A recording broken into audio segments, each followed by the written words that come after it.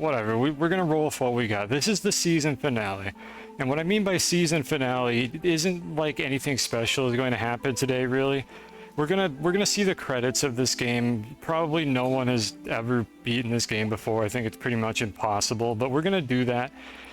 And we're also just gonna do the usual like dumb shit. So there's a couple things I have on my to-do list for just random nonsense I wanted to do. But it's the season finale because I think the next like sandboxy like science game I'm gonna play is probably not gonna be Astroneer. I think the next time I stream one of those games, it's gonna be Oxygen Not Included. And the fact of the matter is, I'm running out of things to do in Astroneer that are interesting. Like, to be clear, there's plenty of things I could do in Astroneer, but they're not that interesting. Like, I could try to like build stuff, but I'm not very good at it. It's very slow. There's people that are better at that kind of stuff than I am. You can find them on YouTube or Reddit. I think Tactile Object like just builds giant like structures that look really cool and colorful just for the hell of it. I can't do that. Look at this base. Yeah, I got two colors. I got gray and then slightly different gray. So I don't want to really do building per se. There's not really anything to explore. I don't think I want to do a collectathon. So I think it's time that we like wrap up the first season of Astroneer and just say that it's time to go play a different game. But we will be coming back to Astroneer. This is not the end of that, and I'm gonna rehash all this nonsense like near the end of the stream, so I'll catch up anybody who joins in later. But season finale doesn't mean we're done playing Astroneer. It just means that Astroneer is not going to be like the primary focus of these non-Spelunky streams that I've been doing. That's really the gist of it. Oh shit. Cosine's Astroneer was cancelled 10 years ago, and Hulu picked it up again and we're getting a final episode, Pog. Thank you, Soviet. Thank you for continuing to subscribe to me. I'm sorry that I'm a shitlord. I say goddammit because that means it's going to be a really bad finale, so now I'm offended that you would insinuate that this is going to be a Hulu like season finale. Though it feels like it has been 10 years since the season started, so I don't know, maybe this is going to be terrible. Hello, Captain. Second season's when I do the 140-hour stream to redo my entire base and 100% the game. Yeah, no, we're not doing that. 140, why 140 hours? Hulu, oh, is Hulu the one that did the Futurama? Is that actually good? I'm uncultured. I even like Futurama, and I haven't seen any of that, so that's good at least if that was good. But I just kind of assume that, like, reboots that just like come with the season finale are probably not good because like half the original writers are gone. But you know what, I don't know what I'm talking about. I'm just trying to act relatable. I don't know if I'm actually being relatable or not. First big number you thought of, that's fair. Honestly, 24-hour stream would be enough. I've never done a 24-hour stream. I think my record is either 11 or like 13 hours. I don't remember which one it was. I may do a 24-hour stream someday, but it's not going to be me building a base in Astroneer. I have no plans in that regard. It would just kind of be like a spontaneous, like, oh, this might be a fun, like, reward or something for viewers. But I don't plan on doing that. I don't plan on doing it as like a subathon because I don't think I deserve to do a subathon because of how ridiculously infrequently I stream anyways. It feels almost like disingenuous to stream this game and do a subathon and then just not stream for a month and all the subs expire. So don't know if I'm going to do that, but you never know. I never say no to this kind of nonsense because I don't know where my career, quote unquote, of streaming is going to take me, because I'm certainly not making a lot of money off of doing this, so that's not really the point of it. It can hardly be called a career. Have I fed the snails? No, but we are going to be feeding the snails today. I mean, I fed them off stream, but we will be feeding some of the snails today. I've got a couple things that I want to do here. So the first thing I'm going to do is a little bit of recap on what I did off stream, because we always do this. Feed them right... Oh my god.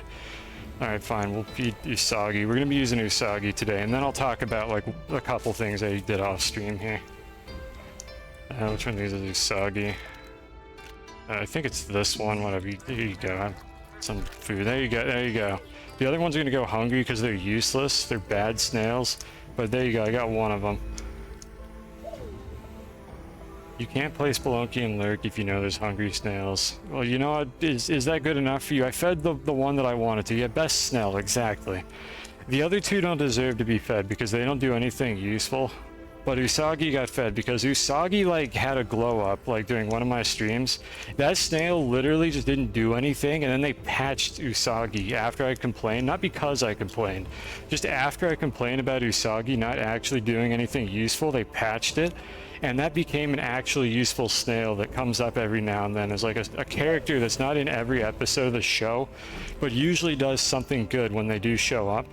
That one right there. So Usagi's getting fed today because we have something we're gonna try.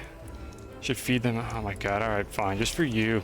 Because you've been nice to me, and I think you made that sussy emote. Actually, I probably shouldn't feed these because you made that sussy emote for me, but here we go. There you go. All the snails have been fed. This one is not a snail. This one, we will probably be using that one today too. I could be wrong, but at the very least, the snails are fed. There you go. You can go play Spelunky and die to Olmec or something, or fall on spikes, knowing fully well that the snails have been fed now. You're welcome. Feed rabbit. You're a rabbit. You're not a snail. Look, make up your mind. You got to figure out like what you are. Like what do you identify as here? Are you a rabbit or a snail? And I can't feed you anyways because you're not here. So you're gonna have to solve that problem yourself. But you gotta pick one. Let's see. I'm just looking. I need to look at my checklist here. Did I not write this? Oh my god, I'm a terrible streamer. Nope, there it is. Okay, so they added a new like LTE limited time event is what LTE stands for. If you hear me say that, I expanded like a little bit of my base. So I just did this. Honestly, if you didn't look at like a past stream, you might not even know that this little corner where I put these platforms wasn't here. But like what I'm looking at right now, what's on camera, I expanded that out a little bit because it was getting way too crowded over here. Like it's almost unnoticeable. But I do those off stream because they're very slow, and I've done a couple on stream and it's just not very interesting to watch. But I did a little bit of that. I did some cleanup of random stuff laying around the ground, and then we have an automated mass production protocol, which is essentially just send a lot of crap into space, and then you get some rewards that you're never going to use. And then I also, if you were here for the last Astroneer, like 2 years ago when I last streamed this game, we were able to find all of the like road trip like cards, like the trading cards. They're not trading cards. I'll tell you what I'm talking about because I'm acting like an idiot and assuming everyone knows what I'm talking about. But every time they've done one of these recent events, they add 5 of these to the game. As you can see, one of them usually has a slightly higher probability of dropping than the other ones. And I call them trading cards because these here are essentially like my Rattatas, just like useless cards that nobody cares about. And then I got like 3 like foil Charizard cards over here. So basically the thing just trolls you. And I farm these off stream because I'm an idiot and I need to collect all of them. But I don't want to just spend like literally 2 hours like farming these events. And I don't know for sure, but I'm guessing that this current like mass production protocol added another set of these. And then there was also like a mission they added that would give you 1 of each of these as well, that they added after I farmed the previous event to get them. And I found where the one on Calidor was, because we found all 5 of these except for one of them, and it was on Calidor. I forget if it was Series A or Series B. But we found all 5 except there was, so we found 4 of the 5. I don't know why I'm saying it like that, because there was one on Calidor that I could not find. And I did find it off stream. And I'm upset. And I'm not upset because of how well it was hidden. I'm upset because I literally looked at the spot that it was at on stream and I said it wasn't there. And then I looked everywhere else and then gave up.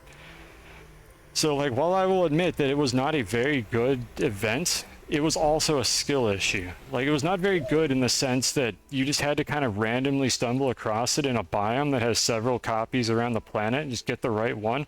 But I did look at the right one and just assumed it wasn't there. So 50% skill issue and 50% not very good design. LTE long-term evolution is a 4th generation 4G wireless standard. Yeah, that's actually, I think that's what LTE stands for, actually. I must have been mistaken. So anyways, we're gonna go get the trading cards. So let's see, I think I just fly there with the rocket. What is this? All right, every one of these has a mission, and we'll do that later. All right, I'm gonna go get the trading card that I missed, just for completion's sake. Like, we finished it anyways because we already had a copy of it from a previous event, but this is from like the mission, so not a limited time event, but the actual mission that they added a copy of this trading card in, and this is where it was. So let me just rotate a little bit here. We rotate. Okay, it's one of these. I think it's that one with the beacon on it. Explode the base. I might. That's on the list of maybe things to do, is explode the base and then roll back to a scum save. We're not going to permanently destroy it because I will be coming back to this. So this is where it was. It's right there. And the thing is, on stream, what I did was I just landed on this landing pad over here and looked around, and then I thought I went to this fissures biome to find the last one, and I actually didn't. The one that I went to was over here. You can't even see it from orbit, but there was another one in this area that just doesn't show up at this like terrain resolution. It was actually right there the whole damn time, and I looked at this one. I watched the VOD and I looked at this one and said, oh, I checked this already, and then I never looked at it again. So I'm upset with myself, but also with the way they even designed this event. But that was the mistake that was made. So we're gonna actually go get it now, and we're gonna have closure. It wasn't even like buried in the ground or anything. I just didn't go to the fissure biome that had it. Let's take a nice little stroll over here. What I'm doing right now continues to be the fastest way to get just about anywhere in this game. And there it is. It was just right here. I just didn't go to this one because I was not being methodical, and I didn't like put beacons on them to see which ones I had visited on stream, because I was like, oh, I'll just knock this one out.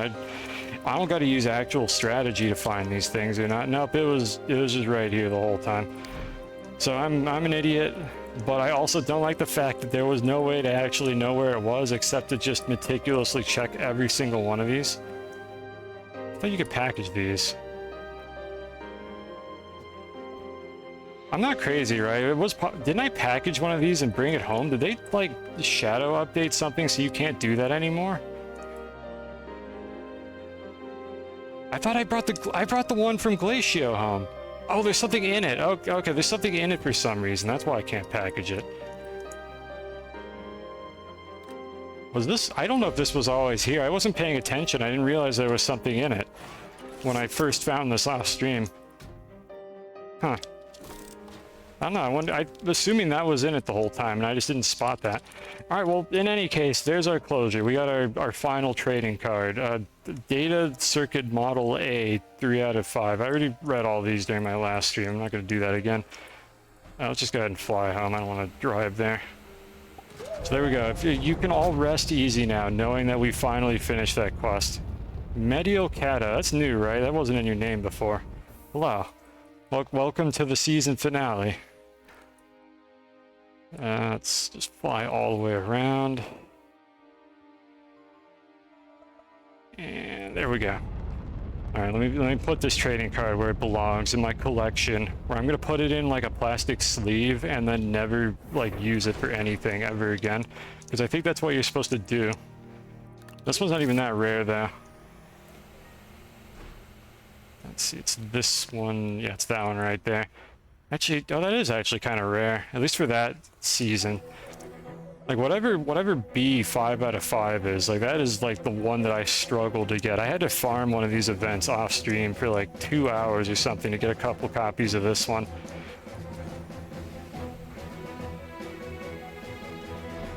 Alright, and then this thing, we don't have a use for these. I talked about this last time because these were a recent addition.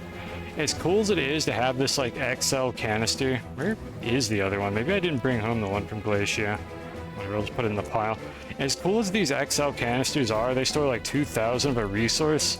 Even for somebody like me, 2,000 of a resource is just ridiculous. Not because I can't collect 2,000 nanocarbon alloy, but because I don't have a spot to put it.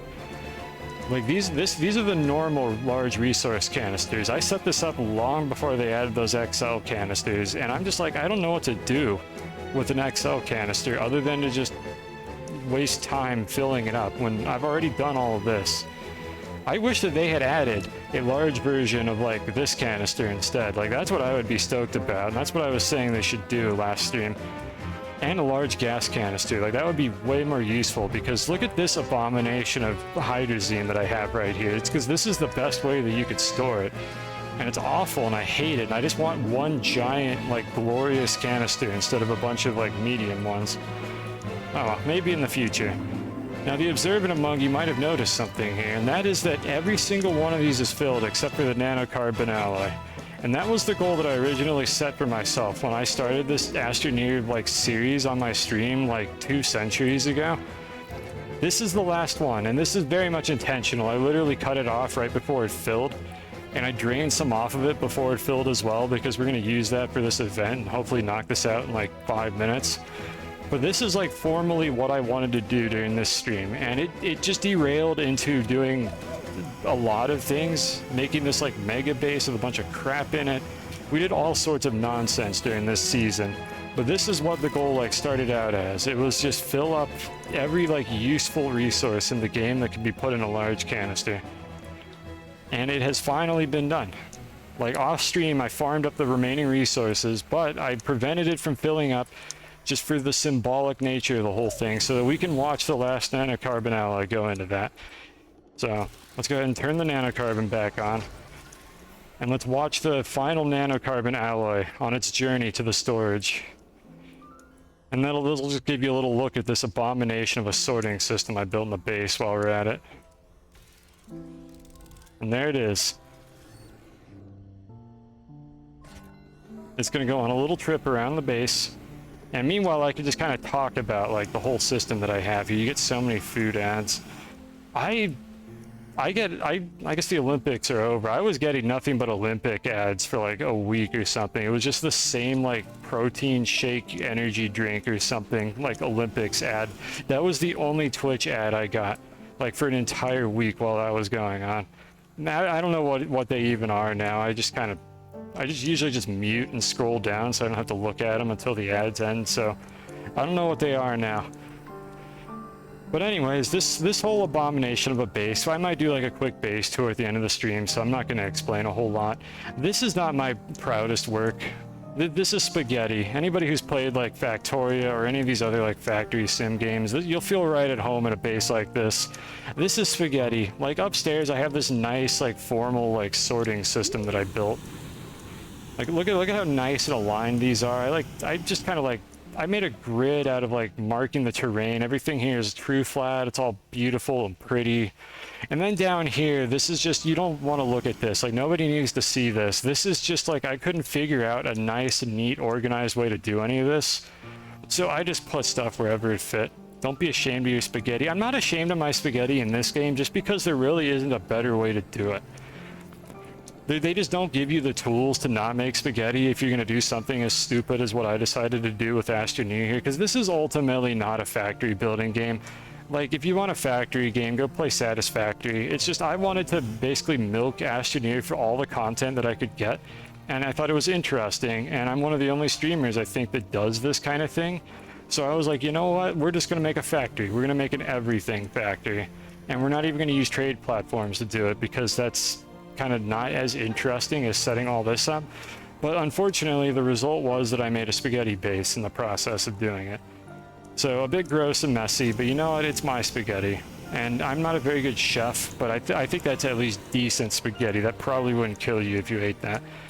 Well, it would. Okay, the metaphor like doesn't really work anymore, but you get the idea. I'm proud of my spaghetti, even if it's still a gross mess.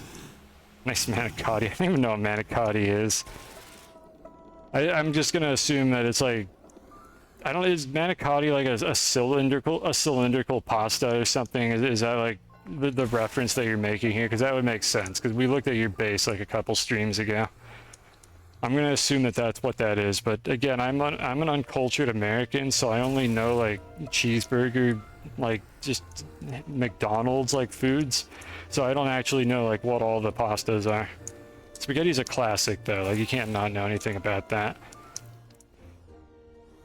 It's just going through our nice sorting system. And the nanocarbon's all the way down here. And hopefully there isn't already one on there. Okay, good. I was afraid that like one snuck on there while I wasn't looking and just spoiled the moment. Here it comes. I'm kind of out of things to say. Come on, please tell me what manicotti is. This is awkward. There, oh, thank you. Okay. A pasta in the shape of a Bugatti. Obviously not a top G. Huh. Well, I never knew that. I'm just going to take your word for it and not, like, question that at all. So thank you for the information. I don't think I know what a manicotti is. And there it goes. Oh, it's beautiful. Thank you, Minecraft music. The timing is perfect. Every single one of these is filled, and then also the hydrazine. All 12 of these things are filled up now. So that was it. That was the original goal. Fill every large resource canister I had in the base.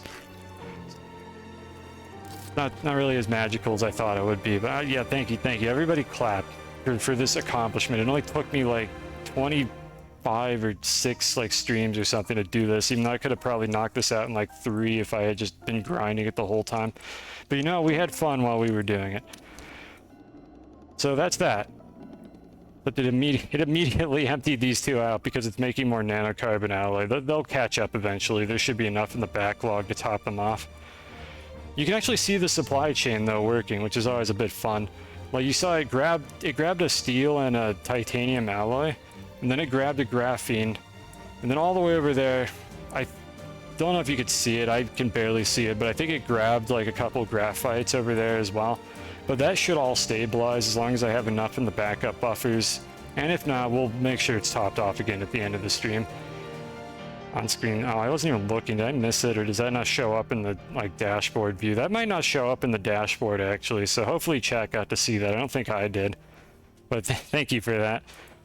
I'm upset that you redeemed that because like on-screen celebration is stupid. But I mean, I would have made it like $10 if I didn't want anyone to do it. So thank you for the bits. Let's go ahead and do this event here. So how quickly can we knock this one out? I'm just going to call down all of these rockets.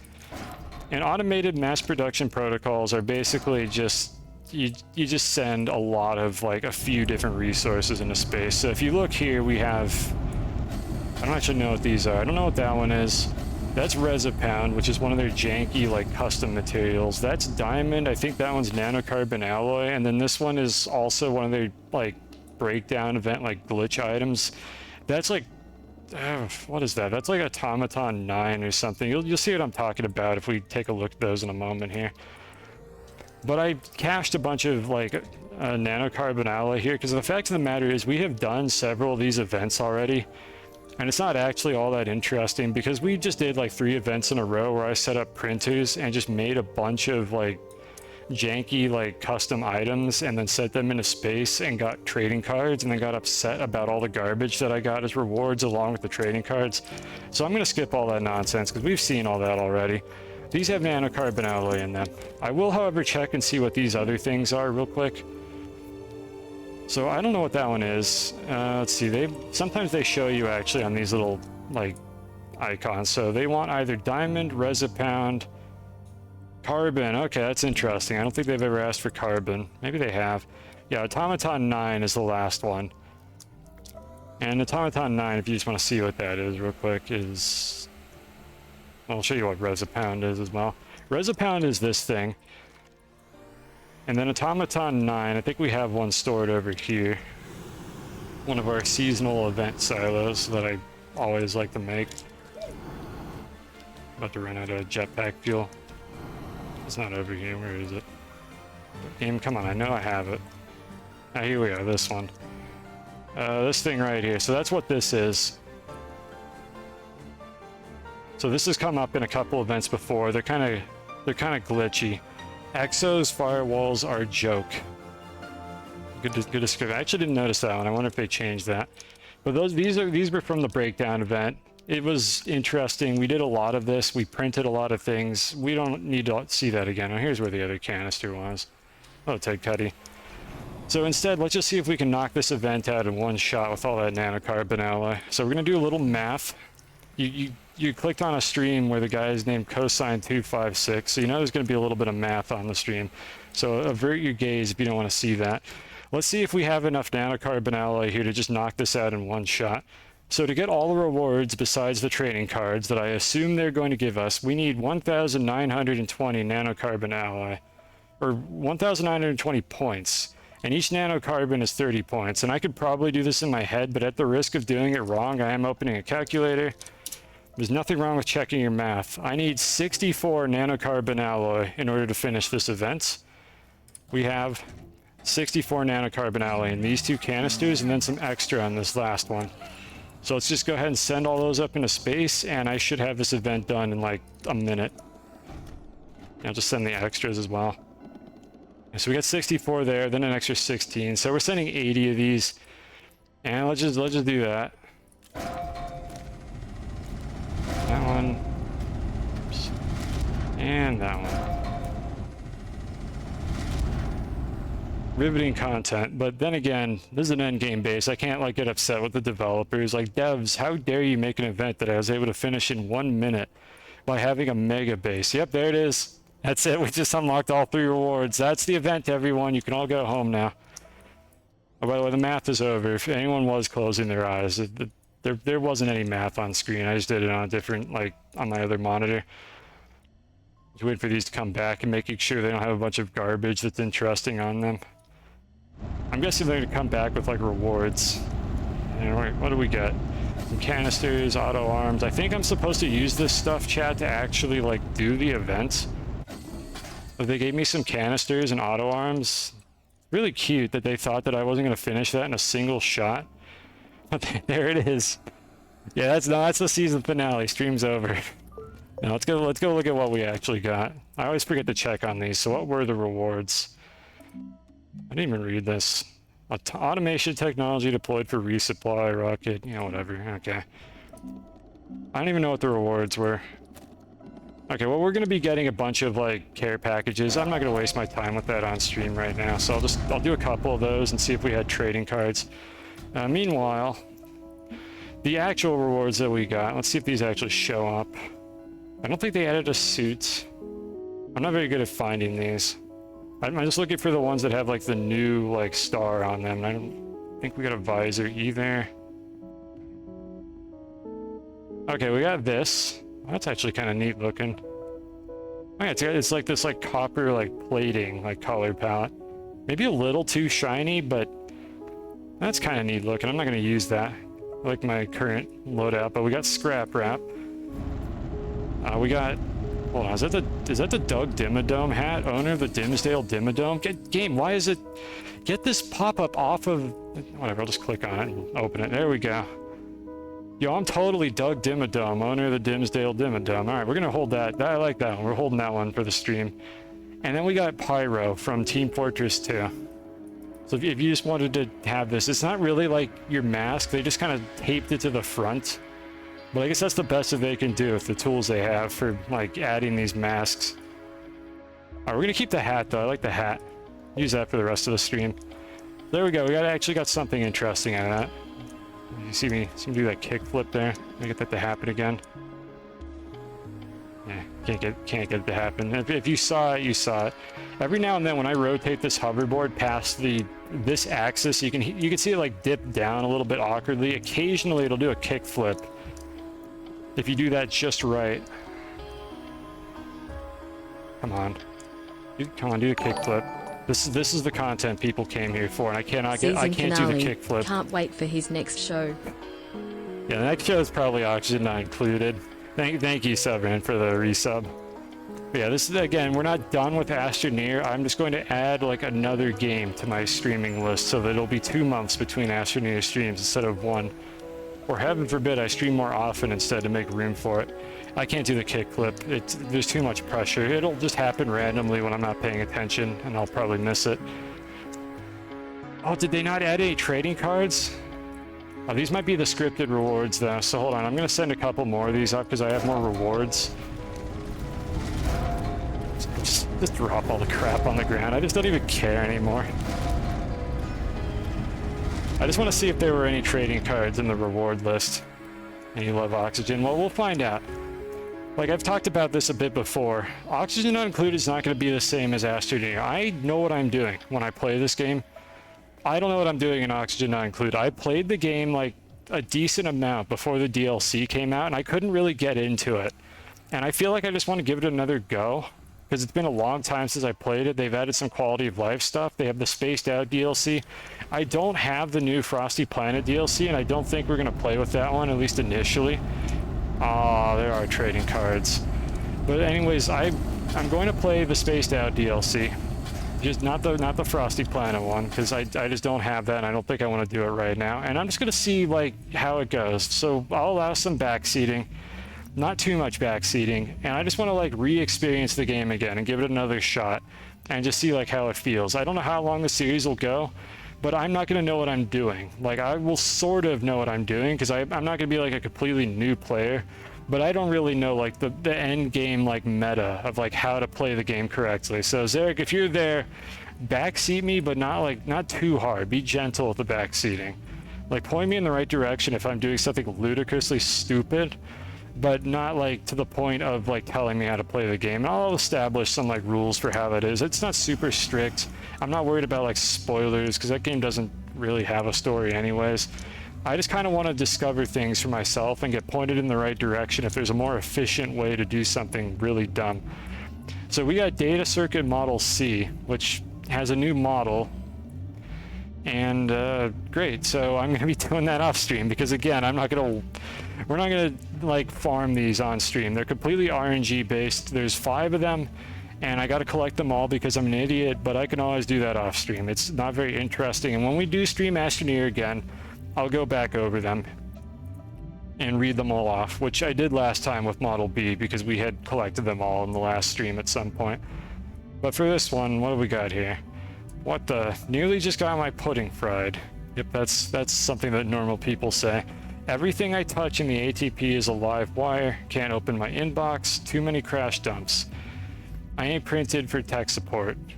Frank. There's characters in this game, and I'll be honest, I don't remember who any of them are.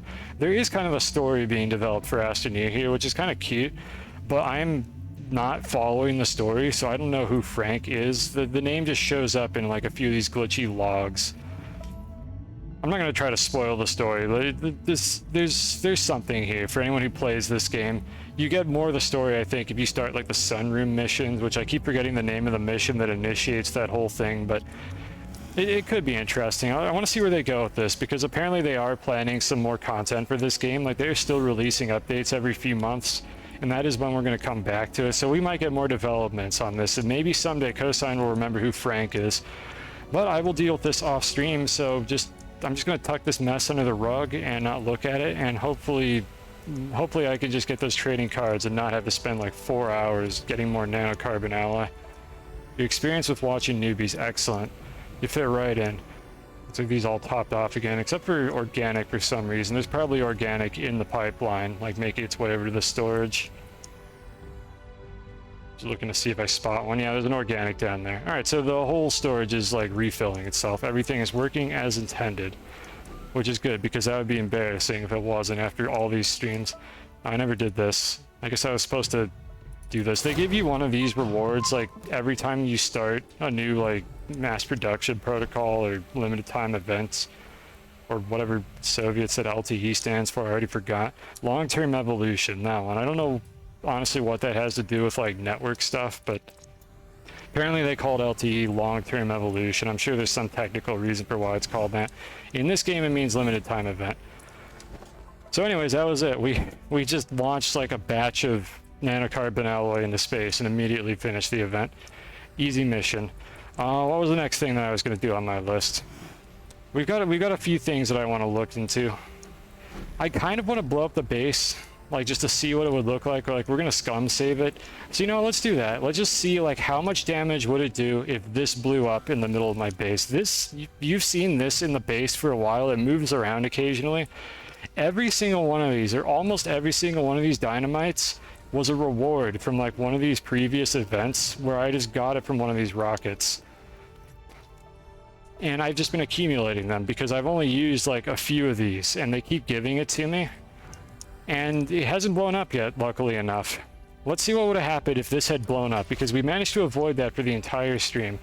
So we're going to take these, we're going to stick them over here next to the hydrazine, And then we're gonna accidentally shred one of these, and we're just gonna see what happens. I have no idea how big this crater is gonna be, or if my computer and or stream is going to crash while I do this, or if my power is gonna go out. Because guess what? There's another like storm outside, so that could also happen. There's really so many exciting outcomes for this.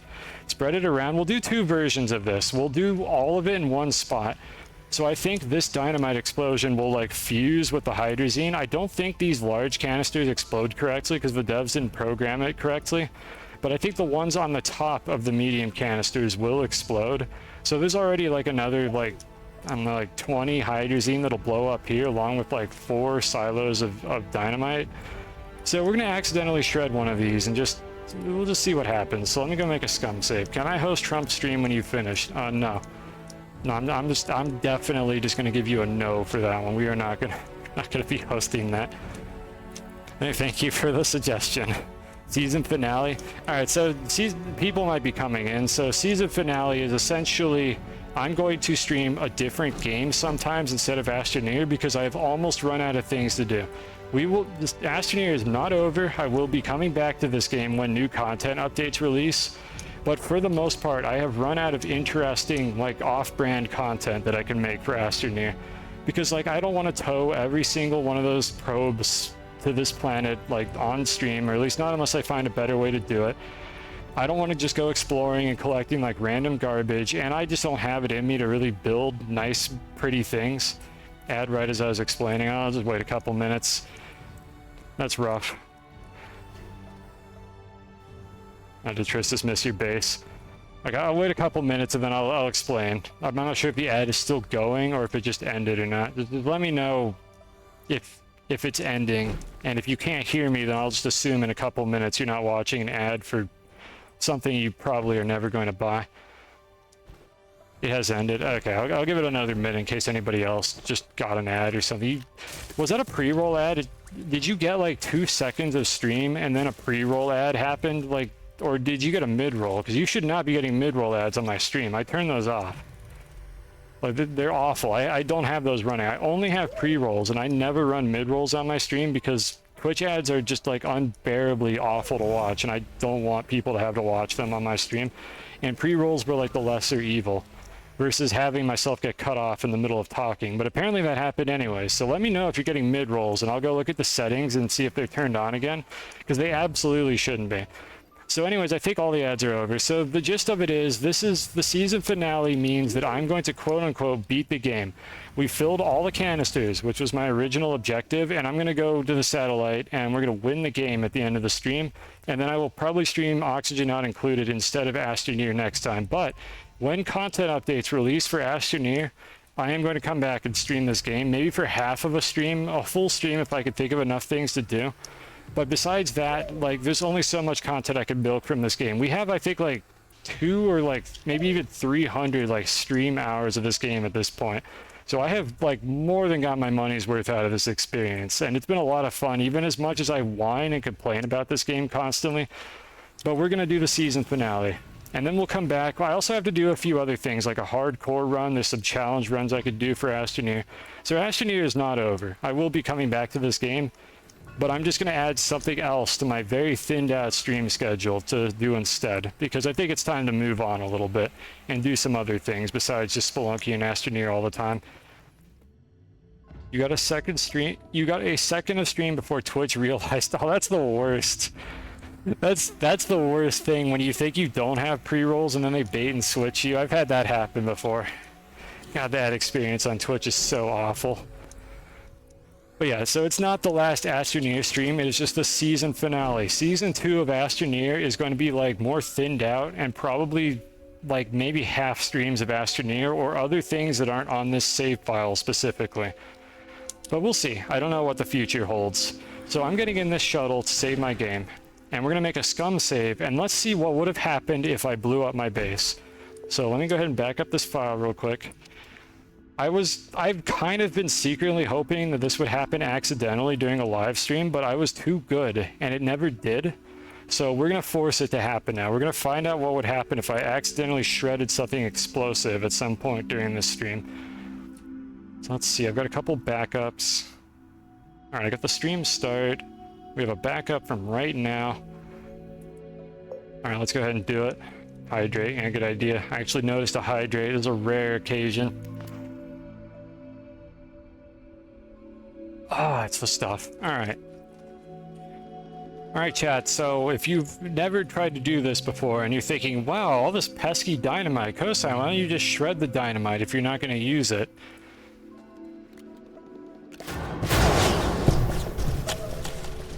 That's why you don't do that. That's why you don't shred the dynamite. You don't do that with hydrazine. I don't think you could put the explosive gases in the shredder. I'm surprised that explosion actually played out as quickly as it did. But that right there is the reason why you don't do that. Oh, it blew up my jetpack. I can't fly. Hold on. Can I find... I need to get out of this pit and get the snail that lets me fly. Oh, God. Come on. I need to get to the rocket. Oh, God. We just like mountain climbing here. Come on. Come on, get out of the pit. Get out of the pit. I just need to find like a rover seat or something to get into. Okay. Alright, you know what? Let's just be normal and use the ramp. I survived because I have the invincibility. I could have died during this, and that would have just ruined the whole experience. What the hell is that? It's just crap falling through the ground. That would have ruined the whole thing. So I had, which one is the one that's doing that? Princess. This one right here gives you invincibility. Hold on, what's the...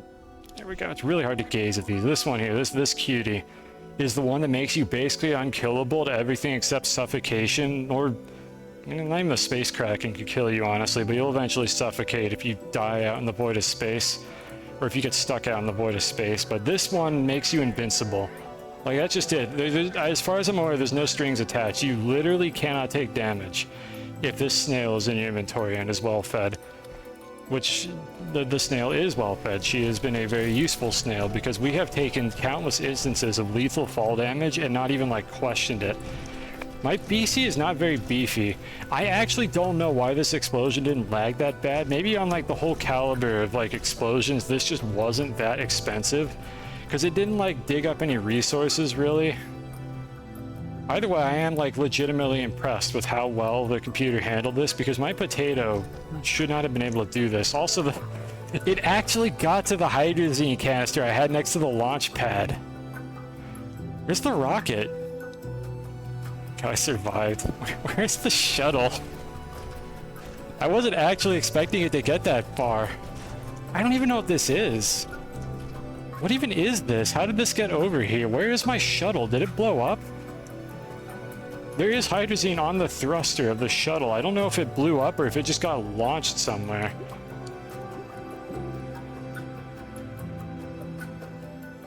That might have destroyed my shuttle. I don't know what the rules are for, like, whether or not dynamite will actually destroy an object versus just booping out of the way. I think my shuttle blew up.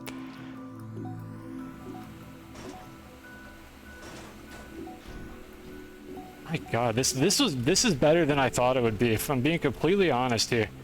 I didn't think it would be big enough to actually reach all the way over there.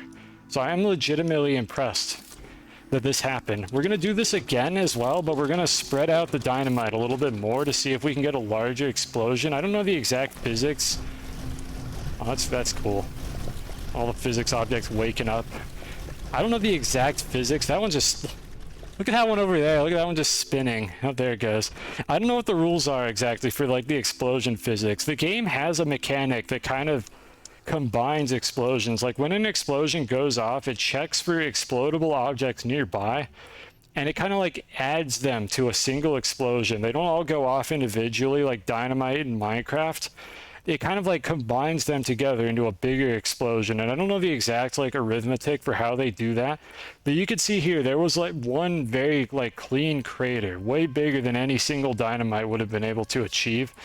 And then there was a secondary explosion over by the rocket where that hydrazine canister was, which, again, I don't think the hydrazine canisters explode with the full force of, like, the 24 hydrazine that are in them. The small ones, and I think the medium ones, have a similar size explosion. I could be wrong about that, but I tested that a while ago and I never noticed a difference.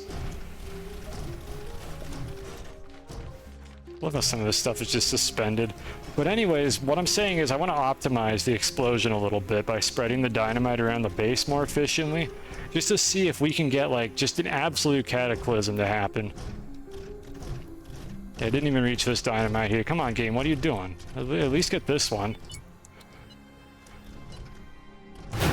There we go. This has been here for like this entire stream because I just have not needed exo chips at all. So that has just been sitting there in case it ever came up. I don't know why people complain on Reddit about not having enough exo chips, because those caches are like trivially easy to find. I'm not making glow sticks. I'm not making glow sticks. I refuse to. That's just against my religion at this point to make glow sticks. Oh, it actually got one of these too. Yeah, this is where my hydrazine rover was. It actually blew up the entire rover. I think it destroyed it. Interesting. Alright, let's go ahead and load the scum save. So we have our backup, so we can quote-unquote save and quit. And then I'm going to go load my scum save, and we're going to try to make one slightly better explosion. Not even when we're save scumming. Look, it's just fundamentally... First of all, I don't know if it would even, like, work. You know what? Alright, you know what, fine, we'll make glow sticks and we'll distribute them randomly around the base. You know, I was thinking about it, and that might actually be kind of funny to see where the glow sticks end up. We'll do it. This is a parallel universe where Cosine doesn't hate glow sticks. We're going to add glow sticks to the explosion. So let me go through my files here real quick. Okay, there's our backup save. So we copy that over. This is unfortunately still a little bit tedious because the way this game works is when you load this menu, it reads through the folder with your save files in it, and then it will never check again. As far as I'm aware, there's no way to get it to recheck these other than to like maybe start a new game. I'm not sure. I haven't figured out a way to get Astroneer to live update this save game folder. So it is looking for a file that is named stream, and then this timestamp is actually in the file name. So I can't just copy an old save file and then delete the new one. It actually needs it to have this name. So what I'm forced to do is basically take the backup save that I made, give it the name of the new save, delete the new save in the process, and then reload this, and it will load the old save as though it's the current one. It's annoying to do it this way, and I'm a dumbass and I haven't scripted this because, well, see the previous statement about me being a dumbass. So I have to just kind of like manually do a bunch of file name manipulation every time this happens. But it doesn't take that long. I just was talking about it, so it's taking longer than it usually does. I have now swapped the files out, and we can load this again, and we should be back to a different timeline before this happened. Goat emoji. The heck is that? A Twitch emote? I don't even know when they added that. Alright, just give it a second here.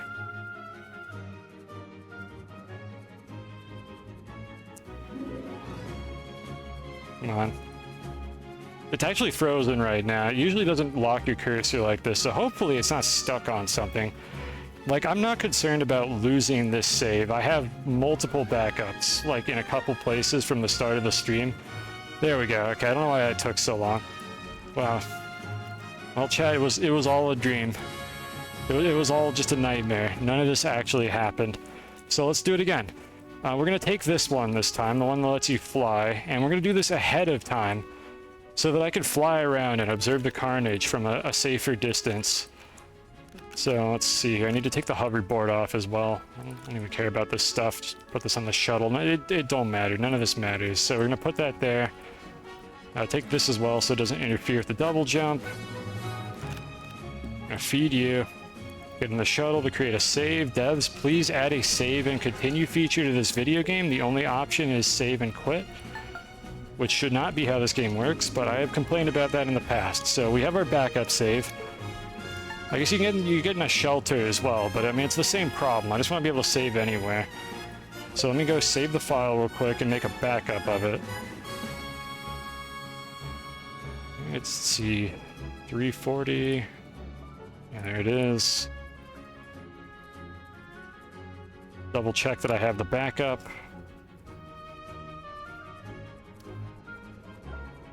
Alright, we got save scum number 2. Alright, so let's do a slightly better job of wreaking havoc around this base. And let's make some glow sticks. God, I hate glow sticks. I grab a couple of these. Let's just find it in the list. I love how this is still the most efficient way to find anything in the backpack printer, is just scan through it until it grabs an item in your inventory. And then you're like, okay, I probably found it. And then you found like power cells or something instead of packages. It's awful. So let's see, how do I want to do this? I probably just want to like print glow sticks and put them on a shoulder slot and then just like throw them all over the place. So let's just do that. Looks like you get 25 glow sticks each. I know basically nothing about glow sticks because I hate them, but we're going to actually use them and just see like where they wind up. I have them researched because you have to research them to do a mission. I guess I didn't mention this. It wasn't just fill all these canisters over here. I also did all the missions, except this one, which is the one that you got for winning the game. So I didn't really mention that earlier. That was another objective. So what have we got here? Oh, there we go. All right, let's just add some glow sticks to the base. I don't know where these are going to wind up. This might not even be that funny. I don't know like how many glow sticks there are going to be. But we have 100 glow sticks that we're just kind of randomly distributing around the base. And let's just see like what happens with them. Are they going to float in place? Are they going to get launched by the explosion? This might be the only like practical use for glow sticks, is just adding more chaos to an otherwise ridiculous situation. Or an already ridiculous situation, I should say. All right, that is 100 glow sticks. Some of which the game like immediately forgot to drop onto the ground. Bundle of temporary light sources to assist with navigation. I didn't know you could place them, huh? Okay, they only attach to ground, it looks like, not solid objects, so they're not like packages. I think they're like tethers, actually. They're like temporary. Add some stationary. What do you mean stationary? That's too much work. If you're asking me to like actually place them, here's a stationary glow stick right here. The game decided for some reason that this one just doesn't move. You could attach when you are on the ground. Oh my god, alright, fine, we'll make more glow sticks. Let's see. We're gonna make 200 glow sticks.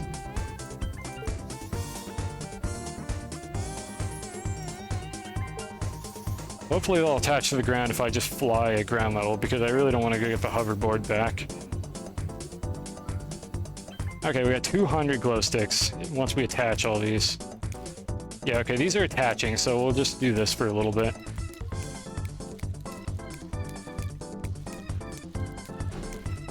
My frame rate's getting a little crispy here. Moving around the base quickly like this causes this to happen. Stay near the ground. Yeah, I think these are basically tethers, except I guess they're temporary. I assume they just despawn after a while. I don't know.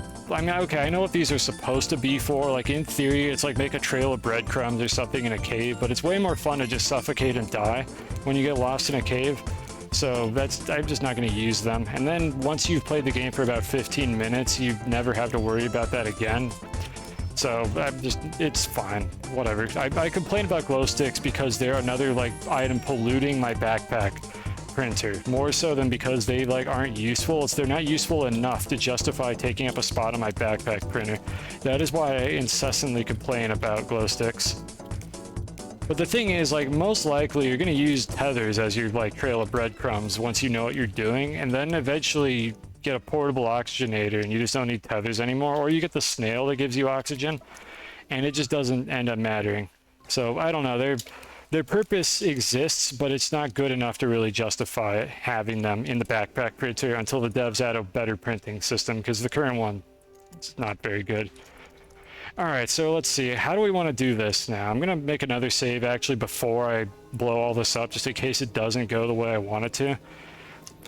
I don't know a good way to really drop these around the base. So like, I feel like what I should do is just kind of place them like in a sort of a thinned out like line like this. And maybe that will create like a sufficiently large explosion. I don't know, Let's Game It Out did this and it kind of works, but I don't know how close together they have to be. So I'm just going to add a few like dynamite tendrils to the base and see if I can get the explosion to just go off in random directions and make it bigger. I do not know how exactly this is calculated. I don't know what you need to do to make an explosion larger with the same number of explosives. So hopefully this will work. Use an auto arm on a VTOL and have it toggle off. That doesn't drop items off the auto arm though, does it? The auto arm just holds items when you turn it off. So I'm not sure how that would work. Unless I'm not understanding what you're suggesting that I do here. Because like I've got auto arms all over the base that get turned off while they're holding items, and the items just stay on the auto arm. They don't drop onto the ground or anything. So I don't see how that would help me unless I'm not understanding it. Believe me, I would love if you had a better way for me to do this. So on a short. Let me know if you find a better way to do this before I finish doing it. Because I would definitely be stoked. I'm just hoping that this works. I will make a backup right before this so that we can try it again if the explosion is flaccid, because I absolutely want to like crash my game, like making an explosion like this. Or rather, I'd rather not crash the game. I want to get just like as close as possible. I don't even care where that goes. I don't have to care about any of this. I can just drop that when I'm done. Like, why am I putting these silos back in place? I need to embrace the chaos and just put crap like literally everywhere. This is a timeline where there are no consequences. They use the VTOL to package the silo holding all the dynamite. That's a great idea. That is a fantastic idea. I don't think we need the VTOL to do this. This is the kind of like chaotic thinking that I need. All right, so let's see if I drop this above my head and then snipe the packager. There we go. All right, let's just add a little bit of dynamite to the base, just wherever they end up landing. That's fine. We can make this work. I need no stinking VTOL to do this. I'm surprised I got that first try. I was pretty sure I was gonna miss it. Let's do that over here as well. Took all the way up to the flight ceiling. Get these as far. This is about at the flight ceiling, right? There we go. There we go. I gotta fall with them to make sure that they don't like unload and stop falling. Yeah, okay, those hit the ground. All right, that's 2 of them. There's a button repeater to trigger the packager. Yeah, I figured it was something like that, so that you don't have to like get out and try to package it. But I'm a god gamer, so I could just do this while flying. I don't need no stinking VTOL. Let's see. I think we got these over most of the base. Unfortunately, no, not unfortunately. We can do this with some hydrazine too. Why not? Let's just do this with some hydrazine.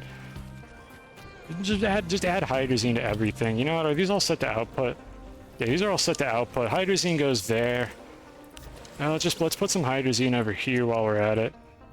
Where's a platform I could unload this onto? Yeah, why not? Just put some hydrazine on these, I guess. I don't know. The glow sticks are beautiful. How long does it take these to despawn, actually? I placed them all at the beginning, and I have no idea if they're going to still be here when I'm done.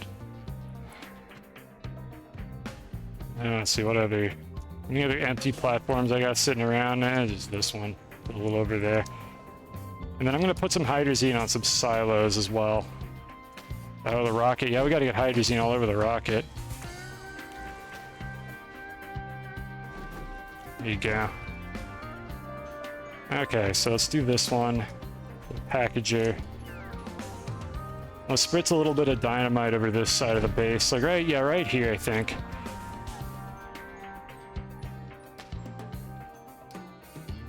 I don't want to go up too high. I think this is probably high enough to achieve the goal. Oh, look at that. We're just carpet bombing this place. Oh my god, this is going to be absolutely awful. I don't want my game to crash, like, honestly. These don't explode anything, right? I don't think fireworks cause explosions. I don't know how that works.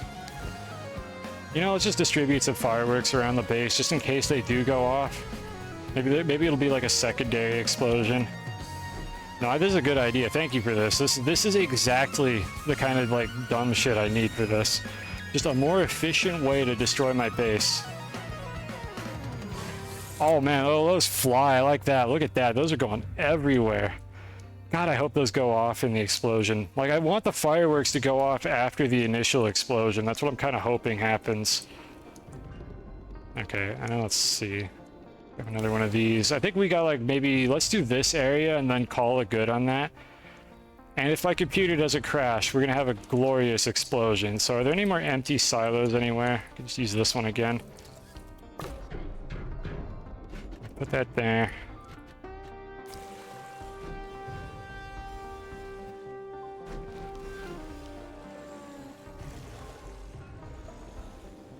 Yeah, I'm not gonna bother with the underground area. I guess we gotta get some over there as well. Yeah, let's do one more. So while that one's filling up, let's just put one over there. Here we go. Here's one that I haven't ruined yet. Okay, that's all topped off. So we're gonna put one over here, one behind the storage, and then if this doesn't crash my computer, I don't know what will.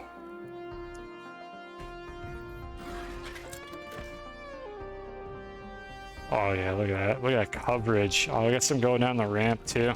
Those are probably not even gonna go off. I don't know if the explosion's gonna get that far.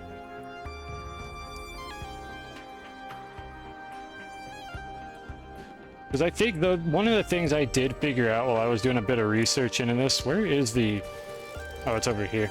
One of the things I didn't quite figure out while I was doing this kind of research is I don't know like how the additive explosions work, but I think there's diminishing returns. I think each explosive adds like a volume to the final like spherical explosion. So you essentially get diminishing returns from that because each one is adding like a fixed volume, but as the radius of a large explosion gets bigger, the additional radius contributed by each of these explosions goes down by like the cube or something of the current size. I worded that really poorly, but the point is, adding like twice as much dynamite isn't going to double the radius of the explosion. It's only going to add like maybe like an eighth or something. I don't know exactly how the math works out on that. I'd have to run some numbers to check it myself. But there's diminishing returns to this kind of thing. So if I double the amount of explosives here, my computer doesn't crash when I do it, it may not create an explosion that's twice as big. If these all like get accumulated together, which is what I'm assuming is going to happen. And we're going to initiate the explosion, I think, right next to this, because this has a lot of dynamite on it.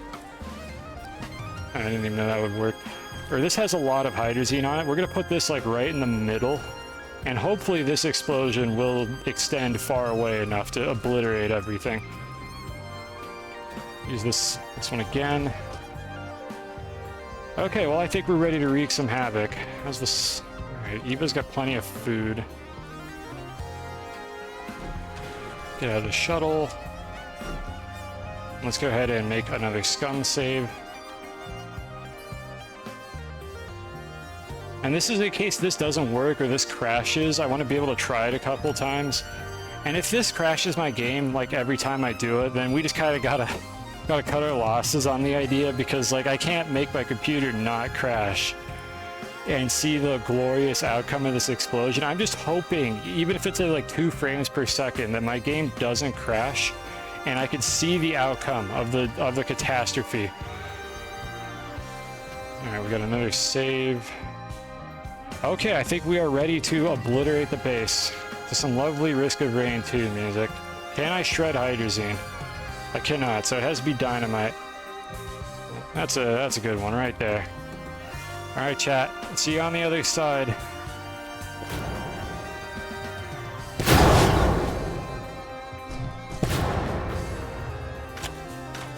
Oh, I think we're making it. Oh, God. Oh, no, that is a lot bigger than the first explosion. Oh, my goodness gracious. This is the frame rate. If you have the stream at a high enough quality, you can see on the top left, we're running 2 FPS right now. That's what that says. That's the Steam like FPS overlay. We're running 2 right now. Oh, it is gone. My base just is... There's just so much of this. The physics objects like didn't even update. Like only a few objects were able to fall before everything just like froze up. Oh my goodness gracious. Oh, there we go. Eva's having a snack. Nothing odd going on here. Oh, there go all the plants. Whenever I get near stuff, it updates. Okay, let's fly up for a bit to see if we can get the physics engine to turn off for a moment. Look, oh my god, look at how high those got. Okay, I see a firework up there, so I don't think the fireworks went off. Look at how high some of this stuff got before the physics just turned off. Oh, the carpet bombing was amazing. Thank you for that idea. I didn't have a better way to distribute this. We have silos all the way over in the mountains. Oh my god, I did not think any of this stuff would get this far before the physics turned off. Like, I wonder how many game ticks it took for these things to fly over there before they, like, went into sleep mode. And, like, for anyone that doesn't get quite what I'm talking about here, like, in most of these game engines, including this one, if something gets far away enough from the player, it exits relevance. I think is... Oh, this is good music. Yeah, this fits the mood perfectly. When an object gets far away enough from the player, it exits relevance, which in this game essentially means that it, like, kind of goes into a lower quality simulation. I don't know if everything in the game does that at like the same distance. There's a lot of implementation details I don't understand because, believe it or not, I am not a developer of this game. But the point is they go to sleep when they're really far away and they stop updating to save on system resources. And some of these objects got like over to the horizon before they went to sleep after that explosion. Like, they got incredibly far before the game triggered them to stop doing that. Wait, I think I saw a glow stick. I am like astonished by how far they got. Oh, there's a glow stick. Hold on, let's see if we can... Yep, it's still glowing. Yep, Zarek, is this what you wanted? It is definitely a glow stick. It's still there. I'm struggling to get any closer to it, so I think this is the best look that we're gonna get. There's your glow sticks. We put 200 glow sticks in the base, and we found one of them. And I saw fireworks earlier, so it looks like the fireworks didn't actually get set off by this, which, Tristis, can you put this on the to-do list? Make fireworks get set off by explosions. No particular reason that I'm suggesting that. You know, if you just, like, pencil that in, it would just be funnier, is really the only reason why to do that, because I'm not going to use these fireworks otherwise. Stand on it. Zarek, I'm going to spend, like, half an hour trying to stand on that glow stick with this frame rate. We are still running at 2 frames per second. And I already have all my settings, like, as low as I could reasonably get them. Oh god, yeah, I see a few more glow sticks. Most of them stayed on the ground by the look of things. Like, some of them didn't even, like, fall. Yeah, the boxes are still neatly stacked. The game just, like, gave up with the boxes. It didn't even try to, like, update the physics on those. Can I bump this and get this to fall?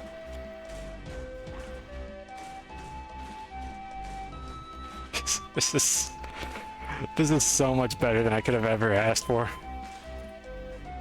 I can't even get this thing to fall down. I don't know, like, what height I'm at.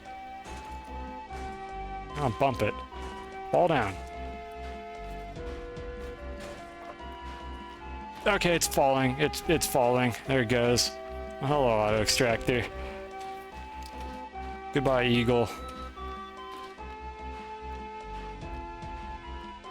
Let's see what's down here. Let's go all the way down here and just see, like, what this looks like. Oh, there we go. There's some of the crust. If you've ever seen, like, a YouTube video, somebody doing this. Wait, oh, my frame rate.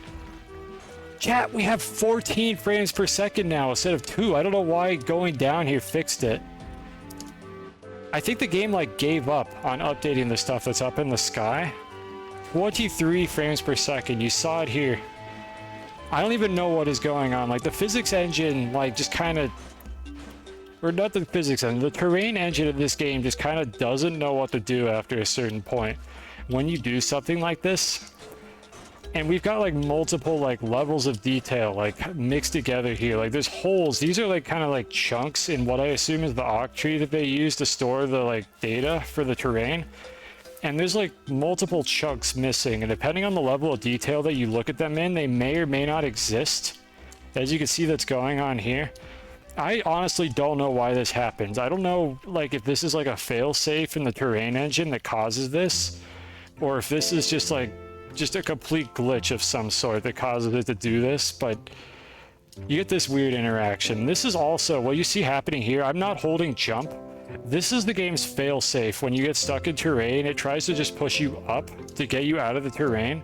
But since the walls are missing, I could just kind of go into terrain that triggers that interaction if I go to the right spot. Probably fixes on reload. Yeah, we could try to reload the save. Okay, well, apparently I'm locked in here now. Let's just go fly up. but the game will kind of try to push you out of the terrain, but it is in such a disheveled state right now that I don't think it really knows. Like, you see it doing it here, it doesn't know, like, what is even solid terrain anymore. I don't know, I don't really know what is going on here, but it's fascinating to see it. Well, the eagle has landed. It's down there now. That's its resting place. It just clipped through the ground. It just landed like in that cave system. This central shaft here. Can I go under this? Yeah, you can see it happen here. I'm not pressing jump. If I move into this chunk here, I just like ascend. Oh, there we go. Okay, we're in our like lower level now. That's the sorting arm for the plastic. This is glorious. I'm so glad the game didn't crash during this. This is so much better. I get to actually see the carnage. Yep. That is all of the ammonium from like the ammonium deposit that was there. Apparently there was one like down there, or maybe like half of this one got blown up or something. And the explosion just like spawned it all on the same point, and then it just spewed. It just squirted out of the ground. How did this even get over here? Oh, this fucking game. Thank you, Astroneer. Alright, let's go reload the save and just see like what state it's in. Then I think we're about done admiring the catastrophe that we created here. But let's go to the main menu. And let's see how big our save file is, and let's see if we can open it again. So just give this a moment. It's gonna be a minute here. I don't even care like how glitchy that is. That's just amusing. Really? You're telling me that that did not increase my save file size like at all? I mean, I'm gonna check my disk just to verify that it actually is that size. So hold on a second. That doesn't seem right, but I don't know, maybe deleting all the terrain like simplified it. You know what, honestly, that didn't really make the terrain any more complicated. It just deleted a bunch of it. I probably optimized my base by doing that.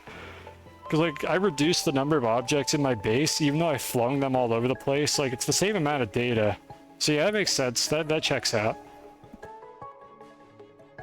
So let's go ahead and see like what the damage is.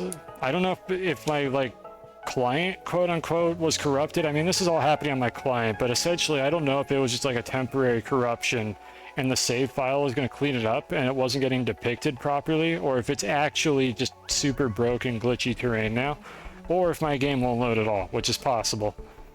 I might have corrupted it somehow. I have no idea. Believe it or not, we haven't done this yet, so I don't know what the outcome was going to be.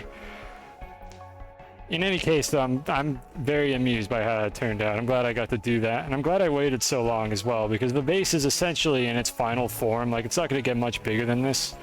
Alright, and we're back in, and the terrain is still broken, so reloading your save does not fix that. Like, I don't even know what is going on here. Like, this used to be covered in platforms. Like, the platforms got, like, scraped off of it. But then some of the terrain is actually just still there. Like, there are problems with their terrain engine, but I'm not gonna, like, give the devs crap over not optimizing the terrain engine for stuff like this, because this is definitely an outlier. This is one of those things where I could forgive this not quite working the way that it's supposed to. Yep. Yep, fireworks. It's not even trying, it is not even going anywhere. There we go. Absolutely beautiful. Alright, so before we throw this away and never look back, anything you want me to look at in particular here? Can anybody think of anything? Because I mean, really, you see just about everything that you can just from this perspective. You can see how the game like sort of tried to create a crater, but then it like didn't destroy all the low-level terrain. But like the high level of detail terrain survives, but the low level of detail actually turned into the crater. So this is what it would have looked like if this had like properly like propagated through the terrain engine. And I can't think of anything in particular that I want to go look at here. You know what? There is one thing I want to go look at. I want to go look at this from space. Let's see, can we cobble together a shuttle so that I can look at this from orbit? That's the last thing I want to do, is look at this from orbit. So let's go see if we can cobble together a shuttle. I could use the winch rover, but we're not gonna get a very good look at it with the winch rover. Oh, well, there it goes anyways. True flat. It could be the true flat, but let's see. No, it's not the true flat, because I mean, look at this over here. This is not part of the true flat base, and this also got like completely screwed up by it. So no, it's not the true flat. It's just, I think, something in the calculations. Again, if this was either a fallback, like maybe like I ran out of memory or something, so it had to cut off like the simulation for the explosion, which is probably better than the game just straight up crashing in some ways, but at the same time, I don't know if it should have done that. It doesn't seem robust. Like the way they implemented this could have been like an out of memory exception that they actually caught, and then they prevent the game from crashing, and they just like cancel the explosion at some point while it's like tearing through the terrain. Or it could have just been a glitch. It's like somewhere in there. Or it could have been like a stack overflow, depending on like how they propagate the explosion through the chunks. There's a lot of things that it could have been, and I really don't know. It'd be interesting to know the answer, but again, I'm not going to critique the devs for not handling this edge case, because this is absolutely ridiculous. And I don't think they want to touch the terrain engine, is the impression I get, because it hasn't changed since they released the like terrain engine 2.0 like years ago. So we'll just let that do its thing. There's another firework. I don't know why they don't even move. Like, using fireworks that are sleeping in the air apparently just doesn't even like make them move. They don't try to like fly anywhere. Start putting soil on the weird terrain. Yeah, okay, I guess I could do that as well. Then I want to make a shuttle and just try to fly somewhere. How much snail do I have? I can't really tell. We have some. I don't want to run out while I'm flying around here. So if I find one of those like crystal seeds, I want to put that on. This is one of the shitty ones, but it'll give us 5 minutes at least if I can't find any more. So let's see, what do we got going on here with the terrain? I mean, it kind of works. I don't know what's going on here. Like, I honestly, it sort of kind of tries, but it's not gonna like fix the chunk. It doesn't like wake up the chunk and get it to go into the right state, and it also doesn't destroy this chunk. Like, I can make terrain deformations here and then fly away, and then it just becomes like the hollowed out like crater version instead. So this is where the crater boundary was, like right where I'm digging this trench here, and then we can build across it as well. Thank you, game. Yeah, resin. Need some resin to repair all this. It's almost, you know what? It's almost like the game engine is applying my physical changes to each level of detail independently, which is really, I would say, strange. Like, again, I don't want to get out of my league here and like critique the terrain engine, because I don't know the problems they had to solve to make this terrain engine. So take everything I say with a grain of salt when I'm critiquing their terrain engine, because I don't know how to do this. Like, I'm not going to sit here on my high chair and be like, oh, I could have done this better than the developers. I don't know if I could have done this better than the developers. But I don't understand why the high level, or why the low level of detail is not derived from operations made to the highest level of detail here. It looks like these changes are getting made independently. So we've got level of detail, let's just call this just LOD 1, like just one to one. The finest level of detail you can get out of the terrain engine is this one here. Every voxel corresponds to like 1 unit, or I think it's 150 units in the Unreal Engine, but essentially 1 grid unit. And then this is LOD 2. So this is where every 2 voxels gets turned into 1, essentially. They simplify it down by half. And then that's the next level of detail. So that's gonna be like 3. And that one's 4, and so on. So you get the idea. So it would be 1, 2, 4, 8, 16. I don't know how they number these internally. I could say it based on powers of 2 as well, but like level of detail 1, if we call it this one here, gets made on that terrain, and then this is level of detail 2, but that got applied to the version where there's a crater instead. And it seems like it's the same for all the ones higher than that. So level of detail 1 is the only one that for some reason did not get torn up in that area. But then over here, that is LOD 2. And then if I get closer, we get down to 1, and that pops in this section and this section here. So like, what if I modify this one? Like, which ones is this going to show up in? Yeah, it's looks like, actually that one goes away entirely. I didn't even build any terrain on LOD 4 is the one that we're looking at back here, and then this is LOD 2. I don't know. I don't really know what's going on. That's LOD 4 on that chunk there. Or LOD 3, I should say. I'm just going to say 4. Power's a 2. 1, 2, 4. So that is 4. That is 2. I'm changing my terminology. So this is 1. This is 2. The one over there, that's 4. And then like 8 is probably on the other side of the base right now. And then that just all goes away. It didn't even try to build any terrain at LOD 4 on this particular chunk. So what if I make this like really big? I need to add shapes too to my like playlist. I still don't have that. There's just shapes 1 music, and we're out of dirt. Does that show up at all? Kind of. Now it kind of shows up. I don't know. I'm not sure what's going on here. My theory is that I'm applying these terrain changes independently to each like level of detail instead of deriving it from the changes made to level of detail 1. But I don't know exactly what's going on here. I'll give the devs the benefit of the doubt that there were probably a lot of like difficulties making a terrain engine like this that actually like performs reasonably well, all things considered. And they had to make some trade-offs in the way that they designed it, so it couldn't all be derived from level of detail 1 for some reason. In any case, the game held up. It did not crash. So kudos to the devs for that as well. The game did not crash when I did this. It actually like lagged really badly, and then it recovered, and we are back at 60 frames per second. Just my base has just been like rearranged a little bit, but other than that, like it's performing perfectly fine again, despite like the absolute chaos that we like inflicted on this base. So let's go ahead and do our last operation here, chat. We need to make a shuttle.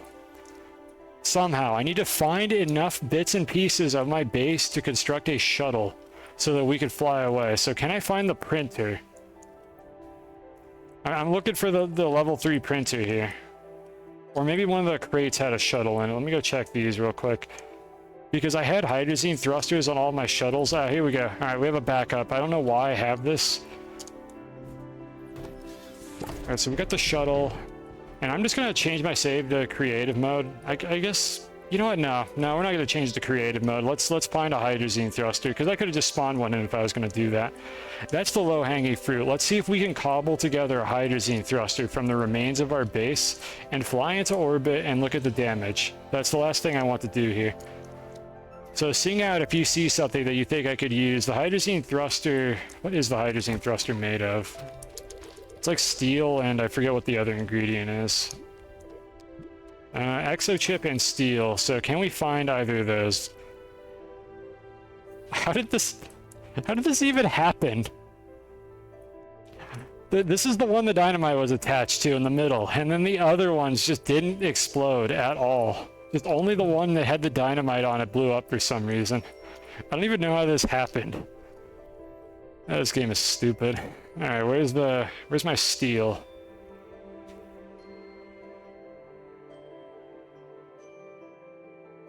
I wonder if I have a rocket on Silva. We could go to Silva. I think I might have a small shuttle there as well. Oh my god! Oh my god, I didn't realize these went this far! Look at how these sorting arms just kind of like fanned out, like from the location they blew up in. Like they all just went over here. Like we got stuff all the way up there. Oh my god, this is amazing. I did not realize that anything got launched this far. Like how many game ticks did it take for these to fly out here? Like was this a single game tick? Oh, this is beautiful. Alright, we gotta find some steel. There we go. Alright, we found some steel. We can make a hydrazine thruster. So actually, I don't have any hydrazine. All my hydrazine blew up. We need to make a solid fuel thruster. That's aluminum and ammonium. Hey, hello nanocarbon. Let's see. I need to find my ammonium. So once again, seeing out if you see some ammonium, I could dig it up out of the ground. So I could just get aluminum. Yeah, let's actually look for aluminum. I could just dig up ammonium out of the ground, but I want to find some aluminum. By some miraculous chance, maybe we could find the canister that has the aluminum in it. Is that one? Oh, it's close. That's scrap. I suppose like if I find a trade platform, I could maybe turn some scrap. I need resin. We might need resin. I might need to make a platform. No, there's platforms everywhere. I don't need to make a platform. Let's grab a bit of scrap real quick. Something tells me we don't need to be doing any high-tier drilling anymore, so we can just drop all these. Right, we got a couple scrap. I don't know if we're going to use those for anything. I'd rather just find the aluminum.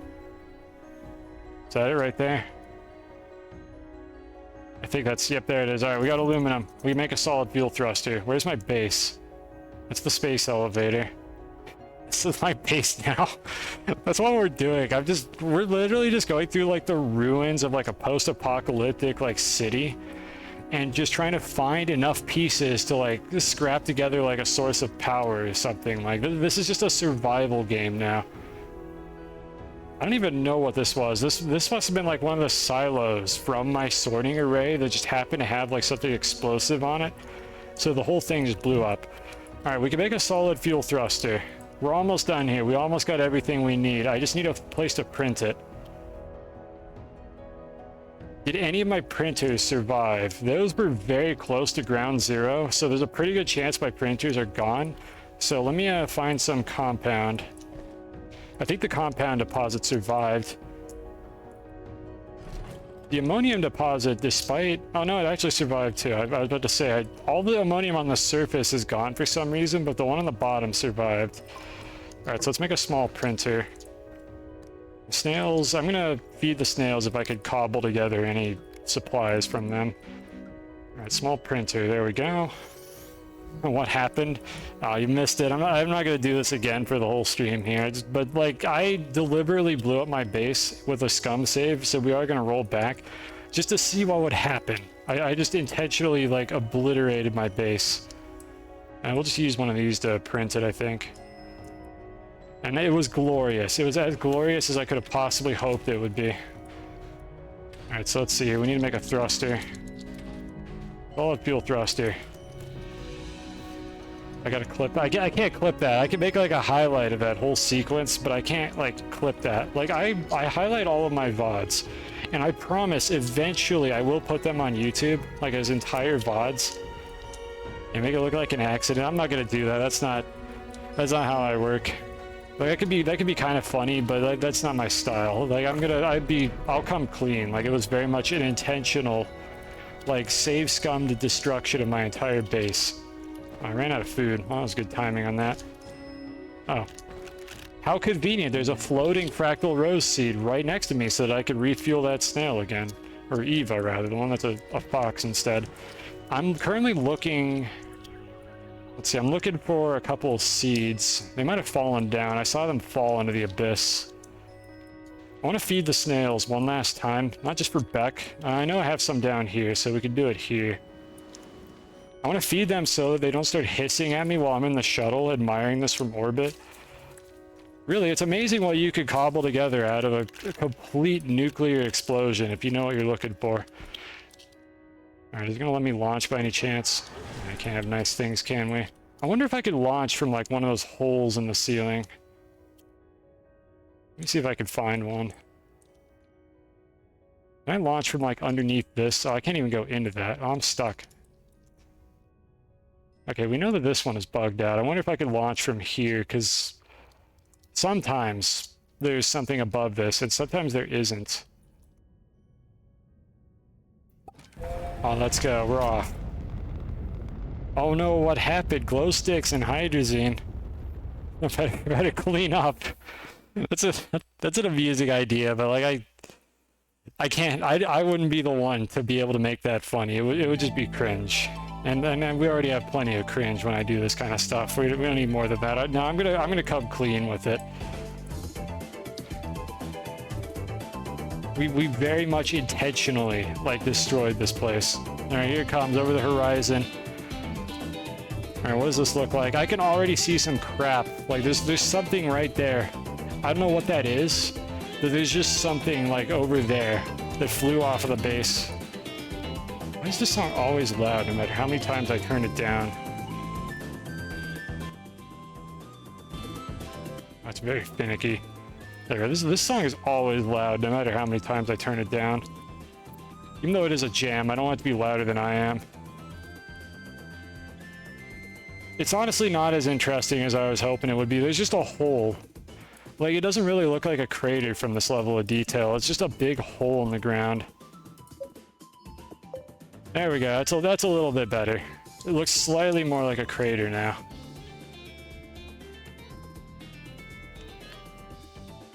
Beautiful. Alright, and then we're not quite done yet. There is one more thing I want to do. Let's see. We usually do this from... Glacier is usually the one we do this from.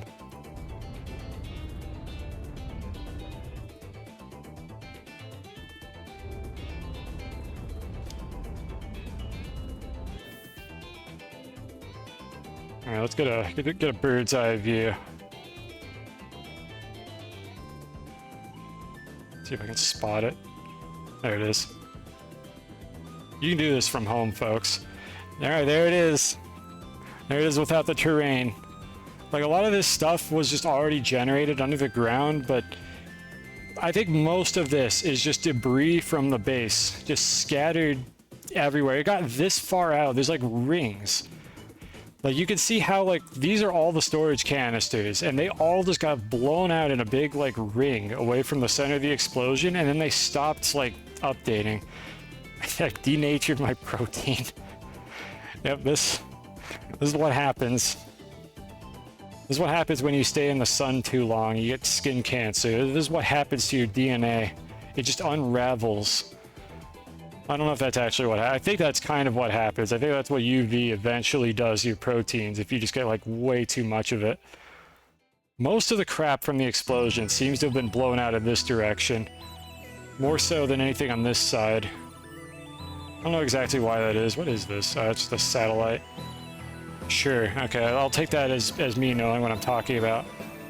I like to pretend I know things that I don't, and then I back out on it immediately when I realize I don't actually know what I'm talking about. Well, that sounds about right, I think. This is what happens when you get irradiated. My god, what a mess. Alright, anybody else want to see something here before I undo everything that just happened? Before we just roll back and pretend that this never occurred. Oh, there's the LRDs. I should have scattered those around the base too. Oh well. What's done is done. I should have unpackaged, or rather I should have packaged these as well, just to scatter these around the base. I think we're about done here. Some accretion discs. Yeah, it kind of does look like that. Absolutely beautiful. Alright, let's go ahead and just land somewhere. And then in a separate timeline, we just like we just start a new life on Glacio. Like that's the end of this timeline. We just completely abandon like our post-apocalyptic base, and we start a new life here on Glacio. Not even at the base on Glacio, just somewhere else. That's the lore. That's the story behind this. What an absolute mess. Gorgeous. Yeah, just pull a Rick and Morty. Oh, let's go. And we got a bot. There's an underline on that one too to make sure that whatever automated system I don't have wouldn't catch that, I guess. Thank you, bot. Excellent timing. Gap Seat 69. That's a good name. That's probably a stolen account, if I had to guess. I think most of the bot accounts are probably stolen so they could bypass like the new chat member like restriction that some streamers have, which I don't remember if I have that or not. I don't get enough bots to justify like just like blacklisting a bunch of terms. I just ban them myself whenever they show up. They're kind of funny anyways. So thank you, bot. Thank you for participating in this experience. Let's go back in time now. So I'm going to save a backup of this one as well, just for funsies. I don't think we'll ever actually be going back to that save. Alright, let's see here. So before I did any of this, before I scattered any of the stuff around the base, I think this is the one. The worst case scenario, I could just revert back to my like pre-stream save, though I would lose the progress on the events. That doesn't matter that much. But I think this is the save file that we want. So let's go ahead and pull this one over.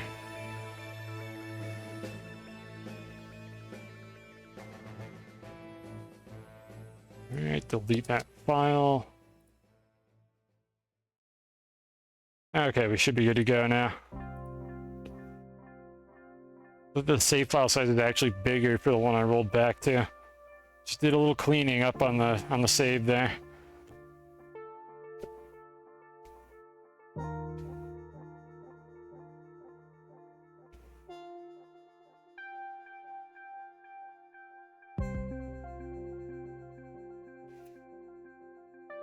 Peace and quiet. Just watching my process hang while it figures out what to do with this base.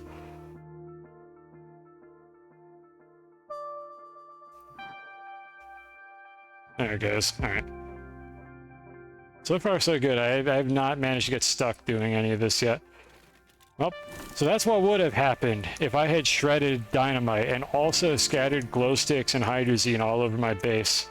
That was a nice what-if experience right there. Let's just put this all the way back over here, where it can't cause any trouble, and let's move on. Okay, let's see. What else was there that I wanted to do? Let me look at my list. I had a couple things I wanted to do. So we're not done yet. Alright, so let's see. We blew up the base. A little bit of science with Usagi. I think we'll do that. We'll do something a little bit more chill now. So there was something I observed, I think like 2 streams ago with Usagi that I was interested in figuring out. So we're going to bring Eva because it'll make this a lot easier. And we'll feed you a little bit later. And we're going to bring Usagi. Just top you off.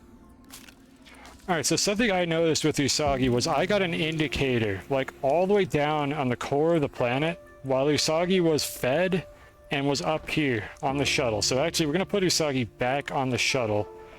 I wonder if there's like a way that you can use Usagi remotely to get like the little like snail indicators on your map without actually having Usagi with you. So actually, let me see if I can find an item that will be detected. So let's try one of these things. And I'm gonna just go away from my base and see if this thing shows up on my compass, if it's like not slotted on anything. And if it doesn't, I think I could use one of those data trading card things to do this. So just go all the way over here.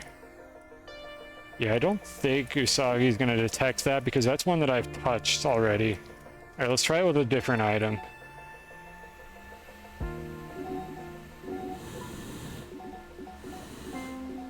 I also need to remember that now I cannot like destroy my entire base, so I need to put things back. Do I want spoilers? What did I ask for spoilers for? Are you saying something about how Usagi works?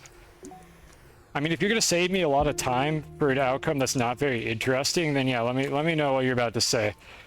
I'm trying to figure out like why I was able to see things with Usagi from in the core while Usagi was on the surface in my rocket. So I mean, if you could just answer that question for me, I might still look at it just to see how it behaves mechanically. I just had never noticed this before. I assumed that you needed Usagi with you the entire time and not just fed somewhere in the game. So let's just grab one of these. Yeah, that one right there, that'll do. Hopefully this doesn't like fall through the ground or something while I'm experimenting with this. Why am I so slow? Go! Doesn't need to be in your backpack, just needs to be fed and on the planet. Has that always been a thing? Is that explained anywhere, or is this just like top secret knowledge? While on the current planet. Has it always been like this?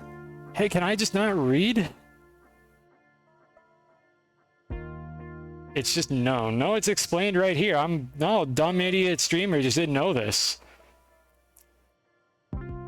I swear, it didn't used to say that, did it? Has it always been like that? And I am just a moron. Because that's good to know. That's not interesting science, that is just straight up good to know, if that's how this works. I thought it was a bug. I thought it was something to do with Usagi being like above the thing you were looking for. I have never tried that. I just figured that you're supposed to have the snail on you because that's how it works with all the other ones. That means I could just set up like an auto like Usagi feeder. Because it doesn't work like that with the other snails. Like, they got to be on your backpack or you don't get the effect. At least for some of them. I don't know if there's some where it does work. That's interesting that Usagi does that. Except it's not working for this.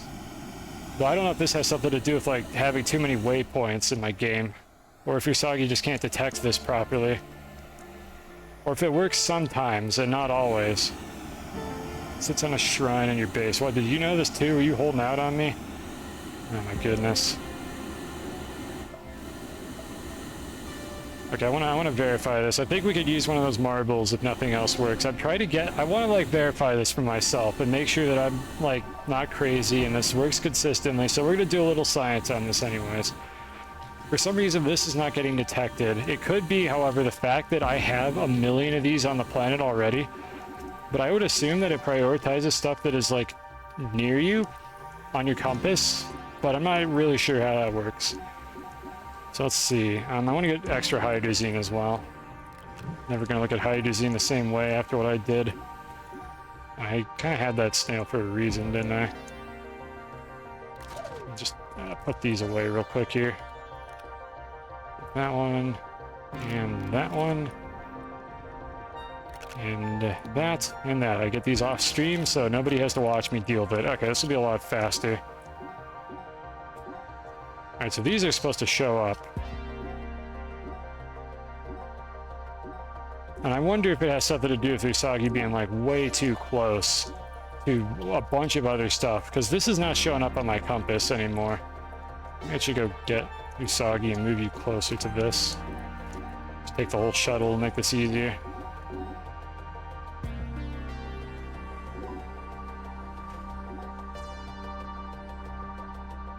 Wait, are you on the Usagi's somewhere in the base? Hold on. Yeah, does anybody remember where I placed the snail? Oh no. I don't think Usagi shows up on the compass. I think I'll just use the recovery thing. And where are you? Just come back. I don't know. I don't know where Usagi is. This is a thing, by the way. If you didn't know that this exists. The solo, that's the correct one. Yeah, there we go, Usagi. This is a thing you could do, you just get him back. Well, I think that deleted the other one, so there's probably a random seed sitting on the ground somewhere. This is technically a different Usagi. So anybody who liked the original one, this is a new one. You're never gonna see the real Usagi again. This is just an imposter that got like respawned. Really a tragedy.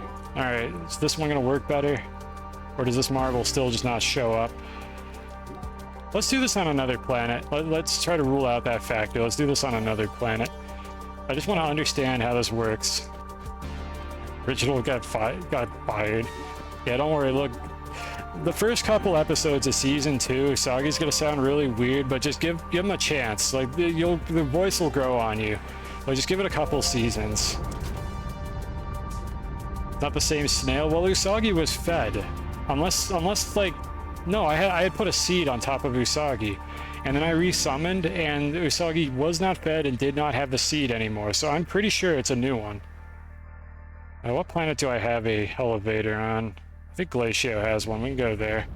Well, it's not a elevator, it's just a rail that kind of goes down. But I think it resummons, like it creates a new entity, it deletes the old one, is what I think happens. We can actually verify that. Well, I'm going to fire this Usagi in a moment. Let me land at the base. I don't actually care about the lore of this. Like, you know what? Write this into the lore as well. Like, we got rid of the original Usagi during this stream, and we just spawned in an imposter. So this one is fed. Let's go ahead and recall this one using that station there. You collect so many.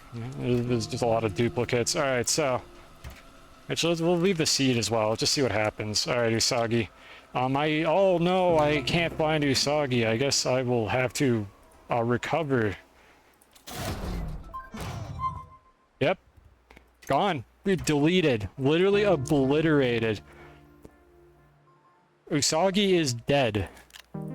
We just have a new one now. So there you go. If you're ever wondering about that, it just obliterates them. It doesn't like bring them back to you. That's kind of like that's kind of unethical, honestly. This is like that teleportation paradox where if you like use a teleporter, is it the same person on the other side of the teleporter? And in this game, apparently not. Not for Usagi. I think it is for the player. Like when you use these, it is the same player object. You get teleported. But in the case of these snails, recovering them actually deletes the old entity and spawns in a new one. So this is Usagi the third. I don't think I've recovered any of these other snails yet, so that is the third Usagi, like, incarnation. All in the name of science. Alright, so, are you going to find this? Can I find an object that Usagi can detect, or is this thing broken? Okay, can you find, like, a wreckage? Miss Usagi. Usagi number 2 didn't even last for, like, 5 minutes. Really a tragedy. Maybe a wreckage. Alright. Okay, it just doesn't work on the marble for some reason. Maybe it's because I dug it up out of the ground so it no longer qualifies. Is there anything that Usagi will detect properly then? Or maybe I need to reload my save.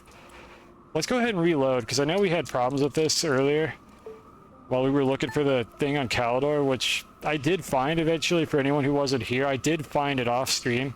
It was just on one of the fissures that I did not physically go to. I thought I had checked it, and I didn't, and then I found it off stream, and I was upset. So it was like half skill issue, half bad mission design, because there was no way of knowing which one it was. I just had to check them all, and I did check them more thoroughly off stream, and that's how I found it. His home planet needed him. Don't worry, look, every Usagi that I recall, the old one just gets sent to the farm. It's fine. He's at a farm upstate with all the other Usagis that have been banished to the Shadow Realm across every playthrough of Astroneer. And they're having a good time. They're all having a great time over there. All those Usagi clones. Oh yes, for sure. There's lots of organic. Tappers as far as the eye can see. Plenty of seeds to feed from. It's a great time over there. They're having an absolutely fantastic time. And they definitely didn't get like garbage collected and replaced by a different entity, like within nanoseconds of me doing that. Alright. What have we got here? That still doesn't show up. Okay, well, we'll try to do this with just wreckage, because I don't know how to get an object that'll show up. No, I cannot. I cannot go to the farm. I'm not allowed to go there. I'm not a snail. They wouldn't want me there. It's not my place. Alright, so apparently this just works.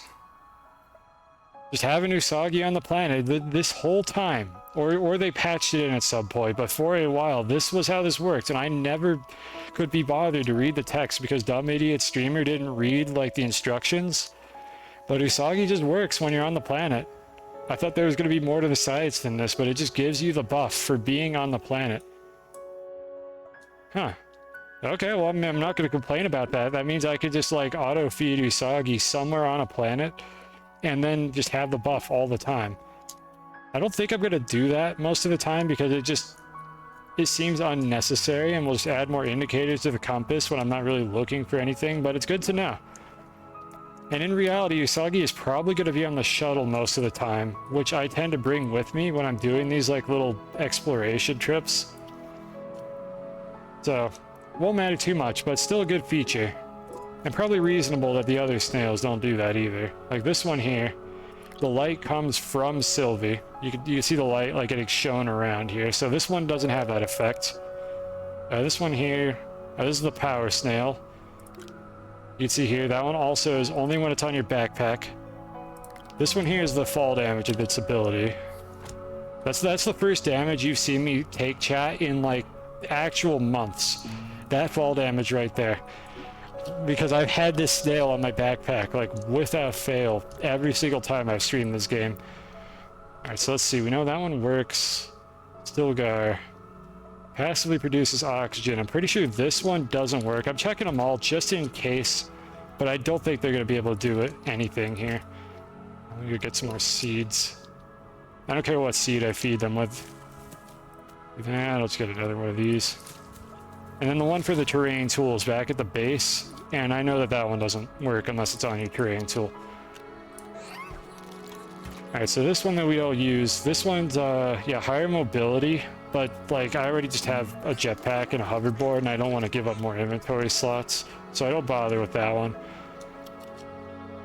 And this one specifically says, while carried in the backpack, increases jump height. You can see here, this is the defaults, nothing different here.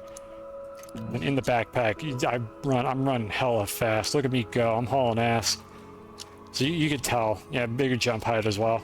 Like, this one would be nice if the hoverboard wasn't already, like, so ridiculously broken. Like, you go so fast with the hoverboard, I can't justify, like, holding this. I guess reduce movement speed for holding items as well.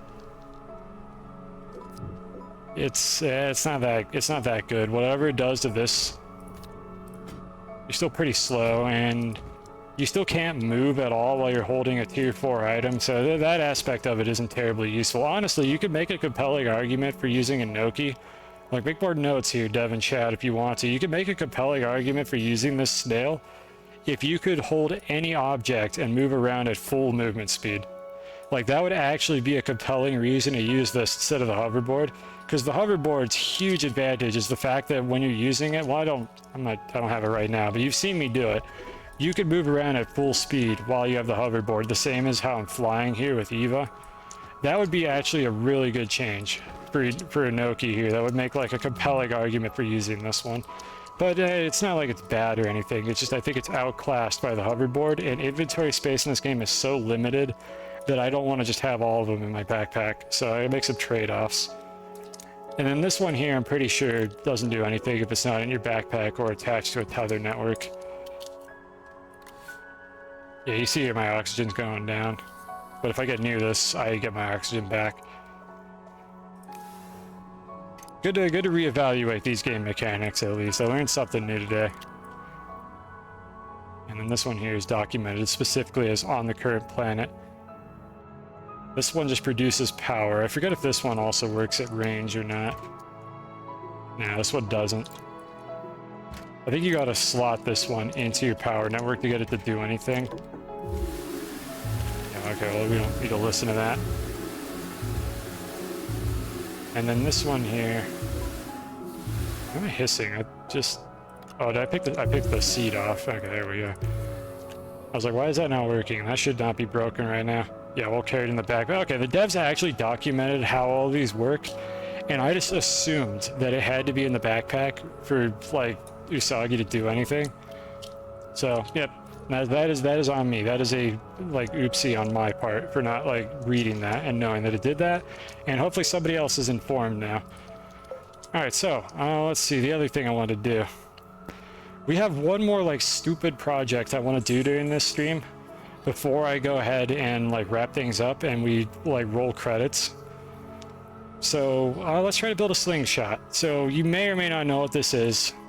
The concept is, like, let's open up this bad boy. We haven't seen this yet today. So, the planets are arranged like this. Take my word for it. They're not in an orbital disk around the sun. It's all fake, yada yada. We've done this a million times on stream. I've explained it. If you have questions, feel free to ask. Otherwise, I'm going to assume my regulars have seen this by now. But you can make slingshots in this game, and I don't know who came up with this idea, because there's actually a few videos and, like, a couple posts about this. But the idea is that if you use winches, and then you package the winches at a very specific time while they're pulling you in, they'll just launch, like, whatever object they were pulling towards themselves. And if you do this on a gateway, you essentially get launched straight up from that gateway, and you could travel, like, from Glacio to Silva if you do this from the right gateway and you have enough velocity. I have never tried this, and it sounds really amusing, and I want to do it. So what we're going to do is we're going to make a slingshot from Aatrox to Silva, and the reason we're doing it on Aatrox is because I also want to see if I could bring Sputnik from Aatrox to Silva by doing this. And in general, see if you could bring the vintage probes with you. So we're going to do a little bit of science here and see if we can get this to work. So from Aatrox to Silva, I will have to figure out which gateway this is, which we can, like, verify that with a flying rover when the time comes. And then we'll try to build some, like, a winch contraption and see if we can figure out how to make this happen. And hopefully it'll be really funny looking. So let's go back to the game. And maybe it'll actually be a practical way to transport objects to Silva from anywhere in the game, depending on how consistent this is. I don't know what to expect. because I did not like look into exactly like what's possible with it. All the videos I saw basically only did this with a rover seat with a player in it, but I feel like we could weaponize this and maybe launch other objects with a slingshot as well if we do it correctly. So let's go pick up some stuff on Calidor. And then meanwhile, I'm looking at my notes here to figure out which Aatrox gateway should be the one underneath Silva. So just give me a second here. This is off screen, I'm not going to show this. I don't need you all to know my dirty side secrets for this game. At least not just yet. Okay, so the gateway number on Aatrox. It's Aatrox 2. Okay, it's gateway number 2. Equatorial Gateway 2 is the one that is directly like adjacent to Silva. So that's the one that we're going to want to launch off of. My base, where's my cursor? Get to the base! Land! Okay, got it. Devs, please make the cursor stand out more. Everything in this game looks like a white dot. Why is the cursor also a white dot? Oh, nice frame rate. Oh, did I not change this back? Is that why my frame rate is like balls? Oh yeah, okay, let's take these back down a notch. There we go. And it should be a little bit more watchable now. I still don't get 60 FPS usually. Ironically, like the result of that explosion in my base was it actually improved my frame rate somehow. I don't know how it did that. Need a gun. Oh man, devs, when are you gonna add guns to Astroneer? You know, I really think this game needs guns. While you're at it, devs, can you add like aliens and water planets to Astroneer? I really think this game needs guns, aliens, and water planets. If you could just like whip that up in like a free content update, that would be awesome. I'm completely memeing for anybody who doesn't get the satire here. Those are all like completely unreasonable things they get asked about on Reddit like constantly. People, water planets especially, people really want water planets in this game for some reason. I'm like, do you guys have any idea like how bad that would be? Like how hard it would be to add water planets to this game? And let's just take our whole like thing of winches. Like that is not a reasonable request. Like the only way they'd be able to add a water planet is if like the water was static. Like if it had to simulate the physics of the water planet. I mean, you saw how bad the physics got when I blew up my entire base. Imagine that with like realistic like liquid physics added on top of that. Like that is not reasonable. And then guns and aliens are not really in the spirit of this game.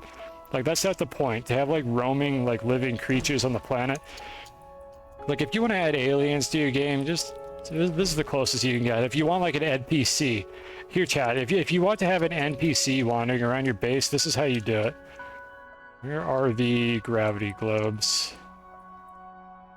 This is how you get an NPC right here. There you go. I have an NPC now. This is the closest you're getting to aliens anytime soon, so enjoy it, chat. Who knows what this NPC is going to do next? It probably falls somewhere into the abyss. I don't know. It'll be amusing to see where that turns up later. We did that a while ago, and now we have another one. Like, I found them all at one point, like a long... if you're going somewhere.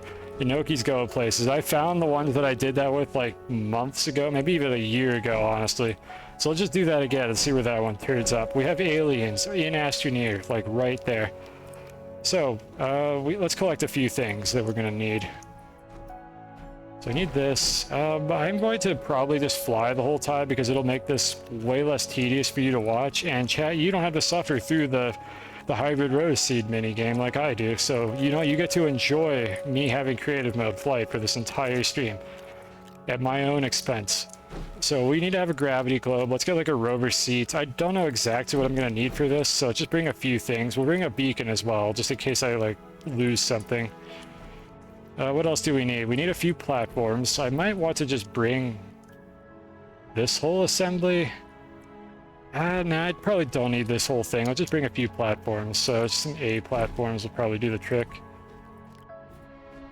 These will just hold the winches. Alright, so we got 3 A platforms. There's going to be 3 winches, because what we're going to do is we're going to build this into a gateway. We're going to attach the winches like up here or maybe up here on the sides. So there'll be 3 winches. And we're going to be like suspended down here. And then what we're going to do is we're going to package a platform like under our feet. Or not under our feet, but like under the rover seat with the winches attached to the rover seat, which will launch it. And then with a precise timing, we package the winches that are up here, which will release us when we're at the top of our slingshot trajectory. And then we should get launched upwards with a high magnitude of velocity, and in theory, that will send us to another planet. Or just won't work at all, and we'll be sad. There's only one way to find out. So we have these, we have our winches. I'm going to need some timers as well. I don't know how many. It's only going to be a very short delay. We don't need a count repeater. Let's grab a few delay repeaters. Stick them on the side as you do. A few button repeaters as well. And then we need packagers. And oh my god, we need a lot of packagers if I'm going to be retrying this, because I don't want to save scum this every time. So let's get an entire canister full of graphite, and we'll make our packagers on site. If we run out of the ones that I already have on the mullet that I built on that silo there, then we'll just print more packagers on site, because I don't really feel like picking all these off up the ground. All these up off the ground. Those are the words that a normal person would say there. Alright, so just stick these there. And that'll be filled up in a moment. So let me think about what else I need to do this. I need a large platform. And then the other thing that we could do is we could have like a basket. I don't know if I want to use this, and I don't have a... I guess I could bring one of these. There's a few ways we could design a basket here, but I think for now, let's just try it without a basket. So we're just going to use the rover seat by itself. But theoretically, if this thing doesn't have too much mass, like you could sling any object with a basket like this without actually needing to like deconstruct the platform or anything. The problem would be holding this down until I'm ready to launch, which I may want to use like dynamite for, but we'll figure out what we need when we get to that point. So I need to get a like a medium platform or a large platform. Yeah, A should be good. We'll take this one. Alright, so we'll slap that bad boy in the shuttle. Hopefully we have everything we need. If I don't, I can just come back. Yeah, so button repeaters, beacon. Okay, that should be good. How many? I got like 4 count. I got 4 delay repeaters. These are delay repeaters, right? Yeah, they all are. Yeah, okay, that's all I could think of. So let me just see how close this is to filling up. Almost done. A couple more.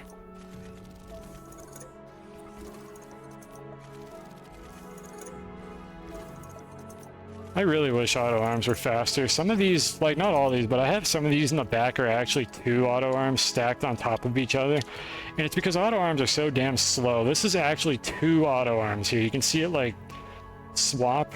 Like you see 2 different platforms like get triggered here. Auto arms are so slow. And then canister throughput is also way too slow. Like I wish canisters would like load and unload faster, because that's like the limiting factor here. 2 auto arms is faster than a canister can be filled. So you're just kind of like locked at that point. Like I really wish a lot of these things were just a little faster. Like they don't need to be that slow in my opinion. And it causes things to just be a little bit more tedious to do. But that's a minor complaint. Because again, this is not an automation game. You can automate in this game, but that's not what it's about. And I understand that. And then this here, I guess this is the other way that people can do slingshots, which is attach a winch to like a trade platform rocket, then launch it. The problem with that is the trade platform rocket will just kind of like veer off to the side a little bit after you launch it. You have a lot less control over it in that situation. I want to be able to launch an object literally straight to another planet and not have to worry about it veering off in a weird angle and the exact like rotation of the trade platform, which I think affects the direction the rocket goes in. So we're going to make a more traditional like grounded slingshot instead of using a trade platform for this. But in theory, this is a more efficient way to do it if you can get this to be reliable, which I don't know if you can. This might also behave differently depending on certain factors that I don't know about. Maybe it's sort of random where the rocket goes. Maybe something to research another day. Because again, even if this is the season finale, we're not done playing Astroneer. We're just done like maining Astroneer for these streams. Like I don't have as much to do on it anymore, so we'll be playing different games mixed in with it besides Spelunky 2. Need fuel. How did I must have had an odd number of launches. Huh. When did I do that? I don't remember launch. I usually refuel this thing pretty diligently. I don't remember launching it that often. Okay, well I'm glad that happened now. I guess it doesn't matter that much. I mean, I got backup hydrazine on the rocket if it comes to that. I'm just surprised that I actually drained all these launches and didn't notice. I must have been doing something off stream. Or maybe this is like the phantom of blowing up the base, and like this hydrazine specifically is just still gone and my cartridge is haunted or something. That's not how save files work at all. I don't actually believe that's what happened, but you know, you can write some like janky lore about this. How there's leftovers from when I blew up my base that like leaked over into this parallel universe. You never know. Spooky. Alright, Aatrox. What a lovely place this is. Let's go see if we can like cause some jank here. So offhand, I don't know which gateway I want to land at. So what I'm actually doing here is, again, with this here, I'm looking for Silva and Calidor. So if I could find them, I know which gateway to land at, and then I could double check that it's gateway 2. Unfortunately, there's not really a good way to tell which one you're at. But this is what I'm trying to look for, because I should be able to spot... Let's see, what is the North Pole? North... Oh god, I don't remember which side north is on. It's the opposite of what you would expect it to. I don't know which side it's on. You know, we're just gonna go ahead and land. Let's just land and see if it's this gateway. I don't remember what side north is on, so we're just gonna land and figure it out. Instead of just trying to screw around and look for, like, noodles and rails and space.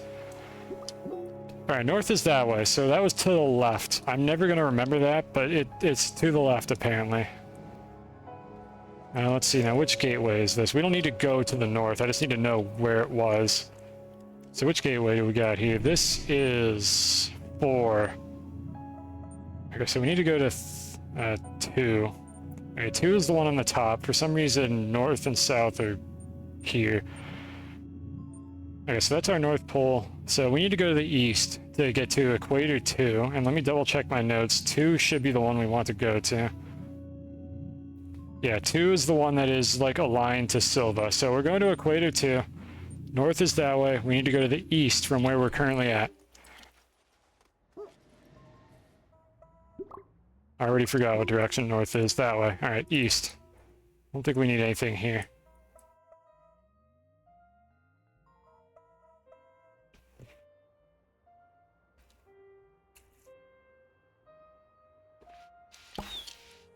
What are you shooting at me for? What are you doing? Stop that.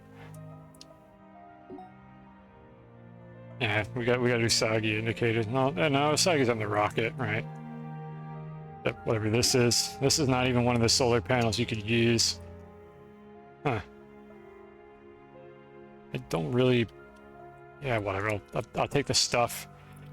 I'm taking the things. I can't. My like goblin brain is just like, oh man, free stuff. I gotta take it. I need this. I need another one of these. It's not like I already have like 30 of them at the base.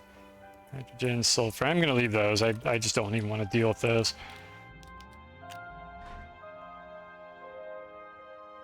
Alright, there's our gateway over the horizon.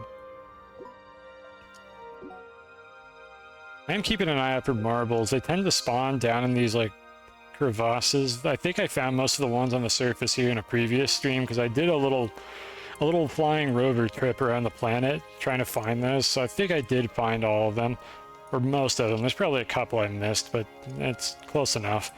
There's not really any good meticulous way to do that because Usagi's range just isn't high enough to spot them all from a long distance. So this is the gateway that we need in theory. Now what I'm going to do here is I'm going to visually confirm that this is the right one. Okay, this is going to be hard for you to see. This is the right one, chat. So you're going to need to have the stream at high resolution to spot this, but the space elevator is right here next to where I'm running my cursor. You might be able to spot like the crusty pixels. This is Silva, like right here. That's what this wad of rails is. It's very, very hard to see because this like glowing beam is in the way. And then down there, which should be a lot easier to see, that is Calidor, right over there to the south.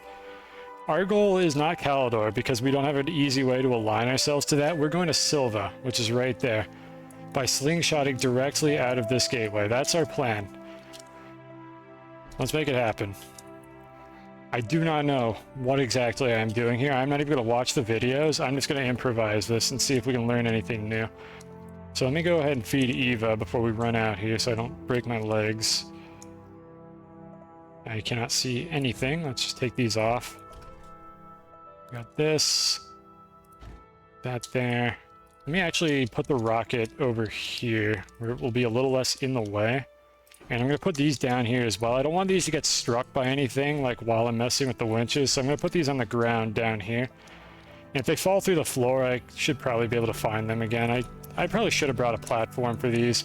I just don't want them on the rocket, because it's really hard to see what I'm doing when they're on the rocket. And then the other thing I'm going to do here is I'm going to plant some of these seeds, just so that I could keep the snails fed, because we're probably going to be here for a while. I'm going to plant these, and then we'll just be able to feed them and top them off occasionally.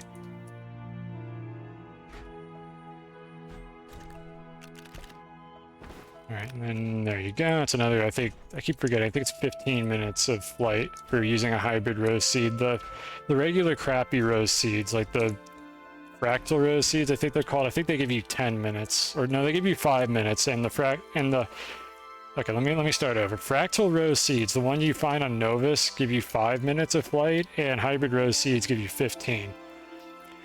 Which I think is different. I think the multiplier for these, the favorite seeds, is, I think you get 30 minutes versus 15 minutes for the other snails, but then for Eva, it's like 5 and 15, so it's a slightly different ratio. I could be wrong about that. Don't take my word for it. I think off the top of my head, that's what the numbers are. So I don't think we need to do a lot of excavating here. This terrain shouldn't be in the way. So let's just go ahead and set this up. We're going to do our initial launch using a rover seed, I think, because that just seems like the most practical way to do it. So, let's see here.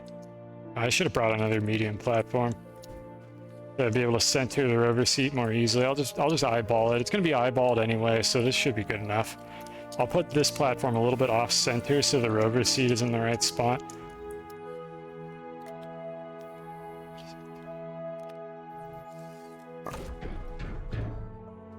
Alright, so we're just going to kind of... That thing should be a pretty... Let me take it off. That thing should be a pretty good visual indicator of where the center of this is. Okay, that's pretty damn good. I think we'll take that.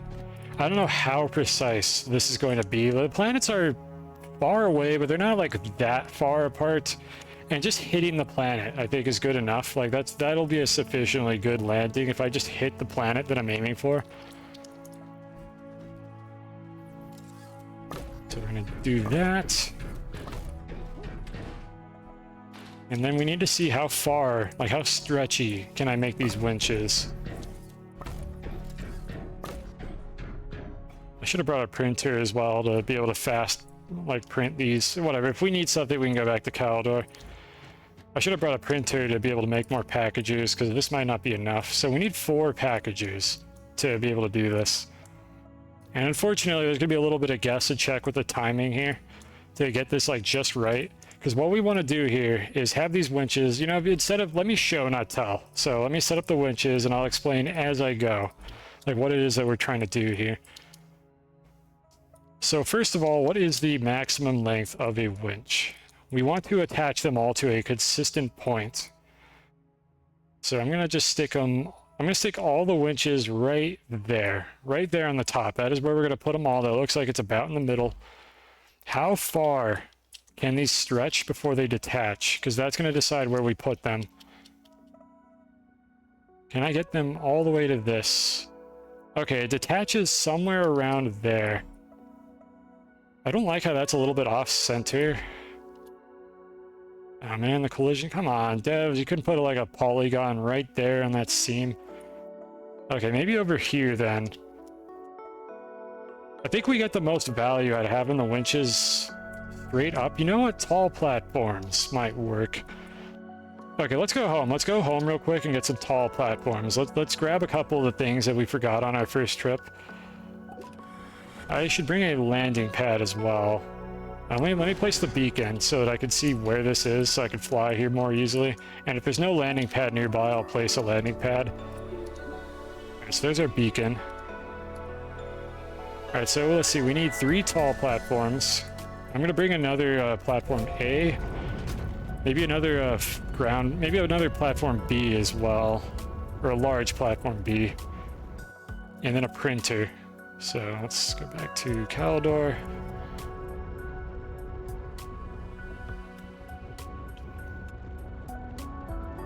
Wasn't paying attention to if there was a landing pad near that, but we'll bring a landing pad anyways to smooth this out a little bit. Most people align the tall platform and put a seat on a researcher. Okay, they use a researcher. I don't see why that'd be any different from me just using a small platform A, or medium platform A is what those are called, but they're the smallest platform type. I wish we had a small platform. Devs, if you could add like a one slot, like small platform, that would actually be useful. Like I would absolutely use that to place like singular objects on the ground. Like if we could get this platform down here, the one underneath this, if we could get this as a principal object, I would use this. Like I absolutely have applications for that. But for now, they're only spawned in when you have like a printer or like a light or something on them. So unfortunately, you can't really get them by themselves. I think there's a bug that allows you to do that, but I don't know how to cause it to happen at will. All right, so let's see. We need another medium platform A, and then a few tall platforms, which I should have a few of these printed out. Yeah, I got plenty. Okay, those are tall platforms. And then I wanted to bring another one of these. This here. Yeah, another one of these just to be able to put my stuff. Actually, I'll bring a T platform. This is just so I can place things and not have them fall through the ground while I'm not looking. You could package the researcher and let the slingshot. That's a valid point, actually. Yeah, I should deal with that. Do I have a research chamber floating around? Because I know the research chamber would center it. This means I don't have to package the platform, which is a little bit less tedious. So yeah, that's a good idea. We'll bring a research chamber as well. Then I don't have to reset the platform every time, though we are going to be save scumming when I perform my launches for the sole purpose of not having to bring my payload back to Aatrox every single time I try this. It will be faster to save scum. But I'm going to try to avoid doing that, doing like some of like the pre-check like setup stuff, like when I try to get this to work. And then we'll do save scumming for launches that actually send something to another planet. The seat saves. Well, yeah, but then I need to reload my scum save, like after I get in the seat. Or maybe I'm not understanding the thing here. Like, I'm going to use the seat save as my scum save, is what I'm going to do. Hello again, Captain. But it's just like, I don't want to have to, like, bring the seat back to Aatrox from wherever I launch it to, especially if I get stranded in the void of space. When am I going to try Marvel Rivals? Probably... I may play it at some point. I don't think I'm ever going to stream it. So that's... I'm not like opposed to the game or anything. I just haven't like looked into it. Maybe it'll be better than Overwatch. I wouldn't mind that. Let's go ahead and feed these guys while we're here. Alright, so I think I already forgot something. So chat, does anybody remember what I forgot? Because I don't. It's not a trick question. We brought the tall platforms. Printer, that's what it was. We need a printer.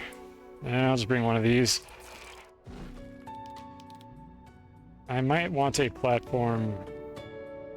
I need a B platform.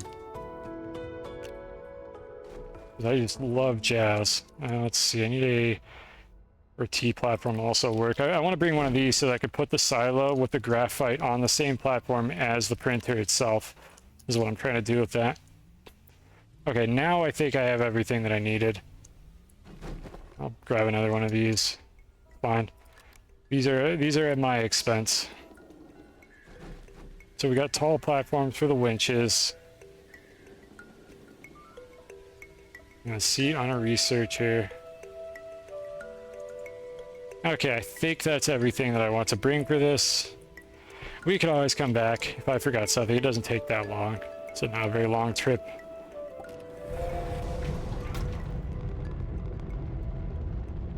And I could try more winches at some point as well, but let's see if 3 is enough. I don't know how much force they're going to exert. And there's no reason to bring more, yep, just right through Aatrox. There's no reason to bring more winches if we don't need to, so I'm not going to be doing that. All right, so that's our base. Oh, the landing pad, that was the other thing I forgot. Okay, well, we'll get him next time. Where's the beacon? Okay, it's this one here. Are there any landing pads nearby? Oh, that sucks. Now we're just gonna go back and get a landing pad. I don't want to have to do that multiple times. Yep, right through the planet again, every time. Perfect. Just directly through them. Don't even try to route the shuttle around that. We don't need realistic like launch trajectories. Just straight line. Just draw a straight line between them. St. Kerbal Space Program. Alright, I should have one of these pre-crafted here. There we go, landing pad. Alright, so we don't have to do that again. Now for sure, chat. Guaranteed. Fingers crossed, we're not forgetting anything.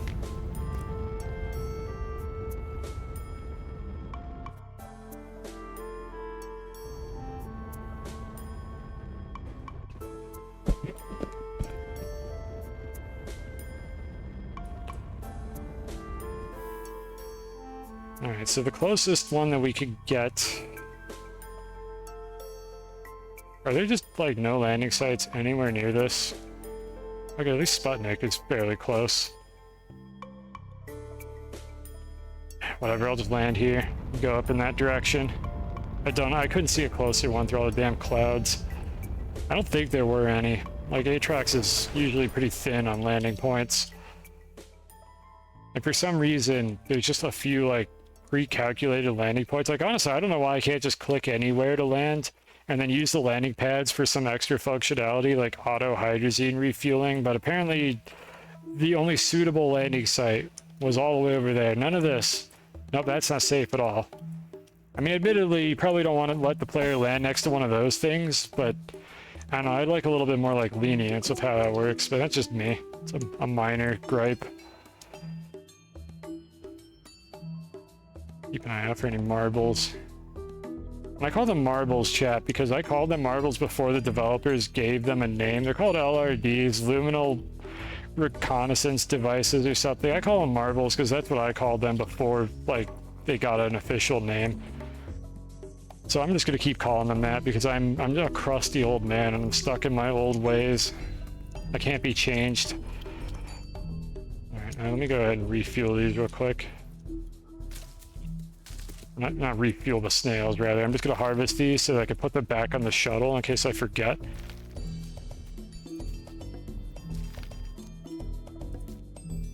Always come prepared. Where are my seed slots? Okay, it's these ones. That one. Tactile has marbles on a stream built in Astroneer. Yeah, I saw a little bit of that. Like, I think it was on Reddit, I saw like a clip of that. Yeah, it was the snails at Gravity Globes. It was actually a really amusing concept. Like, Tactile makes some really cool stuff, like, just really sick looking builds. Like, my base looks cool and all, but like on the creativity department, my base is like complete ass. Like, go look at Tactile Object if you want to see some like actually cool looking true flat builds. Because they're way better than mine. Liminal, not luminal.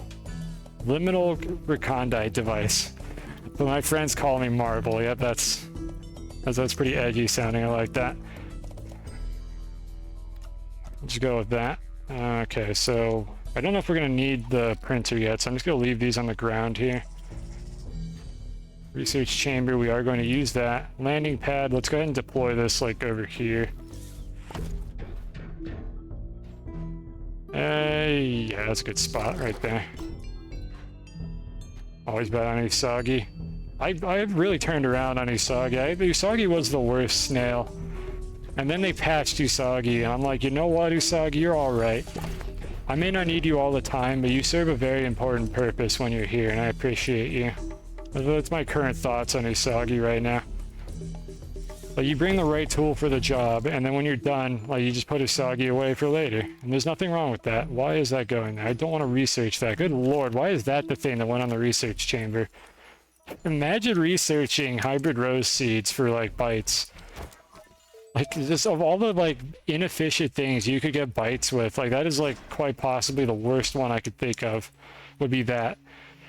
Alright, so this will be a little easier to center, because we can get rid of that. We can just eyeball this and put the cursor right in the middle of that triangle, and that should be like exactly on the whichever axis passes through this. I don't actually know.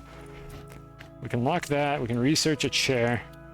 And then what we do is we package the research chamber to launch the chair instead of the platform, and then we don't have to like fix the platform at any point. Again, I don't know how much that's going to matter because I will be using save scumming to save myself the trouble of having to reset this every single time. But it may save us some grief at some point. Okay, then we need to bring the tall platforms over as well. And I'll bring the graphite. And so tall platforms. If I get really desperate, I could set up these winches on terrain to get them in very specific spots, but I don't want to have to do that. So hopefully I don't have to do that. That'll be a pain.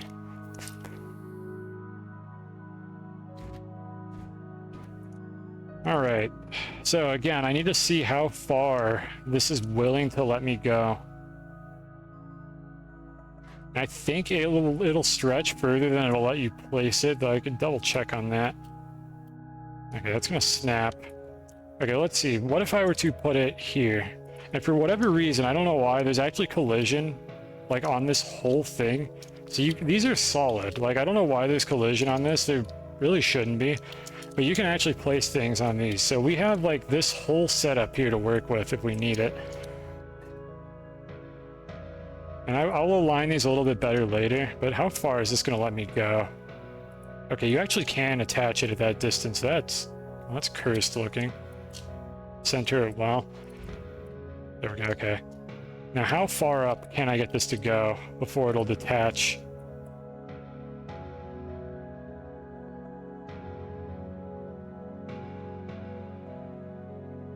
Pretty far. Is it gonna let me go all the way up?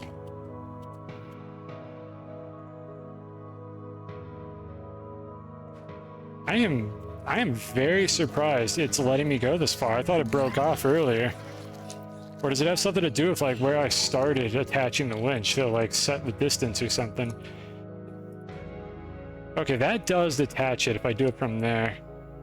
So can I just initiate it from here? I know it's not centered. I just want to see what the range is. Can I initiate this from here? I mean, we could just try this, honestly. Like, this is pretty good. I would like to know exactly how far it breaks, but it kind of just flips when I do this. Let's just try it from here. We'll start with this, and if we need, like, more tension, we'll look for better solutions. But I don't want to add any more tension than I, like, absolutely need for this, because if I launch it too fast, there's a higher chance of something in the physics engine wigging out and things not working correctly. So let's just try to do this. I have to kind of eyeball this. That's pretty good. Okay, we'll take that one. Yeah, good, and it's attached. All right, let's do this with the other two.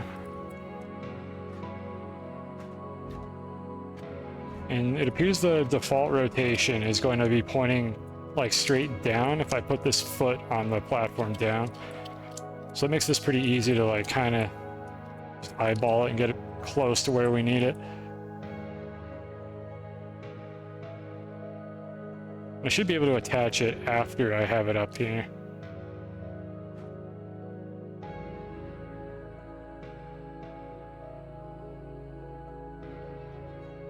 Is that going to detach the other winch head? No, okay, good. They just both go in the same spot. And then the last one. Did I fix this one to the ground? There we go, just lock that. I hope this works. Like, more so than me being able to launch myself on a rover seat. Is that rotated right? Yeah, it is. More than being able to launch myself on a rover seat, I want to launch Sputnik. Like, Atrox is the planet that has Sputnik on it. I want to see if I could launch that to Silva. That would be sick if that was an alternate method of transporting, like, probes and other nonsense between planets, is if I could launch them using a slingshot. The biggest issue I foresee with that is that I need to be with it, or it's going to exit relevance and the physics object is going to sleep. But if I could get it to do that, that would be absolutely sick, because that's way easier than towing it with a rover. As fun as it is to do that, I don't want to have to do that, because I had to try it like so many times. So here's our slingshot. Now, unfortunately, this is a bit of trial and error here, because I'm a stubborn idiot, and I don't want to like go look at a video to get this timing. I don't think it matters where the packager goes, but we have to package this research chamber, and then some amount of time later, we have to package these winches. We want to package the winches right when the rover seat is here, where I'm hovering, so that it has the maximum velocity, and then we package the winches. This will cause them to detach, and it should preserve that velocity and get just absolutely launched into like space. That's the idea behind all this. And in order to do that, we could use these lovely timing devices, because you can activate packages with repeaters. So we're going to need a few of these. I'm just going to set them up on a platform down here. And I need a button repeater to trigger the entire interaction. I'll stick that on the bottom. We'll have a few delay repeaters, like enough time for me to get into the rover seat. And then we need to package this, and then after another delay, which I'm just going to put 2 and 2 here. I don't know what the timings are going to be, but we're going to give ourselves time to get in the rover seat. We're going to package the research chamber, and then after another delay, we're going to fire these off. So I'm just going to kind of mock this up with the wrong timings. Segment pin, I like to put these here for visual clarity. And I'll stick it like pretty close. It's not going to be in the way. And this has to be on a packager. There's our last one. We have plenty more packagers. I don't know if I'm going to need to print packagers due to all the saves coming, but we'll see. We have extras just in case. So that would go there. And then we got to just run this up the side.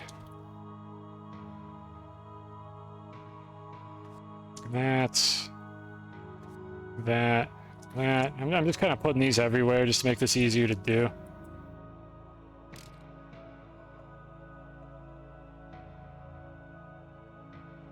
These will all go off, I think, on the same game tick, if I understand how this works correctly. So, like, having multiple segment pins like this should be fine, as long as it's all the same, like, individual, like, circuit. So, like, if I fired these with, like, a different button repeater, they might not go off on the same game tick, but they're on this a singular, like, segment pin network, and that should cause them to trigger all at once. So we got those 3 after some unknown delay. And then this is the get in the seat delay, which I shouldn't need this many, like, delays. This isn't even in game ticks. I honestly don't know what this measures in. This is going to be like 5 or 6 seconds, I think, to get in the rover seat. So that should be plenty of time to do that. Now, just off the top of my head, or let's see, just how long do I think it is going to take for the seat to get from here all the way up to here? I'm guessing 1 second. It might be less. I'm guessing it's going to take 1 second for it to get up there. I don't know how long that's going to be, so what we're going to do is we'll use the top one, and we'll leave the bottom one at 1. Let's try this. Let's just try that. So we've got 11. Like, there's 1 down here, and then 10 here. So we've got an 11 repeat delay, plus, like, maybe a 60th of a second. I don't know, like, what the delay is between these two going off. You know what, honestly, we could just do it. Let's just try it with the 1, because I would like to have a number to write down if I set this up later. So with just the 1 here, we have a delay of 10. And that is the difference between packaging the research chamber and then packaging these winches here. All right, am I missing anything? Let me double check that this is actually the correct one before we actually do this. Let me... This would be really stupid if this wasn't actually gateway 2. Yeah, this is 2. Okay. Unless my notes are wrong, this is the one we want. I did visually look up in the sky earlier to verify that this is the one that Silva is directly above. We can check it again real quick. To go above the clouds, direction south. Anyway. Really hard to see it. Yeah, Calidor is there. Space elevator. It is extremely hard to see this, even for me. But this Silva is right there. So this is the correct one. Alright, last check. Anything in the snail department going to run out. So let me go ahead and feed them. Like, just in case this takes longer than I thought it would, or I forget to do it. Let me go ahead and feed them, and then we're going to go ahead and launch. And let's see if we get this on the first try. I don't have high hopes for that, but you know, anything is possible. Every now and then I actually do something sick and it works out in one attempt. Don't believe I have anything else to screw around with. And if we, in the event that we do land on the other gateway, maybe I could just come back instead of loading a scum save. Because if this rover seat is all I need, I could just use the satellite network to come back immediately. So yeah, let's bring one packager. If we make it, we can just package the rover seat and then come back and do it again. And we just have to set these up again, which isn't really that difficult. So tentatively, we might not save scum this one. If it gets stuck in space, we're definitely save scumming. And if it falls back down here, I might just save scum to save myself some trouble. Don't know yet. We'll find out. All right, so let me back up my save.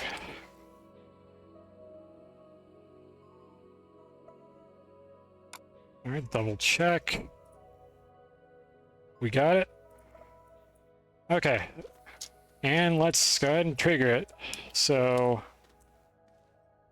let me swap the sides that these are on real quick to make it easier to trigger this.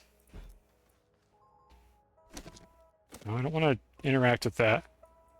Wait, oh, this was the right side. The button repeater's on the bottom. I was trying to activate the wrong one.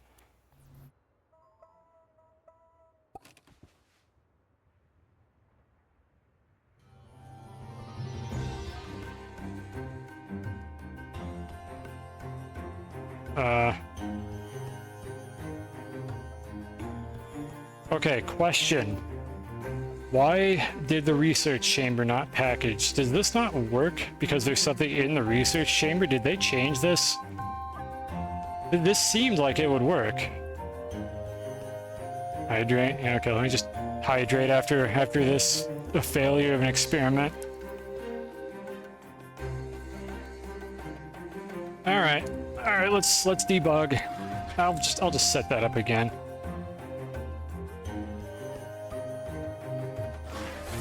What is... Oh, okay, I had to get closer to those. Yeah, I'm gonna test that right now. That was weird. Those were visually incorrect, even though they did detach.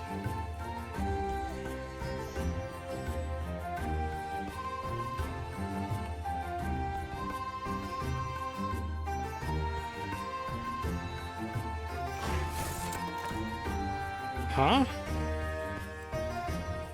Does it not work if there's a player in the rover seat?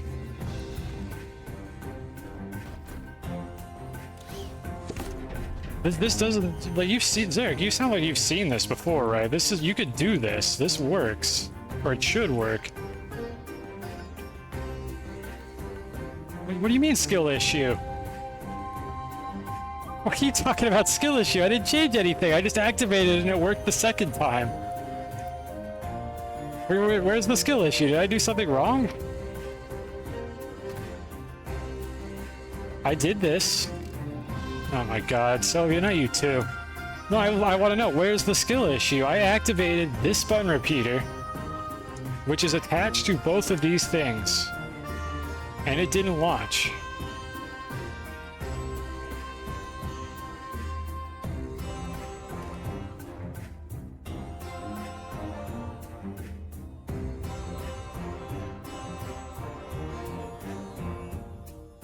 All right, chat. Explain the skill issue, please. You are all way better at this game than I am, and probably also very handsome. Can you please tell me what I am doing wrong here that is causing this to not work?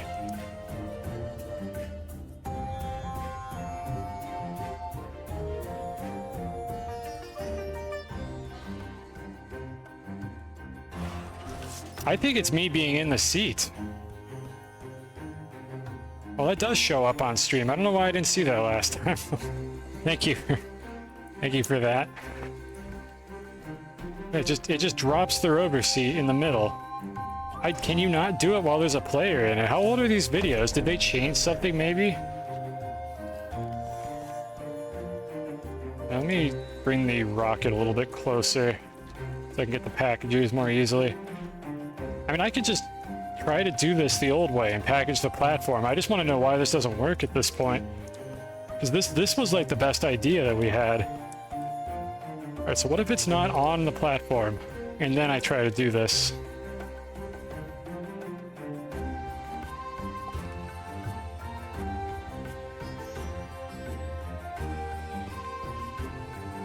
It doesn't do anything. Maybe you need a friend to press the button. Well, I don't have any friends, so we need to make do with what we've got. I don't see why that would matter. This game doesn't, like... This game doesn't carry ownership or anything of, like, button presses. I don't think it tracks, like, who triggered something. Mechanically, I can't figure out why that would matter. Or we always try it twice, so let me try it again, but then stay in it the second time. The second time always works.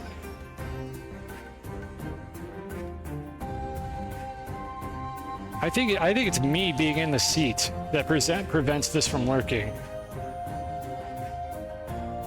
They must have changed something. There must be some check where, like, if there's a player on a seat in the research chamber, it doesn't work. What if I'm not in the research chamber? What if I'm just on the seat, but it's somewhere else? Damn it, Soviet. Look, I'm trying to figure this out. I think it's me being on the seat in the research chamber that prevents this from working. I don't know why. I'm not sure why that would matter. Maybe, like, the host can't do it? That's another possibility, is that the host cannot be on it.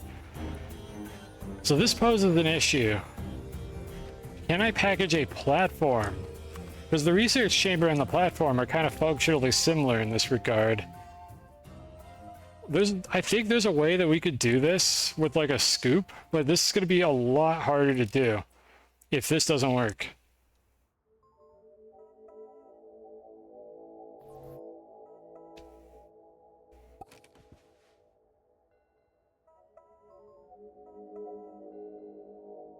Oh boy.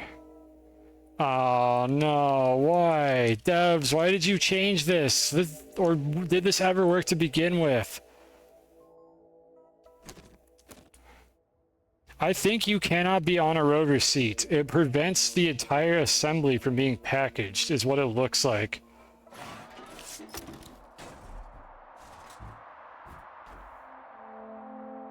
Okay, alright, there's one more thing I can try to do this.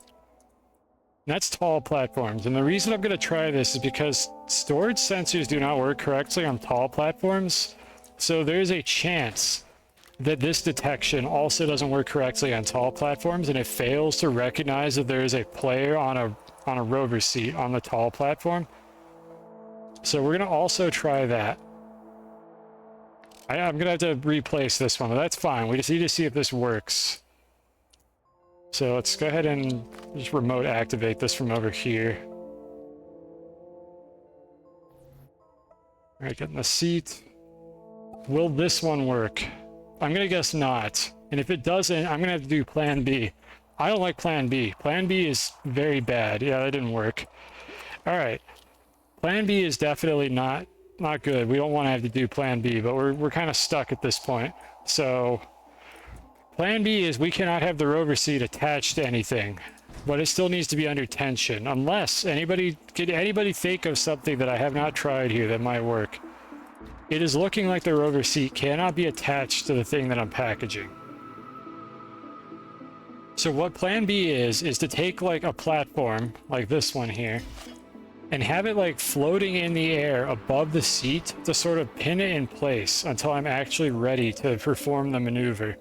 And then I package the platform that's just physically blocking the rover seat from moving. Like, that's what plan B is.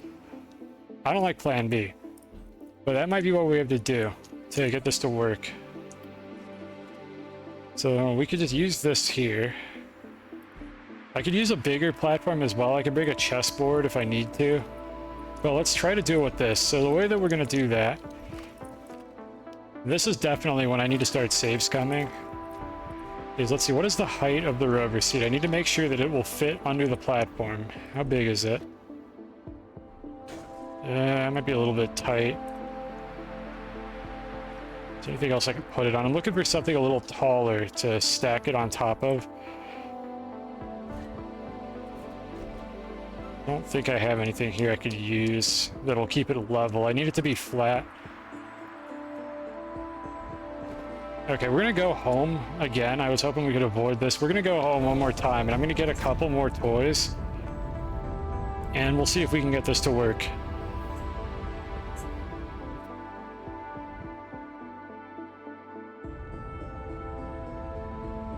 Just every time. Directly through Aatrox.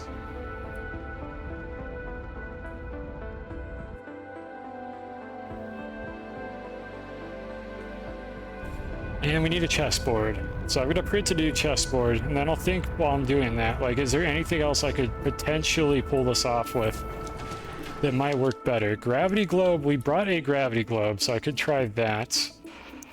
I mean, I suppose I honestly should have tried with a gravity globe. I don't know if the physics are any different. Let's make a chessboard. What are the ingredients for this? Figurine platform, whatever. Call it whatever you want, devs. It's a chessboard for me. Can I use the inverter to reverse the formation order of the ejector so it's reversing the inverse trajectory? You know what? I'll try that if nothing else works. So I'll do that like last. That'll be the last thing I try. Because I definitely know what you're talking about. You are, yeah, like I said, you are all very smart chat members, and you know way more about this than I do. Try a tractor. The tractor's gonna get picked up though by the winch. I'm not sure how to make that work. Like, I thought about that, but I'm not sure how to do this with a tractor, because it's gonna get picked up by the winch. I kind of need to bring 2 large objects. I could bring 2, I guess I could just bring 2 small ones. Let me just get another one of these. Oh, you're saying package? Well, okay, the thing is, I need something that cannot move. And then I need the rover seat to be held in place by the thing that cannot move. And then I need to package the thing that cannot move in order to release the rover seat. So, like, I'm not sure what you mean by the tractor. If it's on a tractor, the tractor is going to get pulled by the winches. Use more winches? That is on the list. Holding it down with winches is on the list of things to try. And then I also package the winches I'm holding it down with. I don't want to do that one because that one's going to be really janky, but that is on the list. I have considered that. That's just stupid enough to work. But hopefully we don't have to do that. I'd like to find a more elegant way to do it than more winches. But you know what? More winches may very well be the answer. And that's something I'm considering. There is a part of me that hopes more winches is the answer.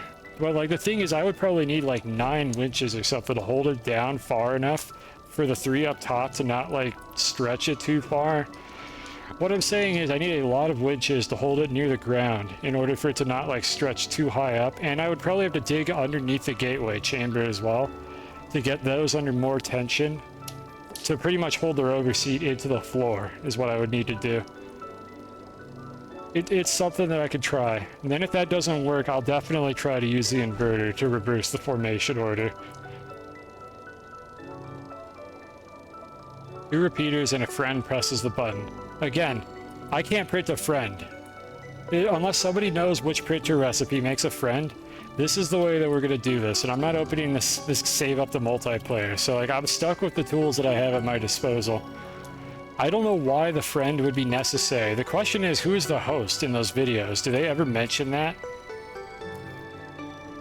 Because I wouldn't be surprised if you can have a client in the rover seat and the glitch works with the client, because there are parity issues between the host and the client that allow stuff like that to happen. I suspect that having the host in the rover seat prevents it from working, or there's just something else I'm, like, overlooking here. But all I know is it is not working. I press the button, I get in the rover seat, it doesn't package the thing that the rover seat is attached to. Like, that's the observation that I'm making here. Let me get another tall platform just in case this comes up. What am I doing here? Alright, last time for real. Definitely for real, for sure. 100%. Don't have to come back here to get something that we needed. Definitely. I've never been wrong in my life. Let's go to Aatrox.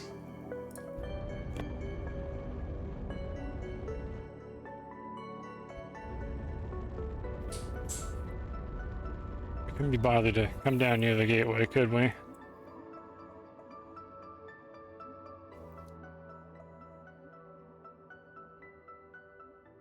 It works when by yourself. Maybe it's a skill issue. Look, tell me! Tell me what the skill issue is! I don't know what to do. Didn't spec any points into having friends. I mean, I'm failing the engineering part of this too. How old are these videos? Maybe they changed something. Like, is there a recent video of somebody doing this? Oh my god. My chat is toxic. I don't know what I'm doing wrong. That's the problem. Like, I just do not know what I'm doing wrong to prevent this from working. It seems like it should work. Alright, so let's drop that there and unpackage it. Alright, so what we have done here is we've created a ceiling. It could be spoilers. What do you mean spoilers? Wait, what are the spoilers for this? This should, at the very least, this should work. The problem actually is that this is going to be physically blocking. This is going to get launched in the air because it's above. I need to do this. Okay, I need to do this, but I need to have it off to the side so that when it gets packaged, it's not in the way of the rover seat. So I'm going to repackage it and do that again. Just grab a couple extra packages. I need this to be off to the side a little bit. So if it's like right here, maybe I should have used the other I might need to go back. I need to get one of the I need to get a long boy is the thing. Skill issue Sally. Oh my god, I can't believe just the disrespect. Yeah, if I get a long boy and have that platform, because I think that, oh my god, we might actually have a use for that piece of garbage. All right, chat. Listen, I know I said I wasn't going back. I know what I said. I'm sorry. Try launching it with no one in it. I mean, I could get in the rover seat while it's launching, but that's definitely, you're gonna see some skill issues there. Okay, hold on. Let me think what you're saying here. Try launching with no one in it. I mean, we verified that I can package the platform with no one in it, and it will package the platform. I mean, I would assume it would launch it as well. We haven't gotten to that point because nothing has worked so far. I don't think that's the issue. I mean, that might be an issue we run into later. Sky obstructed. Okay, it checks out. That's also what someone does on a recent video. Do they block it with like another platform? They get in it while it launches. Okay. Well, I'm not very good at this. So how about instead of doing that, let's try a more consistent idea. Where's my cursor? There it is. Lacks ability, Larry. Yeah, you know, just keep writing those in my chat. You'll eat your words when eventually this works. And then you can't make fun of me anymore because it'll be really cool and everyone's gonna be so proud of all of my accomplishments. All right, so when I keep talking about the long boy, I'm talking about one of these platforms here. So, which one? So there's this platform here. This one here is the one I was thinking of, and I think there's another long boy. I don't remember where it is. Wish these were in an order that made sense. Maybe the other long boy is a smaller recipe. I mean, this is probably a good one. This one is tentatively the best choice that we have, and then the other long platform that I could make, maybe it's in this one.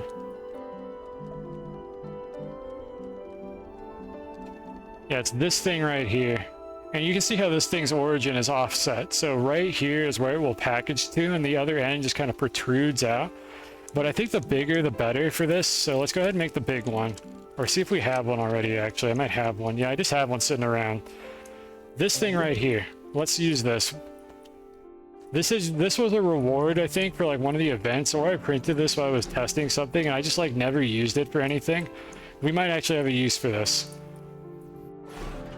Because the like, you can see actually how it will work. I will hold it down with this like flat surface on the side. And there's no like legs or, oh, there is a leg there actually. Well, we'll have to see if that leg becomes a problem. So there is a leg there that could potentially be in the way. Let me check and see if the other one has a leg in that spot as well. If it does, then we'll just have to make do with what we got. and hope that the collision underneath it is even. I'm gonna make one of these as well, just in case this helps. I'm gonna make one of these because this one looks like it might have a flatter surface that I could pin the rover seat against. Who's gonna eat their words? The streamer or the chat? Look, I got like 5 hours before I burn out. I'm gonna do my best to make chat eat their words. We're gonna get something that works. It's something.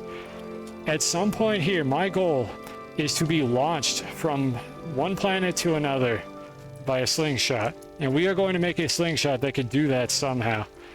Maybe it's gonna suck. Maybe we're gonna have to use the winches to hold it down. Maybe somebody will figure out halfway through what the skill issue is that's preventing me from doing this correctly and why I can't package platforms while I'm in a rover seat. Sucks at games, Samantha. Oh my god. Yeah, you're gonna have like 100 of those by the time we get this to work. Alright, I'm not gonna meme about it. Yeah, last try, whatever. It's definitely, we're never doing this again. It's something like that, I don't know. Alright, Aatrox. Just you and me. We're gonna make this happen.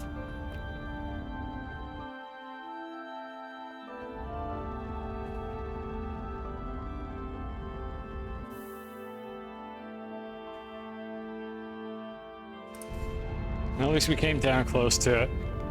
Yeah, it's gonna be a 2-part season finale. That's what it's gonna be. You hate to see it. It's gonna end on a cliffhanger of me just being unable to do this.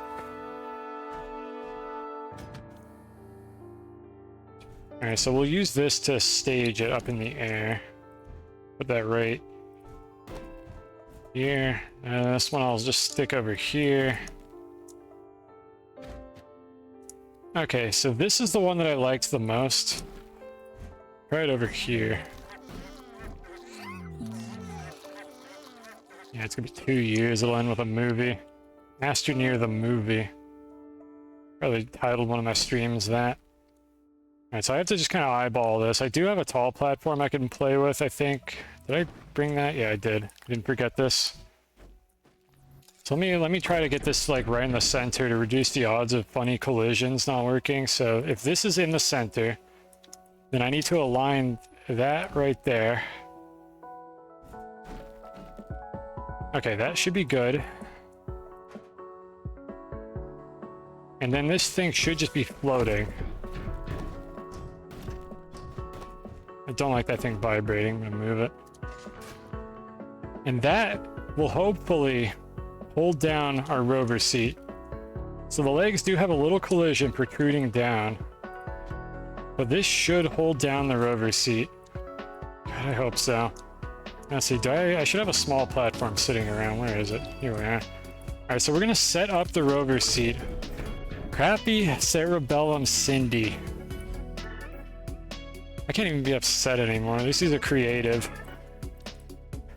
So we're going to put this here. We're going to set up the rover seat while it is on a platform, and then we're going to package the platform while the rover seat's not there, or while I'm not in the rover seat. Pull the platform out of the way, and then get in and like trigger the mechanism. That's the plan. Yeah, that's tentatively what we're going to do. Let's grab some more of my pack juice. So we're going to package this. We're definitely going to save scum this whole setup because I don't want to have to like reset this every time it fails. Let me unpackage all of these before I bring the packages up. Channel points, see that. What do you want to, I mean, if you wanted to make a prediction, I don't know how many people are going to participate. I think I scared away all my viewers by failing this constantly, but you can make a prediction. It could be free, honestly. You don't even need to redeem it. I don't know. So if you want to make a prediction, go have some fun. Okay, why is that not attaching now? Dumb Derek. That is toxic. Just dumb, really. That's what we're going with. Why is this not attaching? I don't know, just make a prediction for whether or not my next launch attempt is going to succeed. Like, when I get in the rover seat and trigger the mechanism, is that going to succeed? That's the prediction. Yes or no? Succeed meaning I get to be launched. I may not go to the other planet, just if I get a launch that sends me above the gateway, that is a success.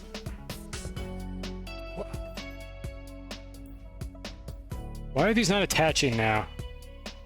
This is like, is it like a nanometer like too low now that it's not sitting on a research chamber? Okay, I'm gonna lower all those. Just need to right click it before the seat. Need to click it right before the seat. Well, what is our like success criteria? I mean, the thing is, I could try to do the skillful version where I launch it and then time it and get it in the seat. I probably should. I really should do it that way. But I'm stubborn and I want this to work. I want this solution to be the one that like works. So I'm trying it. I'm gonna run out of fucking hybrid rose seeds. Oh god. And there's your prediction. Anyone who wants to participate for funsies. That would mean you win the bet. I don't know what the bet is. Look, I already like I explained the terms of the prediction that is currently on screen. So here's the deal. The next time that I trigger this mechanism and get in the seat, I get launched above the gateway. That means I fly like an eagle. If I end up above the gateway in the seat after I do that, that's a success. If I do not reach above the gateway, that is a failure. So that means that a flaccid launch, like if I don't get high enough, if I get launched like 2 feet and then I fall back down, that's a failure. I need to get above that gateway to consider this to be a successful launch. I don't care how high. Those are the rules I am setting for myself. They're arbitrary. I need to lower these a little bit because it looks like... Okay, there we go. It looks like I cannot reach it anymore because it sits ever so slightly lower because it's not on a research chamber. Yeah, which is good because that means that I was actually very close to the maximum tension already. So this is pretty much as good as these are going to get. So, gotta get them at about the same height. Okay, the feet are about halfway clipped into the gateway. Really wish there was a better way to align things like this.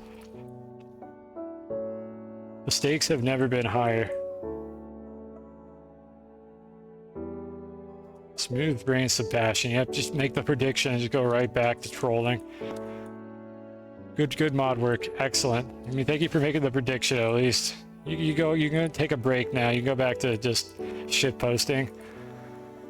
You'll be eating those words someday. Hopefully. God, I hope you're gonna be eating those words. I want this to work. Like, this is not what I thought was going to go wrong. I thought we were gonna spend the whole stream, like, tuning the delay on the repeaters. I didn't think I literally wouldn't be able to get off the ground. I didn't think this would just be like North Korean space program here, but here we are. Like, we cannot even launch. Thankfully, the thing hasn't blown up yet. That's the only thing that hasn't gone wrong. I don't need to do this, I think, but I like to have the winches, like, firmly attached because it looks better. I don't know if it actually matters or not. I suspect functionally it doesn't matter. Look at these sausages. Like, I don't know why the sausages are like this. Like, it's sort of kind of tries to connect the sausages and then there's just a hole where it's just like, nah, we don't need one right here. Just leave that blank. All right, so let's bring our packages up now. That one.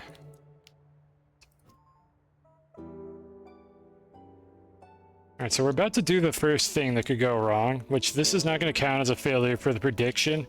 I'm going to package the platform under the rover seat, and we're going to see if the rover seat gets stuck where it's supposed to. So this doesn't, like, invalidate the prediction. We're just setting up the launch mechanism. So I need to package the rover seat, and hopefully it will just...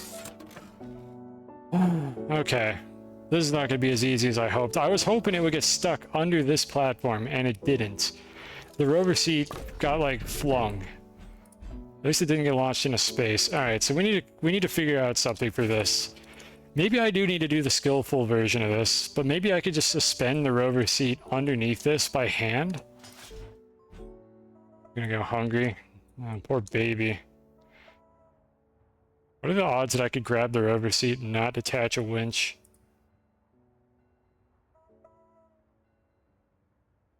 I'm trying to click. Like, I'm trying to time this. Got it. Okay. Yeah, it's... Oh, God. Why does nothing I do work? We might have to do the skill version. Apparently when the rover seat gets detached, it's already going so goddamn fast that it just clips straight through this platform. I could try to, like, put another platform on it, like just stack them, have a couple, maybe it'll get stuck under now. I don't know what's gonna happen here. Alright, well, let's attempt that again. This is definitely like the sunken cost fallacy right here. I should just try to click on the rover seat after I package the platform. That's what I should do. That's what any like competent person would do in this situation. But I really want to see if I can get this version to work. I could do true flat terrain as well, but that means I have to go back to my base for like the 80th time.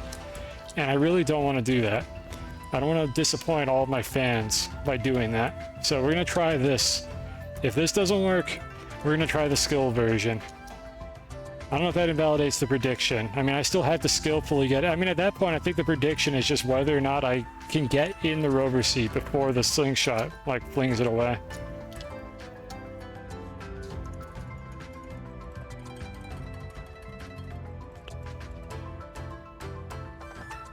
No skill. Bills are overdue. House reposed by the bank. I live in an apartment, so I don't think they could do that part. Everything else, though, yeah, I could probably seize my car or something. I think probably sells for like $1,000 at this point. I don't think they're going to get much out of that. Alright, so this is just temporary. I mean, this might actually end up being the permanent one. If I could get it to lock in place against this platform. So let me actually use the other one. This one here.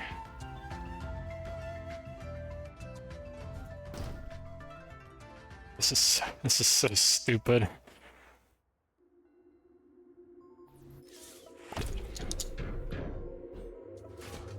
And I'm not sure if it's gonna get stuck against that little, like, foot. I got that actually really close to the center. Well, there's a chance. And then we'll have the third platform right here, just in case that all fails. We'll have the third one here. I need to repackage it again.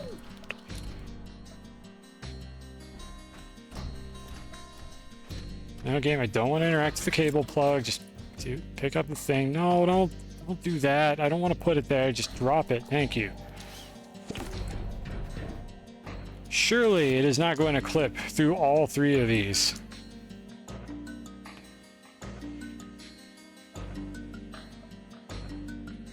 Okay, so we've got all our winches attached. Package this. Oh my god. I don't know if I can hold it down with a physics object. I think it's just moving so fast.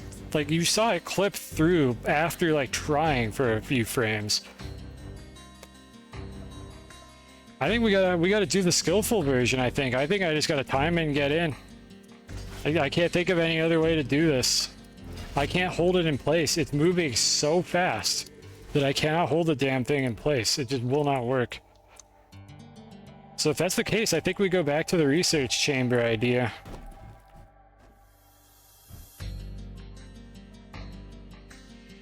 So we're gonna go back to the platform. Where's the research chamber? I might be a big stupid. Is it in plain sight? There it is. Okay, it was packaged. I wasn't looking for that. Alright, get my rover seat back. I'm not even gonna bother like repositioning the winches. At least I could do this part right. Don't snap, don't snap, don't snap, just come on. Don't snap off. I don't want to have to redo these. There we go. Okay, we didn't snap them off. Something went right. Alright, well, this is not what I had intended to do here. I am almost certainly going to fail this. So the maneuver we have to pull off here. Oh, I need to hook these up. The maneuver we have to pull off here is I got to get in this rover seat, like, on the frame that it gets launched. Oh, God. I wonder if I don't know. This is gonna be so bad. Oh my god, how many times am I gonna have to try this to do that? Like, it moves so fast. I wonder how long I'm gonna have to do that before it's just gone. Like, I could improve my odds by doing it from above it, like this. And that's what I'm gonna try to do. I'm gonna position myself, like, up here. And I'm just gonna, like, try to get into it as fast as I can. And hopefully one of my spam clicks will get it. So if I were to spam click the rover seat, what happens? Do I get out immediately? Yeah, I get out immediately if I spam click it is the problem. Double tap. Yeah, you get back out. So I can't even spam click it. I have to do it once. I get one shot. I click the button one time because if I press it twice, it's going to buffer the input. I'm going to get out of the rover seat immediately if I do that. So I have to press the button once and just get it correct. Alright, I want this to be, let's see, okay, where are we gonna do this? I should probably do it from like all the way up here. Yeah, as high up as possible is ideal. So I'm gonna get that last tall platform, and I'm gonna move the button repeater over to that. I know I'll probably have to redo this connection, but that's fine. So this will put it like really close to where I'm going to be so that I can kind of have my cursor over here and I can see the delay repeater as it's about to go off. That's what I'm trying to do with this.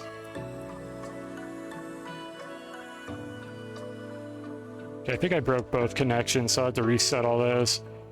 Yeah, that'll let me see the delay repeater. I wonder if it'll actually be better if I stick it like here. Yeah, that's probably the way to do this. Alright. I want to see where the bar is going to end on the delay repeater. Okay, let's rotate that one around.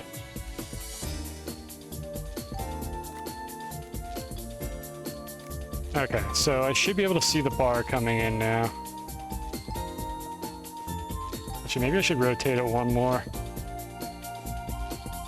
I'm not going to have much time to react. Okay, let's rotate it one more time. Okay, the bar is going to end right in that spot, and I can tweak this just a teeny bit.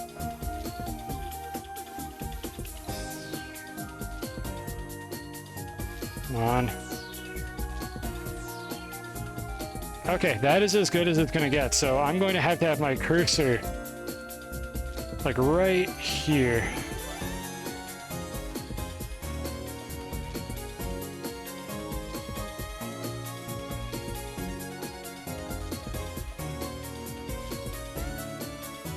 Okay, that, I think pretty much this thing is going to be going straight up, and I could click on it at any point during this trip, and my cursor will definitely hit it.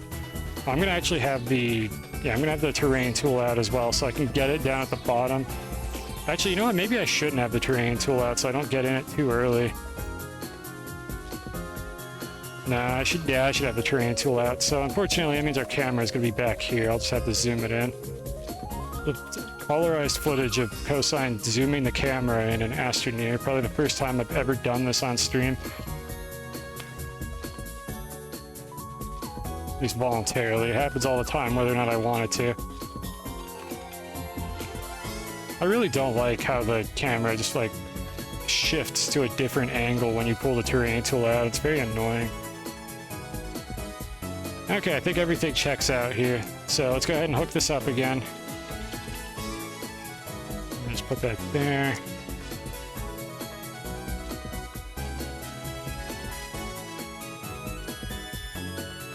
Can this one actually reach from over here? That'd be sick if it could. Oh, nice. Good. We don't have to do anything janky. I'm actually worried that cable is somehow going to interfere. I don't even think you can click on the cables, but I'm just going to make sure it's not in my way. So that one's good.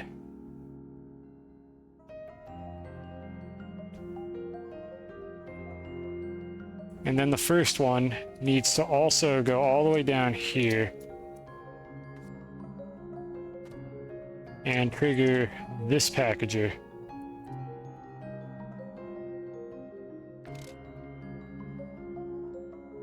see, there's one more thing I want to check before I like full send it. And that is whether or not the seat instantly starts moving when the research chamber gets packaged. I think it does. I think the seed instantly drops when the research chamber. We're just gonna wing it. We're gonna assume that it instantly will instantly fly off when I start the packaging process. All right, well, wish me luck or don't if you want this to fail, which I don't blame you, honestly. I personally would like this to succeed so that we can move on with the next step, which is, can I launch anything else while doing this?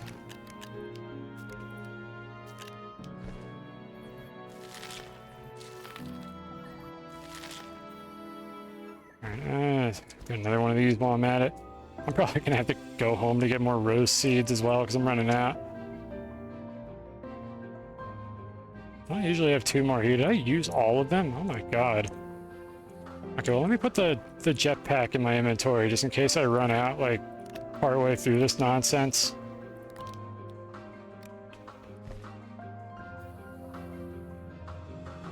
Normally, rocket scientists do the opposite first. Look, software developers test things in production, and I ain't a rocket science. I ain't no rocket scientist, so I'm gonna do this the way I know how, and we're testing it in production. I think we've got everything we need to make this happen. So I'm going to trigger this button repeater, which after a reasonable delay is going to activate this. I get in the instant that I see this thing go green, because I think that is when the seed is going to get released. And then the thing we don't even know is whether or not like a cycle of 10 is enough. I actually think 10 might be too long, because of how fast the rover seed is going. So we're going to change it to like... It's going fast as hell. I'm going to change it to 5. I'm going to change it to 5 ticks. Whatever those ticks are counted in.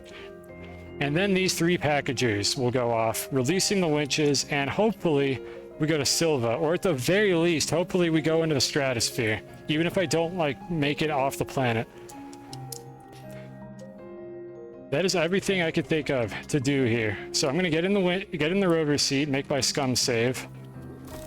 Let me do that just a second.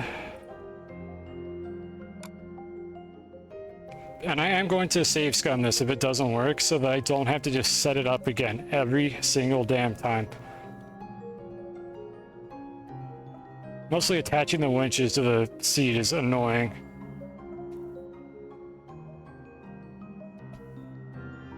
We'll check that I have my save. Okay, we have it.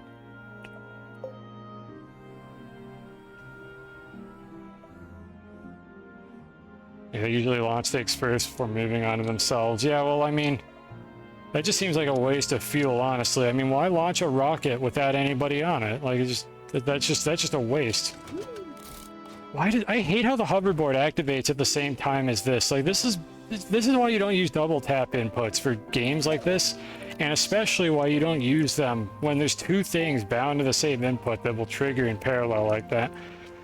So let me bind a button to the hoverboard. I got like 80 buttons on my keyboard that I could use for this.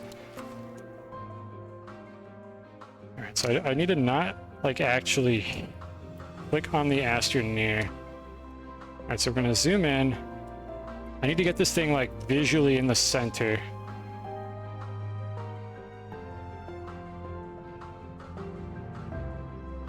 Oh, I have another complication, and that's that I might grab the winch. I might interact with the head of the winch. Oh god, there's so much that could go wrong. Because let's see, if I use the winch, nothing happens, so my input is just going to get eaten if that happens. I could put them on the bottom of the seat. I should probably put them on the sides. I'm going to put them on the sides. At the risk of like off-centering this a little bit, I'm going to put them on the sides of the seat instead. Because I think there's a really good chance that this is going to be a problem.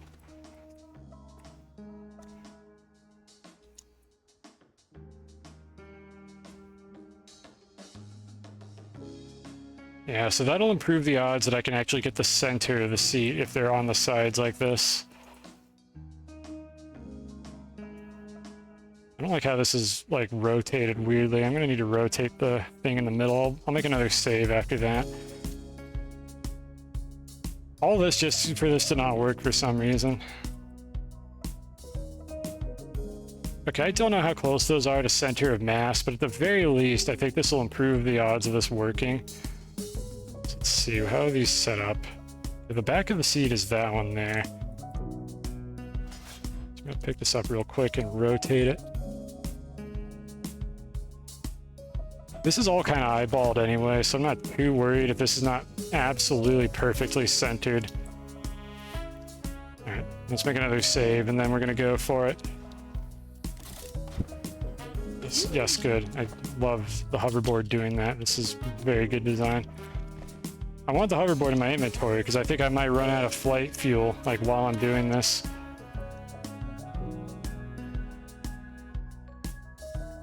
Alright, I got our backup save. Alright, then terrain tool to increase my range. Nothing on the Astroneer is going to physically block this. Oh, God. Alright, here we go.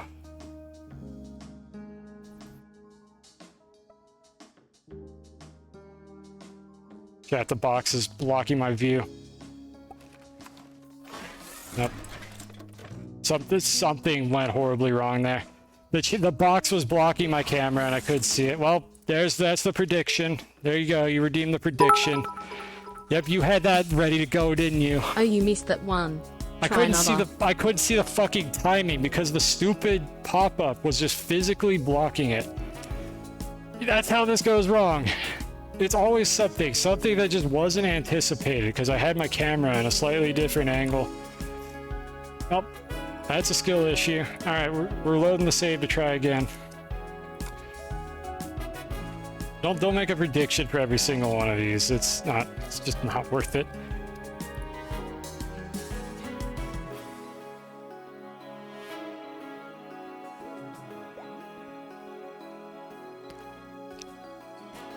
Like, I'm sure you didn't even have like a concession speech or whatever it's called, the one where you lose. Like, you didn't even have one ready.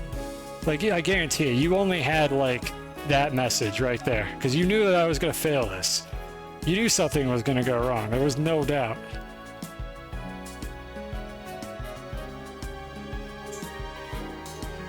And you know what? Maybe I deserve that. Maybe things have gone a little bit too well. We're gonna try this again, and we're gonna see if I could get this to happen. Once my game finishes loading, there it goes. Oh yeah, I have to do the winches every time. Why not do the packages at least? Okay, let's try this again. So put this one like maybe a little further forward. Yeah, the winches don't save for whatever reason, probably for the best. So I have to set this up every time, but it's only the winches that I have to set up. The packages will remain as they are. Okay, that looks pretty good. Alright, so I need to anticipate the problem that we had this time. How much flight do I have? Enough flight. Butterfingers berry. It's not even Butterfingers, I just couldn't see. That's not even what went wrong this time. Alright. I wonder if I could put that on my terrain tool. Alright, so the thing that went wrong was I had this fucking box, so I need to rotate to this angle here in order to do this. Zoom in a bit. I want it to be as big on my screen as I could get it. All I had to do was do it from a different angle, but I happened to pick the worst possible one. That should work. That is not going to cause any problems.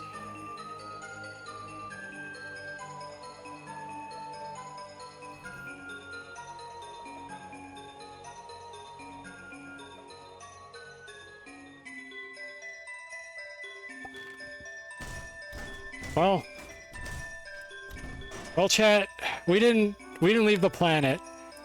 So something else happened. I'm looking at the VOD. You give it a second here. Okay, they didn't let go fast enough. I think what happened was they didn't let go immediately. I actually went up even faster than I thought I would. They just didn't release. I wonder if I should use a hoop platform to like detect this instead. They released on a downswing afterward. Yeah, that's just a visual glitch with the late packaging, and I wound up here. We did a little litho breaking. People usually click on it at the bottom. What do you mean? Well, click on what? For the button? The position of the button doesn't matter. It's the delay, and my delay is way too long. Apparently, it took way more than 5 like ticks. I'm gonna set it to 1, and if that's still not enough, I'm gonna immediately have to set it off. Like using like just a button repeater for like a single like game tick. People usually click on it at the bottom. Well, okay, how do they do that? The whole problem, the whole issue with this that I have not been able to work around is the fact that I cannot package the platform while the seat is on it. That's the whole problem. If I'm on this seat and the packager attempts to activate, it's not going to package. Like, that's the issue that we're having here. So I would assume that if I get into the seat at any point before the packager activates, it's not going to work. I don't think let me reload my save. I don't think not that one. I don't think I'm missing anything, right? Like, this is obsolete technology because I think they either changed something that prevents this from working or my copy of Astroneer is cursed. And they don't want me to have fun. So I'm not allowed to do this. I hope it's not bad. I mean, the curse, I don't know what to do. If anybody knows like a witch doctor or priest or something, I mean, hit me up. Because I don't know how to fix my copy of the game if that's what's going on here. Alright, so take this file name. I don't know, go look at the YouTube vid. Alright, do you have a YouTube vid you would recommend I look at? I checked, I saw a few results, and I was like, yeah, I'll just wing it. And maybe that was the mistake. But I mean, this seems like something that should work. But I don't know like how old these videos are and what might have possibly changed in them. Especially the ones where there's a second player. Like, I'm not doing that. I'm not going to be able to do the second player. Like, I need to be able to work with what I've got here. I have to be able to do it solo. And I cannot package it. Some churches do communion over Zoom. That's a good idea. Yeah, I'll just do that. I'll hire somebody to like just dispel my curse. I'll get an exorcist to have a look at my installation of Astroneer. They'll probably do anything if you pay them enough money. I'm sure exorcists are looking for work these days. I don't think it's a very lucrative market. So maybe there's like a phantom haunting my copy of Astroneer because I upset them or something. I've done a lot of things that I could have upset my ancestors with. Maybe this was it. Maybe they're just tired of my shit and they want me to stop doing this. Yeah, big pharma. That pesky big pharma. I mean, you get healthcare that actually works, but at a price. There's a price for everything. And how is it a price? Thank you, America. Very cool.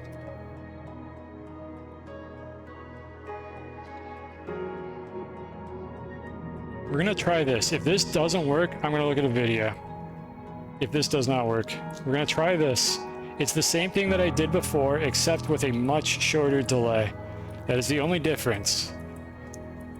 And if I forget to change this timing, you can point and laugh. So we need this to be like 1. We're just gonna set it to 1.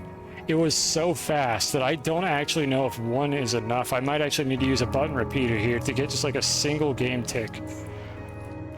Which I assume is 60 FPS. I don't know exactly how the frame rate is calculated for this game. I don't know if it has an internal tick rate or if it's just based on my graphical frame rate. I'm running the game at 60 FPS with VSync, so I'm assuming that if it's tied to that, it's going to be 1/60th of a second if it is between game ticks, but I don't know how this exact mechanism works, so I'm a little uninformed in that regard. My daughter isn't possessed by a demon, she has epilepsy. Here's the medication to deal with that. Oh man, you can't. That doesn't make any sense. Why would that work? You got some bear bile? I think bear bile will probably fix that problem. I've heard that works miracles for people. Maybe some ground up ivory. Add some snake oil while you're at it. All right, let's see. I think we've got everything that I need. So camera angled like this. Just center myself. Okay, that's pretty good. So that's going to sling about straight up. I want this to be like really, really close to the center. I don't know how lucky I got that I did get in the rover seat at the correct time in the last attempt, if it's something else went horribly wrong. So I want to like align this. Unfortunately, there is no finesse to the speed with which I move when I tap a directional input. So I just kind of gotta eyeball this. That looks pretty good. Shark fin, right? That's what it is. I need a shark fin. That'll probably solve the problem. Why wasn't I thinking of that? All right, so same experiment, 1 cycle delay, whatever a cycle might be. There he goes.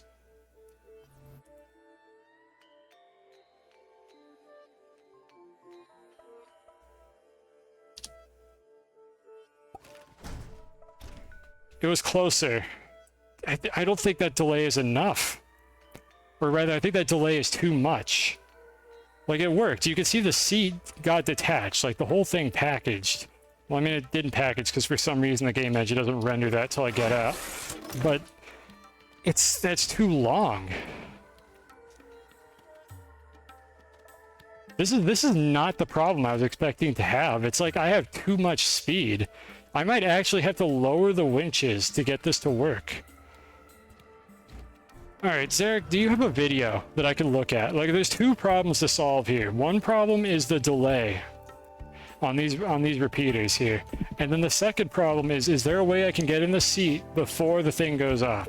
I need to solve both of those problems, and they're independent. Do you have a video that looks like it works?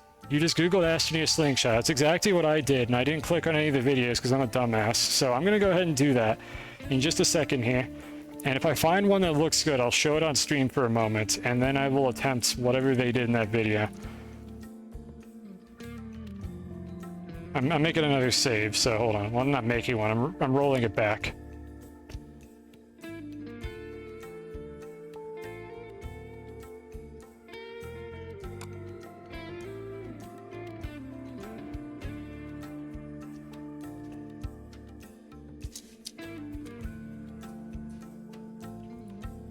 All right, we got our backup. All right, load this.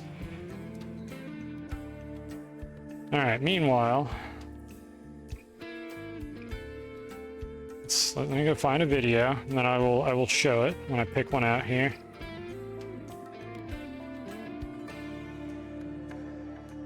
Astroneer slingshot. All right, so what is a recent video? I'm looking for a recent video. Astroneer slingshot 2.0, 1 year ago. Okay, we'll watch this one. And I'll share it in just a second here. Or was this going to capture? It should be the right tab, right? There we go. All right.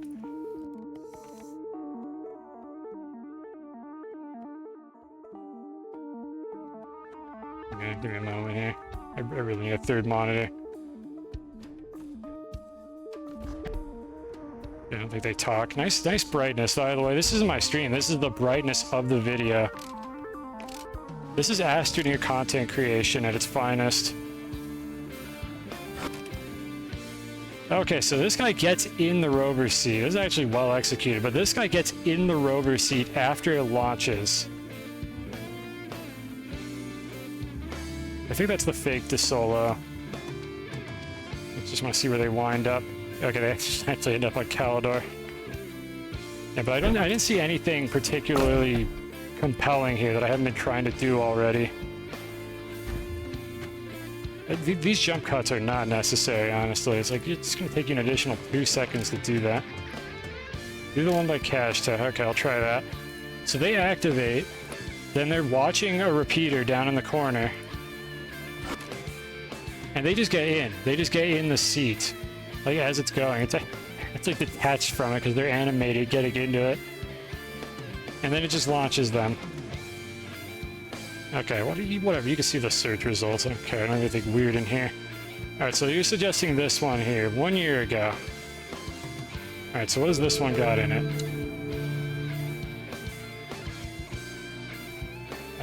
What is that, Polish? Okay, what just happened here?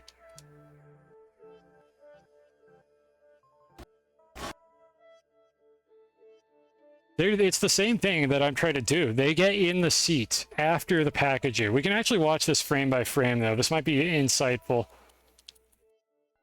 Alright, so let's see what's going on here.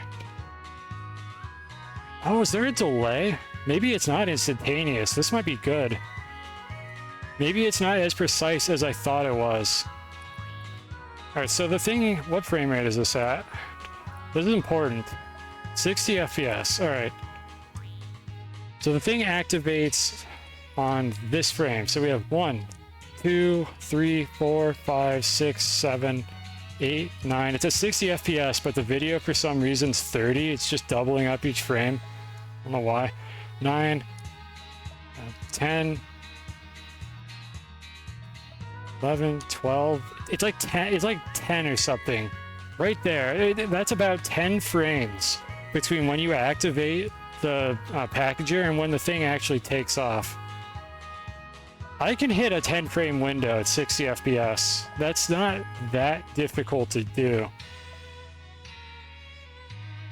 So here's the thing, I thought the packager was instantaneous. Like the instant it got triggered, it would release the rover seat. It actually looks like it takes about 10 frames before the research chamber stops existing and releases the rover seat. And it looks like you can get in once that happens and it will not interrupt the process. But let's see. Well, then again, no, actually, no, hold on. When does this guy do the input to get in the seat? It's still highlighted. I wonder if I'm just wondering idly if controller would actually make it easier to get in the seat because you don't have to put your cursor over it. And we'll use controller if we're getting desperate. Okay, so that right there, that's the frame where this person got into the seat. So it wasn't during that packager animation, but it feels unlikely that the packager would cancel, and there could have been a delay on getting into the seat. Let's watch the rest of the video. Yeah, and then it's this. This is what we wanted to happen. You know what? We don't have to watch the whole thing because we're going to watch the whole thing during my live stream right now because we're going to get it. So we're going to make this happen. That's the information that I think I needed right there. And you're going to see the outcome of that video right here live on stream because we're definitely going to get this on the next try without fail. For sure. Check the description. What does it say? Clarify, the screenshot was not created. This video is not cut. It actually went from Silva to Visani. Well, I know it's not cut. I trust it. I mean, I cut it off. I didn't watch the whole thing. Yeah, there's some spin going on in that video. Odds are that's going to happen on my end, too. Alright, so it looks like if I play skillfully, I should be able to get this to work. So let's see here. I mean, I think I'm still going to try it the way I was doing it from up there. It just means I have a slightly bigger window of time than I thought I would. However, this doesn't solve the second problem, and the second problem is that I'm moving too fast. Like, I'm just moving way too fast for this to work. Maybe I need to lower the winches. Where are the winches in that video? They're lower. Yeah, I might need to lower the winches. Just take my word for it if you didn't spot in the video. The winches are lower in that video. They're actually... I can point out where they are. The winches are here in the video instead of where mine are. So they're pulling at an off angle, and they're not like directly above it either. Okay, we're gonna try one more thing. If that doesn't work, I'm gonna lower the winches. But it does look like you have to time it. So that part I wasn't wrong about. You do have to time it. I'm not gonna be able to pull this off by getting in the seat ahead of time because none of these videos seem to do that. Alright, so we need to get rid of this, which is unfortunately going to ruin all of our connections. It's over here. How much time do I have? I have enough time to finish this attempt, but I'm probably going to need to go home again and refuel this. So let's see here.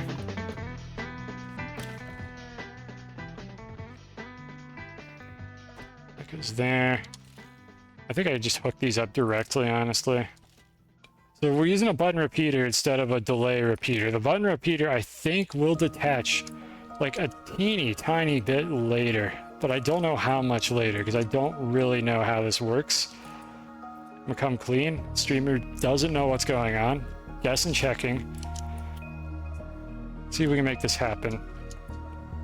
I'm not gonna save it in this state because I was watching that video. My snails were just draining the whole time, so I will reload the scum save if this doesn't work, or if it does as well, probably. Love having to do that every single time. All right, so I'm gonna still do it like this because I kind of don't see a downside to doing it this way. Get this at an angle where it won't be in the way. This just gives me a better like leeway, higher odds of that not being the specific thing that goes wrong. Yeah, this should be fine. And we can reach the seats. Okay, we just gotta attach the winches now. Almost forgot to do that. That would have been very silly. Goes there.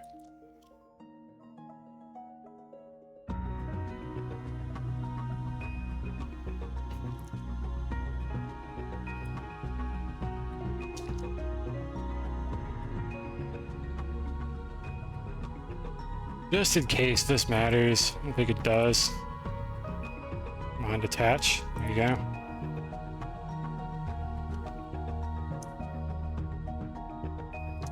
Can this just please work? I didn't think this would take this long, honestly. I didn't think I would have this many problems with this. Like, everything that could go wrong.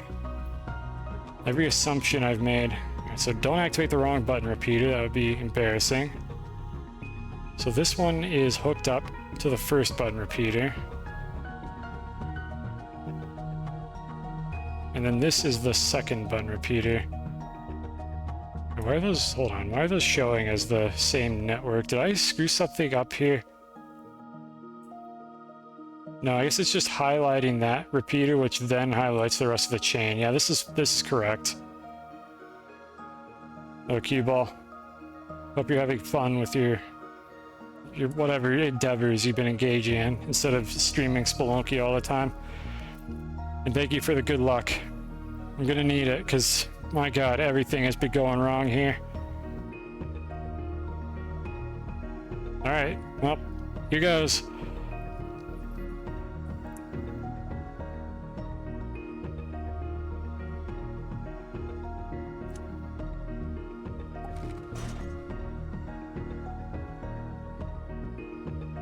Huh? Maybe that was too fast and it didn't get the speed? Okay, my theory for what went wrong there is that I packaged these too early and I need a longer delay. I think that is what went wrong. I think I need more button repeaters.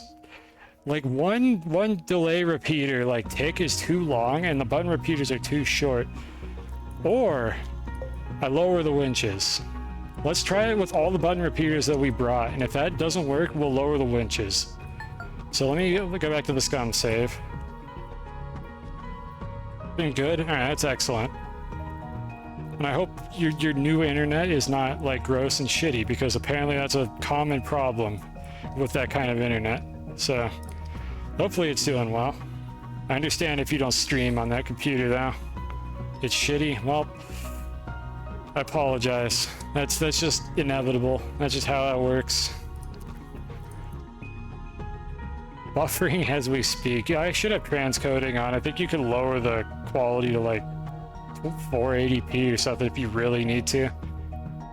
What if I just copied the video setup?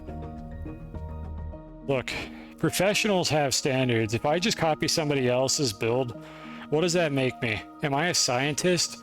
Or am I just using somebody else's science to accomplish something? I want this slingshot to go fast. I want that thing to be hauling ass right now. I'm stubborn. I want to figure this out myself. I don't want to just copy somebody else's solution. I gotta innovate, even if somebody else has already done it before.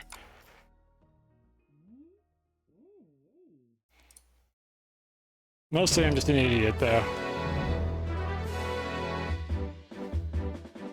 They copy the methodology of other papers. Yeah, but whose name? Look, who is famous for copying like the things that Einstein did? I gotta come up with something new. I gotta discover something. Maybe we'll learn something new. Maybe I'm just completely wasting my time and I'm a dumb idiot. But I'm stubborn. I'm probably gonna copy the video very soon. I'll have to figure out what repeaters they used, like what their timing setup was. We're gonna do one more attempt, and then I'm going to copy the repeater arrangement in the video and the winch arrangement and see if we could figure that out and get that to work. It could depend on frame rate as well, which is why it still might not work. Even if I copy what's on that video, there's a chance that it will not work.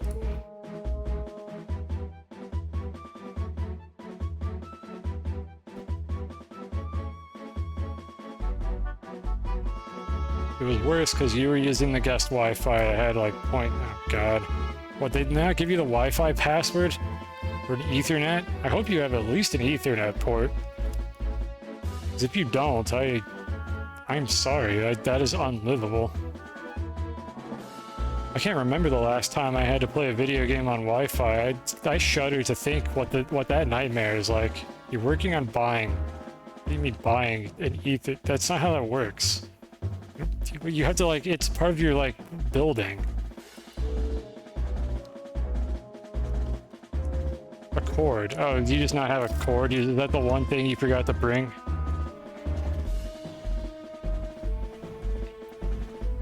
Alright, so let's see here. So delay repeater wasn't working. We have 3-button repeaters to screw around with here. If 3-button repeaters doesn't do it, we're copying the video. Alright, unfortunately, I do have to just destroy this one and do that again.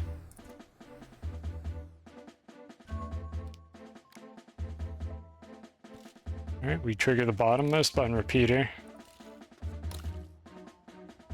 You forgot a mouse and head. Okay. Alright, I give you a pass for forgetting the Ethernet cord, but you kind of need those other two things. At least you don't need them if it's a laptop, but those other two are pretty important to using a computer, because I also had to use a touchpad at one point in my life, and that was also agony. I can't use touchpads, like it's misery. I think that's everything. So we've got that hooked up to the bottom. We've got 3-button repeaters instead of the 1. If that doesn't work, we use the video. It's hooked up to the bottom. That'll package those. Alright, I'm gonna get in this and save scum, and then I'm gonna set up the winches. So I'm gonna do that. I don't know why I press escape to tab out of this game. It's not like this game has the technology to lock your cursor in, so just move it off the screen. But I'm used to games that actually lock your cursor like they should. And no, I don't have this game in full screen video mode because then it's a huge pain to tab out, so it is in borderless window, which is the correct way to do it. But I've played games that lock your cursor during a borderless window. They exist, it is possible to do it, and I wish that this one would too, because clicking out of the game is a huge pain in the ass, and it happens all the time. Alright, I got a backup of this save. That is we have our new scum save now. New and improved. Definitely gonna work. Alright, let's do this. Gonna hook these up. I don't even think I need to get off the hoverboard. It's just visually irritating to me when it's there. It's like, it's not doing anything. I don't think it makes me faster. It's gonna work. Alright, see ya. You have a good one.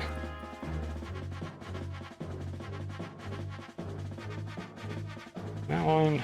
I really wish that these would save, but oh well. It's their witches. Witches are cursed. Maybe my game is cursed because I have like 20 winches in this play file, or this save file. I don't know, maybe that's why I'm having so many problems. Alright, so they're all hooked up. Let's do this again, even though I don't think it matters at all. We have a decent amount of leeway, and I've been getting pretty good on the timing. Like, I think if you play it back, the timing is probably really close to being like frame perfect. I'm just making absolutely certain I don't do it too early. I don't want to get in the seat too early because that'll ruin it.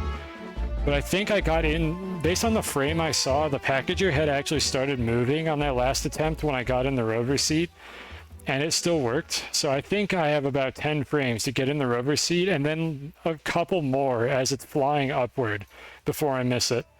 I think that's what's going on with this. I can't see that clearly anymore. I'm gonna have to... Oh, god damn it. Okay, I needed to rotate this because I can't see my visual aid anymore. So unfortunately I have to hook all that up again to be able to spot it because this thing just violently flipped upward. Oh, this doesn't take that long. One goes here, here, and here. I'll try to be more careful about this if I have to load this save again, but I probably will. And then one goes here, here, and I don't know why I keep putting it in that specific spot on the packages. I know you don't have to.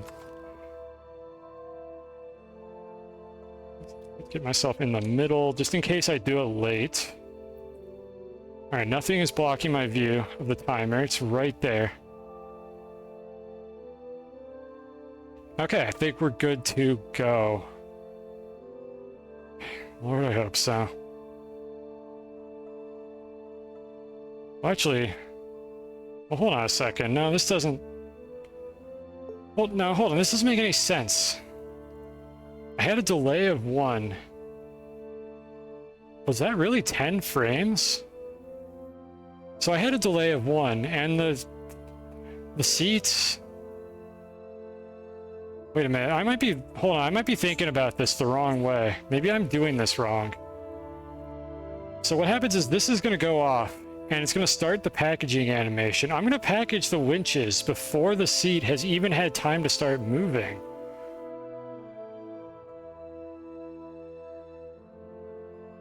Oh god, where do I have to get this timing? Because I don't think the seat is going to be fully packaged by the time these 3 button repeaters trigger. I think this is too fast. I'm going to try it just because I'm set up, but I don't think this is going to work. I'm going to try it, but I highly doubt this one is going to work. And I think I know why.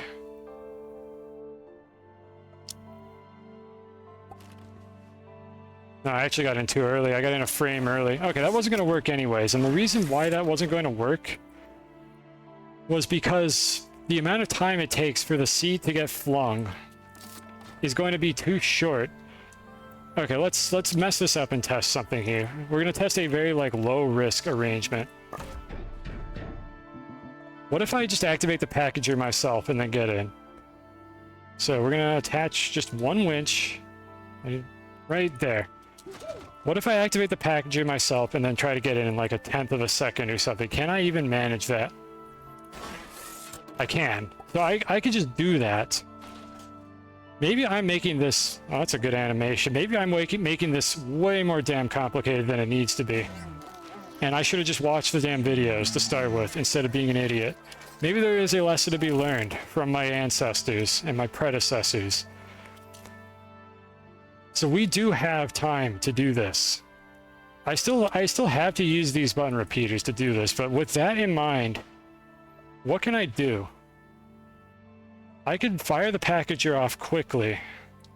That doesn't solve the second problem. The second problem is the fact that these are going to get packaged before the seat is capable of moving. However, I could tune that timing down here to make with this winch right here. I'm messing all these up, and I'm just going to reset this whole arrangement in a moment here. Alright, let's go back to the delay repeater setup. I just want to see when the seat is going to start moving. So we'll do something like this. Stop.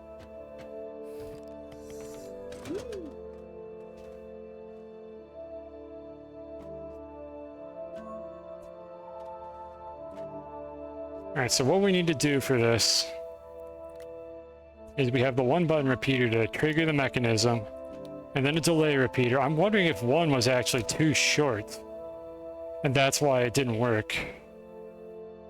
Or actually, no, one was too long, but that's because I had these under extreme tension. Alright, so we're going to go back to the repeat delay of 1, because I think button repeaters is not going to be a good or reliable way to do this. So we'll have the repeat delay of 1. Is 1 enough time for the packager to finish doing its business?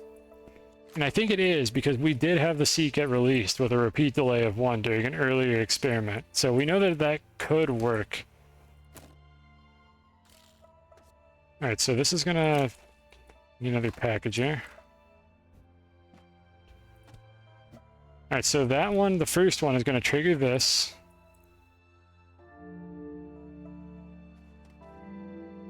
And then the second delay, which is gonna be this one here, do that. Or rather, okay, I'm talking about it backwards. Okay, this is the one that's gonna trigger this packager. Just a very simple arrangement. This should be enough for us to visually see this get launched by that winch. Let's move it a little further away. And then I might get launched in that abyss. I'm going to reload the scum save after I fire this off, I think. Maybe I'll do it in this direction, actually, so I can try it a couple times without having to reload. So we will definitely see something happen with the winch this far away, but it will be on very little tension. So I'm going to activate this, and I can see the top. Let me rotate it a little more. Alright, so I can definitely see the top come in. And then as it's packaging, which it's going to pull up the sides of those research chambers, so I probably want to be standing here. As it's packaging, we get in the rover seat, and then the winch will get changed, or will get packaged, like a 1 delay repeater delay later, whatever that might be.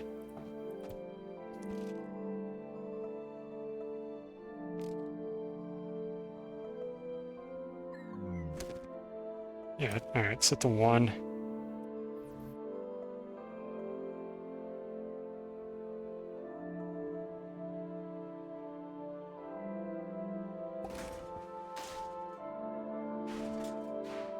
Why didn't this package?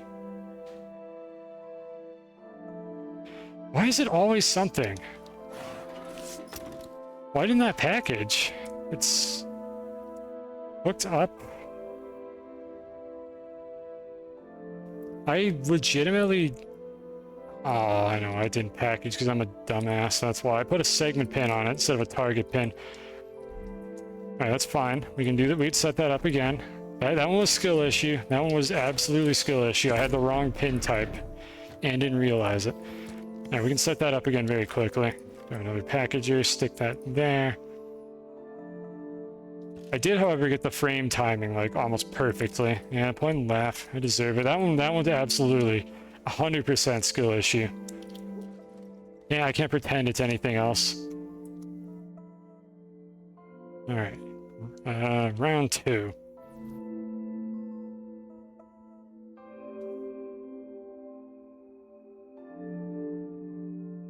Yeah, you saw it move. Okay, that could work. I got the launch. And since we know that there's a delay on the packages, you know what? Maybe that's the reason why this works. Okay, I do think I just have to change where the winches are. Because I want to look at something here. Wish I could play this game in slow motion. I want to look at something here. When does the winch actually drop the object it's holding? So if I can get this to just kind of float. I just want it to hang. Stop moving. I'm going to activate a packager and just visually like eyeball how long it takes before the winch actually drops the rover seat.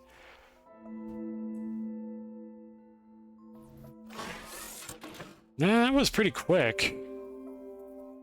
But we saw that I actually struck this thing before the winch let go of me. Actually, maybe I didn't. Let's lower the winches. Let's lower the winches to like a little bit below. I'm not using the same arrangement as the video did. The other thing I'm going to do is I'm going to check the repeater timing on the video. I'm going to stop being stubborn now. It's time to stop being a dumb idiot. Let's see how somebody else did this. We tried. We didn't learn anything useful. Well, we learned a little bit, but not anything that I wanted to. So let's do this again. Let's go back to the video. What is this person's arrangement? So what are they... What's this? Trying to get this pop-up off the screen. Okay, so what do they have? They have a button repeater that they were activating, which goes into a delay repeater, which I'll check in a moment if they show like what the timing is on it. And it's very hard to see. I think this is the highest quality I can get out of this video. Yeah, it's not a very good quality.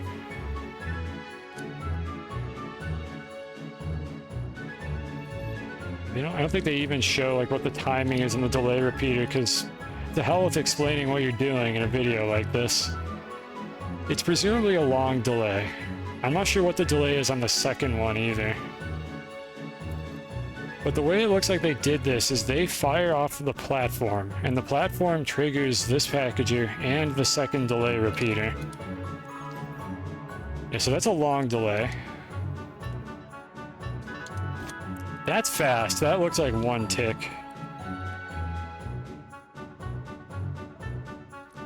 Yeah, so let's see, how many frames does it take? 1, 2, 3, 4, 5, 6, 7, 8, 9. It's like 8 or 9 frames. It's about 1/6 of a second or something. I think this is hardware dependent and like what your current game's frame rate is. I'm not positive. The 2-year-old video has the instructions. Okay. Where's the 2-year-old video? I said I'd stop being a dumb idiot. This one, I'm assuming. Oh boy. Oh yeah, let's go. We got some Mario Paint. Okay, they're not gonna talk. I'm just gonna mute it. Okay, I don't care about the lore. Oh, this is old news. This is not how this works anymore, for those unaware. It's this now. They changed it. This is how they mostly fix the sticky terrain. They rearranged the planets to be closer to the origin to prevent the floating point errors from accumulating so heavily. Alright, so anyways, back to this. Find the North Pole. I don't care about this. Let's skip to where this is getting built. 2 delay repeaters. Yeah, okay, so this is the video they copied from. I'm going to just upvote this one because this is the actual video that explains what to do. Alright, so first one, set it to 25. Doesn't matter, that could be anything. I just need time to get in the rover seat. And like align, or rather I need time to align my cursor to the rover seat. I could probably do it in less than 50, but I'm using 50 ticks. Okay, this guy sets a segment next to the chamber, it looks like. Alright, come on. Doesn't matter how you do this as long as you activate it.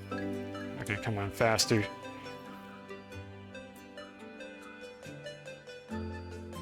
I wonder why they don't attach it to the packager, or they haven't put the packager down yet. Okay, we know how to do all this, skip ahead. Okay, so that's the same winch placement. I'm tempted to try it with the tall platforms anyways. It should be about the same outcome. But I think it'll get a little bit more speed. I mean, at that point, it looks like too much speed is going to break the whole thing. Yeah, I don't know. I'll figure that out. I'll decide if I want to switch back to the medium ones. Or not the medium, the short platforms, the normal platforms. Okay, now the packages. So one goes in the back. Yeah, that's what I've been doing.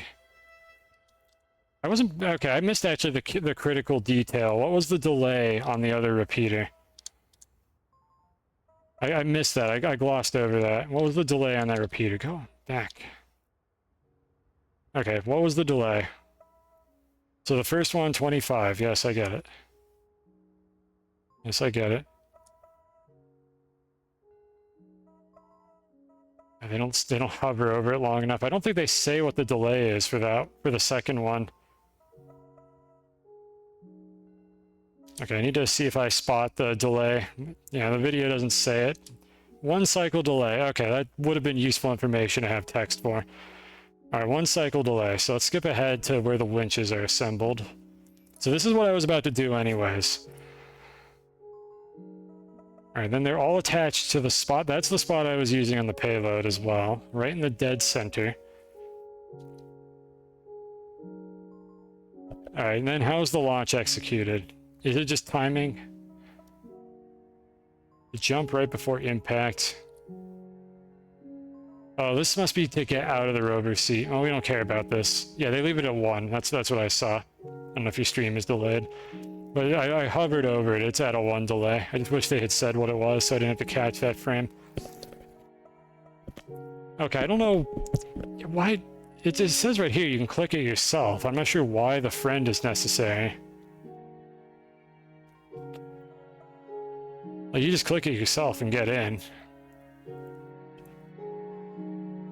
Okay, this is different. This right here doesn't work.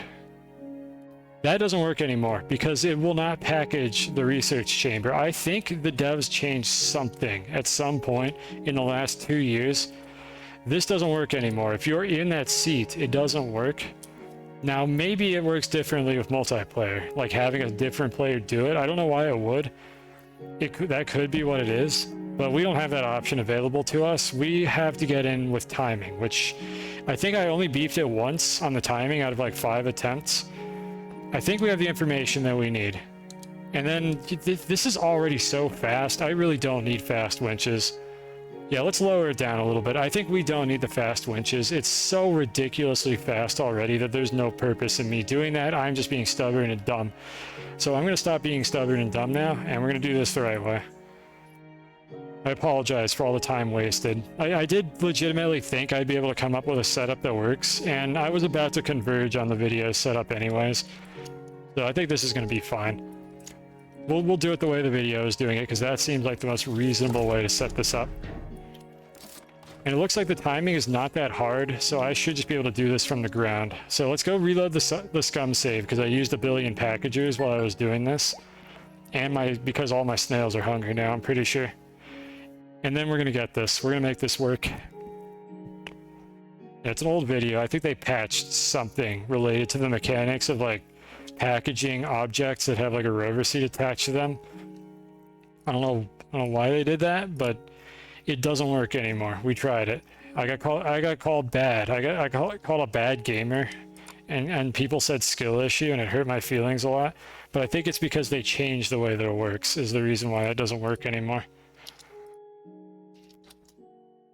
To be clear, my feelings were not in fact hurt by that. I will be all right. I don't want to open that file. I want to do this. There we go. All right. My feelings are going to be hurt if this doesn't work. That's what's going to upset me right now.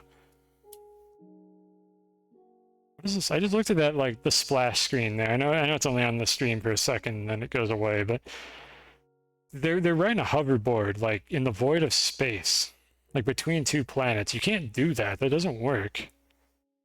Devs, why are you showing us stuff like that? Like, you just get stuck if you try to use a hoverboard up there. I've done it. It doesn't work. I can't believe this deceptive advertising. Like, if I buy things in their shop, then it's going to let me suddenly use a hoverboard in interplanetary space. But to be fair, there is an area of interplanetary space where you can move around. I don't know how it works. It just works sometimes. I've never really figured it out. Just wherever the space elevator is, it definitely doesn't work. Alright, so let's go ahead and make a new arrangement here.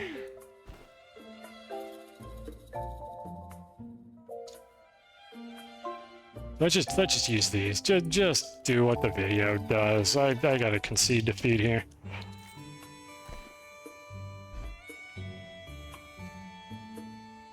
Alright, so I'm just gonna kind of eyeball this. I'm pretty sure that's what was done in the video anyways. Pointing the arrow down so the winches are also pointing in that direction. I don't have to rotate them all. There should be another platform somewhere. I have like 4 of these. Did I not unpack them all? I don't know where the third one is. Never mind, it's right there. It was just on the ground the whole time. And the last one goes over here.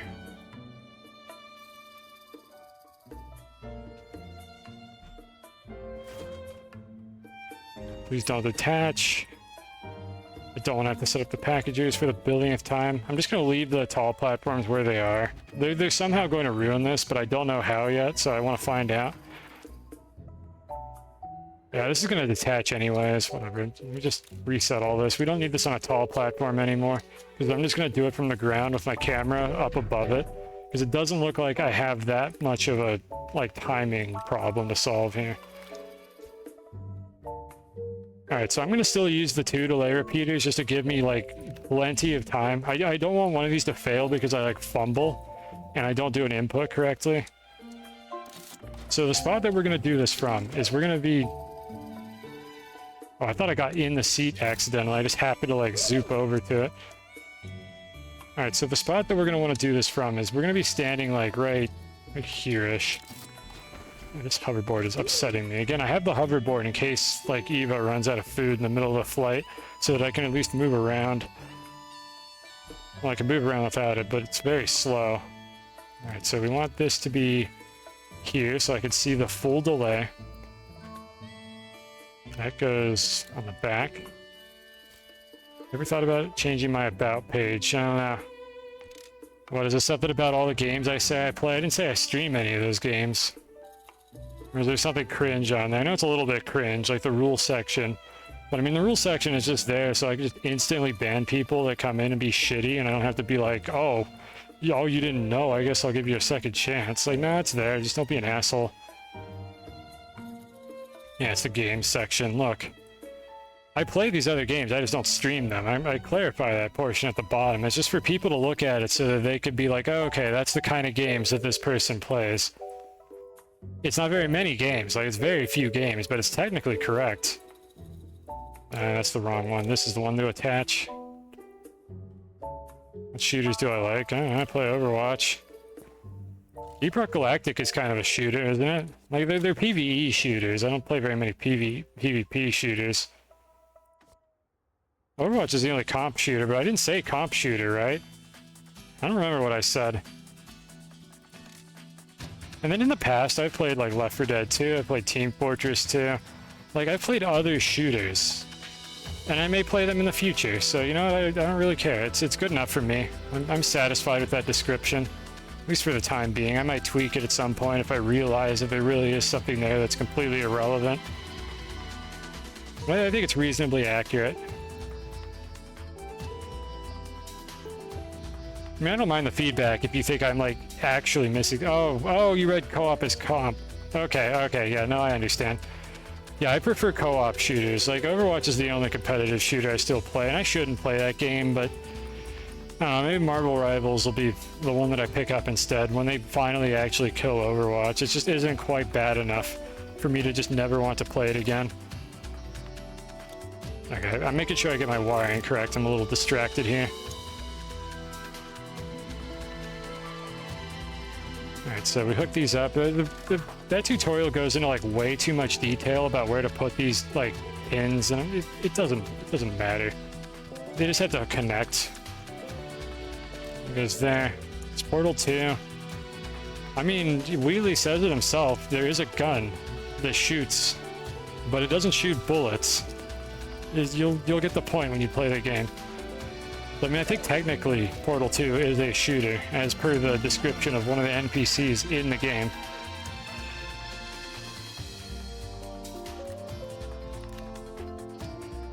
Let's see, wait, why do I have this? Okay, this is supposed to be a delay repeater of... God, I got this all backwards, and I'm a big dummy is what I am. Alright, reset. Okay, let's use our brain. Stop getting distracted for a second here. Delay repeaters. This is the first thing that we press. This is the thing I need to pay attention to. And then it triggers a single delay repeater with a delay of 1. That is what we need to be doing here. That's the arrangement. Okay, I'm locked in. We're doing this correctly. I'm not screwing this up. I will never make another mistake in my life. For at least the next, like, 5 minutes, I will never make a mistake again. Alright, so that hooks up there.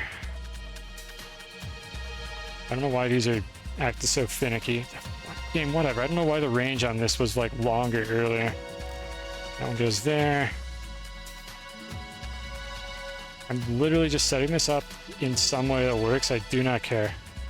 There's probably a better way to arrange that, but they're all attached. And that's the only thing that matters here. And then this one activates this packager here. And then this rover seat should be under enough tension that it will launch the whole thing up, and then this one delay should be just enough to package these winches right as it's about here. I don't know exactly what it was in the video, but we'll find out if this is the correct distance. It looks right. And if it doesn't work, we can tweak the position of the winches. But I think this one delay on the repeater here is non-negotiable. We're kind of stuck with it. All right, so I'm gonna make my save because everything is set up now, except the winches, which again, I can't preset the winches because they will disappear when I reload the save.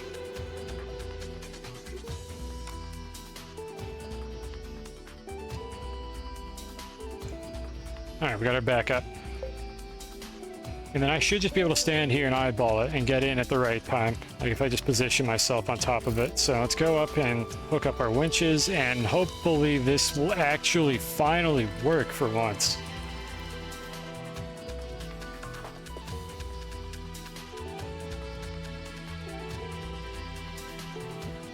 I just want to go to Silva for the first time ever because I've never been there before. I heard it's nice. We don't have to fly to do this. And so I'll position my camera here just in case I'm a little bit late. I should still be able to get in.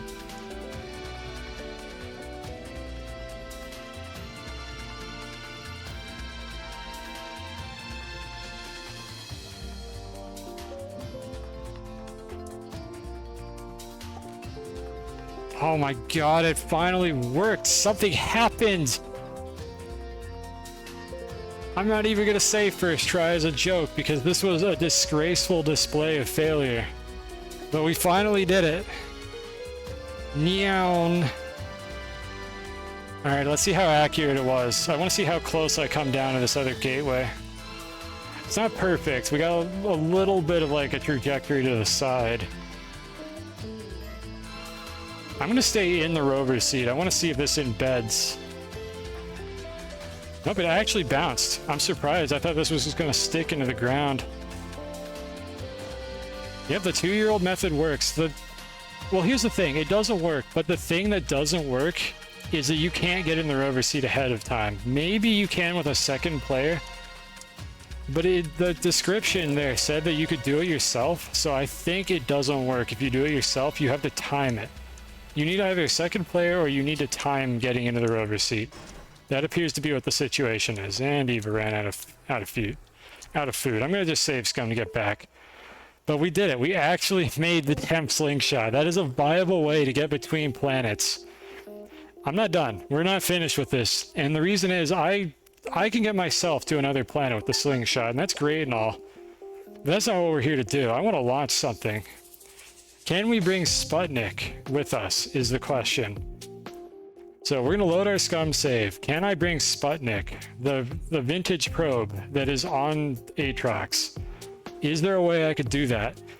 Like launch both objects at the same time, perhaps? And the answer is I don't know. I need to think about that. Like, how can we do that? We can't like hold Sputnik down with anything, really. It's not like a good way to do that. Unless I could find something to put into that slot on the side that like won't move somehow. Yeah, simultaneous launch. I need to go with it. Yeah, that's the other part. I need to go with it somehow to get the whole thing to work. I'm not sure off the top of my head what to do, but let me load the Scum save, and then let's we could theory craft this a little bit and see if we could figure out a better way to do it. And that's the ultimate goal. Can I launch a vintage probe? We have found 3 ways so far to bring a probe to the wrong planet. The space elevator, a rover with rockets on it, and now I want to see if we can just catapult a probe to the wrong planet. And that'll be 3 different methods of doing that. The catapult actually might be easier than the rover, given how much I struggled to bring the other ones that I did it with. But to be fair, I got the Eagle Lander on my second try, but then when I tried to bring Cassini, I don't remember which one it was, but I tried to bring another one, and it went really poorly. I had to try like I think 5 or 6 times or something to get it. If this is an easier way to like transport these things, then I might actually bring them all via slingshot, because I could just take them to Silva and then bring them along the space elevator to get them home. This doesn't seem right. Hold on. I need to get the right scum save. Hold on. Give me just a second here. There we go. Okay, it's that one.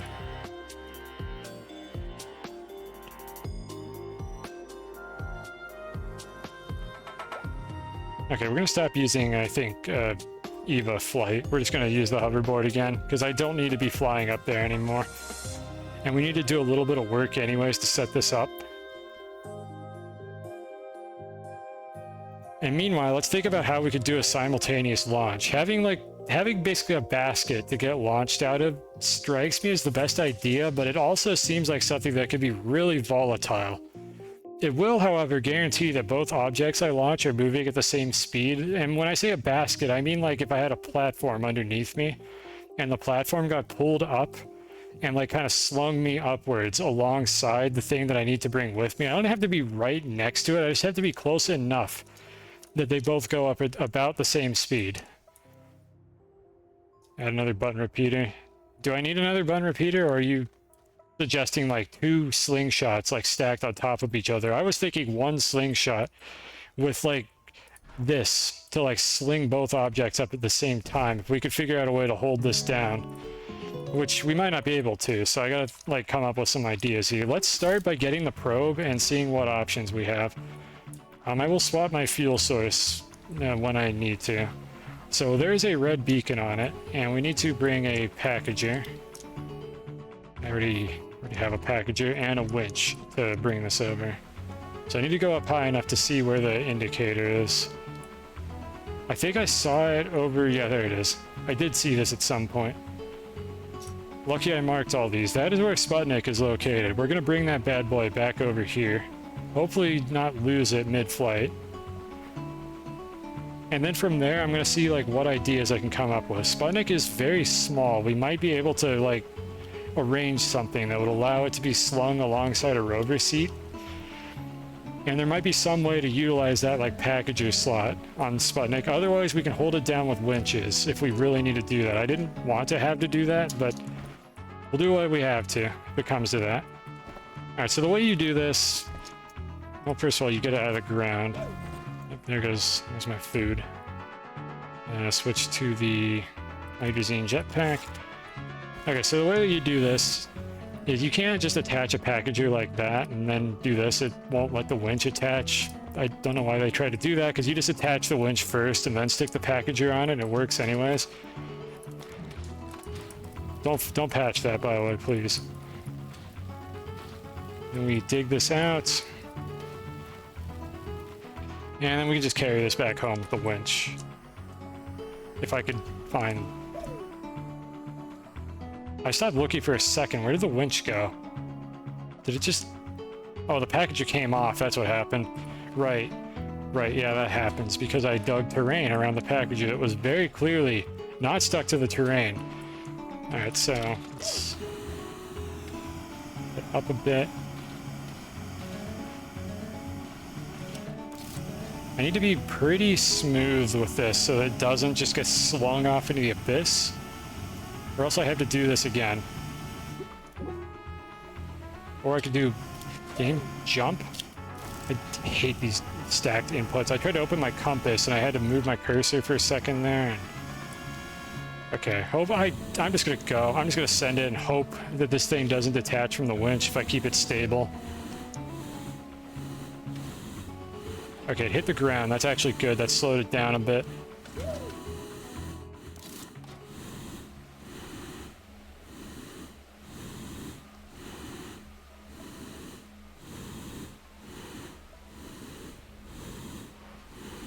Alright, I'm gonna try to like slam it down into the terrain over here. These Y's double tap the input for this. Just give me another button. I'm trying to just like feather my jump input to stay at the same height. And I press it like at the speed that they set the double tap input to for like geriatric old people who can't press the button too quickly. And it just constantly turns off my hoverboard. Like every time I do it. Okay, let's just keep this right here. Don't roll off. Do not roll off. Just stay here. All right, so let's think about this. How could we go about doing this? I don't think there's any way to like attach this to a platform. If there was, it would be much easier to bring it home because we have a platform on that rocket right there. I don't believe there's any way to do that.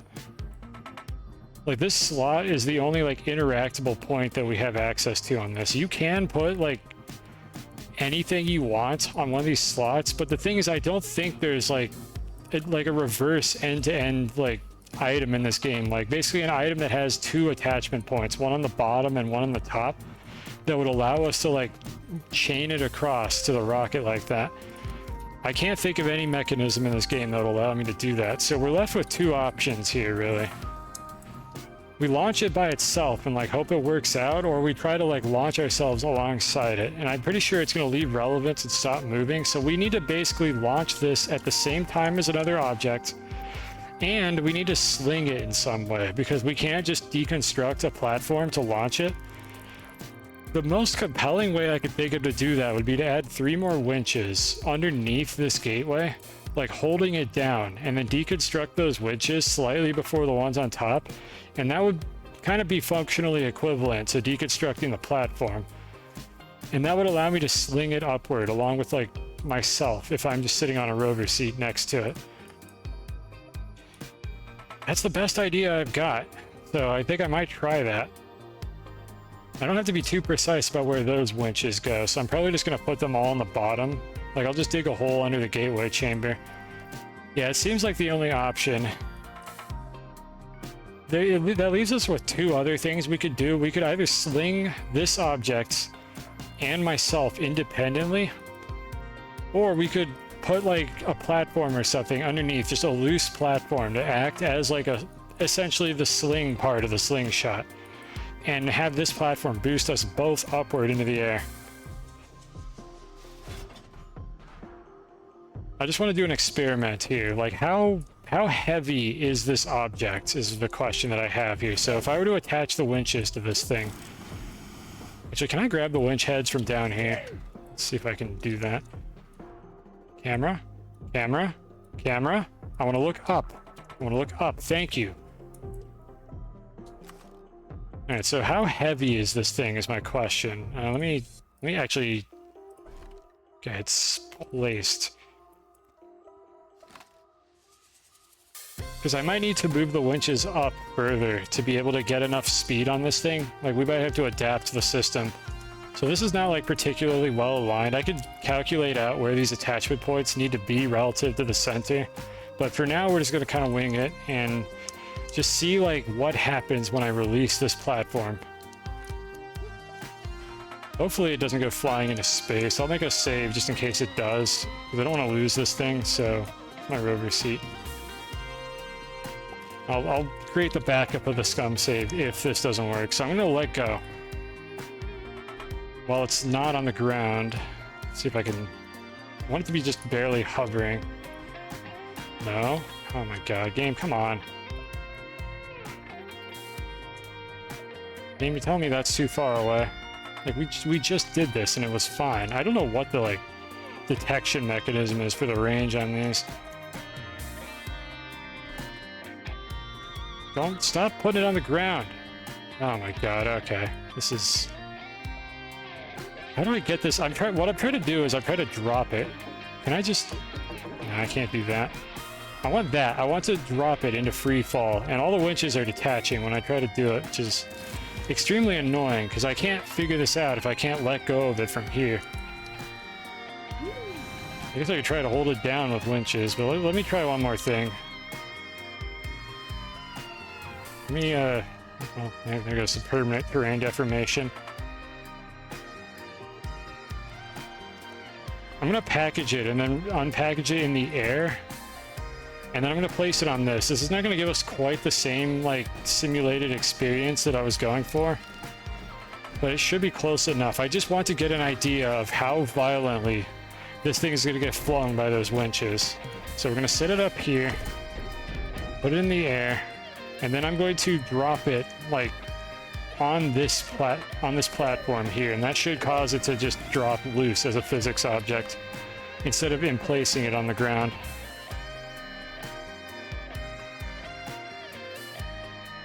I'm kind of surprised this doesn't put away your terrain tool when you grab these winch heads. They They definitely programmed the winches. Some programming occurred with the winches. I mean, that's pretty good. Like, I don't know if that was as fast as before, but that is pretty damn fast. The other advantage to this that I guess I didn't even realize until now is I don't have to detach the packagers up here because the payload is not attached to the winches. It's just resting on this. So like this is like an actual slingshot at this point. I don't have to deconstruct these winches to like launch the payload.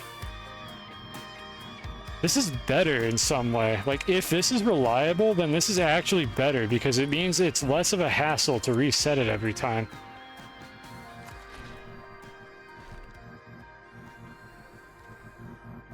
So let's see then.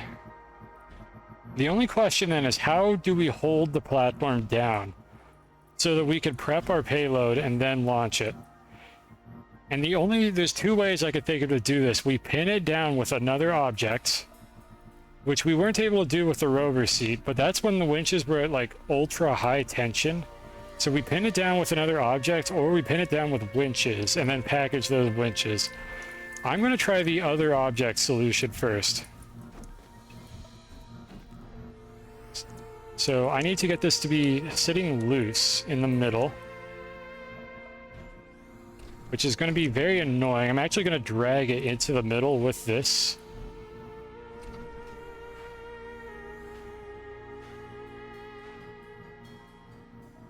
And hopefully it'll settle nicely. Okay, that's pretty good. This is probably important that this is well centered.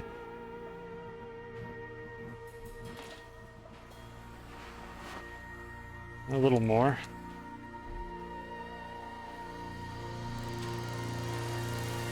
Okay, that's not perfect, but we'll see how much it matters before we go in and try to fix that. So this thing is not resting on the ground, it is just sitting there loose.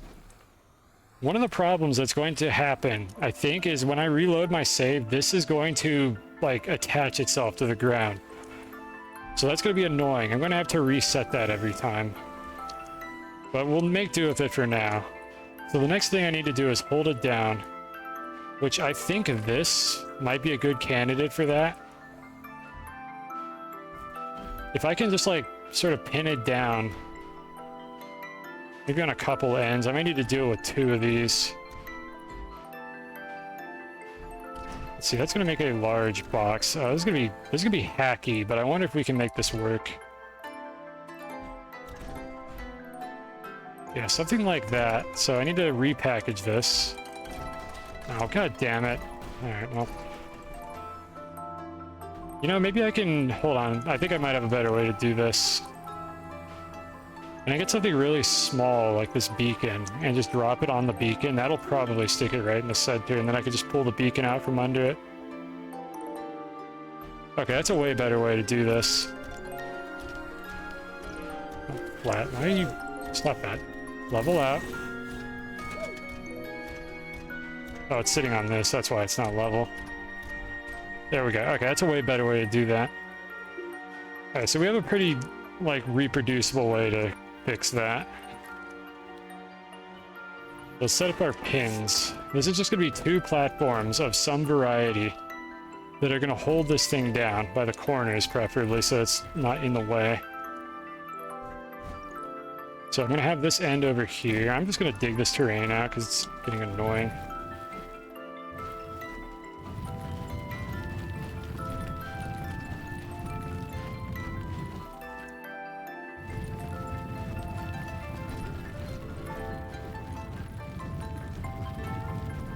Okay, it gives us a bit more room to work with. So we're going to do this one over here.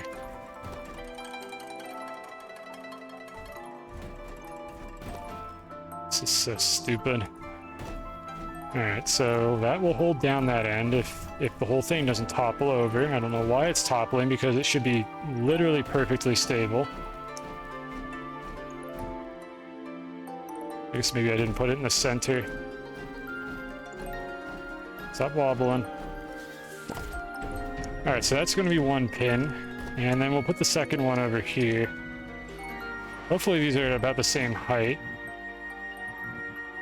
And it's a little hacky the way I'm doing this, because I don't have two of that same platform, but I really don't want to go back to the base for like the 90th time.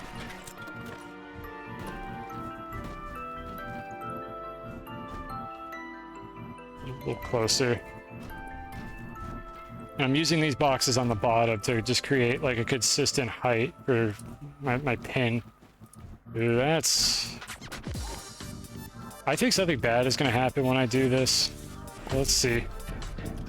Yeah, I pushed it out of the way. That's what I was afraid it would do. Okay, I need a better way to pin these down if that's not going to work. I'm tempted to just try the winches, like, underneath it, honestly. Yeah, I might just try the winches. That seems like it's less work to reset the whole thing. I mean, I still have to package them down there, but it feels like it might be less work. I don't like that either, though, because I need so many winches is the problem in order to do that. But I just can't get the quite, like, correct height to do this is the issue, because these are just a little bit too low. Now, let's see, what else do I have that I could rust this on top of? I suppose I could stack it on top of, like, a platform and a half or something. Let's try that. Alright, so I need to set this back up. I apologize that this part is a little bit tedious here. I'm hoping I can, like, come up with a better way to do this later, but for now, we're kind of stuck with what we got. Oh, that was almost good, but my player was in the way. Who put my player there? Who did that? I want to get this to land flat so it doesn't bounce to the side. Yeah, as long as I grab the beacon before it lands, it doesn't bounce, so it's pretty damn close to being in the center. Okay, and then what I want to try to do is if I can get this to not go on the platform, if I can just kind of... I really hate how you cannot really affect the distance at which you drop something. You just... Like, I can't, like, scroll in and out to get this object to drop at a different distance. I just have to move further away until I can get it to drop straight down where I want it. Just, like, right there.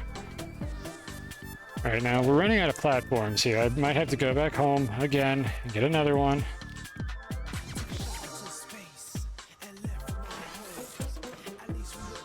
We have that. And the idea was to set it up like this, sort of. I bumped it. Oh, that's okay. Well, that might actually be in the way. Maybe I should do this for the other one. We got some Sonic Adventure music. All the Knuckles themes are like this. This is my favorite, though. What the heck is... Chow, what the hell is going on here? How did I do this? What even is this? How is this thing, like, upside down but right side up?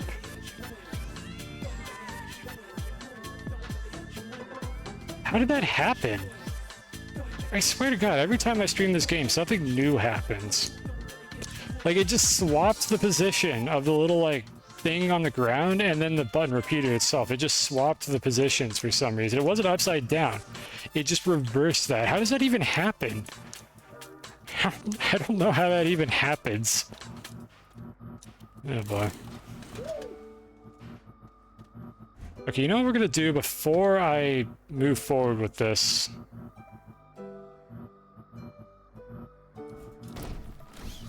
I'm gonna just set up the one like this, which I know is in the way. I want to know, like, if this is gonna clip through. It is what I'm trying to figure out here. So, like, if I just put something on top of this that definitely cannot move under any circumstances, will it clip through? That's what I want to figure out.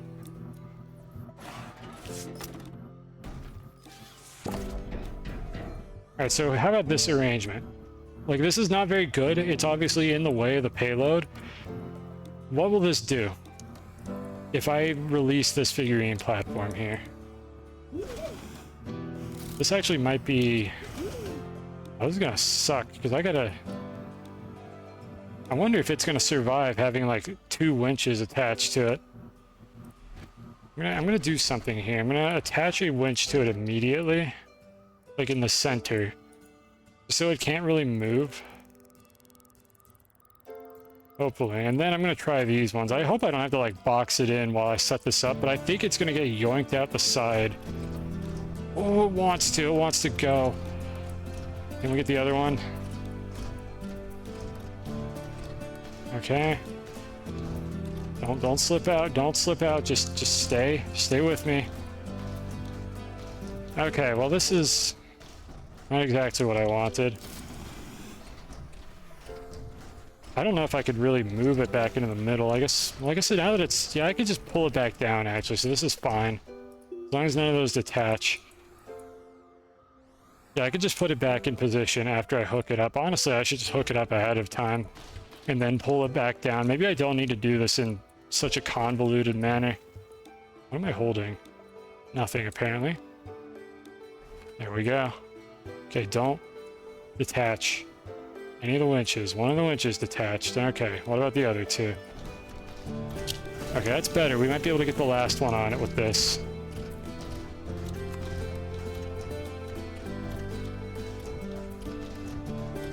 I'm stuck for some reason. Oh, stop moving! Stop! Stop! Stop, please! That last winch just... Oh, it's not even attached to the right thing. Awesome. I can't see.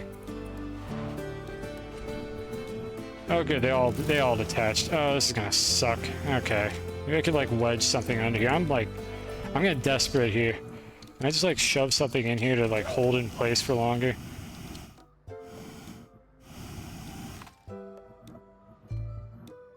Camera, please. Camera, please. Camera, please. Point up. Point up. Stop moving.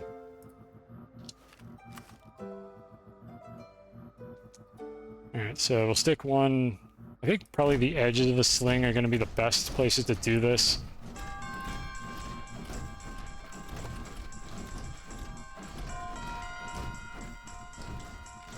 I don't know, again, I need to look at the math for, like, where to put those for 3 points on a square to get the same, like, average, like, location relative to the center. Okay, so those are hooked up. Now we need to grab this, not have it fling... God. I move it even at the tiniest little bit, and one of the winches detaches. Okay, this is super annoying. There's got to be a better way to do this.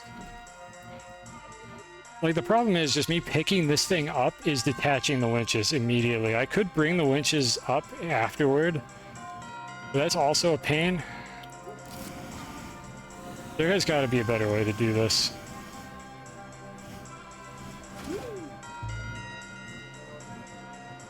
Whatever, just stick that there.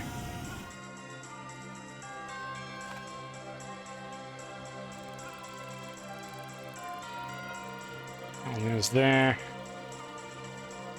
Like, I can't think off the top of my head. Wait, I can think of a way to detach a platform. You dig the terrain under it. So, can I just dig terrain to get this platform to detach? It was that easy the whole time. I don't even have to dig the terrain. Just the implication that I was going to dig out the dirt underneath this platform just caused it to just give up and let go of the gateway.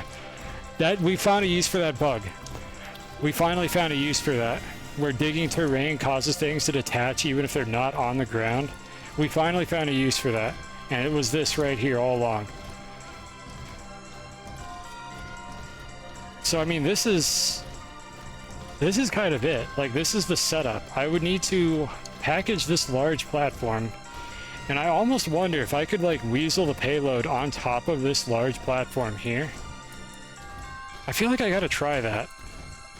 Yeah, I think we gotta try this. Yeah, let's just attempt it like this. Why am I stuck, game? Like, why am I actually stuck on that?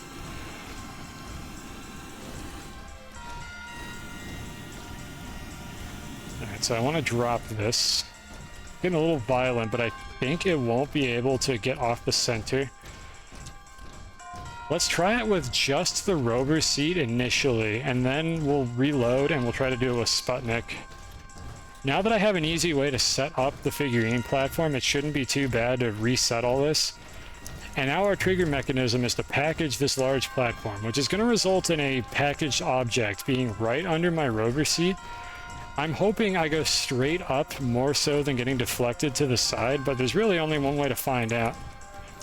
Yeah, I could just sit in the seat this time, so I don't have to do any, like, janky timing.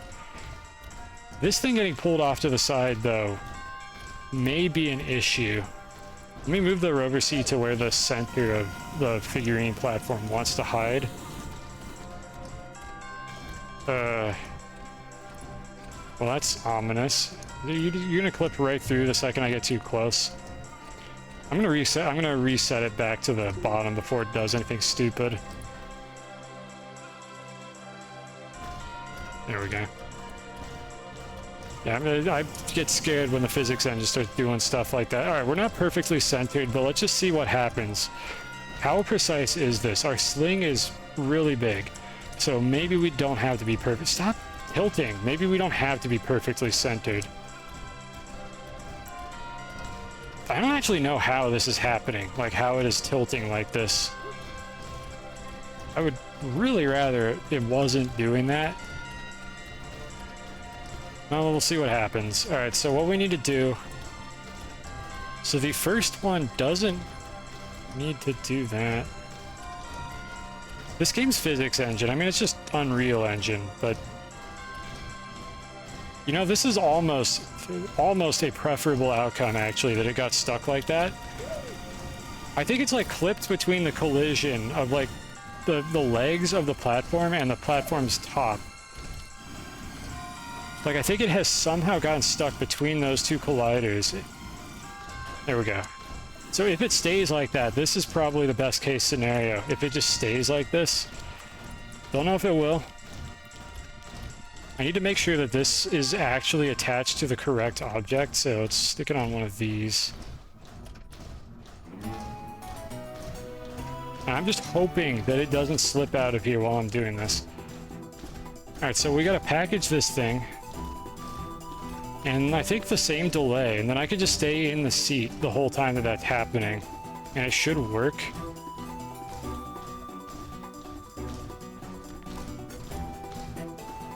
Well, I'm not terribly optimistic that this is going to actually work. But it might be kind of funny, at least. Whatever it ends up doing. I'm gonna make a save here, just in case this does end up being really good. I'm gonna make a save out of this spot right here.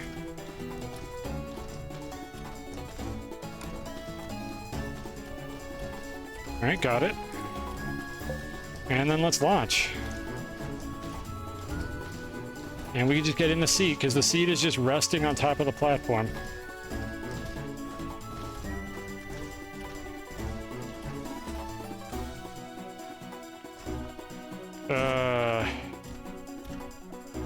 Okay, what went wrong? I'm looking at the stream.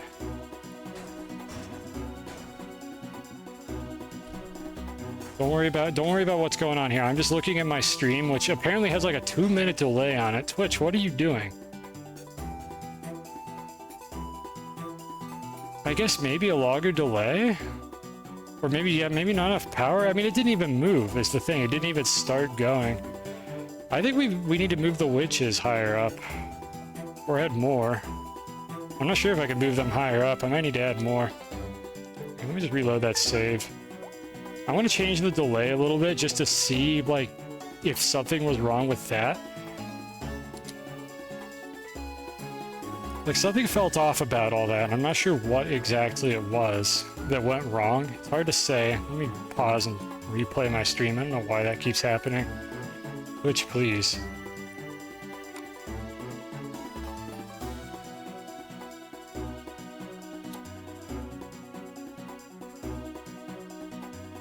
The script wouldn't save that much time with me doing this. It only takes me like 10 seconds to do it.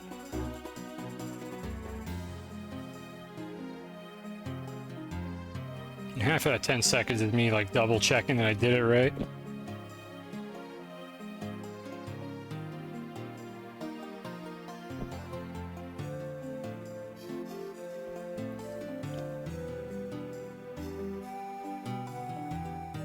Nothing to see here, just waiting on the part of the loading screen that always does this. But you could at least run the loading spinner on a different thread so we can watch it animate the whole time. Like, come on. Alright, so unfortunately this thing is now like, it's actually like platformed, like it's stuck on the ground. We can take this opportunity though to figure out the mathematics behind where to put the 3 points. So I need to calculate, oh, we gotta use trig. Love some trig. So we pretty much need one of these winch points based on this around the center of the mass. So if I put one winch point there, I need to put one about here and one about here. And I need to figure out where those positions actually are. So we are going to do some math. We are going to use the cosine function, which was named after me. You might not realize that.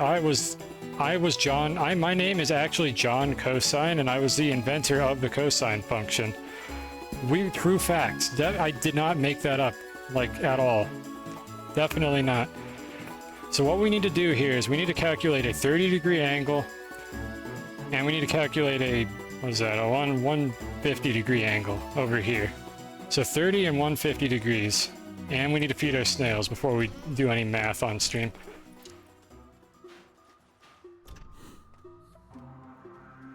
Did I not have some plants here? I was probably a dumbass and I didn't replant the seeds, so we're gonna have to listen to that for a second here. We'll bugger off when I open my inventory. Good feature. I don't know what the devs really did that caused... Well, I do know what they did to cause that. I just wish they'd fix it. I'm not using this one anymore, so I'll put it away.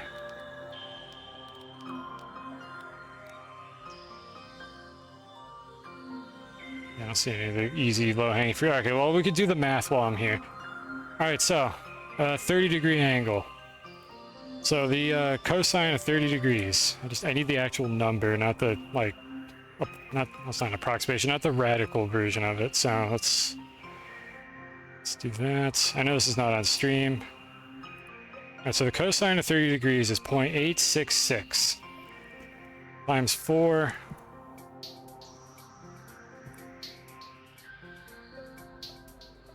Calculator, just I'm pressing enter, just fucking calculate. Alright, about 3.5 is what we're aiming for on the grid of the chessboard. And spoiler alert, sine of 30 degrees is 1/2, so we don't have to do that one. I'm just waiting for the plants to grow here. And then it's just the opposite for the other angle.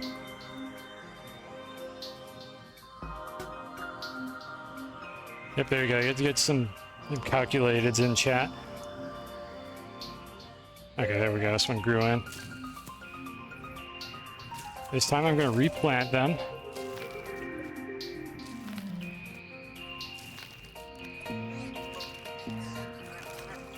They are definitely replanted. I'm assuming that's what I forgot to do last time. Alright, so how that correlates. So I said like about 3.5, and what I mean by that is, let's just pick an axis to be the flat side. Yeah, these are actually weird angles. Let's pretend that this side is flat over here. I think it's going to rotate into position when I'm done setting this up. So this one we're going to place at 4, which is right there. And then this one here we're going to place at the angle that I just calculated. So for 30 degrees, that's going to be over 3.5 and then up 1/2 times 4, which is 2. So right about there. And that means that these are going to be pulling relative to the center of mass. Assuming that this game's like physics, object isn't super janky, or the figurine platform's like center of mass is actually in its center and not off to the side, which it should be. That means that the center of thrust, essentially, being exerted by these winches is going to be exactly the same as the center of mass. And that's what we want. So if we grab the last one, actually I'm an idiot, I put this one on the wrong side. This is the one that goes over here. The whole point of this is to stabilize it so that it wants to be in the center and it wants to stay flat as it's getting pulled up. There may be some other aspect to the physics of this. Like, I understand mathematics, physics, not quite so much, but I think this will get us approximately the outcome that we're interested in by doing it this way. So let me drop this on top of the beacon. Let me center the beacon as well. There we go. I know it's on top of the beacon when I see it hover. There we go. Oh, it's clipping. Let me do that one again. I don't like how it's one of them detached. Okay, let me just attach it to the ground. This is unfortunately still going to be hella annoying, just by the very nature of how finicky these winches are.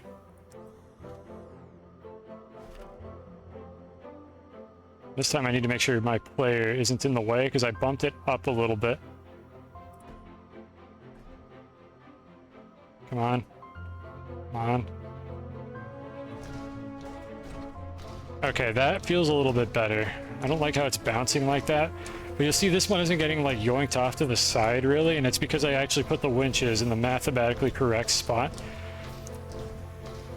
So if you're ever sitting there in school thinking, wow, I'm never going to use trig functions, you probably won't, but if you do this, you will use them. So you gotta always be prepared for the unexpected. You never know when you're going to do something this dumb. Alright, so let's try to get this in the middle. Yeah, good enough. Okay, it's getting a little feisty now.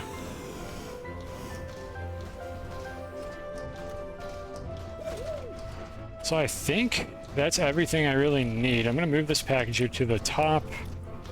Unfortunately, we have to do this song and dance every single time this fails to work. So, what went wrong last time? That's the last question. What went wrong last time is this thing didn't even move before, like, it got launched up there, and I think...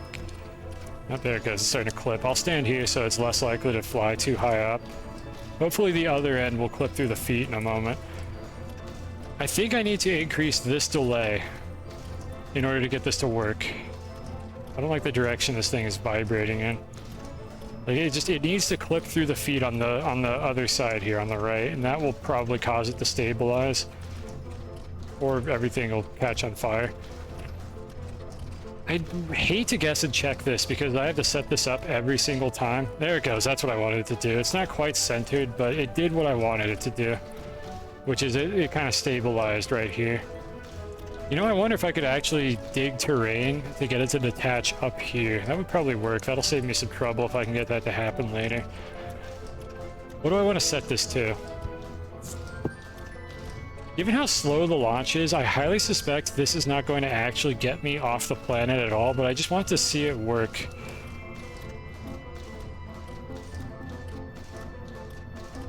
Let me set it to 3. Let's try 3 to start off with.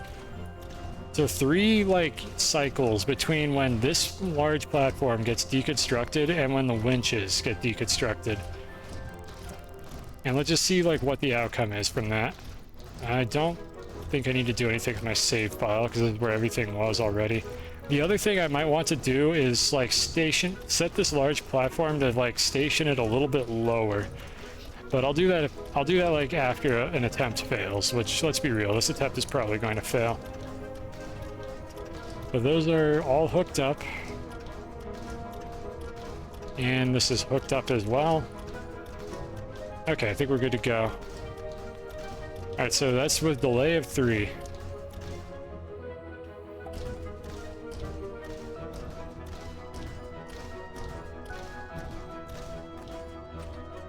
It just didn't move. Like, was it held up?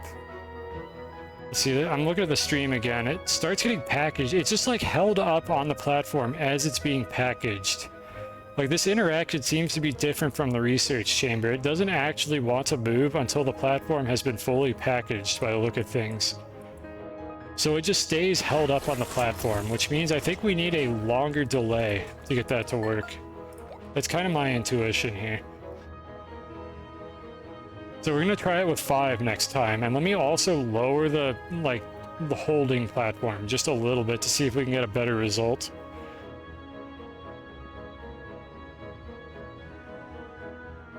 See, this part I don't think there's a video for. So, like, we're forging new frontiers here. I was able to use the video to make a basic slingshot, but that's not what I'm here to do anymore. I gotta come up with something new, because I'm doing something way stupider than what anyone in those videos was trying to do. I want to bring something with me that cannot be put on a platform, and that is making this way more complicated than it used to be.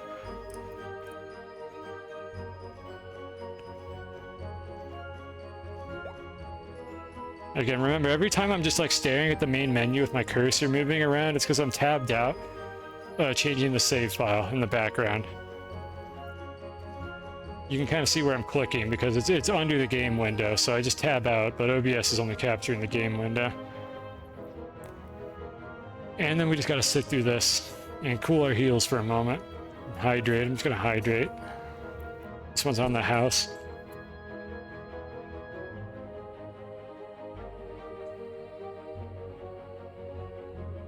What a lovely loading screen this is. There's no reason why this can't be on a different thread. Alright, so let's see. So this wasn't too bad, like, position-wise, but I want to lower it, so I'm gonna go ahead and move it. And I want to lower this large platform just a little bit. So let's see if I could do that. I don't want it to be so low that I can't get this figurine platform underneath it. Actually, no, I keep forgetting I could dig terrain to do that. Yeah, this should be fine. So let's just do this.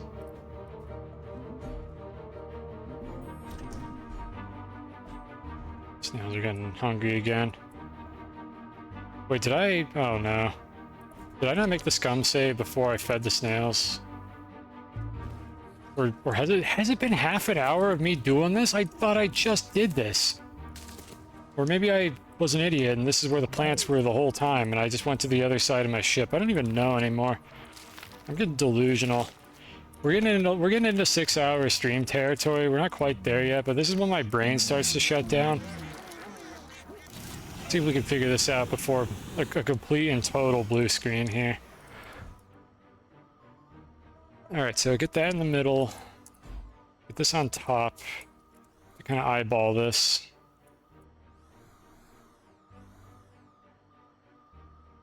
It's very annoying to try to perfectly center anything in this game, but the closer this is to the middle, the better this is going to work.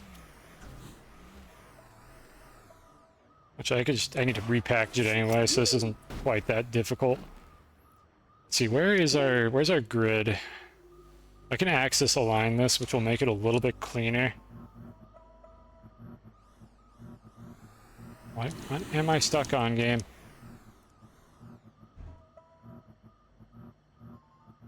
If I rotate this, it'll eventually start snapping to the grid. Usually, unless it just doesn't do it here for some reason. It doesn't on Calidor all the time. No, usually these things like do a little grid snapping dance. Okay, well, whatever, I'll just have to eyeball it. But I don't know why North isn't aligned cleanly with this gateway. Like, you see the line of North, you would think would be aligned to this, but it's actually a little bit to the left. Okay, well, we're not going to be able to use the grid anyways then, so I'm just going to eyeball this to line up with one of these winches. Because this is going to be the same alignment that I used for that platform in a moment. So we stick it in the middle. We flatten it out. That's pretty good. This is going to be an imprecise science, so doing the best we can with what we've got. So that's pretty much in the smack dab in the center. And that's the one we're going to package later. Stick that there. And now we need to weasel this thing underneath it. Hopefully it'll cooperate. And again, I want to straighten this one out a bit. Okay, that's pretty good. Drop it right in the middle.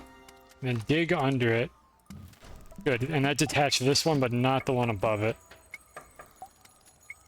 Actually, I guess I need to attach the winches first and then dig under it, actually. But that's going to work. This is going to be a little more consistent than what I was doing before.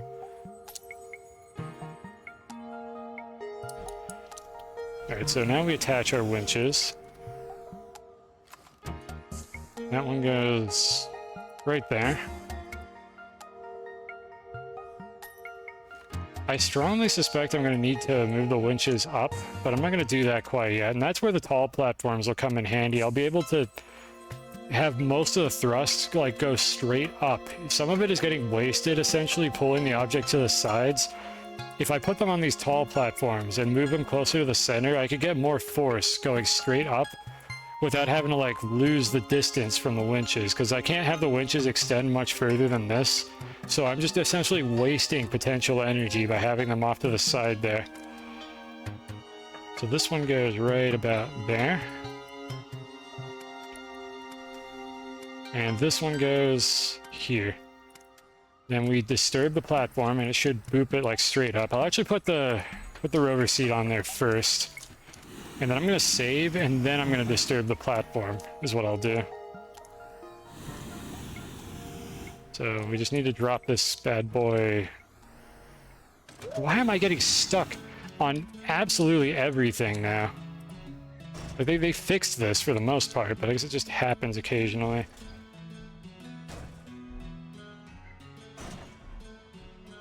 Okay, that's pretty damn close to the center. We'll do that. And I'm hoping that what I'm kind of hoping happens here is as I package this platform, I'm hoping that the crate or whatever, like this thing that gets generated, just kind of clips into the figurine platform and slips under the bottom and doesn't interfere with the launch. I'm hoping it doesn't materialize under the rover seat, which it might do. And if it comes to that, then I'll have to figure something out or put it off to the side or have two of these, one on either side is another viable way to do this. So let's go ahead and make our scum save now. I'll save over on this side of it. I don't know why I wanted to save over here, I just did. All right, I just copy. I'm in the rover seat in the save. Copy the save file.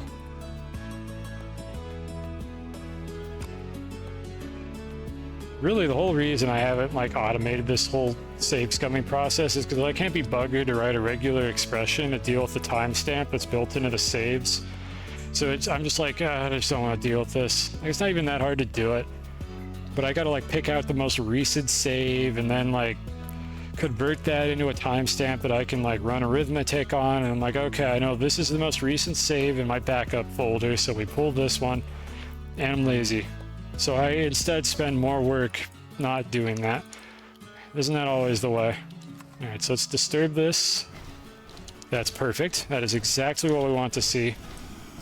Now, is it going to like flip up into the sides is the thing I don't know, and maybe we don't want it to do that.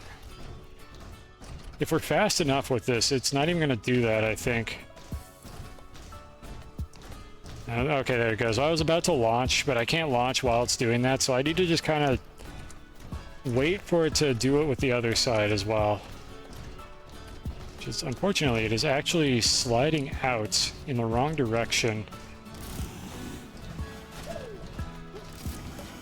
want to see if me landing on it from a large height will, like, kick it. Nah, it didn't really do anything.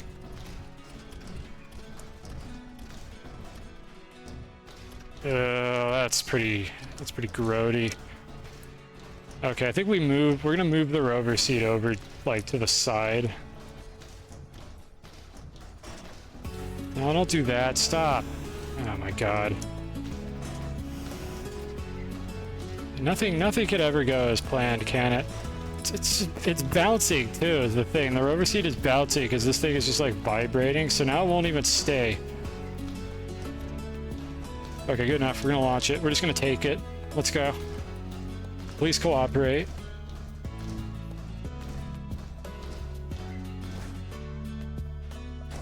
That was slightly better. I think I forgot to set the delay to 5, but we did get a boop from it.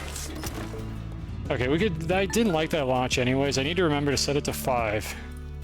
Because I think it was at 3 there, and I didn't even check, but I'm like 99% certain it was at 3. I can just check what it was in the save.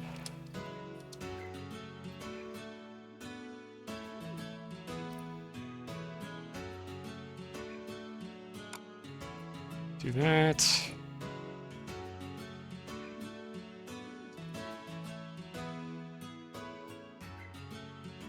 No, I don't. Windows, I don't want to open the file. What is your double-click sensitivity set to?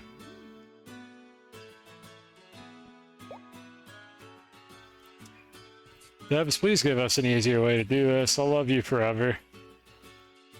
Like, just let me roll back to a save. Just have like a couple backup saves. Let people turn it off if they're on a Switch and they don't have enough storage for it. Just give me a couple rollback saves. It'll save me so much grief. I'm not exactly the target audience for this game anyways, so I don't know how many of my like needs and demands are gonna get added to it.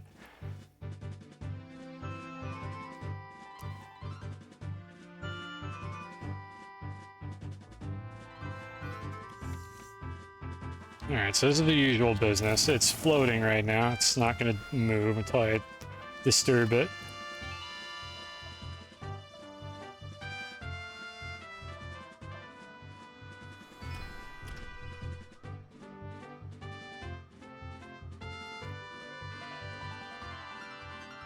Alright, so let's actually do this correctly. It was on a 1 cycle delay. That wasn't...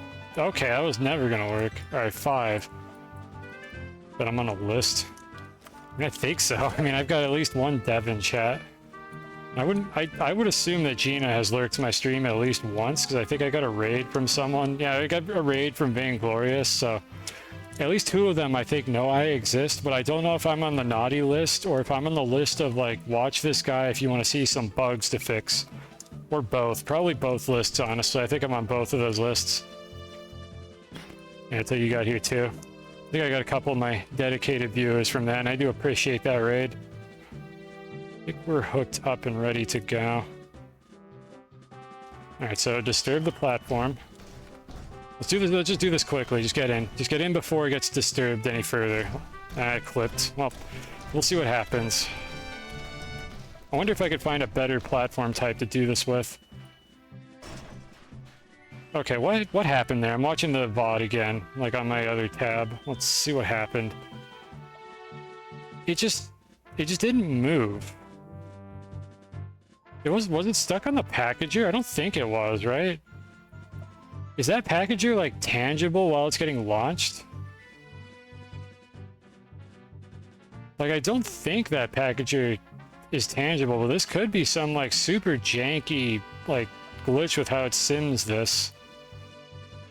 Like, how it simulates this whole thing. Because, like, for some reason, when you're in a rover seat, the game just doesn't actually, like, spawn the packages, but I don't know if these are solid while that happens. Like, the cable is still connected, like it still exists. It's almost like the game hasn't realized yet that those packagers don't exist, and I wonder if they're solid while they're in this state. Because if I get out, then they run their animation and spawn in the platform. That's gross. If that's what's going on, that's kind of nasty. We can use this platform to work around that though, so I think I need to do that. I'm gonna load the scum save to get the winches back, and then I'm gonna use the wide boy instead. Well, I can't use the wide boy though because it has a huge, like, a huge package. I mean, unless we could take advantage of the fact that the package doesn't seem to spawn in, and I put the packager over here, and I'm in the rover seat, so when it launches, the package doesn't spawn in, and I could just fly through it. That's just stupid enough to work. We might be able to weaponize the bugs. We might be able to actually abuse the bug that is preventing this from working and use it in a different way to get an even better outcome. That's some big brain strats if that actually works. I'm hoping it does. I'm hoping the package physically doesn't exist until I get out of the rover seat, and then that'll allow me to just get launched straight up by that.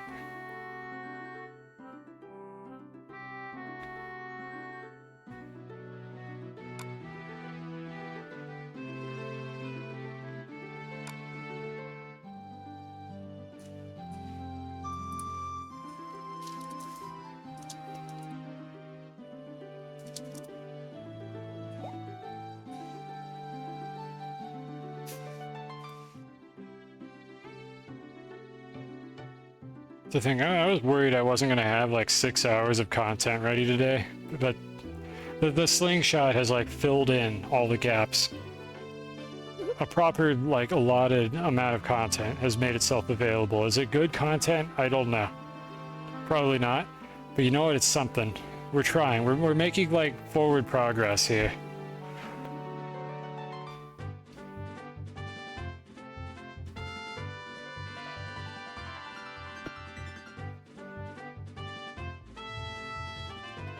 Okay. Let's do this again. So I don't know then how wrong my delay is, because the packager is interfering. I'm gonna do 3 again, because it turned out that this wasn't gonna work anyways.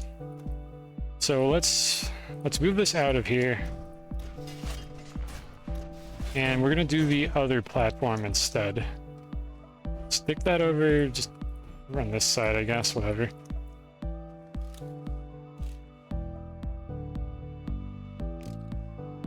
And I want to use the long boy.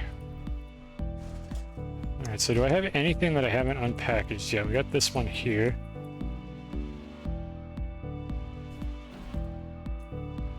And then I need to package this.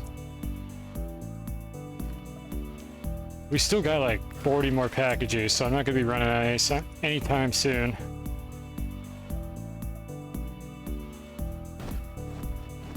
I need to be very sure that this is like right in the middle, which unfortunately is really hard to see, because like where my cursor is isn't the same spot where the object interaction cursor is, and my camera keeps moving as I do this because for some reason everything in this game moves the camera.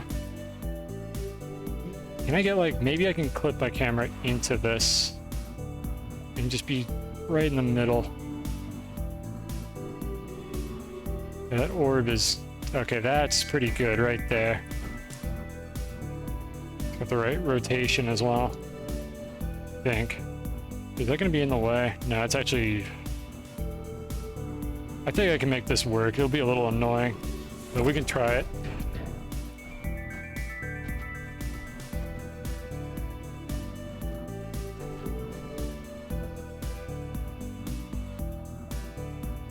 There is actually a visual aid, like, on this down here. It's just really, really hard to see it. To get me to line this up correctly. Okay, that'll have to do. It's not perfect. Hopefully it's enough.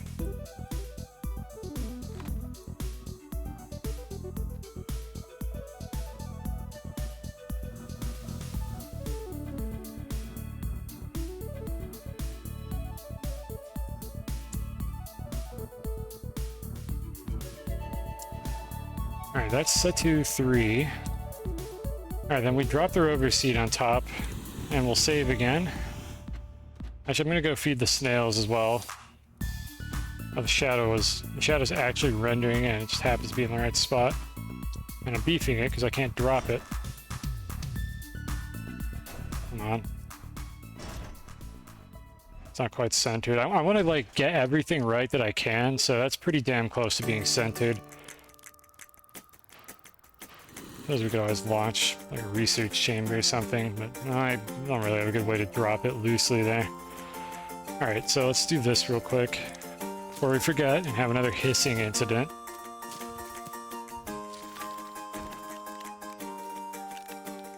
Okay, they're not actually that close to being hungry, but that gives us like at least another hour. I don't like how these seeds like can't be replanted by the player when they're just sitting on the ground like that, but for some reason proximity repeaters can. I should probably use a proximity repeater to do that. But I'm dumb. I don't even know if I have one here. I might have one on the rocket. I might have had that idea in the past and then just forgot about it. Alright, so delay is 3. Let's set up the packager and then make our save. And the whole thing, the whole premise of this, that what might allow this to work, is if this packager spawns the platform collision but doesn't spawn the package while we're in the rover seat. If that works, then we might have a viable strategy figured out for this. God, I hope it does. Alright, let's make a save.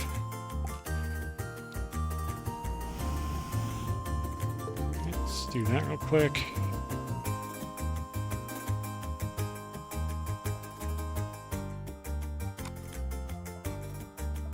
I'm making a lot of these today. Alright, we got our save. Nicely backed up. I think everything is hooked up. This one is just going to trigger those. And then this one should be hooked up to all 3 of these. All the winches are still attached, even though they look a little funny. So let's just disturb the platform and just quickly get in the seat.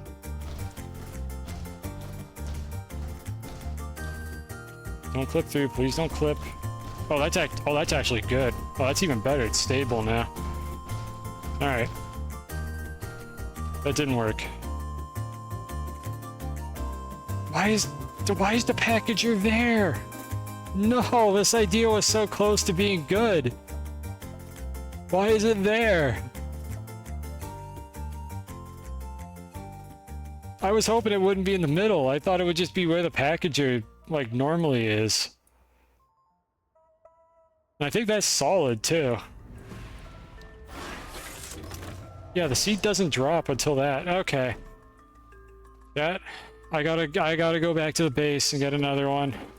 I'm sorry, we have to go back to the base again. I said this wasn't going to happen. We gotta go back to the base. I need to pin it from 2 sides, because I don't think I'm gonna be able to do this with just the one. This is truly a tragedy. But I cannot get the packager to not interfere with the launch, so I have to use, like, 2 of them from either side. Maybe even 3. I might make 3 of them. This is upsetting, but somehow not surprising that something went wrong.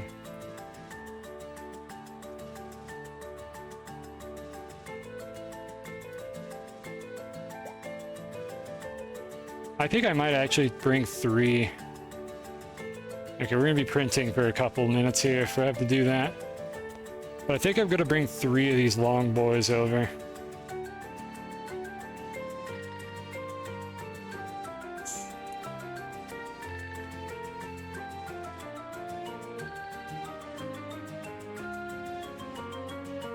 Actually, I think I might bring the smaller ones, because those will also work. And they're off-center. Yeah, I think I know what I'm gonna do. I'm gonna bring the smaller long boys, like the one that just has like a big bar in the middle of it. I'm gonna bring 2 more of those. We already have one. Oh, I'm dying. Sorry, we already have one of those. It's this one here. Yeah, this awful thing. The packager is going to appear at the origin point of the model, so like I could have one on each of these like 3 spots here essentially, or I could even bring 4. But I could have like one of these on each of the corners. And since we're going to be save scumming for these launches, it's not like I have to reset these every single damn time. But I would have like one on each corner, and that would be pretty stable and give us the whole middle to play with. So this is what I'm going to bring. I'm going to bring 3 more of these. Large extended platforms, apparently, is what this awful thing is called. I don't think I needed anything else. So let's go home. For the last time, for real, final, absolutely final revision, too. Maybe I should bring a printer. I mean, then I need any resources if I bring a printer, so that didn't really save us any time. I think without fail, we have flown through Aatrox to get to Calidor, like every single time I've done it.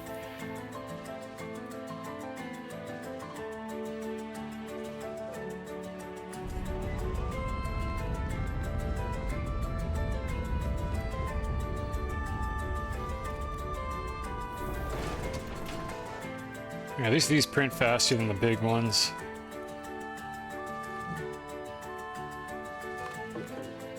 Yes, good. My inventory is full. Don't leave it in my cursor, just drop it on the floor. That's probably what a normal person would want to happen.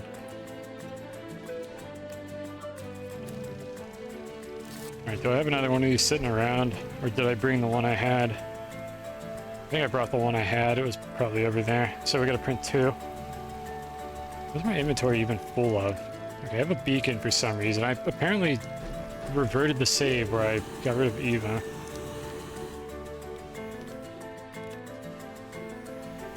And then one of the snails is missing. Oh, it's the one that's rolling around in the gravity globe. I don't know where that is at this point. We'll be surprised. Oh, that's... Okay, well, that's not a very interesting outcome. It's just stuck over there. Whatever, Yonoki, you have fun with that. I'll be busy doing something way dumber. Why did that drop on the ground? Just put it in the slot.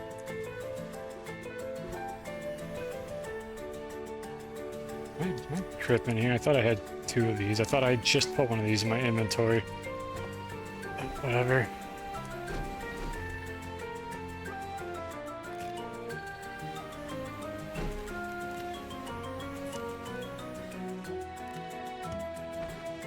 Alright. I have everything. I did. I couldn't see it. It was just the camera angle. I did have 2 of these in my inventory. Alright, so this one's done. We need to make 1 more of these. Could have printed them in parallel, I guess, but I'm dumb, so go ahead and put that there. I don't think there was anything else I wanted to bring. I mean, I keep saying that, and then I find something I wanted to bring, so I'm sure we'll find at least 1 more reason to come back to the base. I do need to refuel. I really wish that these would just automatically refuel, like if there was just a hydrazine slot on the platform. Just a quality of life change that would make sense. It's not like I could use an auto arm to refuel it. I mean, I could put it underground, but then if I walk over that spot, it's just going to put hydrazine in my inventory. So it's just generally not a terribly good system they've come up with here, but it works well enough, I guess. Alright, we got our long boys. I'm going to actually make 1 more. I think we'll just do 4. I think 4 is going to be the most reliable way to do this. Even if the symmetry of the gateway doesn't line up with that.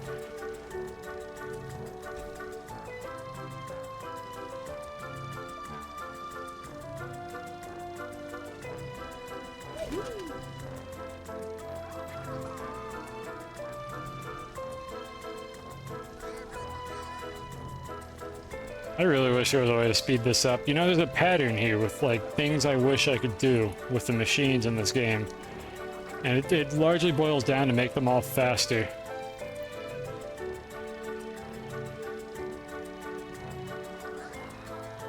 I mean, also make them work correctly for the ones that don't, which is the majority of them in some sense, but make them faster. Just make them faster. It's easy. Just change a number. I'm going to say that knowing fully well it might not be that easy depending on how much spaghetti code went into this to begin with. Alright, it looks like we got everything I need.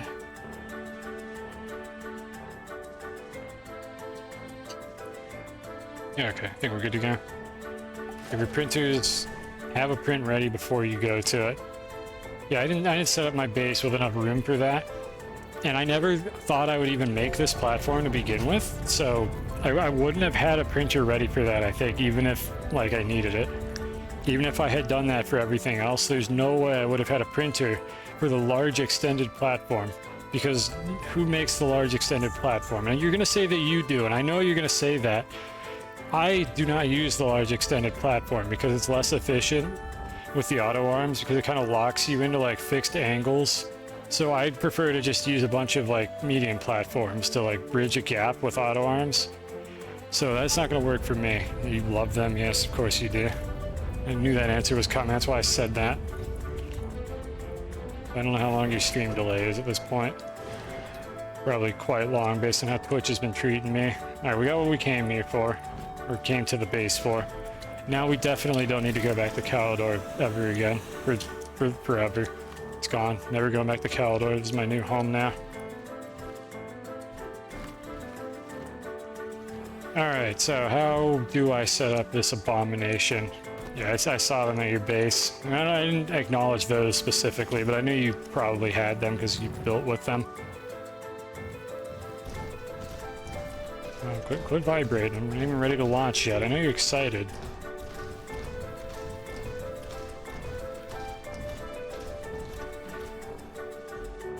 Alright, so this, I'm probably just going to eyeball it for this. Need to package all of them. Let's see, how can I get the correct height? I want them to be a bit higher up. I wonder if this would be a good height. Because if I do it here, they're going to be clipped in here. Which, depending on how this goes, that may or may not be a bad thing. To have them clipped into it ahead of time, that may actually be more stable that way.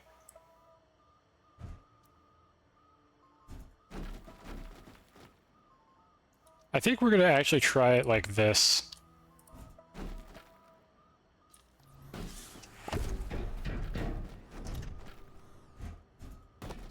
And if not, I can bump them up just a teeny bit to get a better outcome here.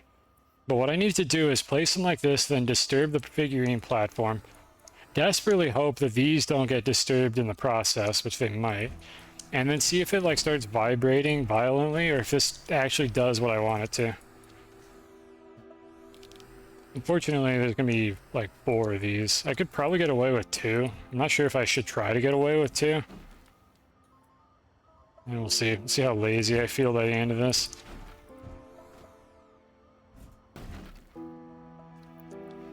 Alright, so how did I align this other one? Okay, the foot is like right on the edge of the platform. It's nice at least that I could actually see a preview of where this is gonna wind up. It's unintentionally like helpful the way this is working out. Just default game features working in my favor for once instead of hindering what I'm doing.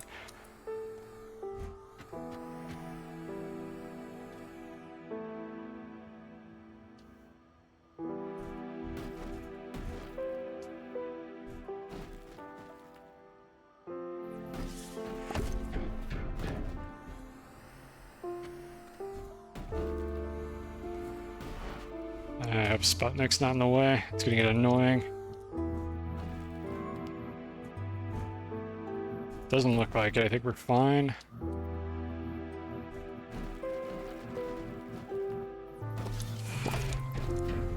Alright, so I might have to adjust these a little bit for like a proper launch, but this is just a test with the rover seat. I will likely have to leave more room for Sputnik if I do this with that. But I should be able to pull these out by like a whole nother tile and still have these 2 feet holding the platform in place. So the big question of the day is, will this actually work? Or is this thing going to just like violently detach itself from the ground? So first I'm going to hook up the winch, or the winches. I should be able to get my camera in here. I have to be pretty certain that I grab the right entity. It's gotta go right there. Okay, it's on the correct object.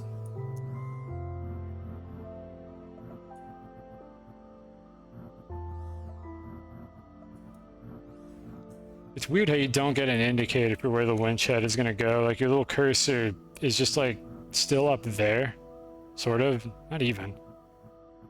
Actually, yeah, it's still attached to the winch head, I think, up there, like visually, so I can't really see what I'm doing down here. I attached that one to the wrong spot. I'll fix that one in a moment. I just noticed what I did wrong.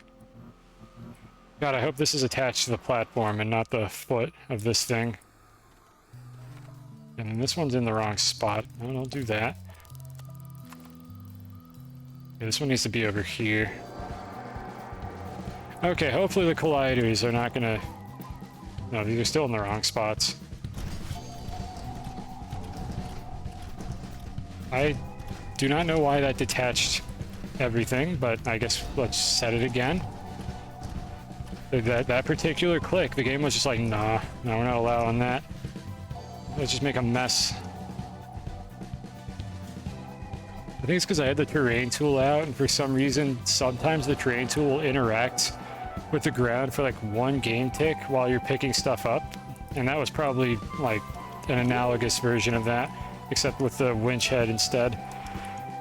Okay, it's fine. We have more packages, and the rocket is too far away to reach.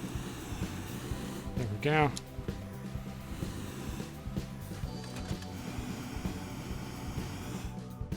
Camera, my beloved. Alright, so we have to set this up again, unfortunately, because this one detached.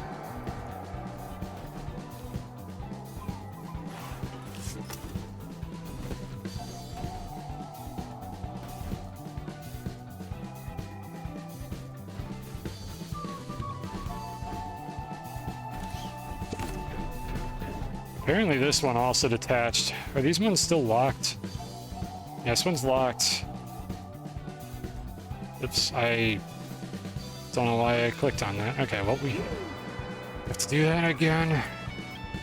This big dumb streamer does not know how to play this game anymore.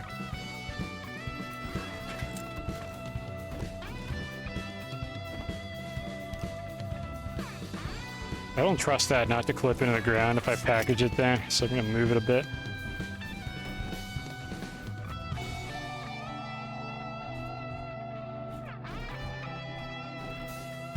Unpack. I'm gonna lock it immediately. Got it. Where did the platform go? It got launched, didn't it? Yep, cool. I'm surprised this is the first time that's happened. Like, I've been done this like a dozen times now, and that was the first one that actually got launched. What a treat.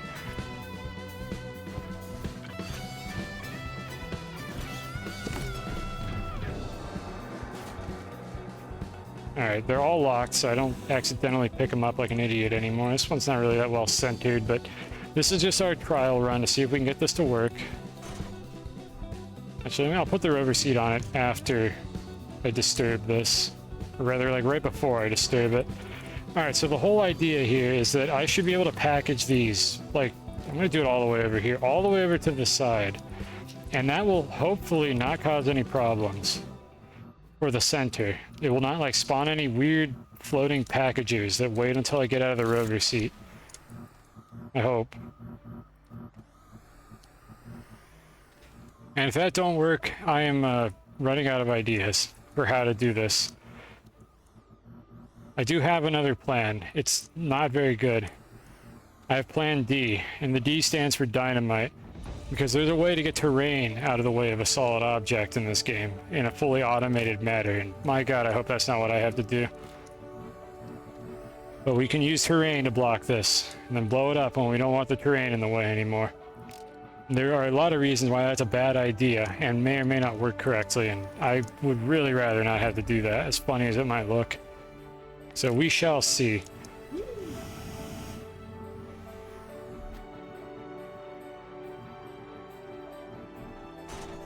Alright, that's looking pretty good.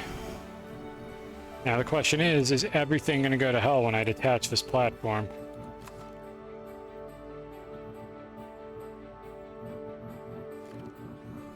I'm putting the terrain tool away before I place these because of the incident. So I pick them up with the terrain tool, put it away to not dig terrain somehow. Okay, they're all hooked up. So I'm going to go ahead and save scum. Just in case this is the right arrangement, I'm going to scum it there. Back up the save.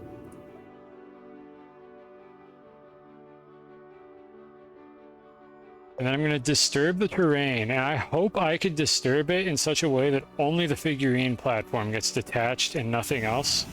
Because if not, this is going to be difficult. Okay, that's fine. We can disturb that one.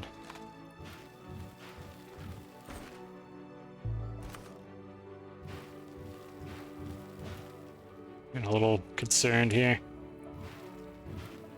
Come on, just the figurine platform. Okay, that's it. It actually dropped, interestingly enough, but unfortunately the rover seat is bouncing.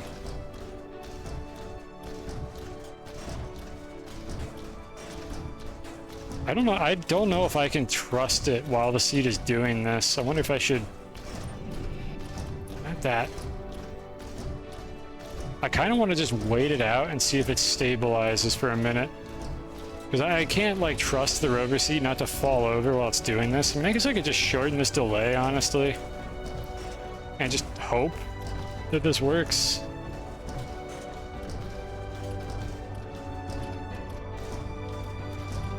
This is truly a video game. Okay, I think we're just gonna have to, like, wing it and hope that this works out. So, let me remove one of these so that it goes off faster.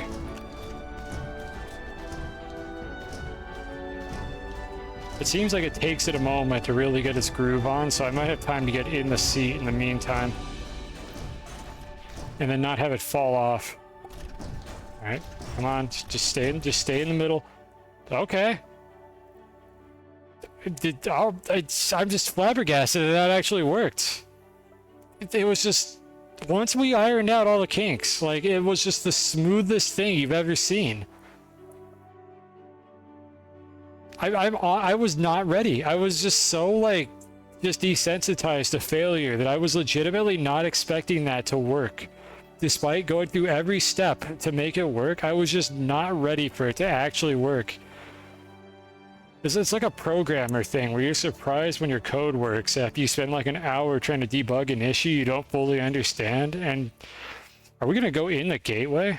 Come on, right in the middle. Hole in one. Oh, no, we got an eagle. Well, wait, no, wait. Oh, it's bouncing. Oh, we did it. Hole in one. Actual hole in one. That was even cleaner than the other launch. I'm amazed. Oh, yep, this thing just comes into existence. I am amazed that that actually worked that well. Well, chat, you know what we got to do? We got to load up Sputnik. This is it. This is the finale here. We got to see if we can get this to work. So I'm gonna load the scum save again. We got to get Sputnik on that thing, and hopefully it'll work. This is almost certainly an Astroneer first. If I had to guess, like I maybe my hubris might be getting the best of me. I don't think anyone has ever launched one of the vintage probes like this. I would suspect that somebody might have done this with like a rover seat, but I'm gonna launch a probe. And I don't think anyone has ever done it like that.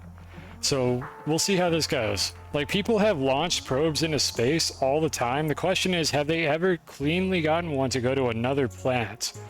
And usually that doesn't happen because your game will just stop like processing the physics. So the probe that they launch is just stuck in orbit somewhere. Well, it's not in orbit, it's just floating. I don't know if anybody's actually ever launched a probe with a slingshot and gotten it all the way to another planet like this. And that'll be awesome if I'm the one who managed to do that. It'll make it all worth it in the end. Or, I don't know if I'd say it's all worth it, but you know what? It's worth it. Nah, time that you wasted having fun wasn't time you wasted. Alright, load the save file.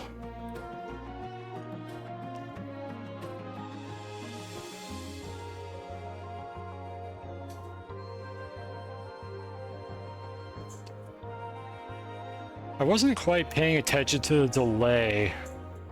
Like, whether or not I had a good delay on when I detached the winches. Wait, why did I detach the winches? I just realized I don't even need to do that. Yeah, I don't have to even detach the winches up top. Like, I think I left that accidentally when I was doing something else. Because I remember having the thought that I don't have to detach the winches from the sling, and then I probably rolled back to a save where I didn't do that. So we can just, yeah, we can just take that part off. We don't have to do that. So let me, yeah, we don't need this. I don't think we need this repeater at all now that I think about it. Yeah, it has nothing to do with it. The only way that we can affect this, the strength of this sling, is to either add more winches or move these ones higher up. And it worked the way we have it right now.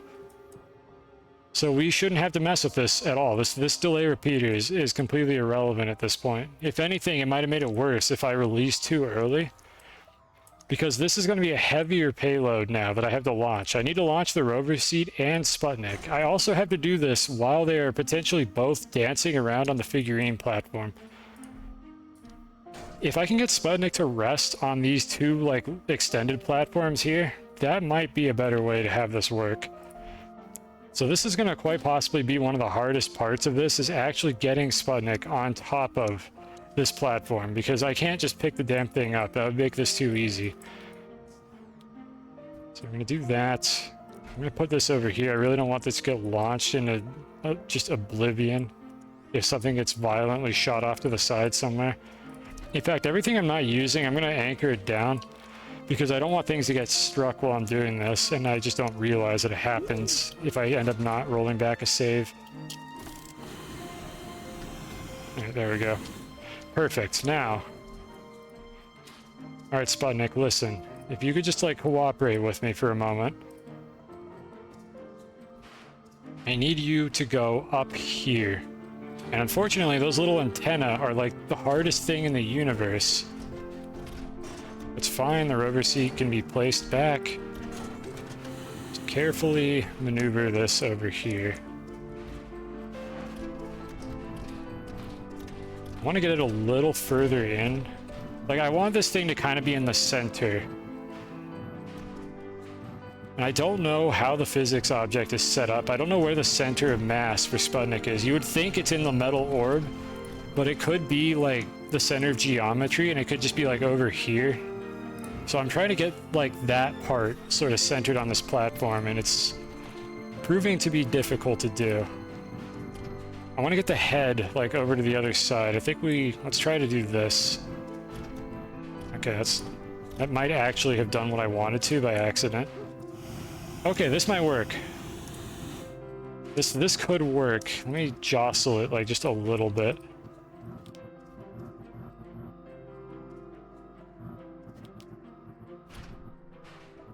Okay, I can kind of rotate it by just attaching different spots.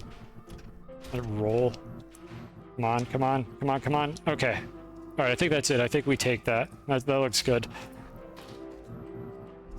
Alright, winch. Just attach this to something so it doesn't fly off later. And this packager, I don't think wasn't being used for anything. Alright, then right next to it, we gotta drop the rover seat. Yeah, that actually looks pretty good. I don't know if this is going to be like jostled around. It's super unstable. I think I should reduce the delay even further. I didn't mean to click on that. But it takes one button click to undo all of the wiring. In a video game with extremely finicky, like, interact hitboxes for everything. So let's quickly hook these up again.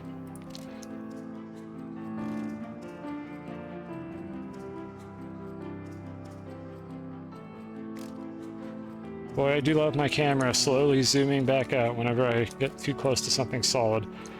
Alright, let's add this one. I'm glad I could walk under these at least. This would be much more of a pain if I just had to fly over every single one.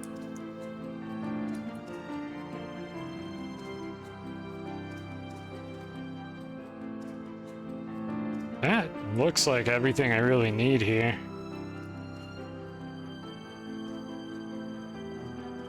I can't think of anything I'm forgetting. I need to attach the winches. I'll attach them first and then, like, make my scum save after that.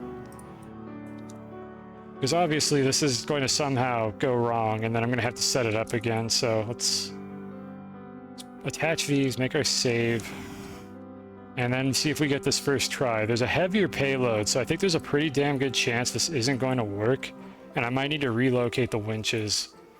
But if I tie them together with a winch and maybe a small T platform, I don't want to add more weight to the platform. What I want to do is I'm going to just try this as it is to see if they'll stay together in their launch trajectories. And if they don't, I will try to tie them together with winches, but I'm probably going to need a more powerful launch to be able to do that. That's my guess for what's going to go wrong here. Alright. It looks like everything is where it needs to be. Alright, so now we make our scum save. But yeah, I will consider tying them together with winches. Low interliminality.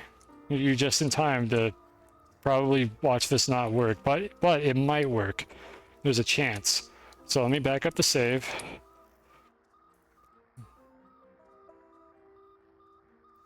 Alright.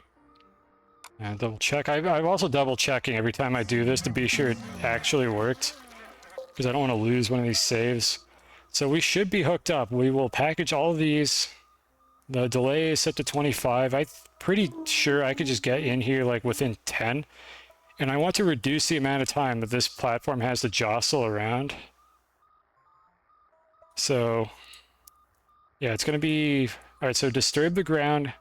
Trigger the thing, get in the rover. See, I'll give myself 15. Just in case this does work, let's see if we can find some faster music.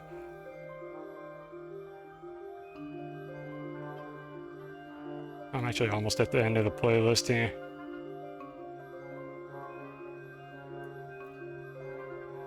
Yeah, we'll just play this one again, and then I'll reset the playlist. Alright. Yeah, round infinity. I don't know how many times we've tried to do this to get this to work. Come on.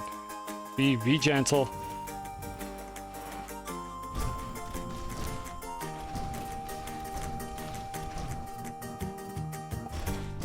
Watch me. Oh, no.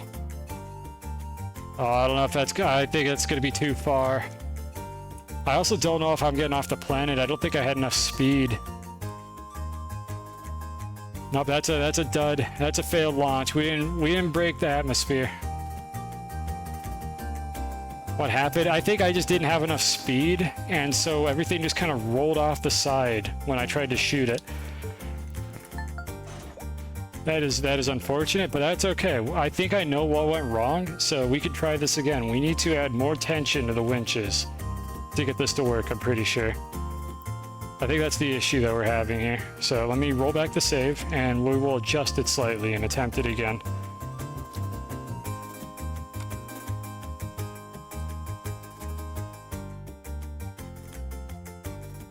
I would have been sick if that had worked on the first try, but I had the feeling that the winches were being a little flaccid there. So let's load back up. So I need to be mindful if I use the tall platforms for this, because they're going to get in the way of the payload. Should put 4 instead of 3. The problem is I can't... We've got 3 and 4 going on here. No, thank you for the follow. Here, I'll show you in a moment. Once my game decides to finish loading this file... I mean, I already loaded the file. It's generating like data in memory right now. I'm pretty sure the file has been loaded and it's like constructing the world in memory. I think that's what happens at this stage, because this is the part that gets longer the bigger your save file is, and I'm on an SSD and this file is 12 megabytes. The problem is the gateway is 3-sided and the large boy is 4. So like it's difficult really to set up like the winches. It's easier to set up the winches in like geometrically like consistent places on this platform, because I calculated out where they need to be attached to it to get a symmetrical amount of lift in the middle, but I don't have a good way to set up 4 winches. So I don't think that's going to be a viable option. What I need to do here is I need to move the winches up a little bit or towards the middle a little bit and see if I can get a better result from that. That's what I think I need to do. So these tall platforms, I don't think this is going to work. Let's see here. Yeah, just higher winches should work in general. I don't know how high up I can get them. I'm just trying to think, like, where do I want this to be? Ideally, the winches would be directly above their attachment points. But that is very likely to get Sputnik hit by one of, or rather, it's going to hit one of these on its way up. Why not use a ship? There's no way to carry like this here. Like, I guess if you just dropped in, so what we're trying to do is I want Sputnik on Silva. Silva is above this gateway, like within the game engine. It is that's not what I wanted. Silva is over here. We are currently right here on Aatrox, and Silva is directly above us, and we have a slingshot built in this gateway. And the goal is that I want Sputnik on Silva, and then I have a space elevator that I can use to take it to Calidor, but just one step at a time. We need to get it over here. And the only thing that you could attach to one of these is basically this slot right here on the side of it, the probe scanner slot. You can attach anything you want to that, but that doesn't change the fact that I can't pick this up and put it on a shuttle and bring it with me. And I can't use a shuttle and winches to fly it over, because the way the shuttles work is they actually teleport in the middle of their flight between 2 planets, and that will detach the winches. And then Sputnik will be, well, that's not really lost in space. It's back at home in space, but we don't want Sputnik in space. I want it at my house, because it belongs in a museum. So what we're left with is 2 options. We could either use a winch rover and fly it between 2 planets, which I've done. I did that on a stream a long time ago. I brought the Eagle lander, and then I think I did it with one of the other probes. But what we're trying here is something new, which is you could slingshot it between the loading boundary. Well, it's not really a loading boundary, but like the relevance boundary between 2 planets. Because they always exist. Silva always exists up there, it's just not rendering. If I get closer to it, Silva will be the planet that I could see, and I could just land on it with Sputnik. However, I have to be there with Sputnik in order to keep it loaded, or else the game engine will put it to sleep, and then it won't move anymore. What would happen if one of the items didn't get close enough? I lose it in space, and I have to reload my save, which hasn't happened yet for this. We haven't gotten Sputnik off the surface of the planet yet. I just figured out a good way to set up the slingshot for only the rover seat, but I need both of these things launched at the same time, because I have to stay near it as the player to keep it loaded in, or else it'll like stop moving partway through its flight. Which is essentially what happens when they don't get close enough to the planet. and there's a zero gravity like range in between where the thing is essentially just stuck in the void of space, and I would have to fly over there and bump it, and it's just a huge pain, and I don't want to have to do any of that. So hopefully we could just get this in one shot, enough velocity from this planet to go all the way over to Silva through the interplanetary space. And then from there I could use the space elevator. Yeah, you could use a winch to connect it to a rover. You can attach a winch to these probes here. Like they don't let you do it, like you can't put the winch on it like that. But I'm not going to do it here because I don't want to move it. But if you just attach a winch to a packager, then you could stick that on the probe, and then you can just tow it around with a winch. So any mechanism you have to put a winch on something, you could tow it around with a rover, because you can just put the winch on the rover and then the other end on the satellite that you want. And I did a whole stream where I did that, and it was interesting, and we were able to bring the Eagle lander all the way back to Calidor, which is where my home base is, by using a rover. It is very difficult to do this. So I'm wondering if this is an easier solution. Because ideally, if this works, I just have to set it up once, and then I could just do it in like one try. However, the problem we're having here is we're not getting enough tension from the winches. We have two options, more winches or winches further away. I want to see where these end up. So let's see, where's the winch that's over here? How much hydrazine do I have? Yeah, pretty low. Let me grab another one. Alright, so let's try this winch and see just how far away I can get it. Get as much tension on this platform as possible. That's the first thing we're going to try.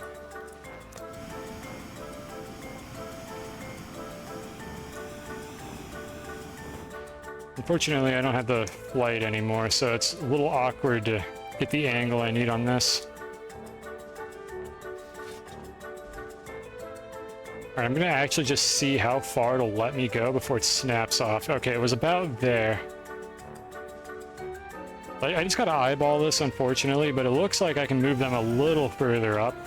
I suspect this is not going to be enough, and I'm going to need to have 6 winches. I can't even attach it anymore, actually. The other thing I could try here is using these tall platforms and lower the tall platforms slightly, because I don't think they're going to reach in their current position. I can attempt it, but I don't think they're going to attach if I put them here. Yeah, they don't attach.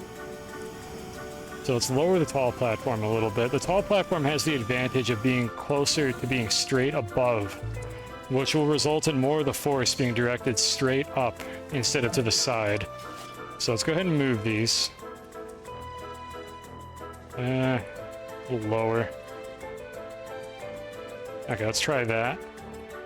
I don't think I need to rotate it. Looks like it's pointing straight down already. Okay, that works. So we can do this with the tall platforms. I'm hoping that they are not in the way. They're not directly over the payload, so ideally, if I launch my payload straight up, it will not strike any of these tall platforms. I hope so. Okay, this one decided to helpfully rotate itself when I picked it up. It's like sarcasm, it's not helpful at all. So I need to rotate it back. I need to get this all as like straight as I possibly can.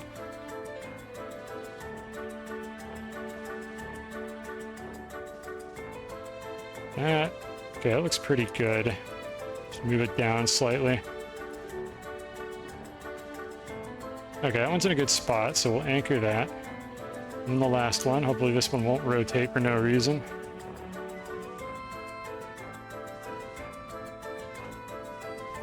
Okay.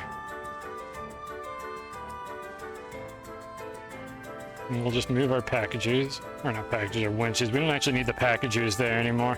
And I'll just leave these up here in case I, like, go back to this plan. So these medium platforms aren't currently doing anything, but they might in a moment. Okay, this is looking pretty good. I still don't know exactly how sensitive this is. Alright, so then we're going to put these on our designated, like, trigonometrically computed locations to make sure that they are pulling at the exact center of mass of this lower platform. I'm going to grab the last one. I just can't get my camera to look up sharply enough to get it. There it is. Okay, so all 3 winches are attached. So this is a good height. Let's see. This is actually going to move down slightly when I release it, so I'm hoping that that tiny little difference isn't going to be enough to break everything. But there's only really one way to find out. So what do I have these set to? Let me make sure I make my scum save with the correct values. 15 was enough time, so we'll set it to that again. Let's see, what else do I need to do? Snails, let's feed them real quick, just so we don't have to do this again later.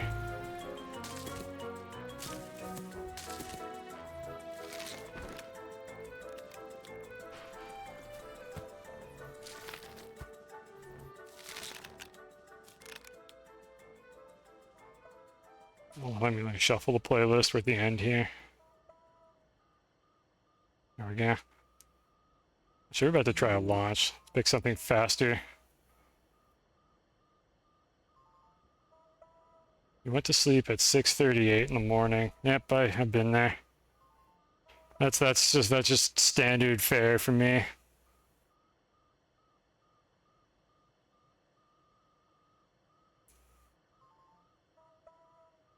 I'll just play this one again. This one's usually too loud. Let me lower it.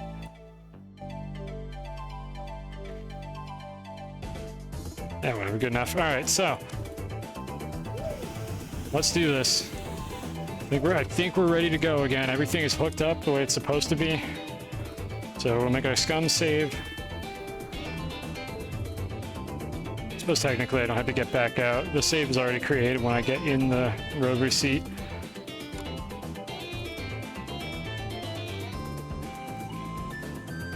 Alright, we got it. Okay, let's see if this one works. We have a little bit more force, but I don't know if it's going to be enough. So we're going to disturb the platform. Nice floating shadows. Those are rail posts from one of the other planets that are doing that. Camera, camera, camera, camera. Camera, please stop pitching down. Hydrate, yeah, good idea. Now he distracted me. I looked away and the camera started moving again.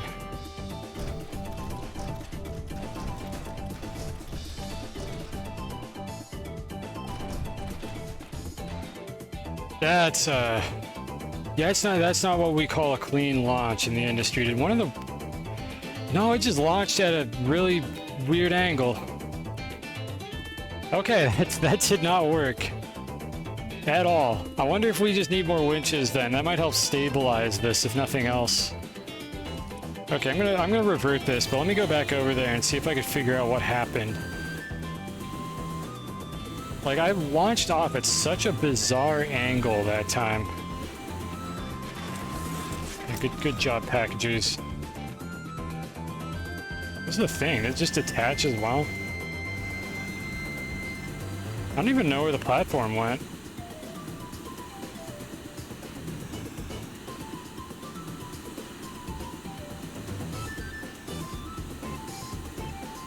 Yeah, I saw it fly too. That's not what we wanted to happen. Oh, okay, I found it. Okay, well that's great and all, but that's not what we wanted to happen here.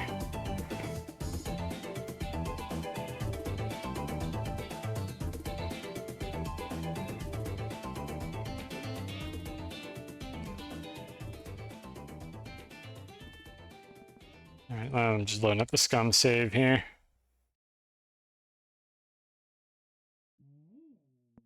I'm gonna switch this to a faster playlist in a moment here.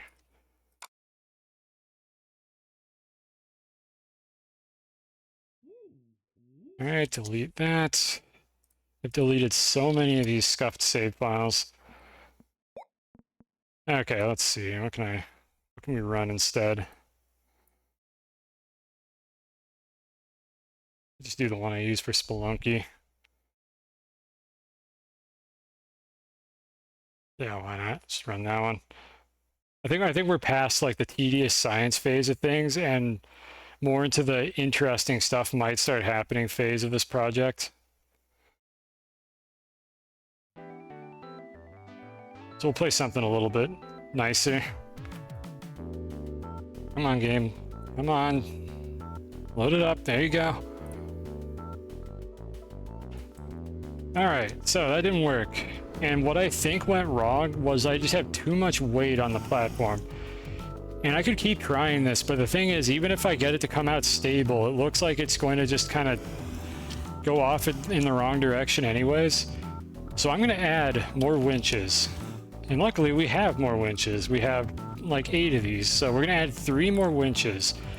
I don't know if this is going to like double the force they apply or anything. I really don't know how exactly that works.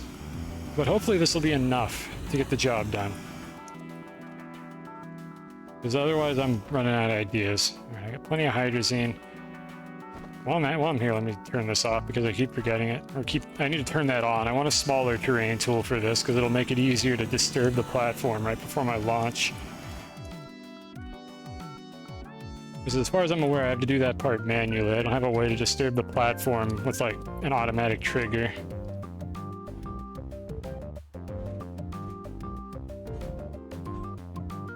Alright, so that's one of them. I don't think it is insanely important that these be perfectly aligned. I would like it if I could attach 4 winches to this platform. Like, believe me, I would prefer that. But using the gateway as the scaffolding, that's not really an option. I would have to essentially just set up all the scaffolding manually out of terrain to be able to do this with 4 winches. And I don't know, maybe it'll come to that, but I really think this is possible to do if I just kind of align things to the best of my ability. And it's a lot of work to set up a scaffolding to do it otherwise.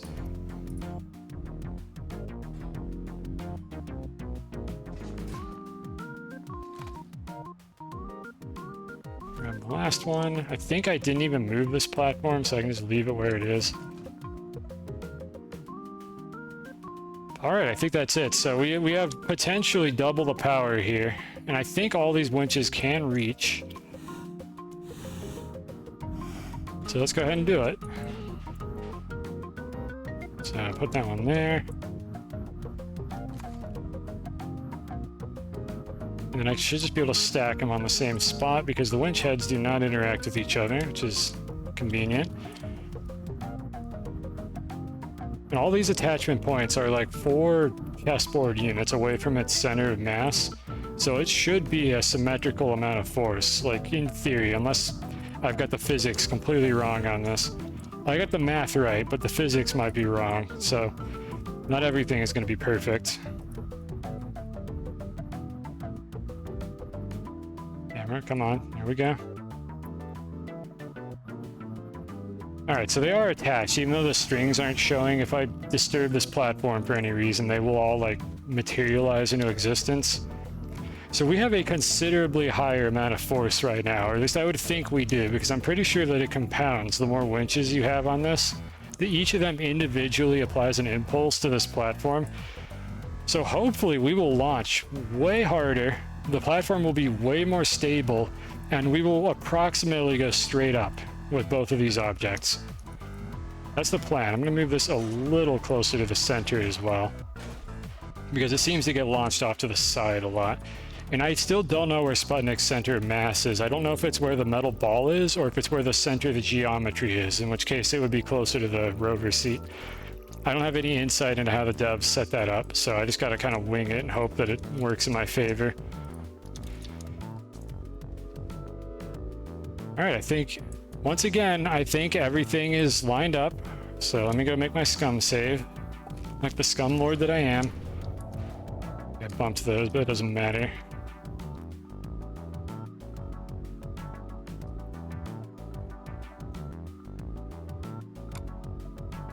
You can hear some Windows File Explorer clicking in the background. It's just me hard at work.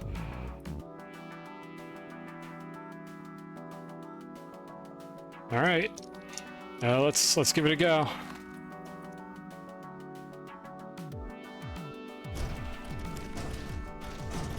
I don't know if I want to go for this one. It's bouncing so bad. Yeah, we gotta just try it.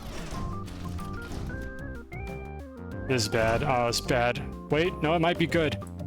Come on, stay close enough. Come on, keep going. Stay in relevance.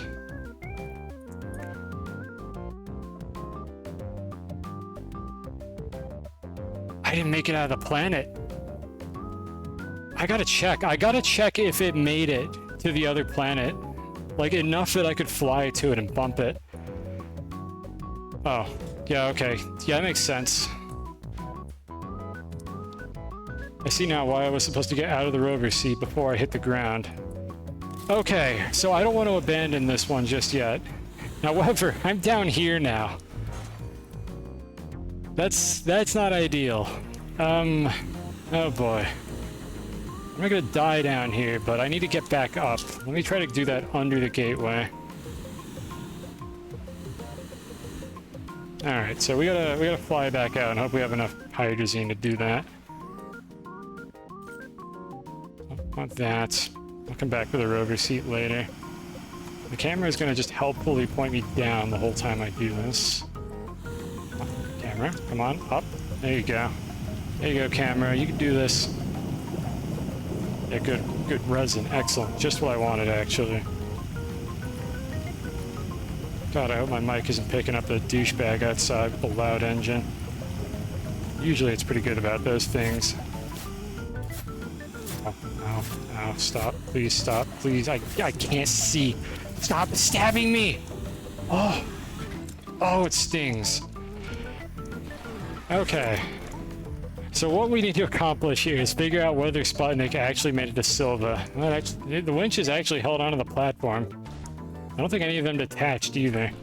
If not, we load the scum save. Otherwise, we'll make do with whatever abomination of a situation we've created for ourselves. So I need to go to Silva, and we're just gonna... I should honestly take the shuttle. I might be able to spot it from orbit. Can't hear it. Can't hear what? What, am I muted? Honestly, take the no, I'm not muted. I just unmuted my stream. Is something wrong?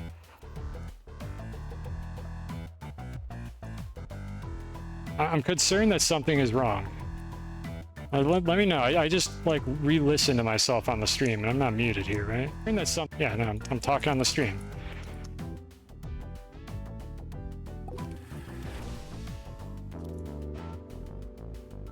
I'm just gonna put that in the chat here. I don't know. Turn it off and on again. I don't know what else to tell you. I'm just gonna blame this on Twitch doing Twitch things.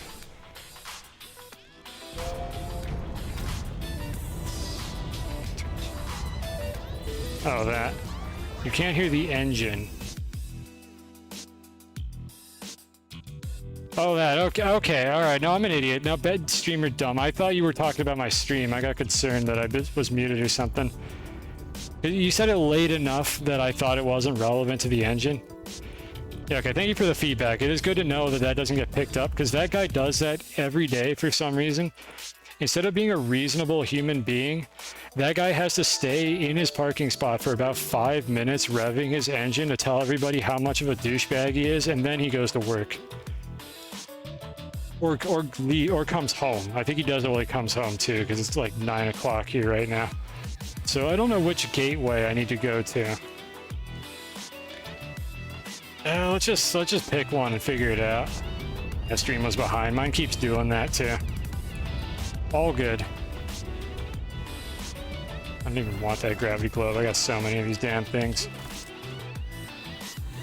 Yeah, you just gotta pause and play it again and hope you don't get pre-rolls, which usually you won't if you just pause and start it again. If you refresh the page, you will probably get pre-roll ads.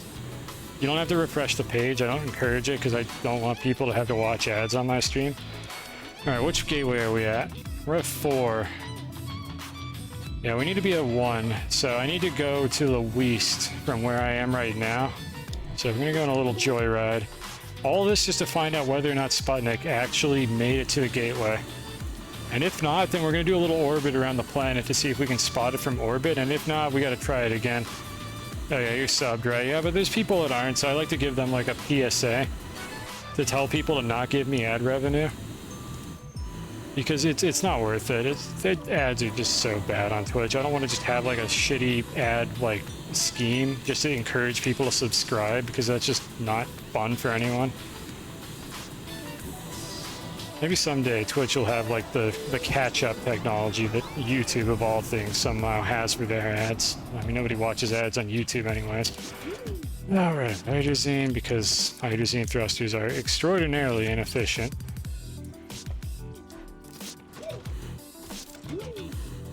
Fly, please. Thank you.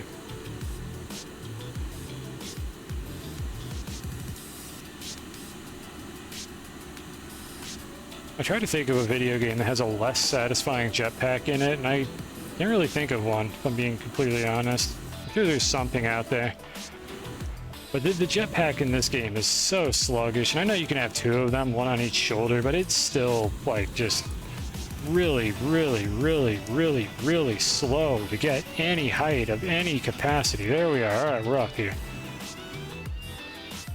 Yeah, the clouds are going to be in the way. I might use the flight snail. I might use Eva to see if I could spot it.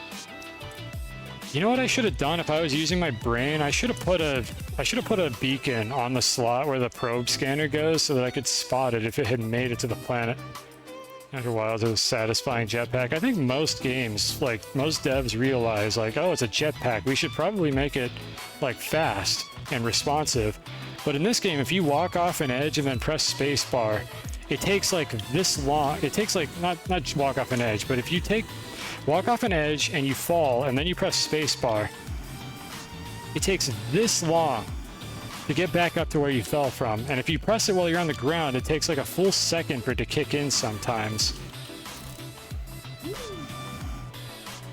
It's so sluggish. Like, why can't they just make it better? Please. Where is Sputnik? Yeah, I'm not going to be able to see it through the clouds. All right, so speaking of complaining about jetpacks, we're going to stop complaining about jetpacks, and we're going to use the better flight. Cool, I got some macaroni in my inventory from when I had to dig out of the ground.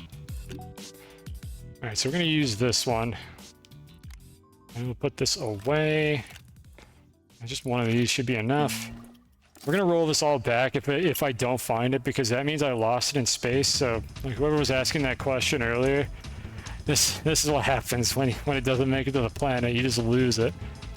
Like, I have no idea where it went. All right, so this is the flight limit. It'll actually be a little easier to spot it with that white background, but I don't know if it made it to this planet or not.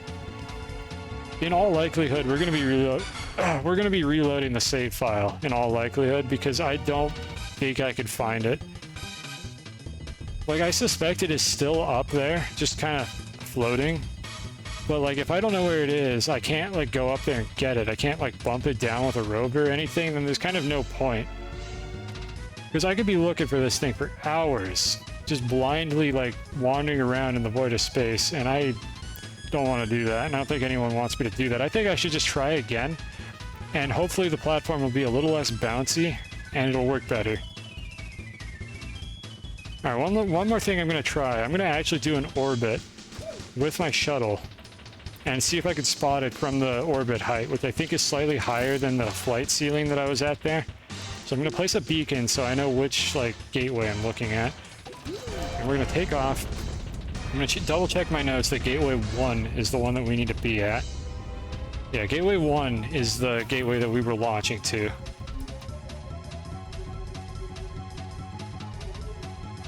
Okay, I might be too far away, so I'm gonna do a full loop, and if we don't spot it, we're gonna reload the save, and we're gonna try it again. I think this is doable. I think I have all the tools I need. It's just not as reliable as I would have liked it to be. Yeah, that's the starting ship. That's always there. You can actually build to that. That's below the build limit, I'm pretty sure. Doesn't do anything. I think it's solid, but it otherwise doesn't do anything. But that's like one you like start your game in when you launch to the planet the first time. It's just always there. Even when you're not on Silva, it's always there. You can actually just spot it floating in space, even though Silva is not rendering. Always fun. Alright, we're moving at slow speed. And I'm just kind of like scanning the sky here with my eye holes to see if I could spot it. Considering it could also be up in that direction. But I think in all likelihood I'm not going to be able to see it if it's not in front of that white band. And at that point I'm just going to reload the save.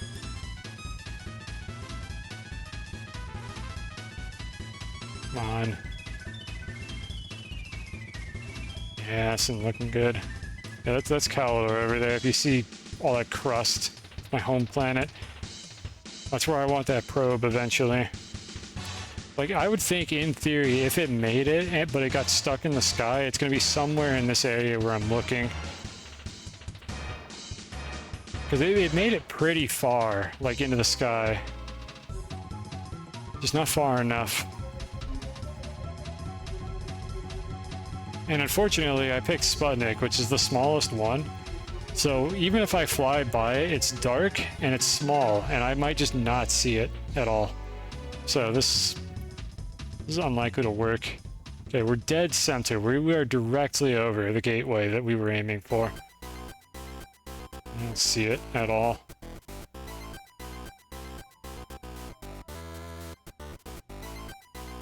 Okay, I'm just gonna go ahead and land and reload. I think I could just exit now, but you actually can't. You can quit the game. I wonder if that's a way to leave without saving. Maybe it'll just save when you got in the shuttle. Alright, so we need to go back to the main menu. Interesting. That's the only way, apparently, to quit without saving, at the cost of having to save to get in the rocket to begin with. Alright, let's try this again. We have our whole setup. We just have to reattach the 6 winches and give it another go. Come on. Alright, so save games, pull this bad boy over. Yeah, we just spent like 10 minutes looking for this. I don't know if I should spend the time looking for it when I get lost like that, or if I should just accept the L and reload, because it may just be a waste of time. In all likelihood, it's just a waste of time to do that. So let's try this again.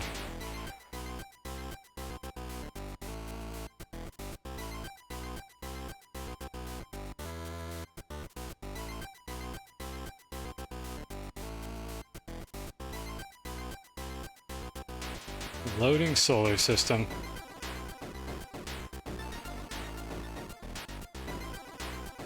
You know, maybe what this game needs is like little useless like tips and bits of trivia at the bottom of the screen so that I can probably deplete all of them in a single loading cycle. But in the event that there are a lot of them, I might actually see a new one every now and then. Wouldn't that be fun? That's the content that people want. I don't need new planets or aliens or anything. Just add some tips to the loading screen so that I'm not bored out of my mind every minute that I have to watch it. I'm trying to get the rover seat into a specific spot, like right in the middle. Yeah.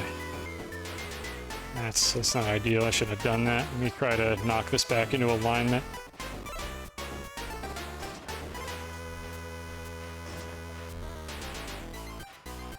I might have to move Sputnik slightly if I can't, like, nudge it with my body. Okay, no, I can just nudge it with my body. Alright, it's back where I wanted it. Let's see if I can rotate this thing as well. The player character in this game has, like, insanely high mass, so things that are, like, willing to move, you can often push them, like, pretty strongly if you can get them to, like, start moving. And they definitely can't move the player. This is why standing on rovers causes the, like, suspensions to give out. There we go. Yeah, you see I was able to bump the whole thing there. Alright, let's try to stick this back in the middle. Good enough. I'll need tips every loading screen. Look, I need something to do during the loading screens. Well, you see how long my loading screens take. I want something to do. It's so boring. It's just a gray screen with a circle and a dot on it because the game just, like, freezes before it renders the rest of the solar system, so I can't even watch the spinner. I don't get to see anything. I just get to see a blank screen with, like, nothing interesting on it. I need something on that loading screen to stimulate my small lizard brain. It's gotta be movement. Alright, so I think we just need to attach the winches. I'm gonna try not to bump Sputnik again, because it's annoying every time I do it. Unfortunately, I have to do this every time. This is not saved with the game. Like, the winches just detach every time you save. Like I said, basically, it doesn't serialize the fact that they were saved at all, so they're just always in their default position when the game loads because it doesn't know any better. Like, it's not that they detach at any point, the game just doesn't save them being attached in the first place.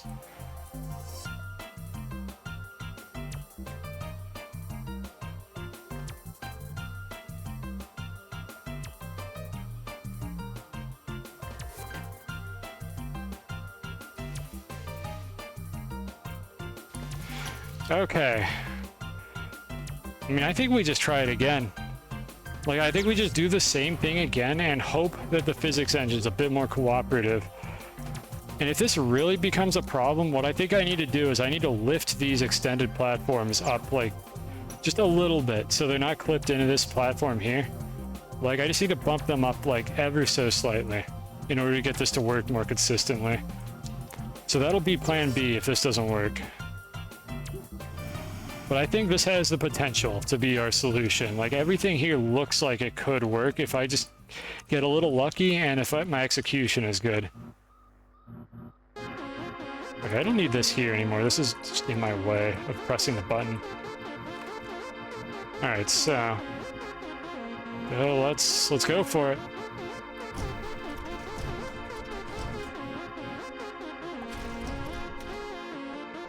It's looking like the same outcome. We're moving at the same speed, but it's going in the wrong direction. I'm gonna keep watching just to see where it goes. Yeah, I think we're losing that one. Okay, we're gonna stabilize them. I'm just curious if I made. I just want to see where I land before I reload this one.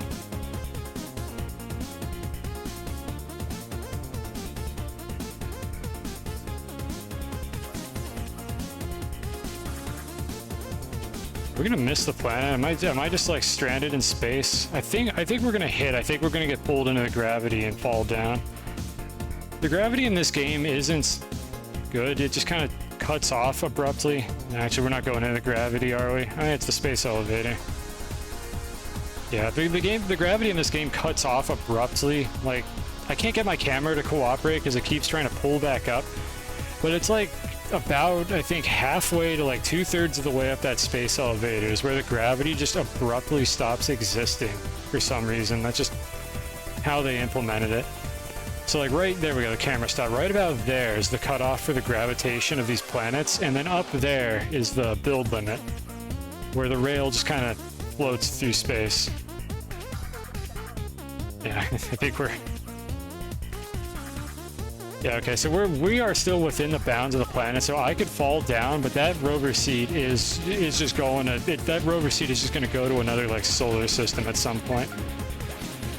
Alright, so let's reload that and see if we can do a slightly better job.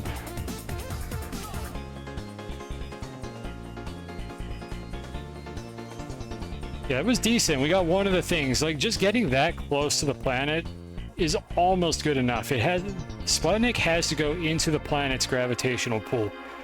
The rover seed, not so much. I could deal with the rover seed missing if I need to. I mean, ideally, ideally the rover seed doesn't get stuck in space because I don't want to have objects just floating in the void of space, because I don't know if that's ever going to cause instability later. But I mean, I got a space elevator with objects floating in space, so I honestly don't know if that's a valid concern or not. I just don't want to like pollute the environment, okay? I just don't want to put debris in orbit around my planet. Like, you never know when somebody might hit that later. It could cause a catastrophe, like Kessler syndrome or whatever it's called. Definitely don't want that in our Astroneer playthrough. That would be awful. I'd have to just use the gateways to travel between planets, and that's a fate worse than having to restart your save.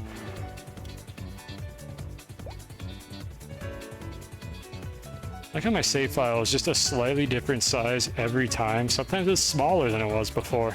I still don't know why it does that.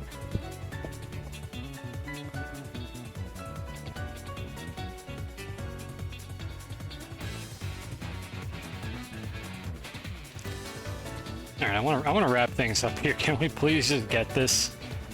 Yeah, look at this. Tell me that this is stimulating to the youth of the modern day. Like, can they at least put like a little video Subway Surfers on the side? Like, I mean, I got nothing to work with here. This is the most boring thing I ever seen in my life. Loading solar system. Yep, there it is. Alright, we did it. We have successfully loaded the solar system. Alright, so I think the problem here is that we're unstable when we launch, and that's because of these things. So we are going to move these up a little bit, and I'm going to set up permanent fixtures for them. Well, not permanent, I can remove them, but let's see, how much soil do I have? Almost enough to make one of these, so let me top it off, and then I'm going to make a leveling block. Okay, so let's build up now. So without doing anything else, put a leveling block under each of these, and hopefully a couple leveling block shots will be enough to bump it up. The other thing I'm going to do is I'm going to put the beacon on the probe again. again, but for the first time ever, because this might allow me to spot it from a longer distance if it winds up just who knows where. So maybe that'll save us from a botched launch if I can find the probe and it's close enough that I could bump it back down to the planet. Alright, hopefully this will let me do this from the surface of the gateway. I think it will. No, it won't. Okay, we can't have nice things, can we? Either that or the platform is in the way, but I don't think leveling blocks care about the platform being here. So I need to prime it with a little bit of my own terrain to let it, like, settle. Or to let it place it there. Alright, so I'm just going to grab a little terrain here. I'm going to accidentally break that one. That's fine. We're going to redo all these anyways. I'm just kind of trying to eyeball the spot that it was at so that I don't lose that. Come on, game. Okay, whatever. Just can't have nice things, can we? There we go. Alright, now are you going to let me do this? Thank you. I don't know if it's going to be perfectly aligned or not. This is kind of a close enough situation, I think. We're going to go up. And then I think this might be too low. Because this is the height that they're currently at, pretty much. So we're going to go up one more true flat unit and put it there. And hopefully this will be a little more stable. I'm also going to pull these back a tiny bit. And this has the huge advantage of me not needing to do a bunch of packaging shenanigans to get these to float here. We'll see. I guess we'll see if this works. If not, I don't have really an answer for if not. We're just going to hope it works. Let me move it a little further out. Dude, don't do that though. Don't move Sputnik. Don't move it much. Okay. Oh, I want all 3 feet here to be touching the collision of the platform. Let's see the next one. Yeah, you can see here the grid is just not aligned. The true flat grid is just not aligned to the rotation of this gateway for some reason. Like, none of the axes seem to be properly aligned to it. I don't know why they did it that way. It's kind of weird. Oh well. I have more idiotic things to obsess about than that.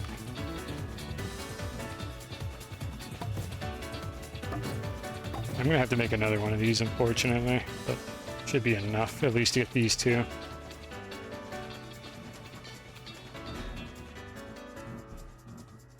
Okay, that one's in a pretty good spot. So lock that one in. Get more soil. I'm just gonna get it off this hillside. Well, that's upsetting. Okay, I'm gonna redo that one in a moment. Let me get a full batch of soil.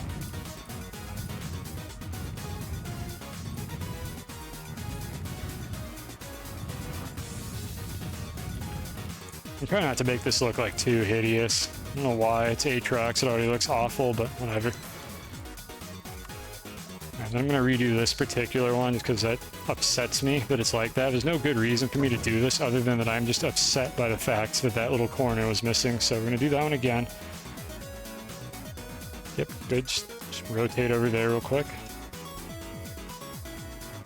A little more. The problem is every time I like accidentally mouse off of this, it just very violently jerks to the side for no particular reason. Yep, like that. That's pretty good, I say as I pick it up and move it again because it's not good enough. That's good enough. All right, we'll take that. All right, let me make another one of these.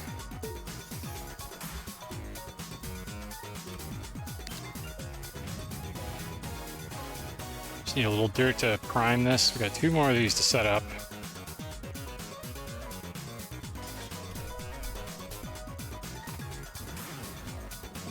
Game, are you really gonna make me do this? It's gonna make me do this. What it's making me do is build a pillar from somewhere else so that I can like initiate a spot of dirt in that location. Boy, we are making a right proper mess out of this place is what we're doing. Let's see, I think you can make floating terrain with the leveling, or with the, you know, with the smoothing tool. Well, let's just do this. There we go. I just pulled it over there. That's a packager. That is not a leveling block. I cannot create terrain with a packager, believe it or not. I can do a lot of things with packagers in this game. That ain't one of them. Alright. God, I hope this works.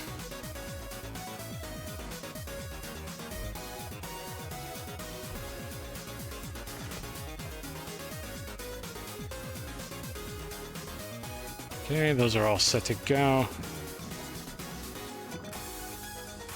We get lucky with this one, or do I gotta make terrain over here too? Yep. Boop, boop. So we're just going to grab this, swipe it over here, probably mess everything up in the middle. But now that there's like a pixel of terrain in that spot, we can use the leveling block again. Wow, that looks awful. Nothing here is aligned to the grid. This is immensely upsetting to me. But there's nothing I can really do about it. This is also resting on the ground right now, which actually might be fine. I don't know, we'll see. I don't know if that's fine or not. That's actually not fine, but let's just see if it works out. Hello again, Captain. Just assuming you like left and came back every time you do. I don't know. Maybe you just post that randomly, but welcome, and/or welcome back to the stream. A little closer.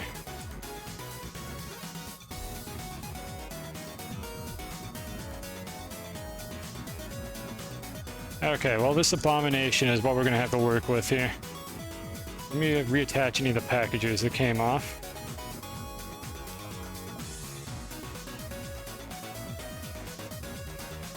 Just put this one in the back as well. I'm keeping the packages way off to the side just in case they somehow mess with the physics. I don't think they do, but I'm just paranoid at this point. I've been doing this for so long. Alright, we don't need that. Alright, so one of the problems we're going to have here is Sputnik is now under these, so I'm going to actually have to just put it back on. Music's a little too fast. This music will be fine when we actually start doing this. So where's that packager? I need to move Sputnik for a moment. And then I'm going to put it back on here once I've like arranged everything properly. So if I could just finagle this out of here. This will be easy if I just take the platform out instead. Alright, come on. Back up here. Yep, good job, camera. That's perfect.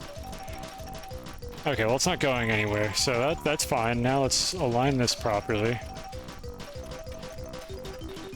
And where the...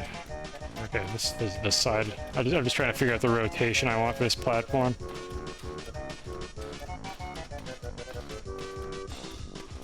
I gotta center it. The more centered everything is, the better this is going to go. That's kind of my conclusion about all this. Okay, now we can try to... I want to get Sputnik a little closer. So this is going to be a problem, potentially. I need to make sure that these little, like... Actually, I guess I don't... Do I care if these little legs are... Or these antennae are in the... Yeah, I don't care, actually, because these platforms are going to get deconstructed. A little more.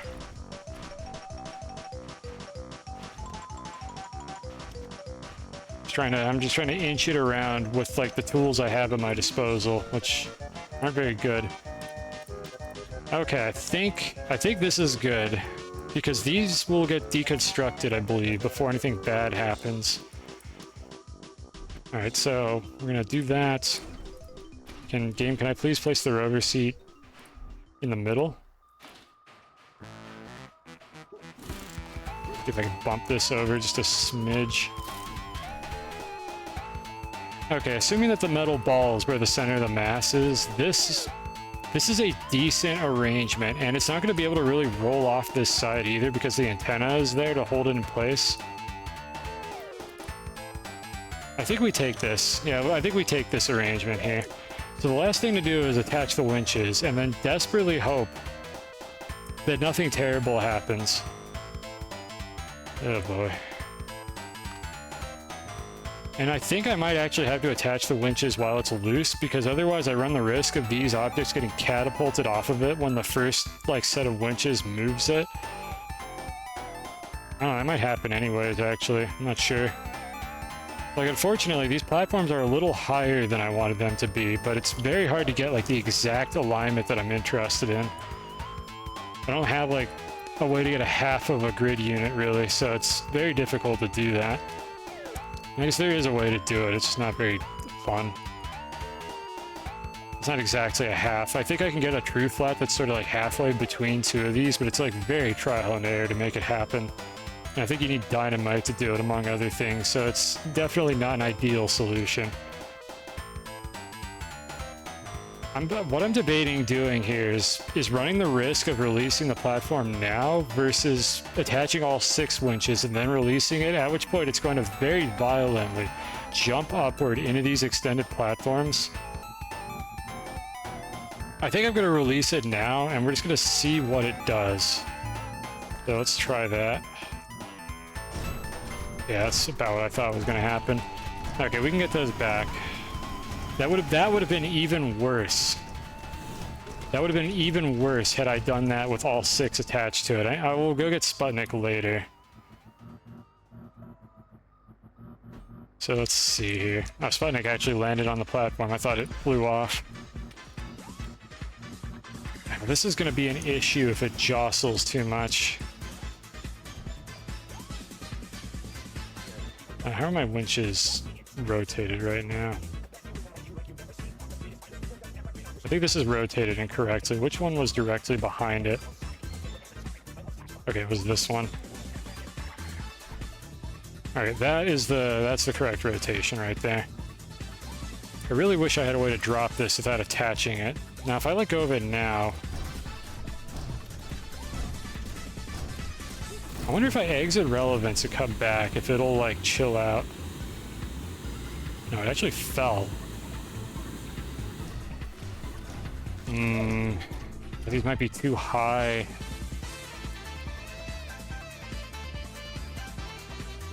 There is one more thing I could do.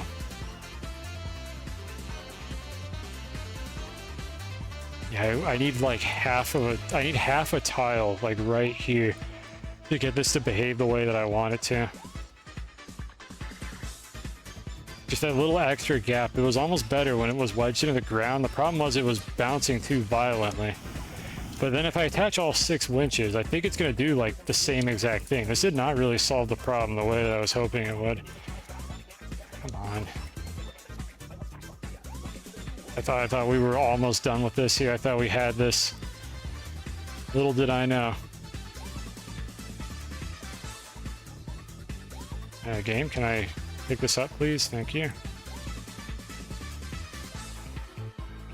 Right there. Alright, so if I release this, let's just see what it does. So I'll dig under it.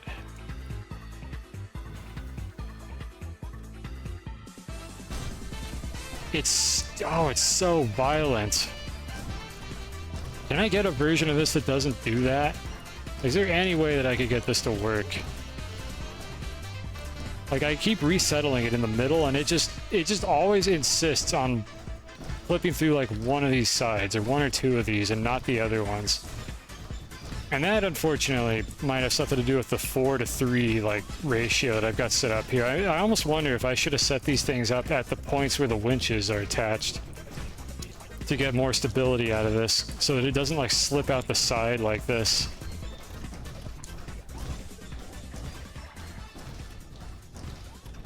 They wouldn't be doing this if it didn't clip through these platforms, but it's moving so damn fast is the problem.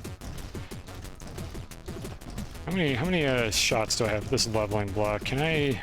Game, are you gonna be nice to me and let me do this? No, of course not. Alright, let's bring some terrain over. Build up a bit. I am absolutely desecrating this. What are you booping at? Game, just let me build the damn thing. Come on. I legit don't know why it doesn't want to build. Is it the platform? I don't think it cares if the platform is there. I don't usually. I thought you could bury platforms with these leveling blocks. Okay, well, apparently not. So we're gonna just... whatever, just attach the winches. I'm just gonna just put it over there. Game? Why can't I not do this? I really would be stoked if you would allow me to build this right here. If I leave the gateway, I wonder if it'll let me do it. Sometimes the game is dumb like that. Nah, I don't know how to get the gateway to go back to sleep. Occasionally when you approach one of these in a rover seat, they're just in a sleeping state. But I don't think this one's gonna do it. I don't actually know what is preventing me from building this, so I'm gonna have to set it up over here. And then try to, like, platform over.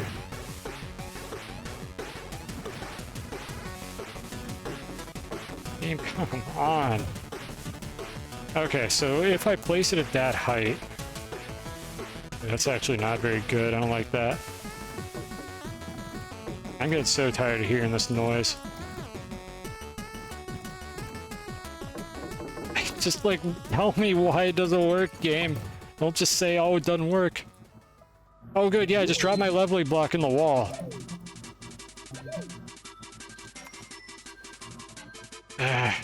Hold on, I need to do a second chat. I can get this back. Where did I put this?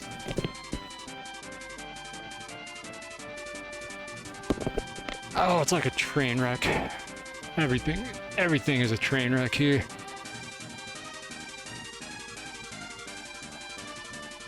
Where is that cable?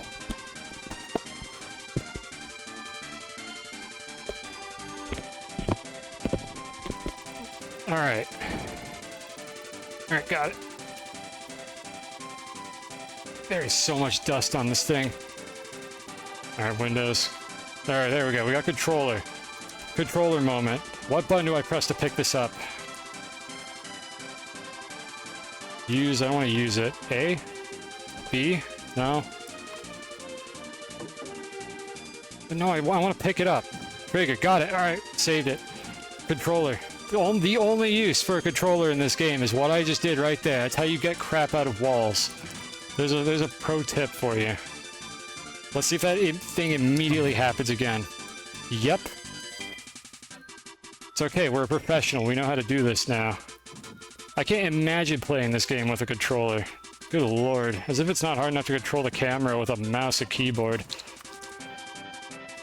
Thank you, controller. Very cool.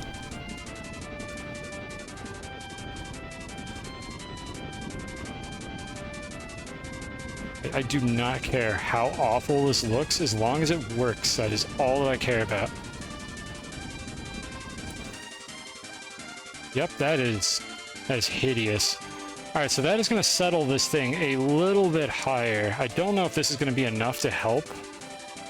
And I might honestly just kind of guess where to put the floor here to get this to work. Well, let's start with this.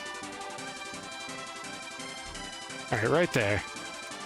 That's a little closer. I don't know if that's going to be enough. I think there's a good chance that is not going to be enough. But there's only one way to find out, and we gotta try it. Otherwise, I'm gonna have to just kind of eyeball it and make a half, like, increment to just boost it up a little bit more. And then just maybe that'll be enough. And if that still doesn't work, I'm rapidly running out of ideas that don't involve something far worse than using a platform for this. Something explosive, something unholy. Alright. I don't know how to detach one of these. I guess they're not the same distance away. Okay.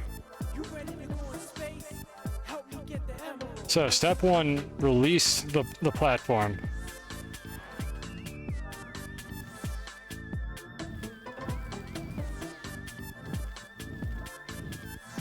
Is it not going to release now because of that dirt I put in the middle? That, oh boy.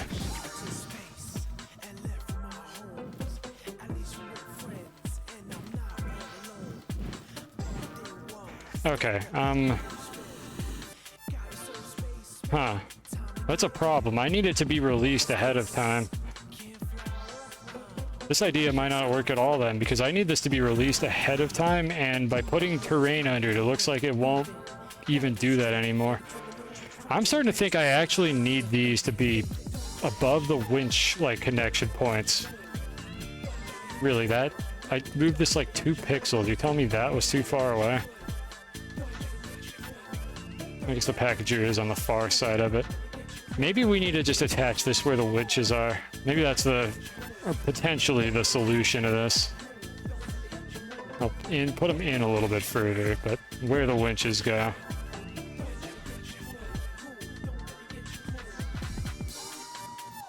I'm not going to be able to get this quite right because there's 4 pillars. Then I'll just have 1 extra that's just off to the side, not doing anything useful, I guess.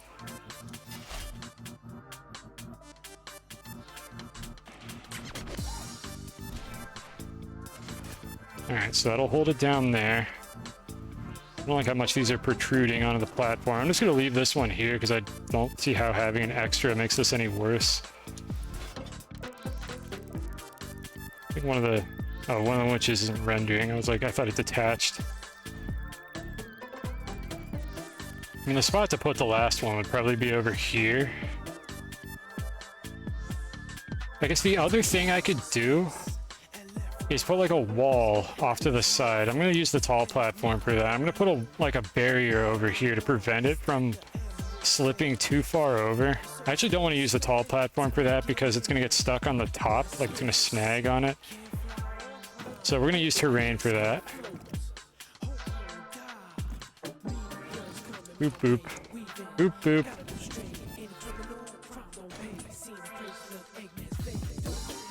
Boop boop. What do you need, game? Level the terrain.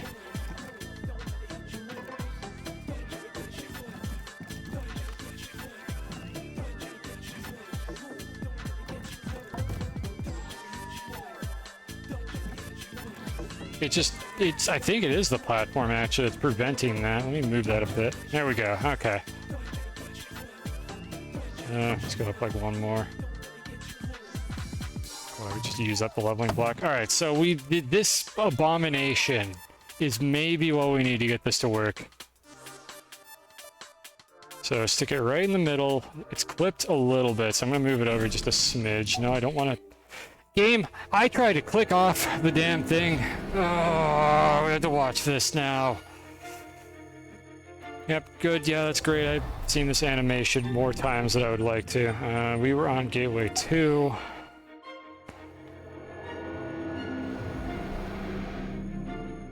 That's a controller moment right there. I'm not even using the controller right now. I'm back to mouse and keyboard.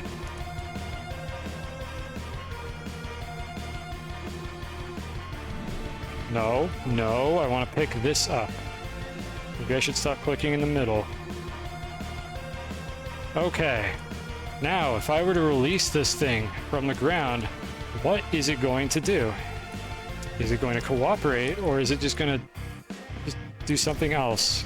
It's just going to do something else. All right, it's just going to do something else. All right, well, the train idea isn't going to work anyway, so I need to get rid of this.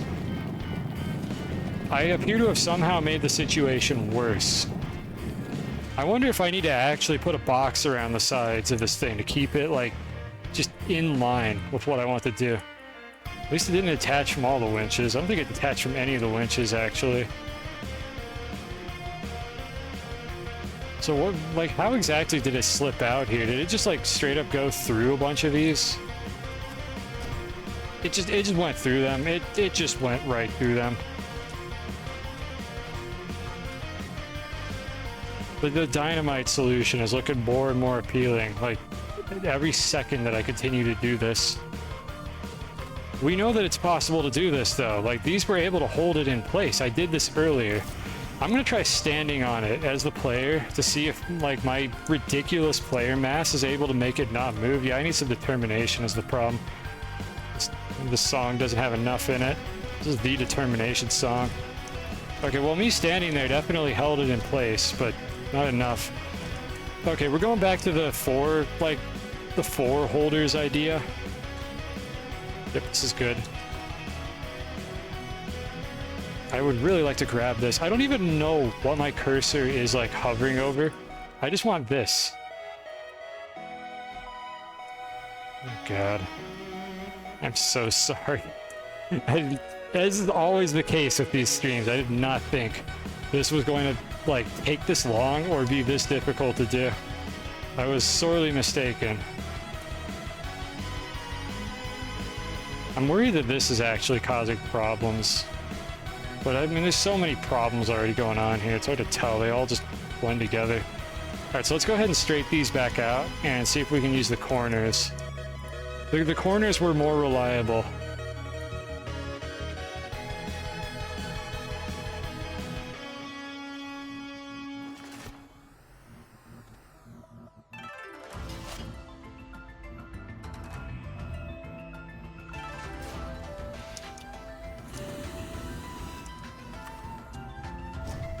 I was afraid that would happen. I was like, oh, I'll just get rid of that little piece of terrain. It definitely won't disturb the platform.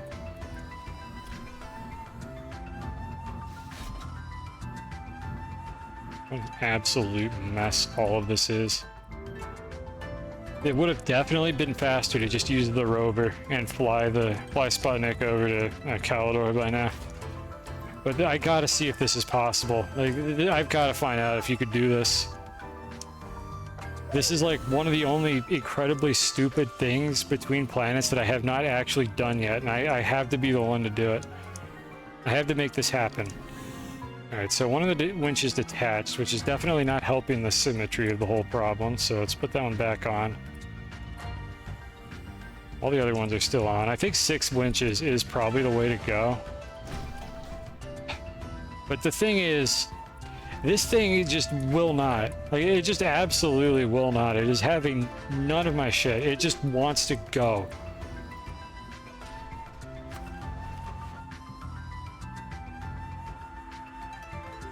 Oh great, they detached. So I gotta reattach them and then pick it up and try to center it.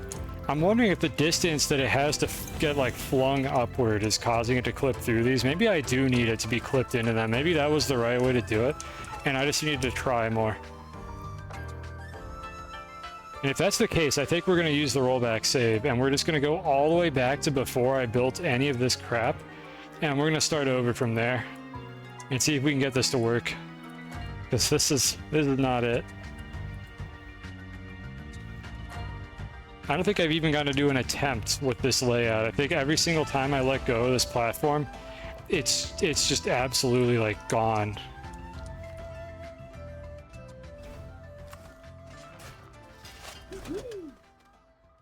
Alright, so if I click here. Nope, no, you're not. Alright, that's it. That's it. Let's start over. This is not working. We are not getting anywhere with this. Let me check what my scum save is. I think I had the 6 winches on the scum save. So we're gonna go back to that. We're gonna start over there and think of something better that we could do with this. Like maybe funneling, like build a cylinder, well, a rectangular prism in which the payload can be slung out so that it can't like scoot to the sides. I still don't know if that's going to work though, because the problem is it tends to rotate at a weird angle and then clip itself out. So that idea might not even work. So I'm gonna back up this one just in case we want to come back to this, but this is not working.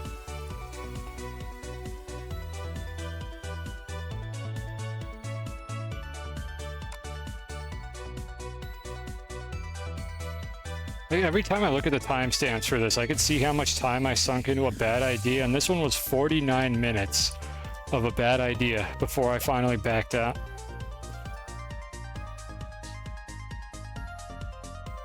Yeah, I'll just do a 6-hour stream and win the game as a finale. Like, what could possibly go wrong? We're not gonna have enough. We might not have enough content. Oh no, that was me before I clicked the go live button.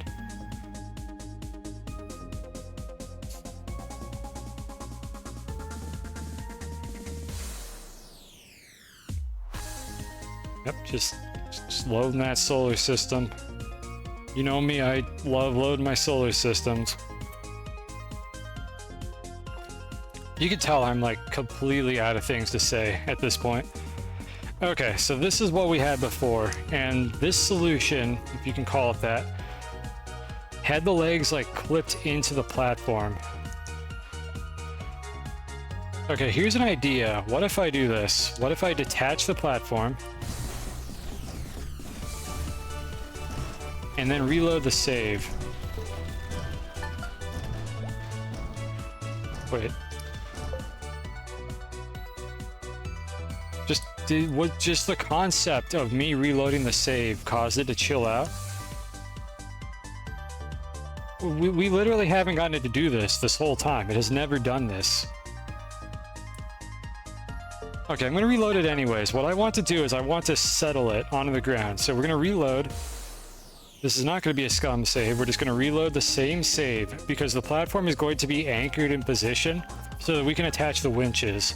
Maybe having it against the ground is going to cause it to jostle a little bit less when I release it next time. So let's just load the solar system for quite possibly the last time, but most likely not. And see if we can get this one to work. Like, I just need like a sliver, like more space between the platform and those like, and the legs of the ones above it. And I just like don't have a good way to get that to happen. Because the terrain grid just doesn't line up the way I need it to. It's either too little or too much space, and there's like no good way to get an in-between on that. Come on now.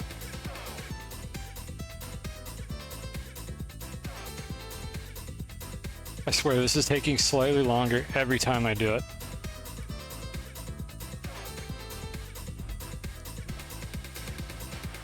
Okay.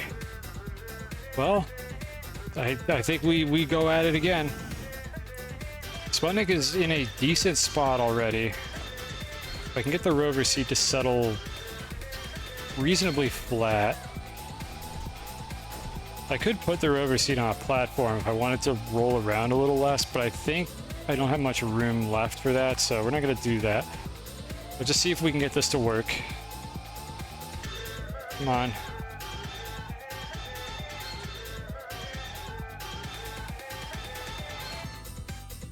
I'm being very like slow and meticulous about this because a single misclick will break everything and force me to set this all up again or reload the save. So I'm being really careful about where I put these. I don't want to accidentally like click on the terrain and dig it out and release the platform and have to do all this again. So just very carefully doing this. Okay. Well, this is pretty good. I don't know what's going to happen when I release this. But let me go make a backup save of this. And assuming that it doesn't just straight up fly off of the, like, fly off its housing here when I release it, we're going to attempt a few more times. Like, honestly, I might not even change it. I might just re-attempt it a few times with the current layout. And just see if one of them happens to work by some sheer stupid luck. So we've got our save. Okay. And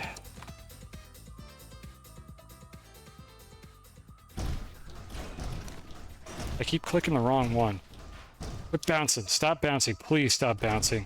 Oh, God. I don't even know what went wrong there. Neither of the objects actually got launched properly. What even went wrong there? We never had that outcome. I'm just gonna reload that one and try it again. I don't know what went wrong with that one at all. Like, we've never had that happen. It just didn't even like interact with me. It just clipped right through. It just gave up.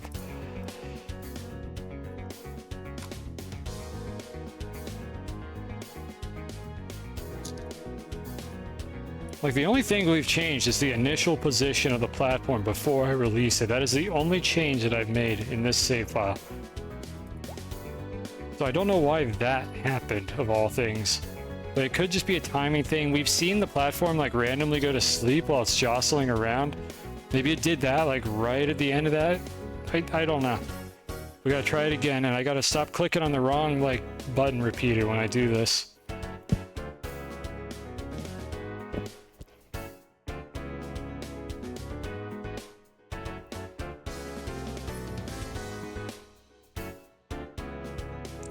I'm also loading right now. I can't speak.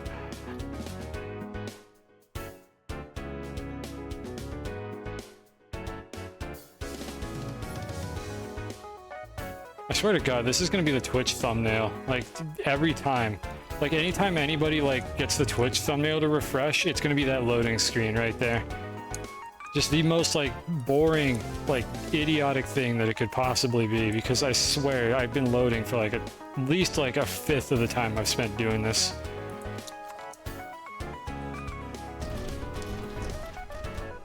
Okay, that's pretty clean. Don't bounce, just go, just launch. I didn't attach the winches. I got excited. It worked because I didn't attach the winches at all. I was like, oh wow, look how stable that is. Guess what? Another loading screen because I did not attach the winches. I am so sorry that this is what this has been reduced to. And I don't want to have to set this up every single time because I got to unpackage those things on the sides. It is unfortunately faster to just reload my save file than to do this. There's point and laugh. Get whatever enjoyment you can out of this experience. It'll be great when this works. I think it's probably better to just use the rover to do this. Like, realistically, this has been so hard to set up. Like, unless I could find a consistent setup that can do this, there's no way that this is easier than just flying there with the rover and risking just like slingshotting it off into space, because we can't slingshot it anywhere apparently. It just goes off to the side, or it just goes in the wrong direction. It doesn't go anywhere at all. At least I could sort of get it going in the right direction with the rover.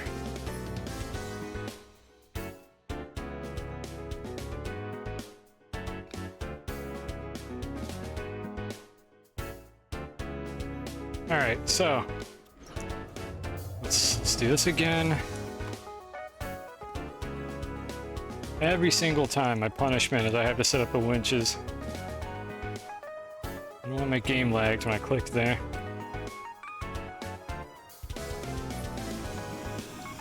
I'm trying not to bump Sputnik. A different arrangement for the items on the platform could help. I just don't know what that arrangement would be. Like, I feel like maybe Sputnik wouldn't be as prone to rolling off if I had it rotated in the other direction. But at this point, I need to figure out why this just isn't even launching in the first place. Because of that last one that just clipped straight through it for no reason. Oh, there's a reason. There's a reason for everything. It's just I don't know what it is.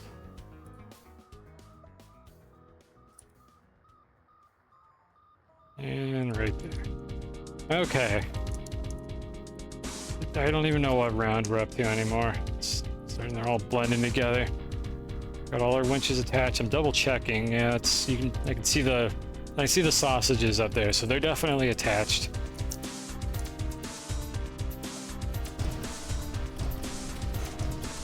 I can't even attempt that one. It just immediately clipped through. This is just worse. Like, I don't get why the physics engine does this. I don't get why it just gives up, like, on colliding with things. That's what's just not clear to me about this situation, is why is it sometimes just clipping straight through? Like, it's not even attempting to collide with the object. Like, the forces are just too strong. I don't know, maybe I need to reduce the amount of force from the winches.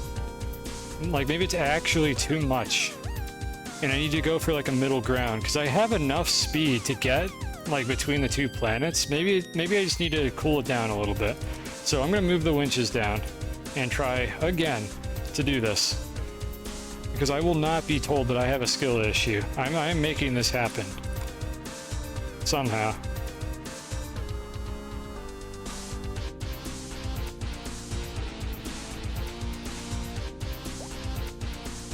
I will not stand for this. I will not dishonor my ancestors by having a skill issue, because they would never have a skill issue. So why should I?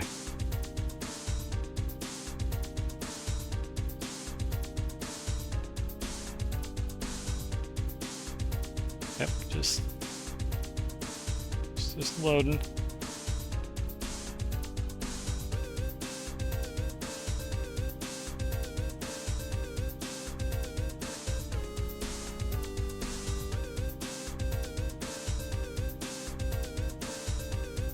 It's got to be taking longer every time. I need to start timing it.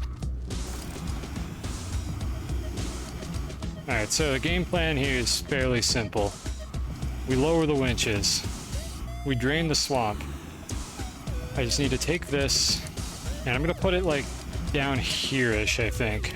Because you can just have, this has collision, if you remember from earlier, so I can just put it like on this thing.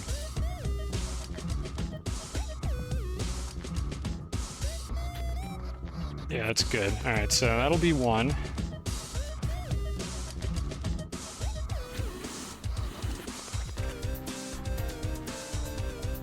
Boy, I wish I could look straight up in this video game. That'd be convenient. We can't have that.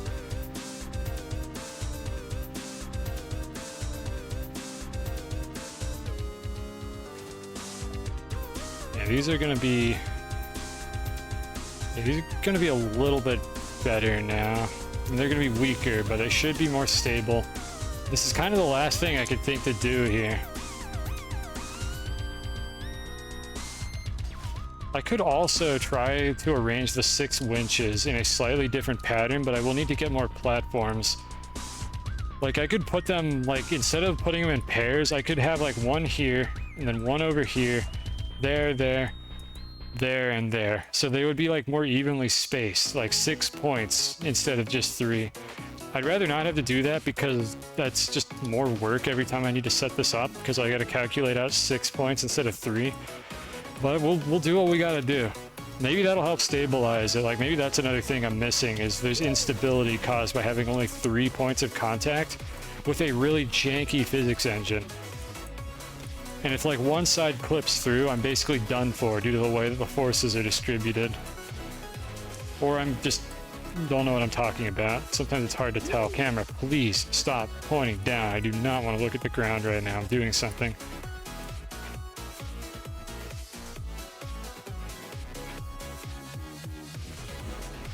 Don't want to bump Sputnik.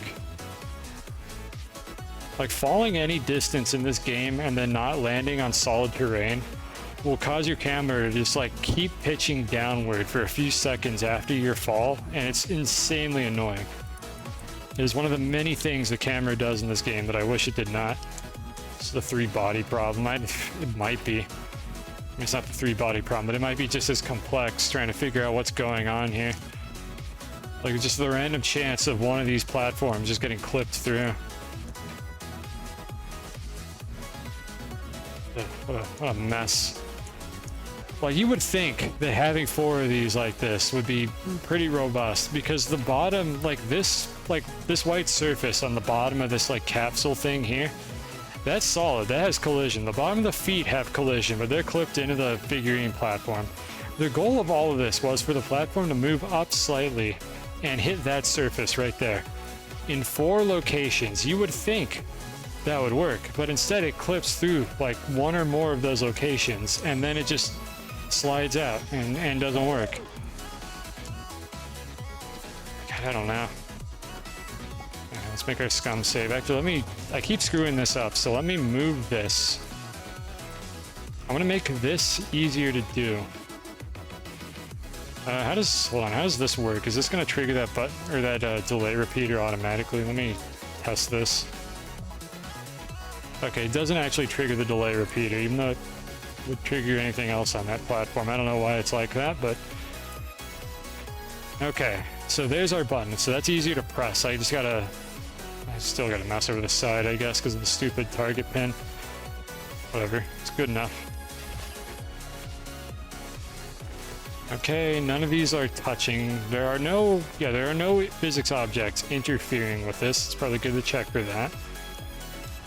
And the delay is still 15, which has been enough time to get in and then have it launch like maybe half a second later. That should be good. So let's get back in. Nice noises. I don't need to save and quit. I'm just so like used to just saving and quitting immediately after I do anything at this point. Yep. All right, we've got our backup. Oh my god, please, can this just work? Oh, please stay on it, just stay on it, just stay on it. Oh, that's a big maybe on that one. That's not That's not aligned well enough. I don't think that's going to hit Silva, even if I go high enough. Like, the potential is there. The potential for that to work is there. It went over to the space elevator. I want to see how high I go. Just a little spin. I can't open the compass. I should open the compass before I launch. I might be able to watch the icon of where Sputnik is. I'm actually on a pretty good collision course for Silva right now, but I think Sputnik got launched too far off to the side for that to work. Yeah, I can't see it. Like, once it goes that far away, it just kind of stops rendering. And if I can't spot the beacon when I get to Silva, then I'm not going to be able to find it. We're barely moving. Like, we're moving a little bit. I can see it a bit, but just barely. I think we're going to enter Silva's, like, area of influence in a moment. And we might not, actually. I'm not sure. There it is.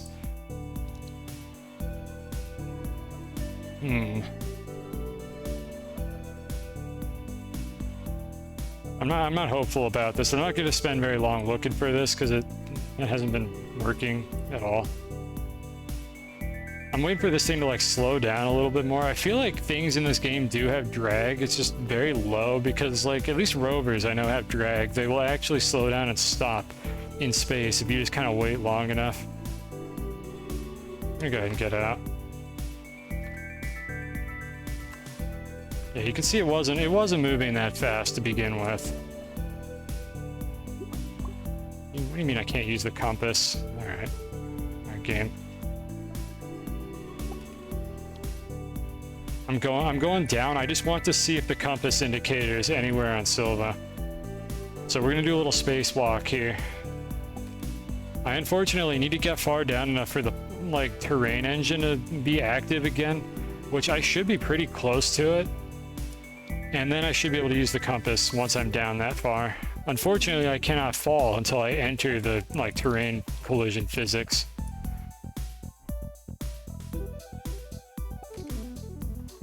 And no, I cannot move around. I'm stuck. I'm not just flailing in the air for no reason. I cannot move until I go down further. This is just like how I built the damn space elevator with all the save loads and everything. Never thought I would get to relive that moment. And we've got to save our game every single time we get in the rover's seat because that is apparently how this game was made. I feel like I'm not that high up. Like you can see where the space elevator is. Like it's a big like cube around the planet, and I'm trying to get into that cube. And what I'm hoping is that I'm sort of kind of close to the surface of the cube on this side, above that gateway over there. But realistically, I don't know if I am. I'm just kind of guessing. We'll do this, I think. Okay, we're gonna do this 5 more times. And then if that doesn't work, we're gonna stop. So 1, 2, 3,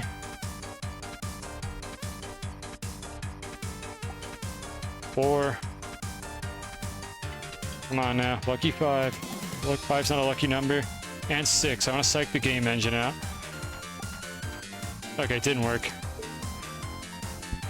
I'm gonna just write that one off as a loss. What I wanted to do was I wanted to get the compass open to see if like the indicator would show up anywhere here.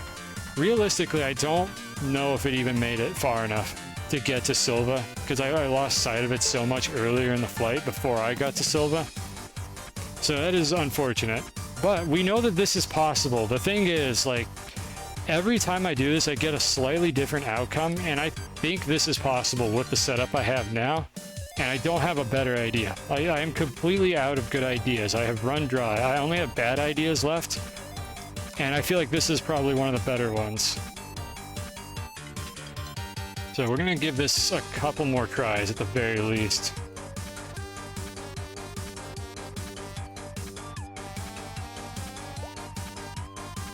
I don't know of any better way to control this outcome. I have a pretty big sling. I could move the winches. That's the only good idea I think I have left, is to move the winches.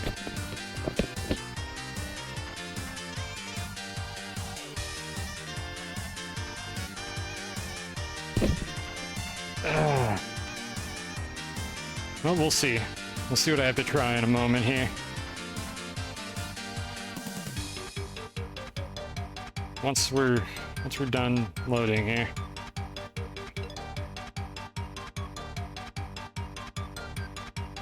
Okay. Maybe I should try the winches now. You know what? It can't be any worse with the better winch idea. Like, this, we've already hit rock bottom here. The situation cannot possibly get any worse than it already is. We're going back. We're going back again to get more platforms. I'm going to split it into 6 winches, each at a different position around the platform, in the hopes that that'll stabilize it a little bit more and, like, distribute the forces more evenly. God, I hope that'll work.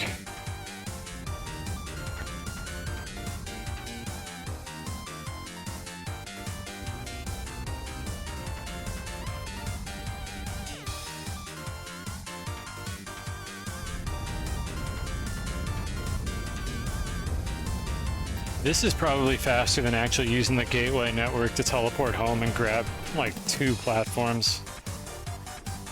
So I'm gonna bring tall platforms, I think. You know what? No, we're gonna bring both. We're gonna bring 3 tall platforms, so I need to make 1 more. I think I already have one over there, but I'm just gonna bring an extra just in case I lost it or something like an idiot. Alright, so we're gonna bring a tall platform.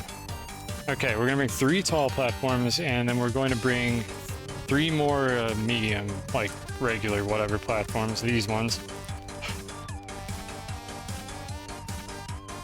I should have more of these.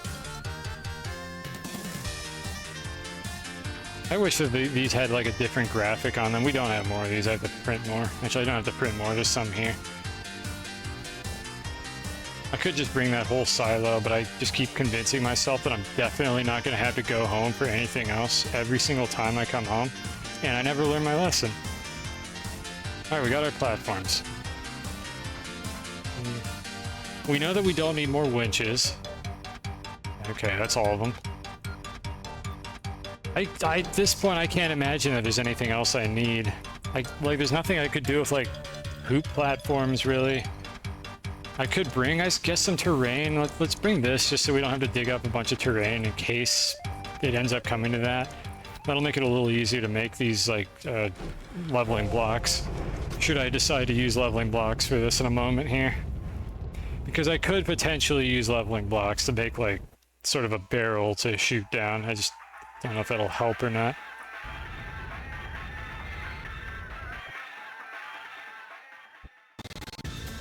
What are we doing on hydrazine? I see 2 of them down there. Yeah, we're still fine. Wait, there was a landing site here? There's no way that landing site was here. I literally was looking for one earlier, unless the clouds, like, were covering it at the time.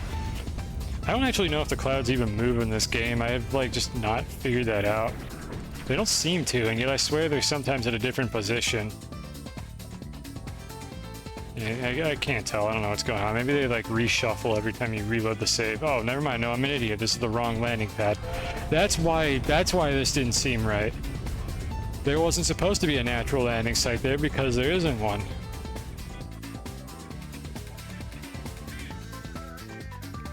Because there isn't one over here, which is where I actually needed to be. So no, I don't think the clouds move at all, actually, now that I think about it. There's our landing pad, and nothing else, because they didn't give us anything else. Okay, like 60th time's the charm. Let's see if we figured it out this time. Alright, which platform type do I want to do this with? I'll unload the other ones over here.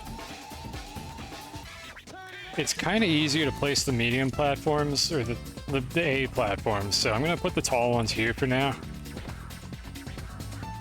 And we're going to use these. Is this a save file where I never put the beacon on Sputnik? Oh, god damn it, that's why I couldn't... That wouldn't have mattered. I would have been wasting my time. I didn't even do that. I'm kind of glad that I didn't spend that much time, like, trying to fly down to the surface of the planet, because it wouldn't have even worked. So, I kind of dodged a bullet there, I suppose. Okay.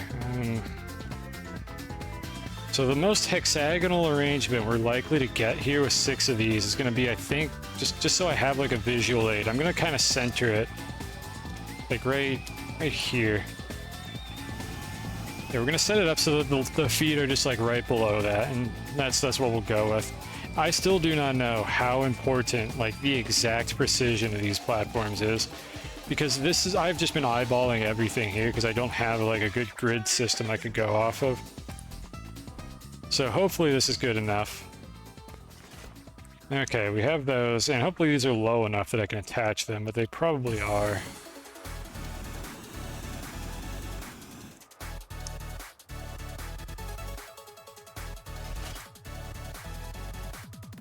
That one there. The rotations, I'm also just kind of eyeballing it, hoping it's good enough. Where's my cursor? I keep losing my cursor. There's just so many white objects in the background to like catch it.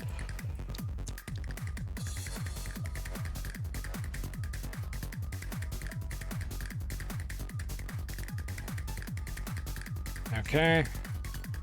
Good, thank you, camera. You could just scroll that real quick here. That would be very helpful. I should just leave these here, they're not in the way. I might need them depending on what I do later. Assuming there is a later, which, I mean, ideally there won't be. Hopefully this will be the last thing we have to try, and then we'll get it. And then I will have to, like, after stream, seriously evaluate whether or not this was the correct way to move this thing between 2 planets, because I think we have spent more time doing this than any of my other solutions to get probes between 2 planets, and I thought this was going to be the fastest one. It shows what I know. Science truly is full of unexpected outcomes. And sometimes disappointment.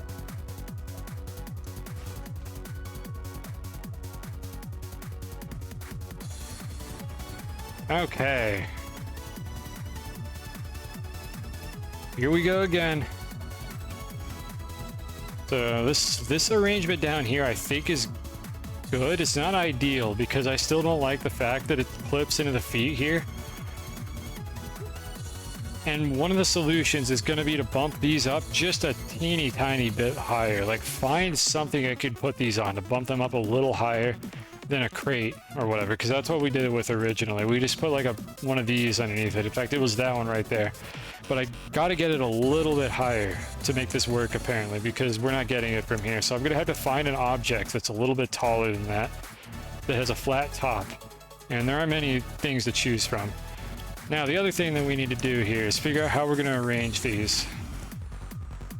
So we've got roughly a hexagon here. And hexagons are the best of gons, but unfortunately the math for like where to attach these is going to be a little bit wonky. So assuming that each of these is at a roughly like 60-degree separation from the one next to it, which I think they are, what angles on this grid do I need to target?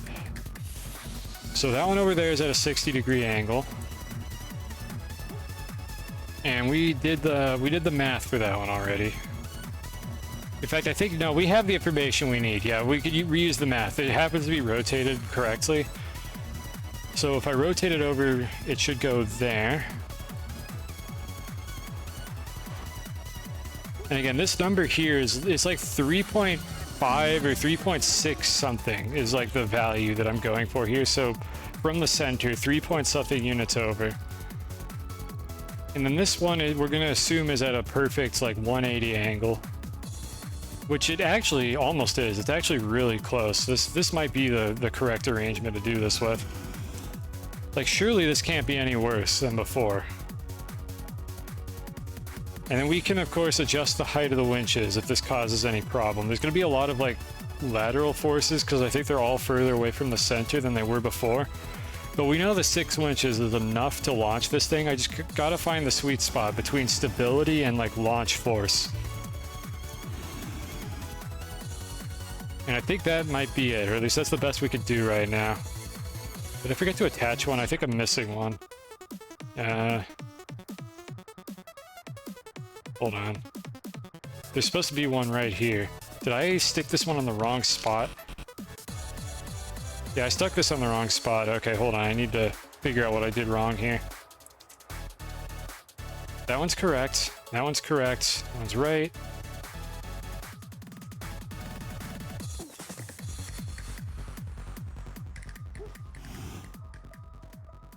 Where's... Okay, I didn't attach this one. That's what it is. I was missing one. Because that, if anything is going to make this not work, I'm pretty sure forgetting one of the winches will do it. We kind of need all 6 thrusters to have any chance of this working correctly. We've got 6 of them. They are all 4 chessboard units away from the center of mass for the chessboard. I can also change where Sputnik is located and the rover seat, but I think we're going to change one variable at a time. So let's try this one. Let's see if we can get this one to work.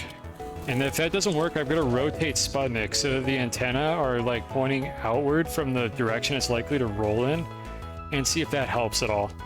Because I don't know like how this thing is behaving here.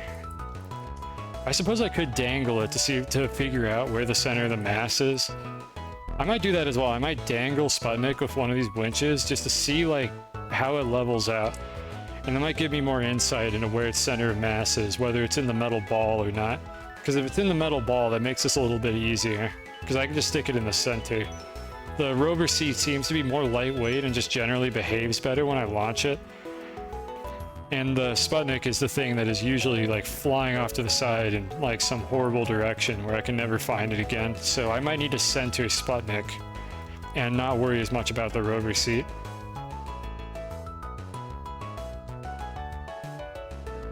Okay, I think... Did I... Let me double check the file. Where is it? Okay, there it is. We got it. Okay. Here we go again. Please, at the very least, please just stay on the ground until I get in the seat.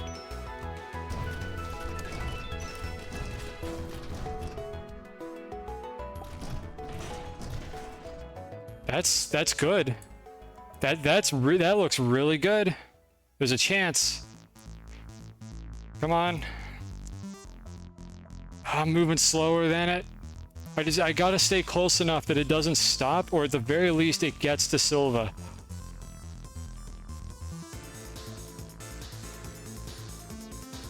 Oh? Maybe? Where is it? I don't know where it is. There, wait, is that it? That's it over there. It's spinning. Come on, I don't know if it made it. I don't know if it's gonna land. Oh, looks like it's gonna land!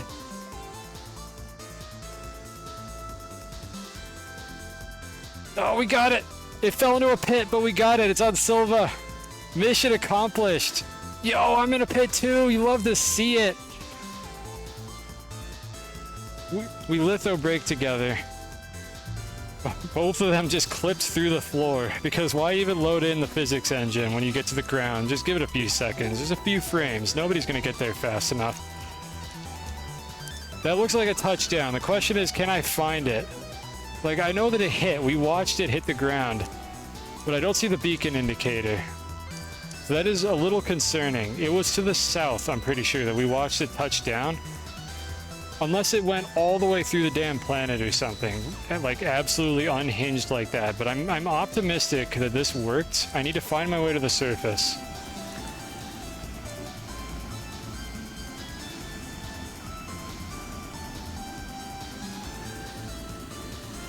God, I hope this worked. I won't have to do this again. At the very least, we know that this is possible. We did get it to the planet. I think I'm going in the right direction. I feel like this is where I saw it flying off to. If you, like, notice something different on the stream, please tell me now. But I think this is the direction I saw it fly off into. The concerning thing here is I do not see the icon anymore.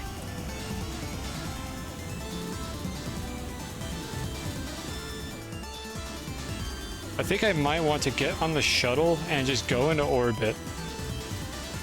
Yeah, let's go to the nearest gateway and just fly the shuttle around the planet to see if the beacon will show up. If I can't find the beacon, then that means we lost the, like, probe somehow. Which I don't know if there's any game mechanic that would be able to despawn that probe. You would think there isn't. But we're not out of the woods yet. We saw it hit the planet. It is possible that it actually flew through the planet because this video game is programmed, but I don't know if that's what happened or not. So we're just going to go over here. This is our space elevator, but we're not going to use that right now. What we're going to do is go back to Aatrox and see if we can find it with the shuttle. Like, I don't care how it got here. If I landed this thing on Silva, I'm calling this a success. So this is the thing that I have not been wanting to do this whole time because it's very slow. You've got to go to the core, and then you got to go to the unidentified satellite, even though it has very clearly been identified at this point. And wait for another loading screen. Well, it's not really a loading screen, it's pretty quick, but there's a pointless animation that you have to wait for. And then we got to go to Aatrox, which is this one right here. And then we got to go to Gateway 2. This would have been faster with a shuttle, but we don't have the shuttle because I flew away from the planet. So we're making do with what we got. And Gateway 2.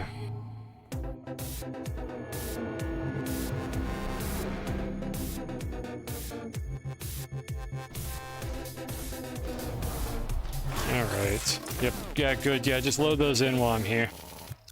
I don't even know what I just saw from the distance over there. There's probably some crust from the packages. Need another hydrazine. I was about to run out. We're not going to run out of snail food anytime soon here. And we have the shuttle. Okay, I don't think I need to bring anything. I'll bring a second winch just in case. Actually, this is the first winch. This is the only winch. I'm glad I brought this, actually. I need it. We've got packages. Alright, come on. Please, just let this work. Please, I don't want to do this anymore. It was so easy to make the slingshot for myself, and then the second I try to launch anything but myself, this just doesn't work anymore. It's just an absolute nightmare. Oh, we almost hit Aatrox that time. That's like the first time we missed. Come on, where's the red beacon? Oh, I'm gonna be sad. I'm not seeing it. So there's two possible outcomes here. It's either not here because it passed through the planet and the collision engine didn't load it in, which is weird because I know that those things can eventually exit relevance. The other possibility is that it's actually near the core of the planet, like it fell extremely far down into the middle of the planet and then stopped. Like so far down that I cannot see the beacon indicator anymore. I'm going to check for that. I'm going to actually go down into the planet and see if I can spot the beacon from there. And if we can't, we unfortunately have to write this one down as a failure because I can't find the probe. I don't know if it exists. I don't know if it passed through the planet. And if it did pass through the planet, I can't just like save and end stream and then hope it'll just materialize again someday because it very well might not. Alright, so let's grab the winch in case we do find it. Actually, I'm going to bring the whole shuttle with me. I could probably get it to launch out of the ground.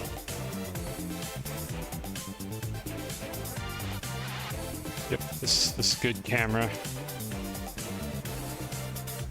Okay, so we're looking for the red beacon. That's orange. We have two orange ones. One of them is on the shuttle. The other one is like on one of my rovers. We're looking for a red one. Did I not? I thought I built a rail that goes all the way to the core on this planet. I know I did. Did I not build it here? Oh, it's over here. Okay, I slid off the side. I was like, where'd the rail go? Alright, I'm gonna stop every now and then to look at my compass. What am I stuck on, game? Good lord. First person camera. I'm gonna bring that up at least once every stream. Please, first person camera. I heard a new indicator. I don't think that's a beacon. Yeah, that's not looking good. This is not good. I'm hoping it'll just show up like no matter where I am on the core because it's fairly small.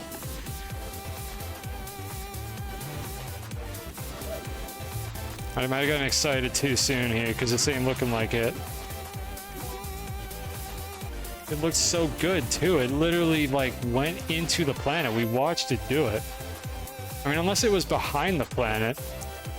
I guess, you know what, I guess there's that possibility.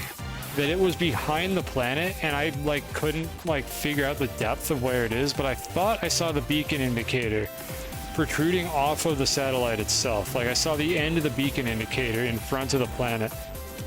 Did I check the core? Yeah, that's what we're doing. I'm circling around real quick just to see if it, like, pops up on the compass, and then we're gonna go down into the core proper.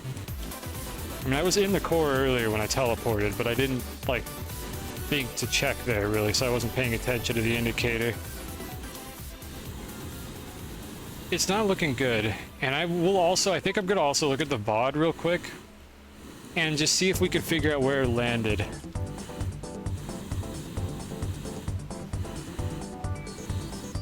Okay, so that's north over there, so we're not really getting anywhere with this.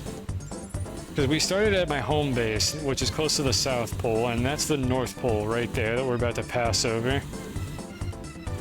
And I would think the beacon would show up from this height. I'm literally seeing beacons on the surface right now, so surely if it was below me, it would appear.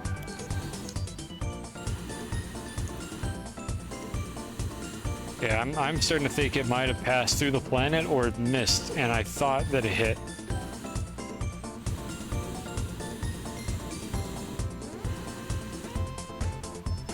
Okay, let's dig down. This is probably a lost cause anyways, but I don't mind doing a little bit of digging. We're not quite at the core layer, I think. I think we're one layer above it. Unfortunately, I gotta go back up for my shuttle after I'm done with this. Good. Astroneer. Alright, let's go back up for the shuttle. The world's most flaccid jetpack. Trying to like optimize the fuel here because I think I'm actually running a little low on hydrazine that I have like available to me right now. Yep, good. Yeah, good. Let me click my backpack. That's a feature nobody's ever wanted. All right, got the rocket. I found the thickest possible spot to dig down here, but we did get it.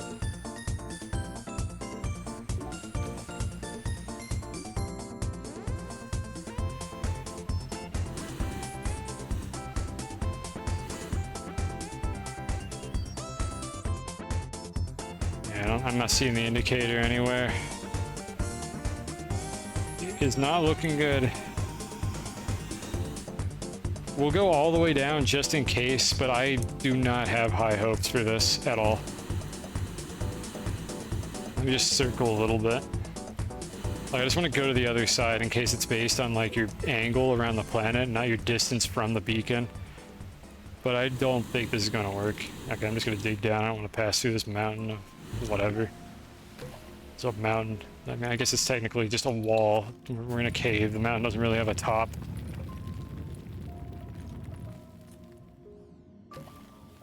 Game, why do I have to go down this far to open that up?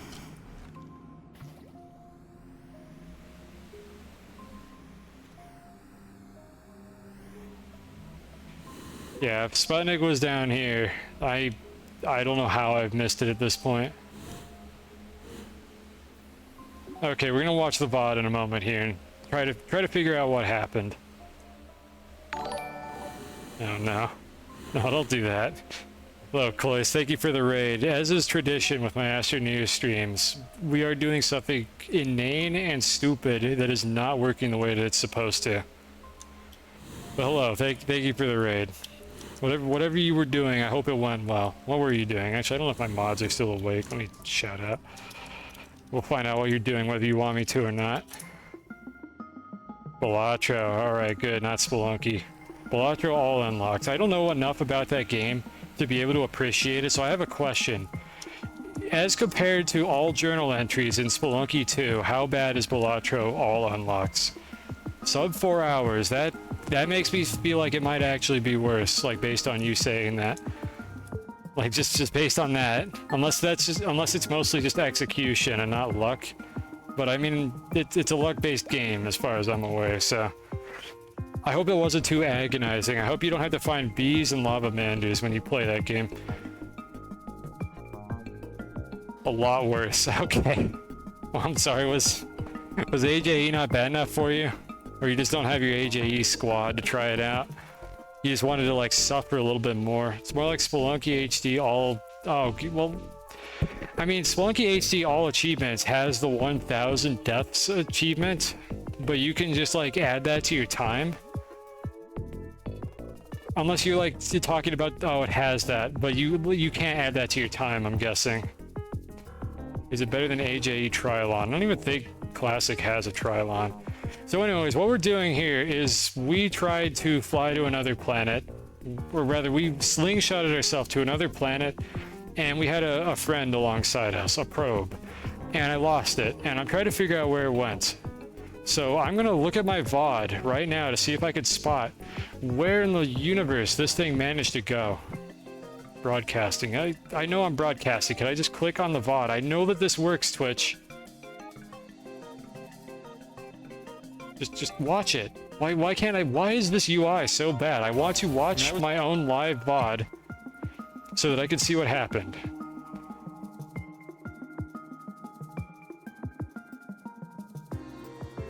Hey, chat, you can wave. You're over here. Okay, you're gone now. All right, so let's see. When did everything go awry? Trying to watch the VOD while live is impossible, and you had to do it 20 times. So I mean, that's what I'm doing right now. So I'm not sure what you did. You're gonna go. All right, see ya. Like, if any of you gotta go, that's always fine with me. Thank you for the raid, in any case. The Classic has a community-made AJ. Okay, well, I guess they didn't suffer enough. Alright, so where did we perform the launch? Okay, I think it was this launch attempt right here. Unfortunately, this scrubber is really bad, so I have to, like, kind of increment in, like, multiples of a minute. All right, here we go. So what went wrong in this situation? So Sputnik got more speed than me. That's just the luck of the draw, I think, with the way the physics work for the slingshot. So where did it go? Like, the end point of the, like, little beacon indicator is what I was basing this on. So that disappeared because it crossed over into Silva's sphere of influence. Okay, I need to pause while it's on screen. Okay, I tried to open the compass. Alright, and then this happened. You know what? Looking at this again and the trajectory I have, I think it missed. I think it might have actually gone behind the planet. Oh, that's disappointing. I think this might have actually gone behind the planet. And I got, like, excited that I thought it was in front, but I couldn't tell. Oh no, another one. Hello, Mock. We got another raid here while I'm trying to, like, recover from a dumpster fire. Thank you for the raid. What were you up to? Let's give you the funny shout out as well. There you go. You're streaming Terraria. All right, what are you doing with that game? I'm familiar with that one. Okay, just a casual Terraria world. Well, I hope that was enjoyable. I am currently, like, beating my head against the wall, trying to do things that I was never meant to do. That missed the planet, I think. I think it's behind the planet. So here's to fill you in, raiders, for what's going on. Hopefully you didn't get trolled by pre-roll ads. Those aren't supposed to happen while you raid. But here's what we're doing. We are trying to slingshot an object between two planets. You're not supposed to do this in this video game, because they just don't want you to for some reason, but I'm trying to do it anyways because I'm an idiot, and I have spent the last, like, 3 or 4 hours trying to slingshot Sputnik between these two planets. And I think what happened here is that it passed through the planet.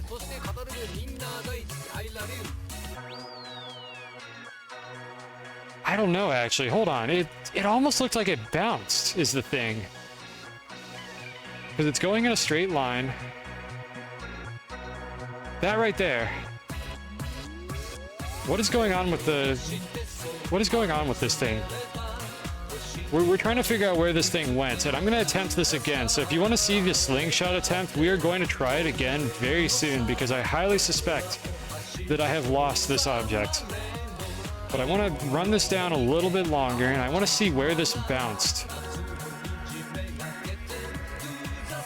There's thunder outside. So here's the usual obligatory warning, chat. If I suddenly go offline without any warning, my power went out. Like, almost certainly that's what happened. Depending on how long it's out, I will try to bring the stream back. If the power comes back immediately, I will try to, like, finish off the stream. Yeah, I gotta milk this stream for all we've got. Right there, that right there. Why is the beacon indicator getting shorter? Did it go behind the cloud? Oops, I clicked way too far off. Okay, I need to... God, I hate this video player so much. Okay, let's go back like a minute. Okay, right here. This is close enough. What is going on with the beacon indicator? Can I... Yeah, okay, I can just pause with this. I'm just gonna pause and start. Like, the trajectory that it has looks like it could have landed on the planet. Like, it goes outside of my rendering distance, unfortunately, but it looks like it could have hit the planet, so where did it go? So it's definitely there. See it? It looks like it's in front. It goes through the cloud. It absolutely hit the planet. There's no shot. Because you can see it happening there. The beacon indicator passed through the cloud. And then it struck that pit right there. It vectored off to the side. And then I lost it at that point. I hit the ground. And I passed through the terrain, and I lost it at that point. And then I couldn't find it anymore. It's got to have made it, right? Like, it has to have made it. I even went in the right direction and popped open my compass to check where it was, and it's just not there anymore. I'm not sure what happened to it. I think what we do, I think we go into that hole. Any hole's a goal. We're going over there. So let's see. The pit that it fell into is right over there. That's where we go. We go to that pit and we try to find it. So I'm not sure which gateway this is. I'm going to try to fly to the planet and see if I can spot this gateway. We may be able to salvage this. I don't have high hopes because I think we might have lost it, but we're going to try to salvage this before we save scum and try to slingshot again. God, I hope this works. But I think this is possible. I think we might be able to find it. It landed on the planet. There's like no way that it fell through the planet. I saw it like deflect off to the side after it struck down.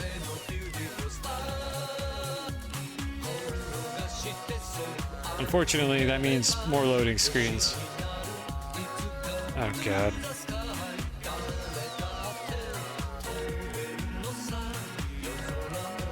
Oh, while I'm loading, let me check the weather here real quick. Just doing this on my side. All right, how bad is that storm? Oh, it's a little rough. Oh boy. All right, can we finish off the stream before the power goes out? I'm gonna guess probably not, but we're gonna try. Again, if it comes back immediately, I'll try to start the stream up again. Game, could I move horizontally, please? So fun fact about the hoverboard air controls, they only work in the air if you're also holding jump. Like even for a split second while you're holding a tier 4 object. Otherwise it doesn't work. You have no air control. It's not even the hoverboard. You just have no air control while you're holding a tier 4 object, but on the ground you can move with the hoverboard while holding a tier 4 object. This game is completely absent of any consistency whatsoever. Trust me, I could launch from here. Just give me a second. Maybe a little over to the left. Right there. Actually, I should be able to center it on this. I think this thing is geometrically centered.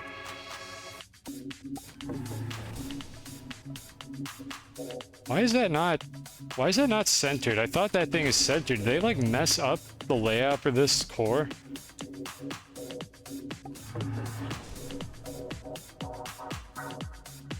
I feel like I'm gonna go insane here. I need to do it underneath one of those little holes because there isn't like a spire or anything blocking it off. Maybe it's just... I'm actually losing my mind right now. It feels like no matter where I do it, it's not above me.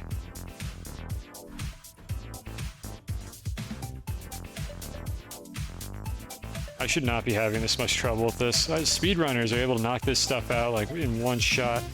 Okay, this is it. This one for sure. Got it. Easy. First try. It's right out of the planet. Alright, let's see if we can spot this. Where did it land? I don't think it was this one.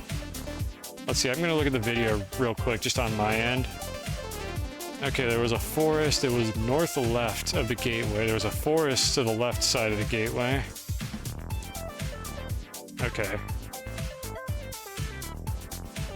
Alright, so let's see if I can find that here. Okay, it's not that gateway, so let's try this one.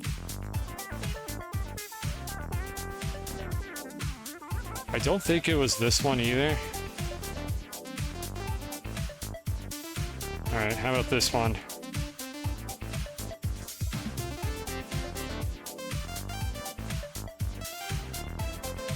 Could it have been this one? With the clouds like this? I think it might have been this gateway. Let me check the last one, but I think it was the one I was just hovering over. Okay, it is definitely not that one. There's a mountain there. That one doesn't have the forest in the right spot. This is the only other viable candidate. That has a mountain to the left of it as well. Yeah, it's gotta be the last one. Alright, so it's this gateway right here. Oh wow, that is an extremely close lightning strike. Alright, well, hope I don't die before we finish this. God, this stream wasn't supposed to take this long. I was hoping the stream would be over before the storm got here. What did I just pick up? I just accidentally grabbed something. I don't know what it was. Whatever. I'm sure I'll find out the hard way what it was later. Can I move, please? Good Lord, this game is finicky sometimes. Alright.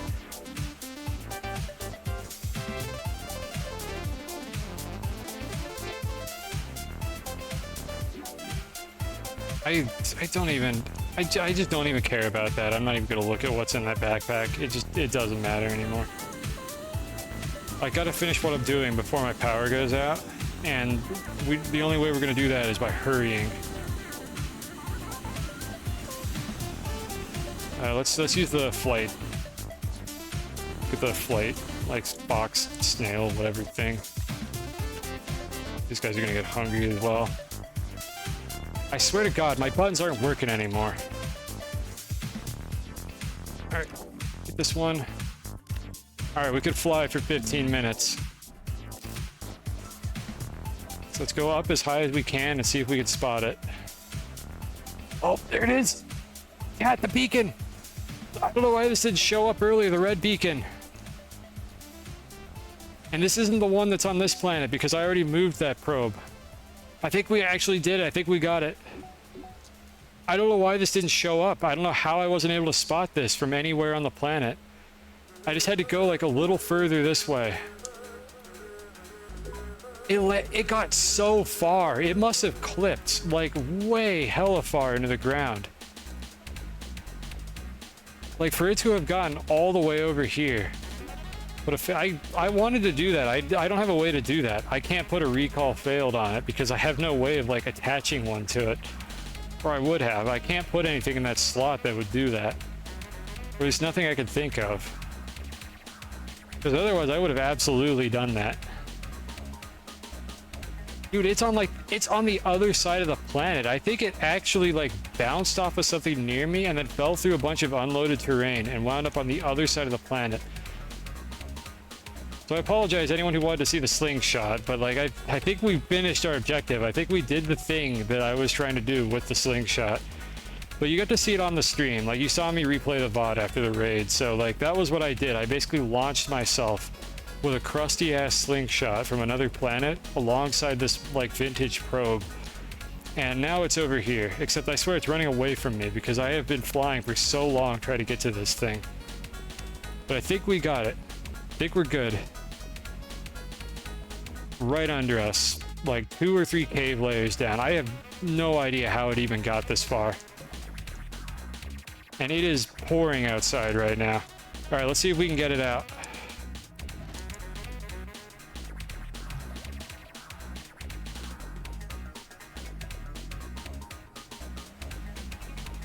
There it is. My baby, we're finally reunited. I need to get a packager to pick it up now. We found it. It actually made it. It didn't despawn. God, I don't know who was here ages ago when I tried to do this with the Eagle lander from a different planet, and we had a similar, like, very hard, like, touchdown.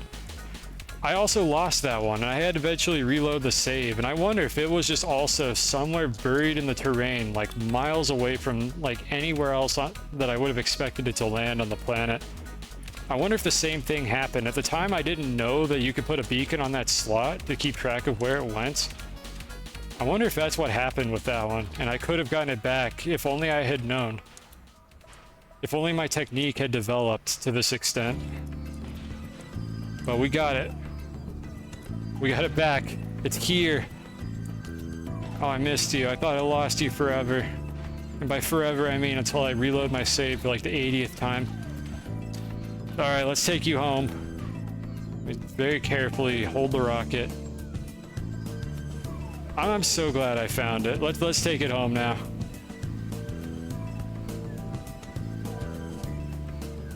Make the clickbait Reddit post. I cannot condense this without like editing a video. I could not condense this into like a reasonable experience. This would probably be a good edited video, but I just don't want to put the time in to do that, and I don't want to put the money into paying somebody else to do it, and I don't want to grift somebody into doing it for free. So maybe someday, like maybe I'll go back through some of these Astroneer VODs and like actually make edited videos out of them.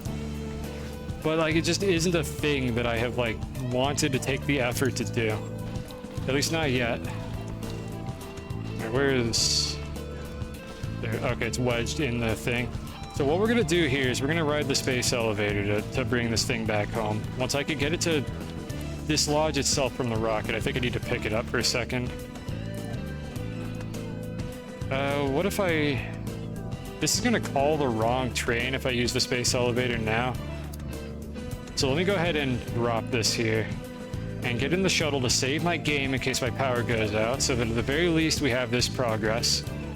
And we're gonna go back home and we're gonna take the space elevator. I will have to clean up the abomination of a mess I made at a later time. For now, this is gonna be good enough. So go back to Calidor. Yep, through the planet. You love to see it.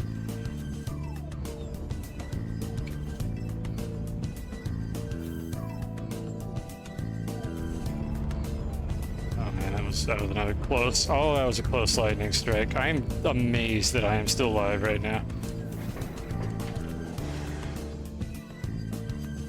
Alright, so we have this. I need to bring a tall platform. Maybe a couple winches. I just want to like hold it in securely so it doesn't go anywhere through my ride.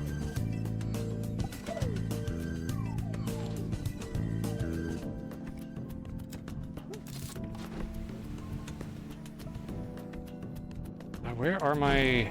Or tall storage is what I want. Alright, here we are. Actually... No, I can't use a tall storage for this. Not the way I'm going to do it. Spawning is fairly small. You know what? I'm just going to try to use a pair of winches to, like, anchor it to a couple points on the train, and hopefully that'll be enough.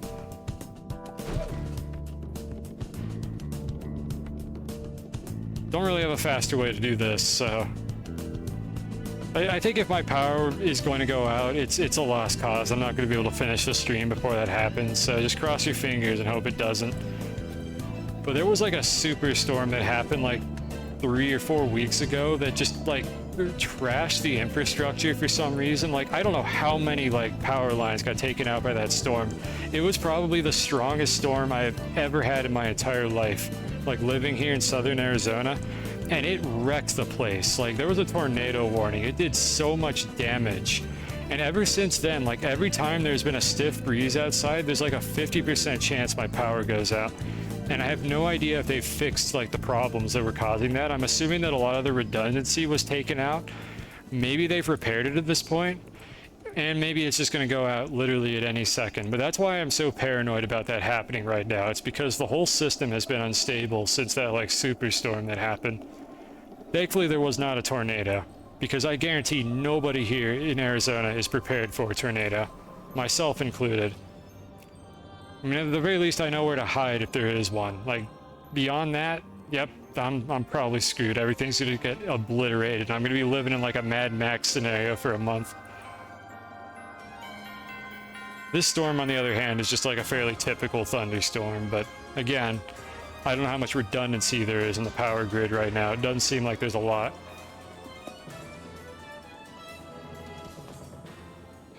Oh yeah, by the way, this is the space elevator. Anyone who hasn't seen it, you're not supposed to be able to do this. I did it anyways. This part specifically, I had to save and load my game like 60 times to build this. It was bad enough back then. Like, imagine if we had to save and load the game now, when it takes like a minute straight to load my game with how big my save file has gotten and how crusty the game is. This would have been awful. Like, it was considerably smaller back when I did this. It didn't take nearly as long to load it up every time. So I'm at least grateful that I did this like kind of in the middle of the playthrough and not like 25 streams in when the save file is 12 megabytes, which for this game is a big save file. Not so much because of the file size, but because of how long it takes the game to process that file and like convert it into the actual like planet data, because everything is loaded in this game at all times, and I'm pretty sure that's the reason why the save files take so damn long to load.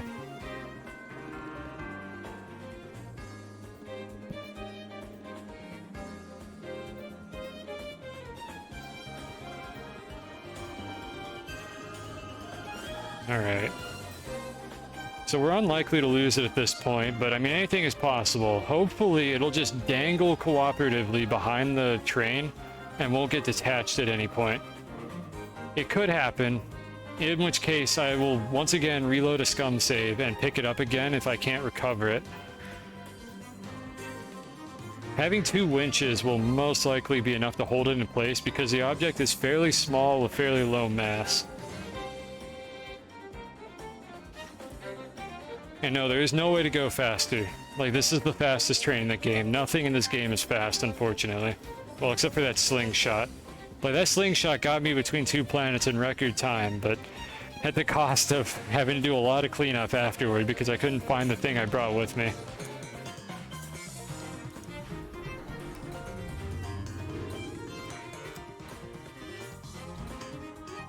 Okay, I want to kind of keep this thing under some decent tension here.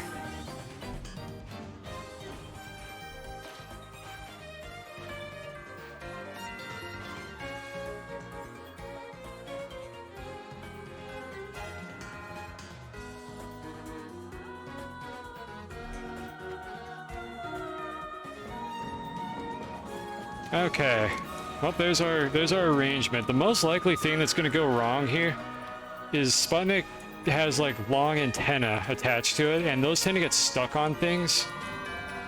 So hopefully it doesn't get stuck on things while I'm trying to drive it over the elevator here. Like, you can see it trying to do that now. I gotta like kind of take it slowly and make sure that it's not getting stuck before I floor it.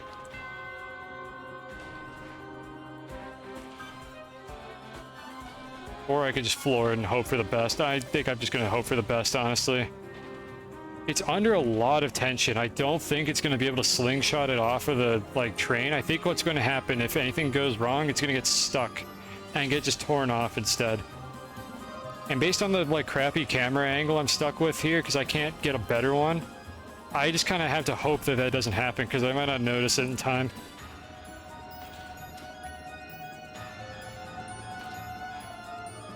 Especially when, if I let go of the camera for like more than a couple seconds, it starts doing that like weird, like drunken roll you saw it do for a moment. So I gotta just, oh boy. Can I get a better angle on this? Not really. Okay, I thought it got stuck there.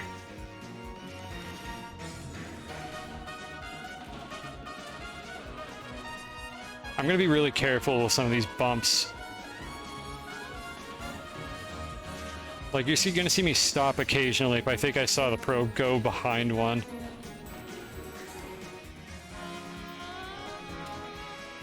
Oh, that one, it snagged on something there. I almost lost it on that one, I think. Okay, let's keep going. All right, we're at Calidor. I actually don't know why it stopped there. I'm not sure what it was stuck on. It should be slightly easier to keep an eye on it now, I say, even though I can't really see what it's doing behind me. This is actually worse. Can I look up at it? I can look up at it, chat, but literally every single game frame that I am not pitching my camera upward, the game tries to force it down.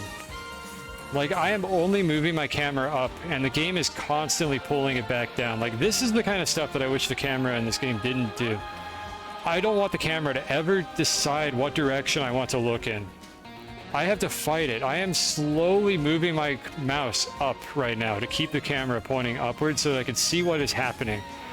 And thankfully it is cooperating a lot better on the way down than the way up.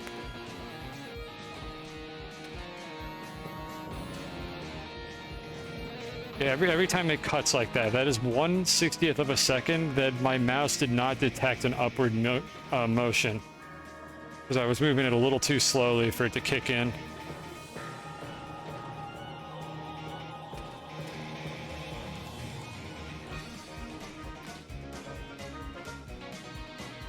Alright, we're above the clouds. That's where gravity is definitely here. Oh, we're way lower than the clouds, actually. We're here. Alright, can I get this thing through the tunnels? It's not very big.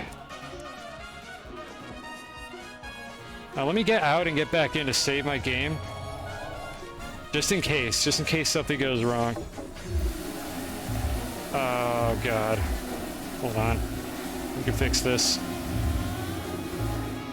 There we go. We don't have to listen to that. I was wondering why it got dark all of a sudden. Took too long to feed the snails. We'll fix that back at home base.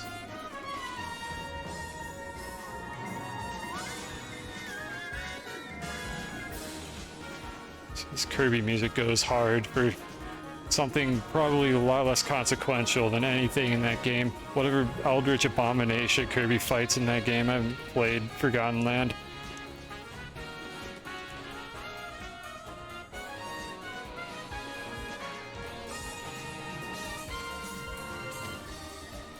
This thing is behaving way better than I thought it would. I thought it was going to get stuck on these like all the damn time. It's actually cooperating pretty well. The one part of what I've done here today that was actually going well. Let's go through the sonic loop real quick. That loop is very important to the infrastructure of this base. Well, we're home. We're here. I didn't think we would get this far, honestly.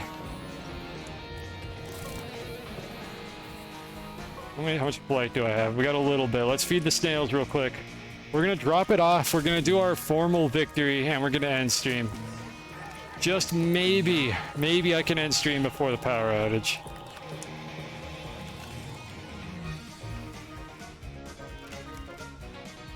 How much jetpack fuel do I have? Almost none.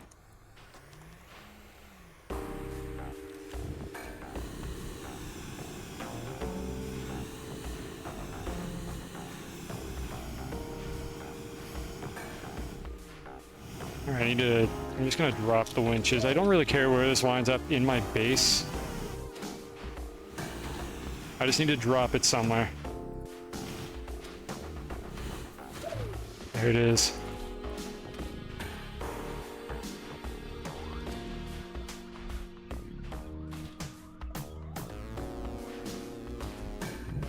Alright, let's put you in your new home. Right over here next to the other two. So there are 7, there's 8, there's technically like 8 of these in the game right now. 8 of these vintage probes based on real probes that really exist that NASA did not record in front of a green screen. Oh, it's Pioneer, that's the one I brought over. And we have 4 of them. Alright, so we have 5 of them now actually. So we've got Hubble back there, Pioneer, Kepler, and we just added Sputnik to the collection. And then the quote-unquote 8th one is the Eagle lander. Even though there's only 7 planets, the Solo has 2. So there it is. That's it. We don't have all the probes yet. Maybe someday I'll chip away at the rest of these, but we were able to slingshot this probe all the way to Silva with a huge amount of effort, way more effort than I thought that this would take. But I was able to finally do it. It was very janky. It did not go very well, but it worked out in the end. And I'm satisfied with that. So now here's the thing. I want to end the stream. I want to end the playthrough here for now. I want to get the final like credits like roll on this game. But I'm an idiot. So we're not going to fly to the satellite like a normal person. Now these actually ran out. Yeah, whatever. We know that we saw them all as being filled up. We're going to go to the satellite and we're going to finish this mission. But Chad, I think you might already know how I'm going to do this if you've been around the stream before. We got to activate the unidentified satellite. We're not going to go there with a shuttle. We're going to go there a different way. We're gonna go back to old reliable, the classic, the OG, the original flying machine that I made. The one that just kind of like spun off into the absolute insanity that all these streams like end up becoming. This is how we're going to get there. Let me get all the snails back as well. You come here, you're coming with me. You're here for the ride. Will I make it before the thunderstorm takes my power out? The suspense is real. But we have everything we need. I think the sky is already lit up. I want the sky to look like nice and bright and shiny. Not quite. Let's make this like as awful looking as it possibly can be. Flashbang, by the way. Come on, a little more. I want this to look as broken as possible because that's what I've been doing in this game in this entire playthrough. Oh, that repaired it. Okay, hold on. Cycled a couple more times. I don't know exactly how this thing works, if I'm being completely honest.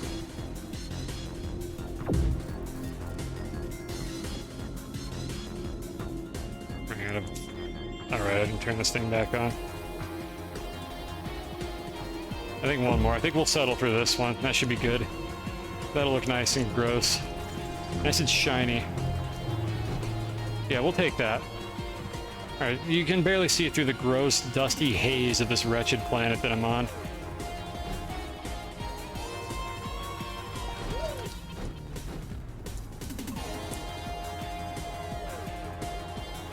Alright, let's get in position, set up the rover. I will explain what I'm doing for any late arrivals, like right before we go. So don't worry, if you have no idea what I'm doing, I will explain it in a moment.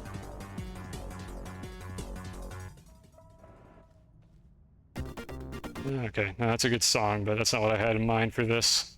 I got a different playlist I'm gonna run. Alright, let's go ahead and set this up.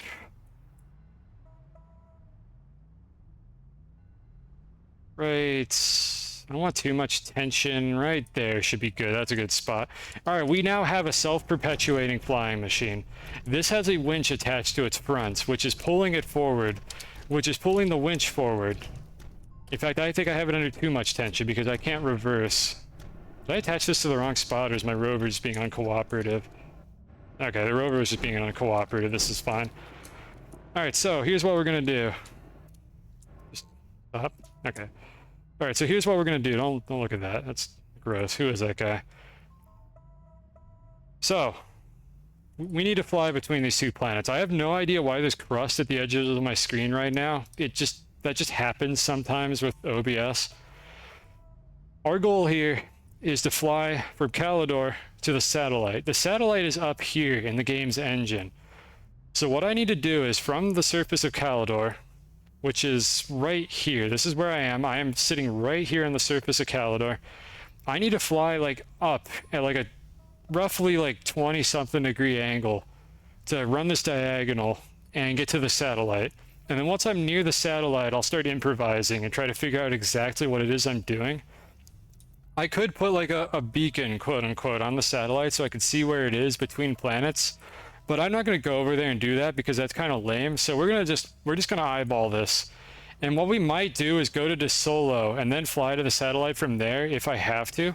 But the satellite is usually visible from any planet unless they've patched that. So I want to like take a look real quick and see if we could spot it. We should be able to see it from where we currently are on the surface of the planet, if my assumption is correct.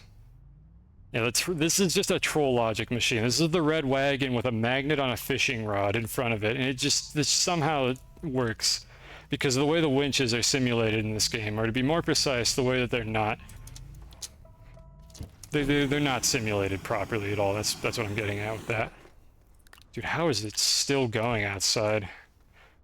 All right, can I spot the satellite? It should be in that direction. I forget if they patched this so that it doesn't render anymore, but it is in that direction. I just have to like get to it correctly.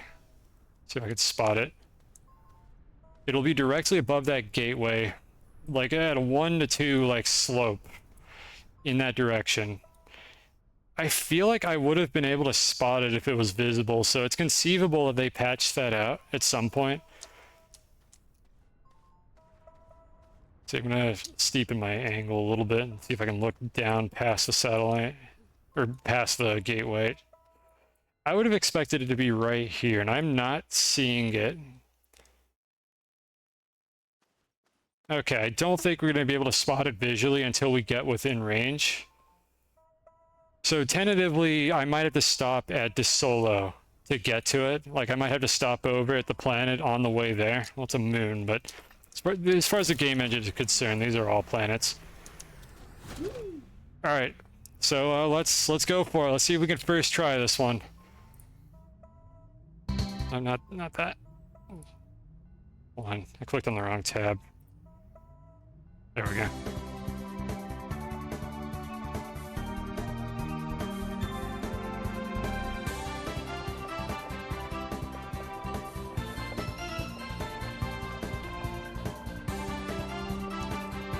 I'm so glad that you could do this in this game. Like, I'm never going to get tired of being able to fly these things. As horrible as they are, as much as it's almost impossible to control this thing, this is never going to not be fun to do, because it's just so absurd. Yeah, I don't think we could see the gateway from here. I like exemplify this every time I stream. I try to clarify it. It is insanely hard to steer this contraption. You think I'm just like swerving around because I don't know what I'm doing? This thing is pulling in random directions the entire time I try to fly with it. I cannot describe to you how difficult it is to control these things. Like, they do not... This does not want to exist. This game does not want me to do this. Alright, there's the Solo. So what we gotta do is we gotta fly past this. And hopefully, if I did this correctly, I should be, like, beelining straight for the unidentified satellite if I continue this direction. I will need to slow down at some point here, or I'm gonna way overshoot it.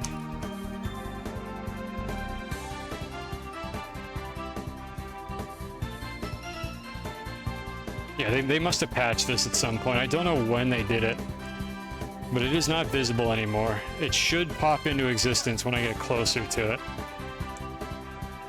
And if I'm wrong, I can try to turn around and go back, land on DeSolo, and get my bearings, and then take off again. DeSolo is that moon down there. Okay, we just switched influence. This should be the satellite. I just have to find it. There it is.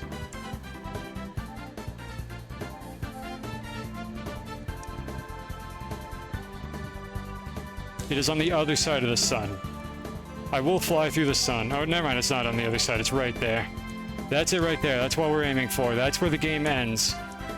And if you're wondering what happens when you fly into the sun, nothing. It's not solid. It's hollow. There's nothing in it. You don't die.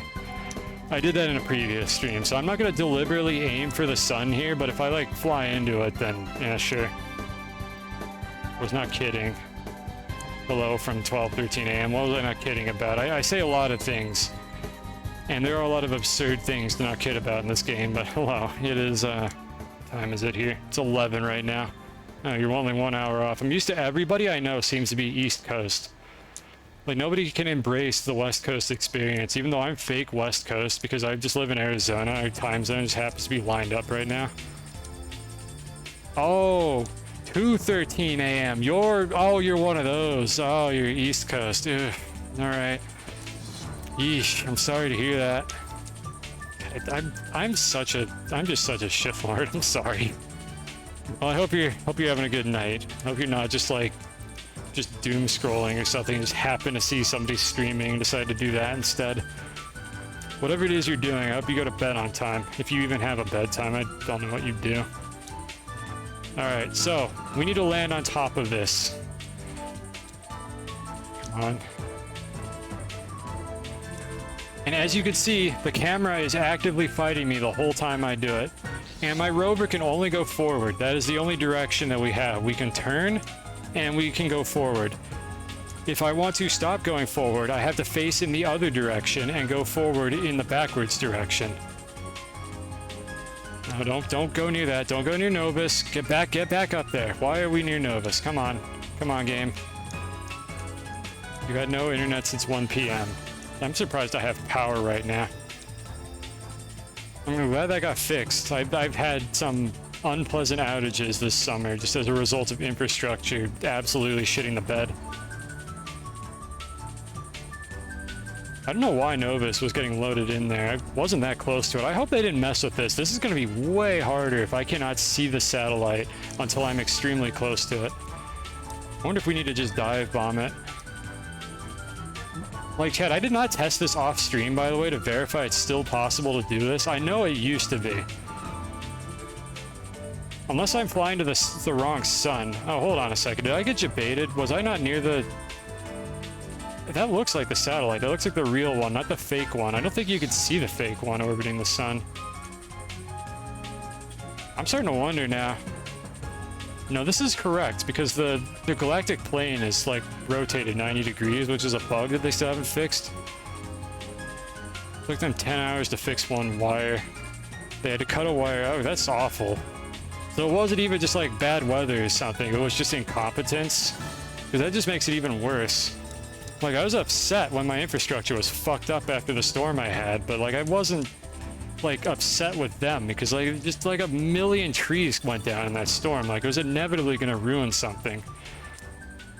I'm sorry that yours was just out because somebody didn't know how to do their job right. That is upsetting.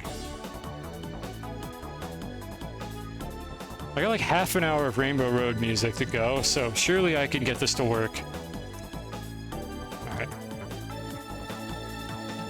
Again, it is extremely hard to control this thing. I think we're falling now. We're close enough to it that the gravity is actually pulling us down. So I just gotta, like, kind of hover my way over to it by just pointing straight up and just trying to boost into it. Okay, I'm gonna try to dive bomb it. I'm stuck. Game pitch. Pitch over. Ah, I missed it. Game pitch up. Pitch up. Why is it getting stuck?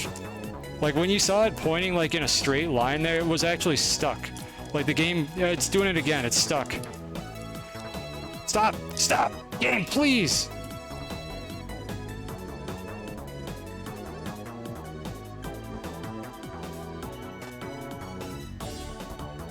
It gets stuck when I point it straight up or down. That's terrifying. Because in all likelihood, those are not the directions that I want this thing to go in. This looks dumb.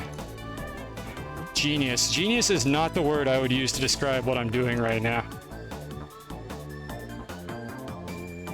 I need to be able to come in from the side and then just dive bomb it. This might be it. This might be it. Go. Go. Down. Down. Yes! No, we got it! No, we bounced! Don't go over the wall! No, don't go over the wall! No, dude! Alright, we gotta go back up. Oh, we almost had it. It bounced. Stop tumbling, please. Go back up. Back up. Up. I thought we had it. I didn't think it would bounce that hard.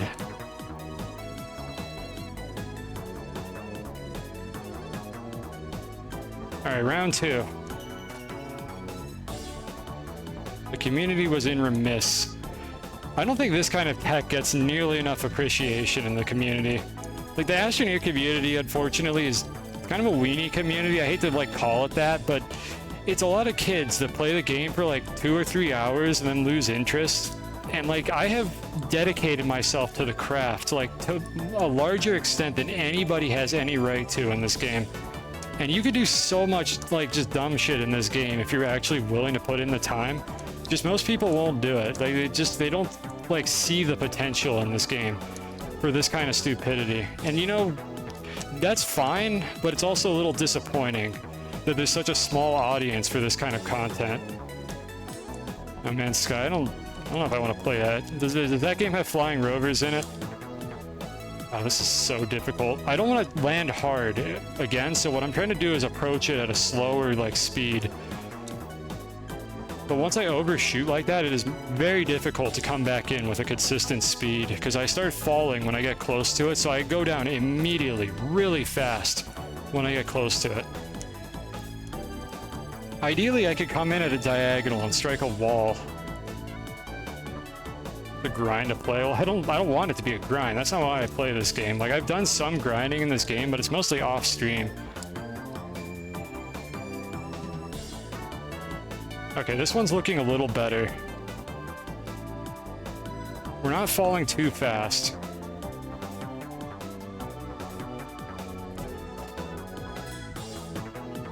I don't know when exactly gravity is going to start hauling me down, but it is going to go fast when it kicks in. And I want to come in at an angle like this.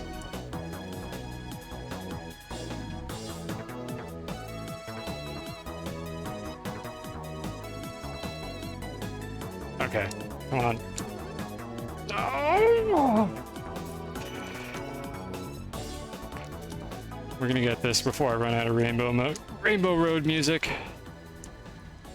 Believe me, this is physically, like, pains me to do this and miss and have to go back up and do it again. Where is it? I can't see it. I can't point my camera at it anymore. Oh, that's the sunroom. What do you mean I'm near the sunroom, game? How did I get close enough to that? Oh, God. Back up we go. I'm in the sphere of influence of a different object right now, so I don't know what I'm aiming at. It's Visania. We keep going up.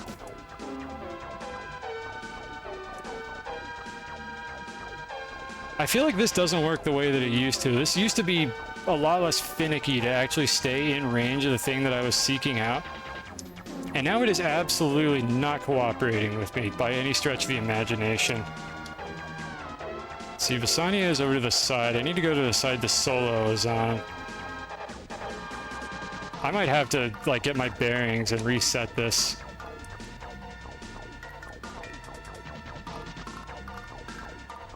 I'm currently looking for, like, a couple visual cues. Visania is the, like, northernmost planet, so to speak. There's a cluster of rails down there. I don't remember what that is. Or is that Novus? No, that's Visania. Wait, which planet is north? Calidor, Visania, Novus. It's above the Solo. I don't know what that is. I don't actually know what that clump of rails is. That could be Glacio. That's gotta be Glacio over there. The world record for one of the endings is a day and 8 hours. Good lord. That is not the run for me. Not a speed run, at least. I mean, Spelunky's really the only game I've speed run. I didn't even speed run this game. So Glacio is in the opposite direction of where we need to be. I'm trying to get my bearings, like, on the fly here. Okay, I think I need to go this way. I hope I do. God, I hope this is the way I need to go.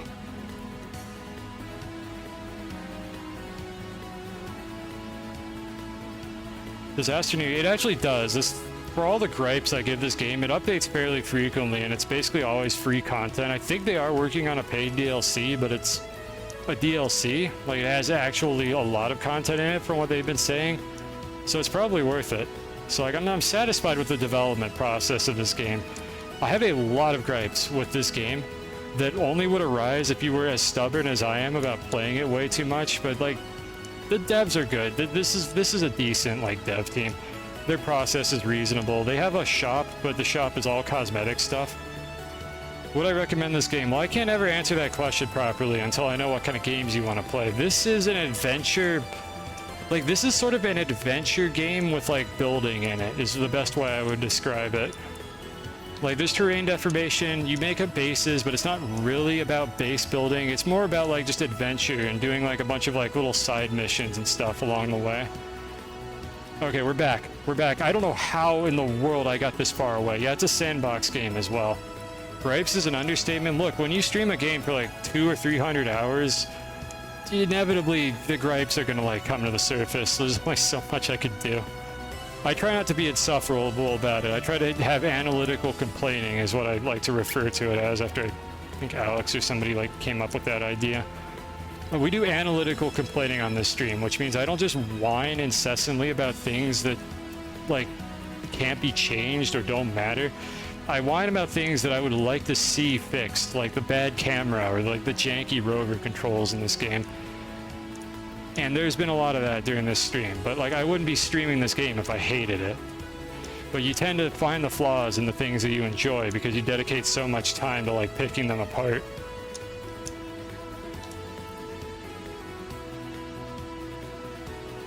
I don't know how, by the way, again, I don't know how I got so far off track from where this was. Like, I wasn't going that fast, and I was just somewhere else. It almost makes me wonder if there was like a teleport trigger that I flew into. Maybe there's more to this system than I understand. This is certainly a video game with a lot of science potential. The rover is behaving really, really well right now, for some reason. Like it's responsive now. It's not pulling. Well, let's see if that feeling of confidence lasts for long. We're stuck pointing straight down again. That didn't last for long. Like the rover was just unusually cooperative for like a minute straight there, and then it just went back to being an Astroneer rover in space. Which again, you're not supposed to do this. I'm not like mad at the devs. Like, oh, devs, why doesn't my flying rover between planets work correct? So I would just like it if it worked better. I would just be happier if it did.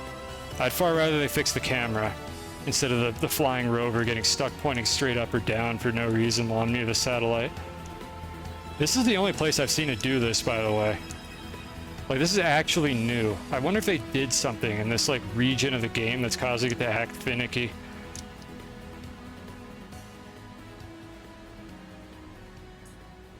All right, we got one more Rainbow Road OST left. Come on, we can do this.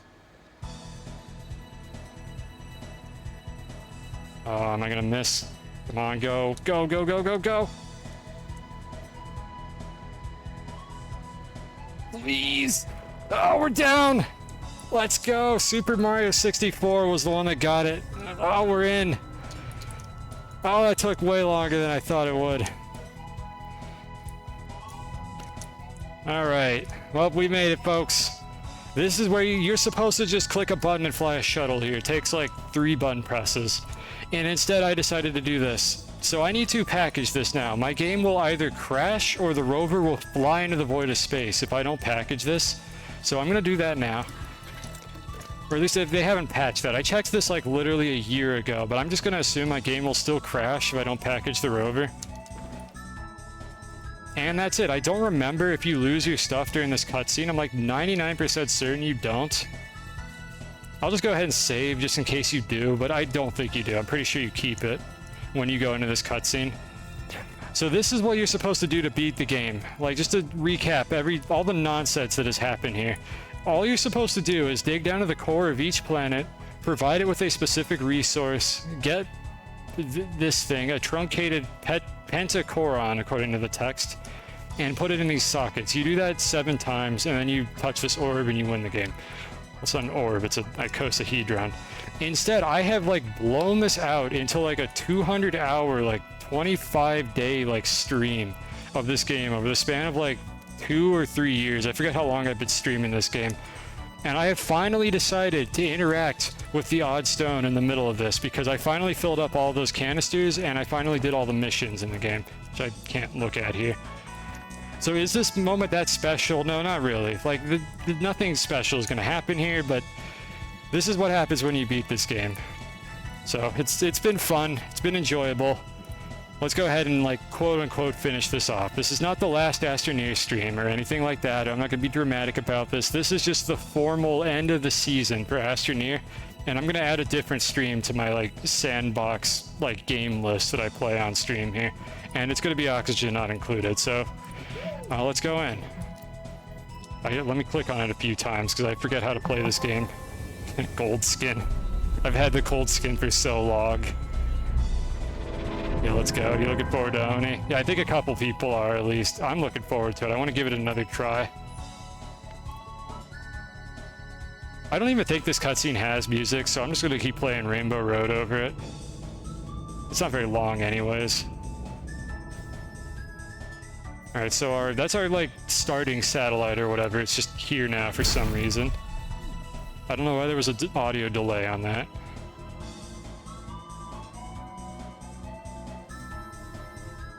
Yep.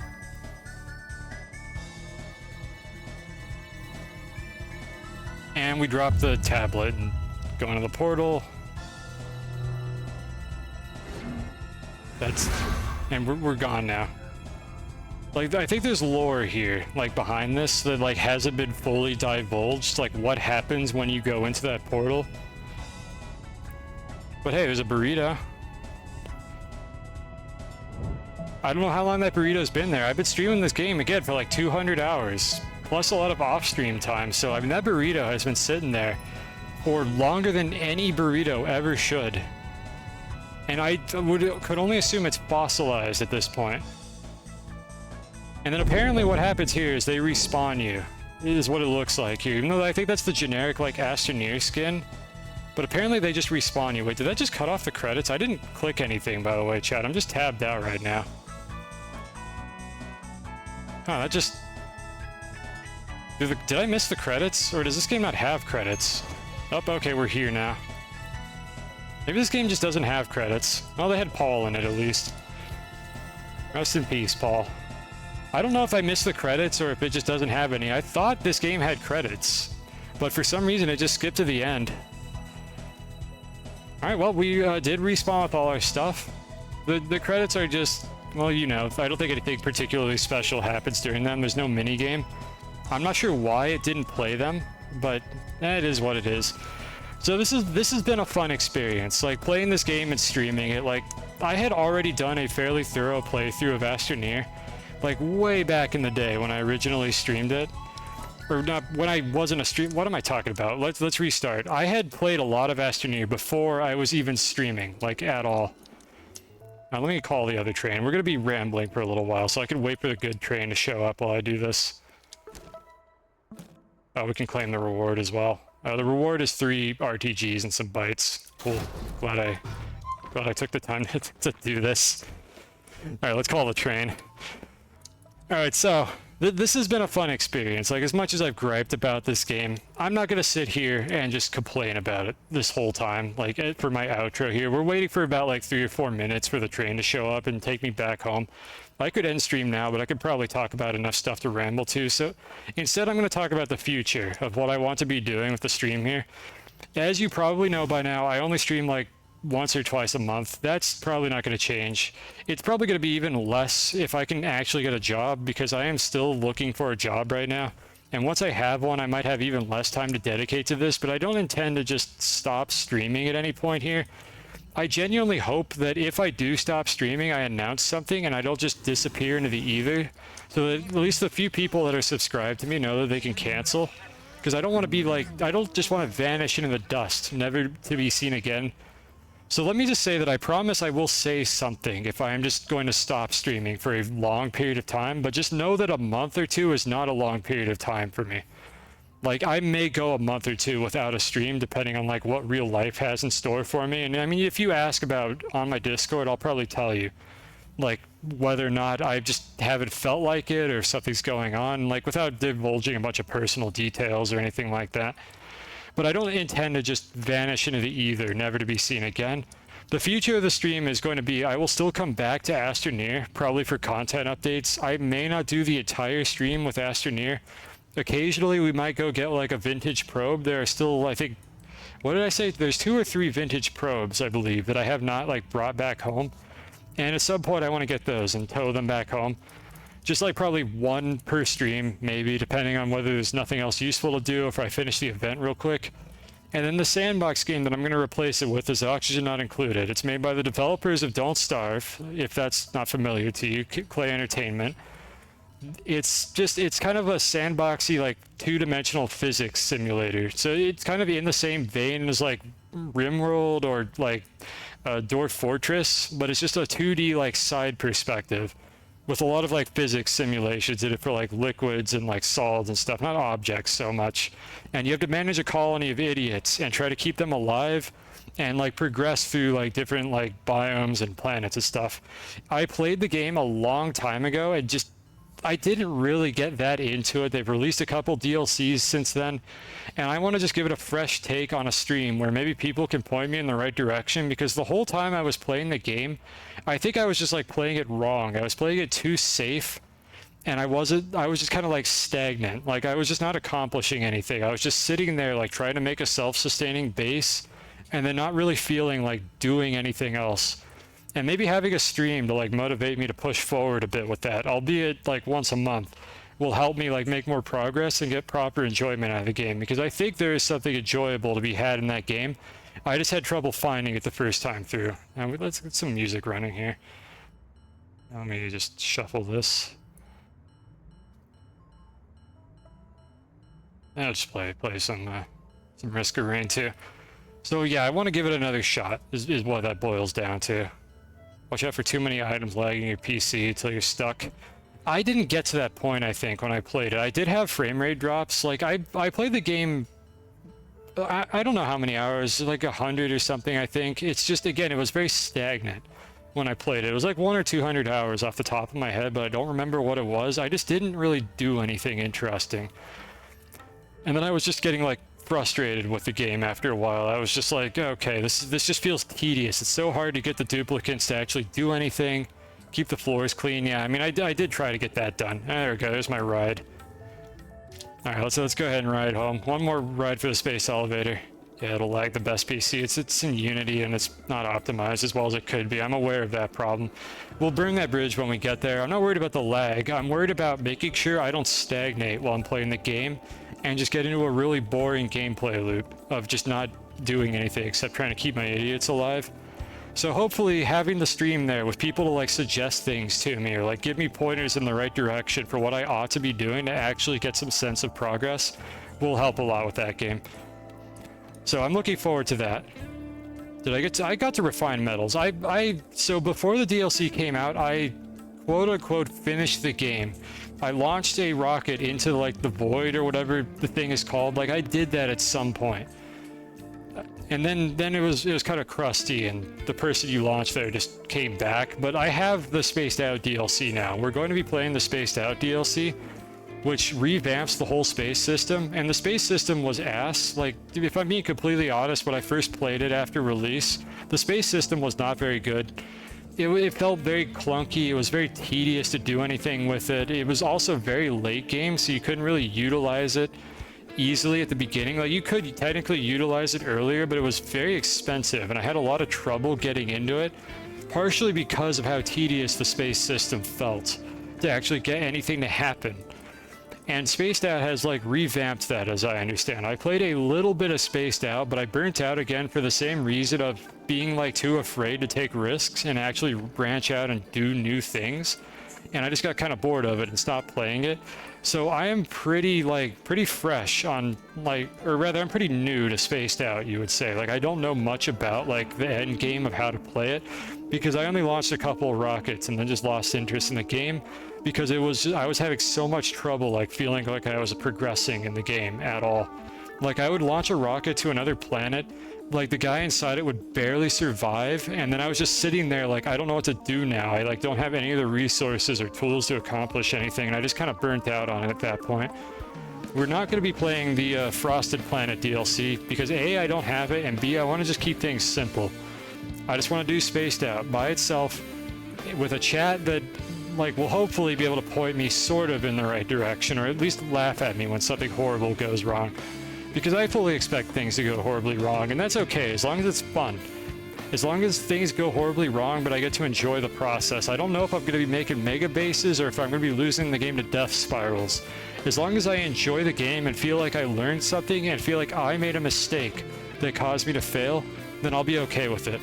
I don't like games where you get punished for just mistakes you did not make, but my understanding with Oxygen is, for the most part, the only reason you lose that game is poor execution on the part of the player. Not getting enough food, running out of water, not paying attention to viruses. Like, it's a game that I think rewards a high-skilled player, and those are the kind of games that I like. So I feel like there's a game that I can enjoy buried in there. I just need to find it. Have I made an industrial sauna? I feel like I should know what that is. Is that like the thing where you have like an industry room that's just full of like steam or something? And you just like use that to generate power? Don't you have to make those out of like steel or something so all the machines don't overheat? I think I know what that is. They're overrated. Okay, well, I don't know if we're gonna make an industrial sauna or not. Like, we'll see. Like, again, I don't want to be backseated, to be clear about this. I want to kind of figure everything out myself, but like, if I'm obviously missing something, that is when I want somebody to like pipe in and say like, hey, there's a better way to do this. Do you want to know what it is? And I will in all likelihood say yes. I don't want somebody to be in chat constantly telling me like what to do next. Like that's not the experience that I want out of that. So it's going to be like a light backseating experience is what I'm going for with the game. And you could absolutely make fun of me if I fuck something up, and I can't even be upset at you. Like, that's just how these things are. Like, I'm not one of those streamers that'll just get, like, salty if chat is making fun of them over, like, innocent mistakes. Like, just, oh, you just didn't manage your water correctly, now your duplicates are dying. Like, that's just how these things go. I made a mistake. The only thing I will get salty about people making fun of me for, I knew Captain was going to pipe up, and that's why I'm, like, cutting into this, is if you keep on like grinding a point or grinding a mistake that I made over and over and over again. Like if you keep going back to something I did wrong and just say like, oh, you fucked that up, skill issue. And then like an hour later, you're still on the subject of, oh, you fucked that up, skill issue. Like I'm gonna start getting upset. Like laugh at the dismay, but don't just sit there and like insult me for being incompetent the entire time, because I mean, I have limits. I'm still a person. I'm still going to get frustrated if people are just toxic in chat and just start making fun of the streamer. I want just make fun of the situation, make fun of the mistake, and then just move on. Like a lesson learned, and then hopefully I won't make it again next time. So like a light skill issue is fine, but like continuing to just grind home the skill issue until it actually feels personal is when I'm going to draw the line on that. Which I think is where most streamers would reasonably draw that kind of line. Don't be toxic about it. Like there's definitely a limit. But like I'm not gonna get upset if one of my duplicates dies because I like locked them in a room accidentally, and then you point and laugh and put an L in the chat. Because these things happen and I'm gonna make mistakes because it's not a game I'm very good at. I have been streaming games for the most part that I know a lot about. Like I'm not gonna pretend I'm good at Spelunky 2, for instance, but I know a lot about Spelunky 2. I know what I'm doing, I know what I'm getting myself into. I'm not gonna get salty if you just put an L in the chat because I make a mistake and die. As long as you just leave it at that, make a funny clip and move on from it, and everything will be fine. I'm not gonna get upset about that. That's just how it works. Just don't dwell on every single mistake I make. Like the thing I'm talking about that I'm pretty sure Captain was like indirectly bringing up was an incident I had in Spelunky 2, where I was trying to kill Tiamat. This is irrelevant to anyone who doesn't know what Spelunky is, but in Spelunky 2, there's a boss, and there's like a specific strategy that you need to do where you whip a bunch of bombs at the boss and have them all explode on top of each other to instantly kill her. And that's like the meta that you use for like a specific low percent category. And the thing that pissed me off, I got like legitimately upset during that stream, and it was because somebody who I'm not going to name in chat, basically I made a mistake. I attempted to do the whip. I was locked into an animation state, so instead of like placing the bombs the way that I was supposed to while I was locked in an animation state, the game just threw the bombs instead of placing them at my feet. And I fucked it up, and I failed the run because of that. I threw the bombs instead of placing them on the ground due to a janky like animation lock that can happen in Spelunky, because there are a lot of animation locks in that game, and they're not all intuitive. And then someone in chat, like, more or less just made fun of it, like, lol in the chat, L or whatever. And then I explained what happened, and then the person in the chat immediately again said skill issue after I explained what had happened, and that is where I got upset. Like, after the whole thing had passed, and I was frustrated, and I just explained what had happened, and that person in the chat just said again, sounds like a skill issue. And that is when I got upset, like after that, because I had already admitted I made a mistake, and this is what I did, and this is the lesson I learned from it. And then somebody was still going on about it after that. That kind of thing is where I draw the line. Like, just let it be what it is, make a clip, have a laugh, and just move on from the issue. Don't just, like, hit me again with another insult, like, after the situation has occurred. Well, it wasn't you. I know who it was. I remember. I'm not going to call him out or anything, but like that's where I draw the line on like the toxicity thing. Is if you keep driving the point home, then I'm going to start getting agitated by it. So that's how that works. I'm not really sure why I'm explaining that right now, because like nobody has been doing that in the Astroneer streams, but I just figured that might come up in Oxygen Not Included because I'm not that good at that game. I'm going to make mistakes at that game. So just be mindful of that fact and look at things as a lesson to learn and a mistake to laugh at, and not a reason to think that the streamer is a dumb idiot and doesn't know how to play the video game, because we know that already. We don't have to keep driving that point home. That's not what I'm trying to accomplish by streaming. I'm trying to stream these games for like a fun interactive experience so I can learn how to play a game like that, and so the chat can help me log it so that we could have some laughs along the way, not so I could just get berated for making mistakes while I play it. So that's where I would draw the line on that kind of thing. So that's the end of that rant. That's the explanation of like where I would put the salt meter and like how much salt you can put on the meter before I'll actually get upset. And if that comes up again, I'll just like try to like reasonably explain it, but hopefully it won't. The community has been quite good about this thing. I've only had really a couple incidents where I actually got like legitimately upset at people in chat for being toxic. It doesn't come up very often, and I'm quite happy about that. I have managed to not foster a community of like toxic children, and I'm very grateful for that. Like the people who come here are usually quite chill about things, and just a lull in the chat is really all we need. Just have a little bit of fun and move on. I think I'm overthinking it. I might be overthinking it, but I don't know what kind of audience they're going to draw in. I would assume that Oxygen Not Included's audience is probably not bad. Like, it doesn't strike me as a game that would attract toxicity. Spelunky 2, of all the games I play, is the one most likely to do that. The community for that game is pretty good, but there are a few like rogue agents floating around that will occasionally show up in your stream chat and just be like obnoxious and not fun to interact with. I'm assuming that Oxygen is more of like an adult-oriented game that is not going to have that kind of problem. So I'm not too worried about that. I just kind of got like derailed on a tangent there. Like I just wanted to explain that again, bring that back up, and just sort of set the stage for what I plan to do with Oxygen Not Included. So this wasn't like a threat or anything. This was just a rambling stream of consciousness. First stream is when you're going to learn specific heat capacity, thermal conductivity. I thought I understood how that worked, but you know, maybe a primer wouldn't hurt that much. Like I know that metals conduct things more than like rocks, for instance, but we'll see. When is the next stream going to be? I don't know. As usual, I have no idea. Odds are my next stream is going to be Spelunky 2. It'll be science, maybe some co-op. I'm not sure yet. I haven't figured it out. I kind of wing the Spelunky streams. Like I don't plan things ahead of time, so I'm not sure what it's going to be. After that, most likely Oxygen Not Included is going to be the entire stream. And then I'll see about doing like hybrid Astroneer and Oxygen streams. Like I'm not sure how it's going to work out. I'm really making all this up on the spot. But I think we're going to go ahead and end things here.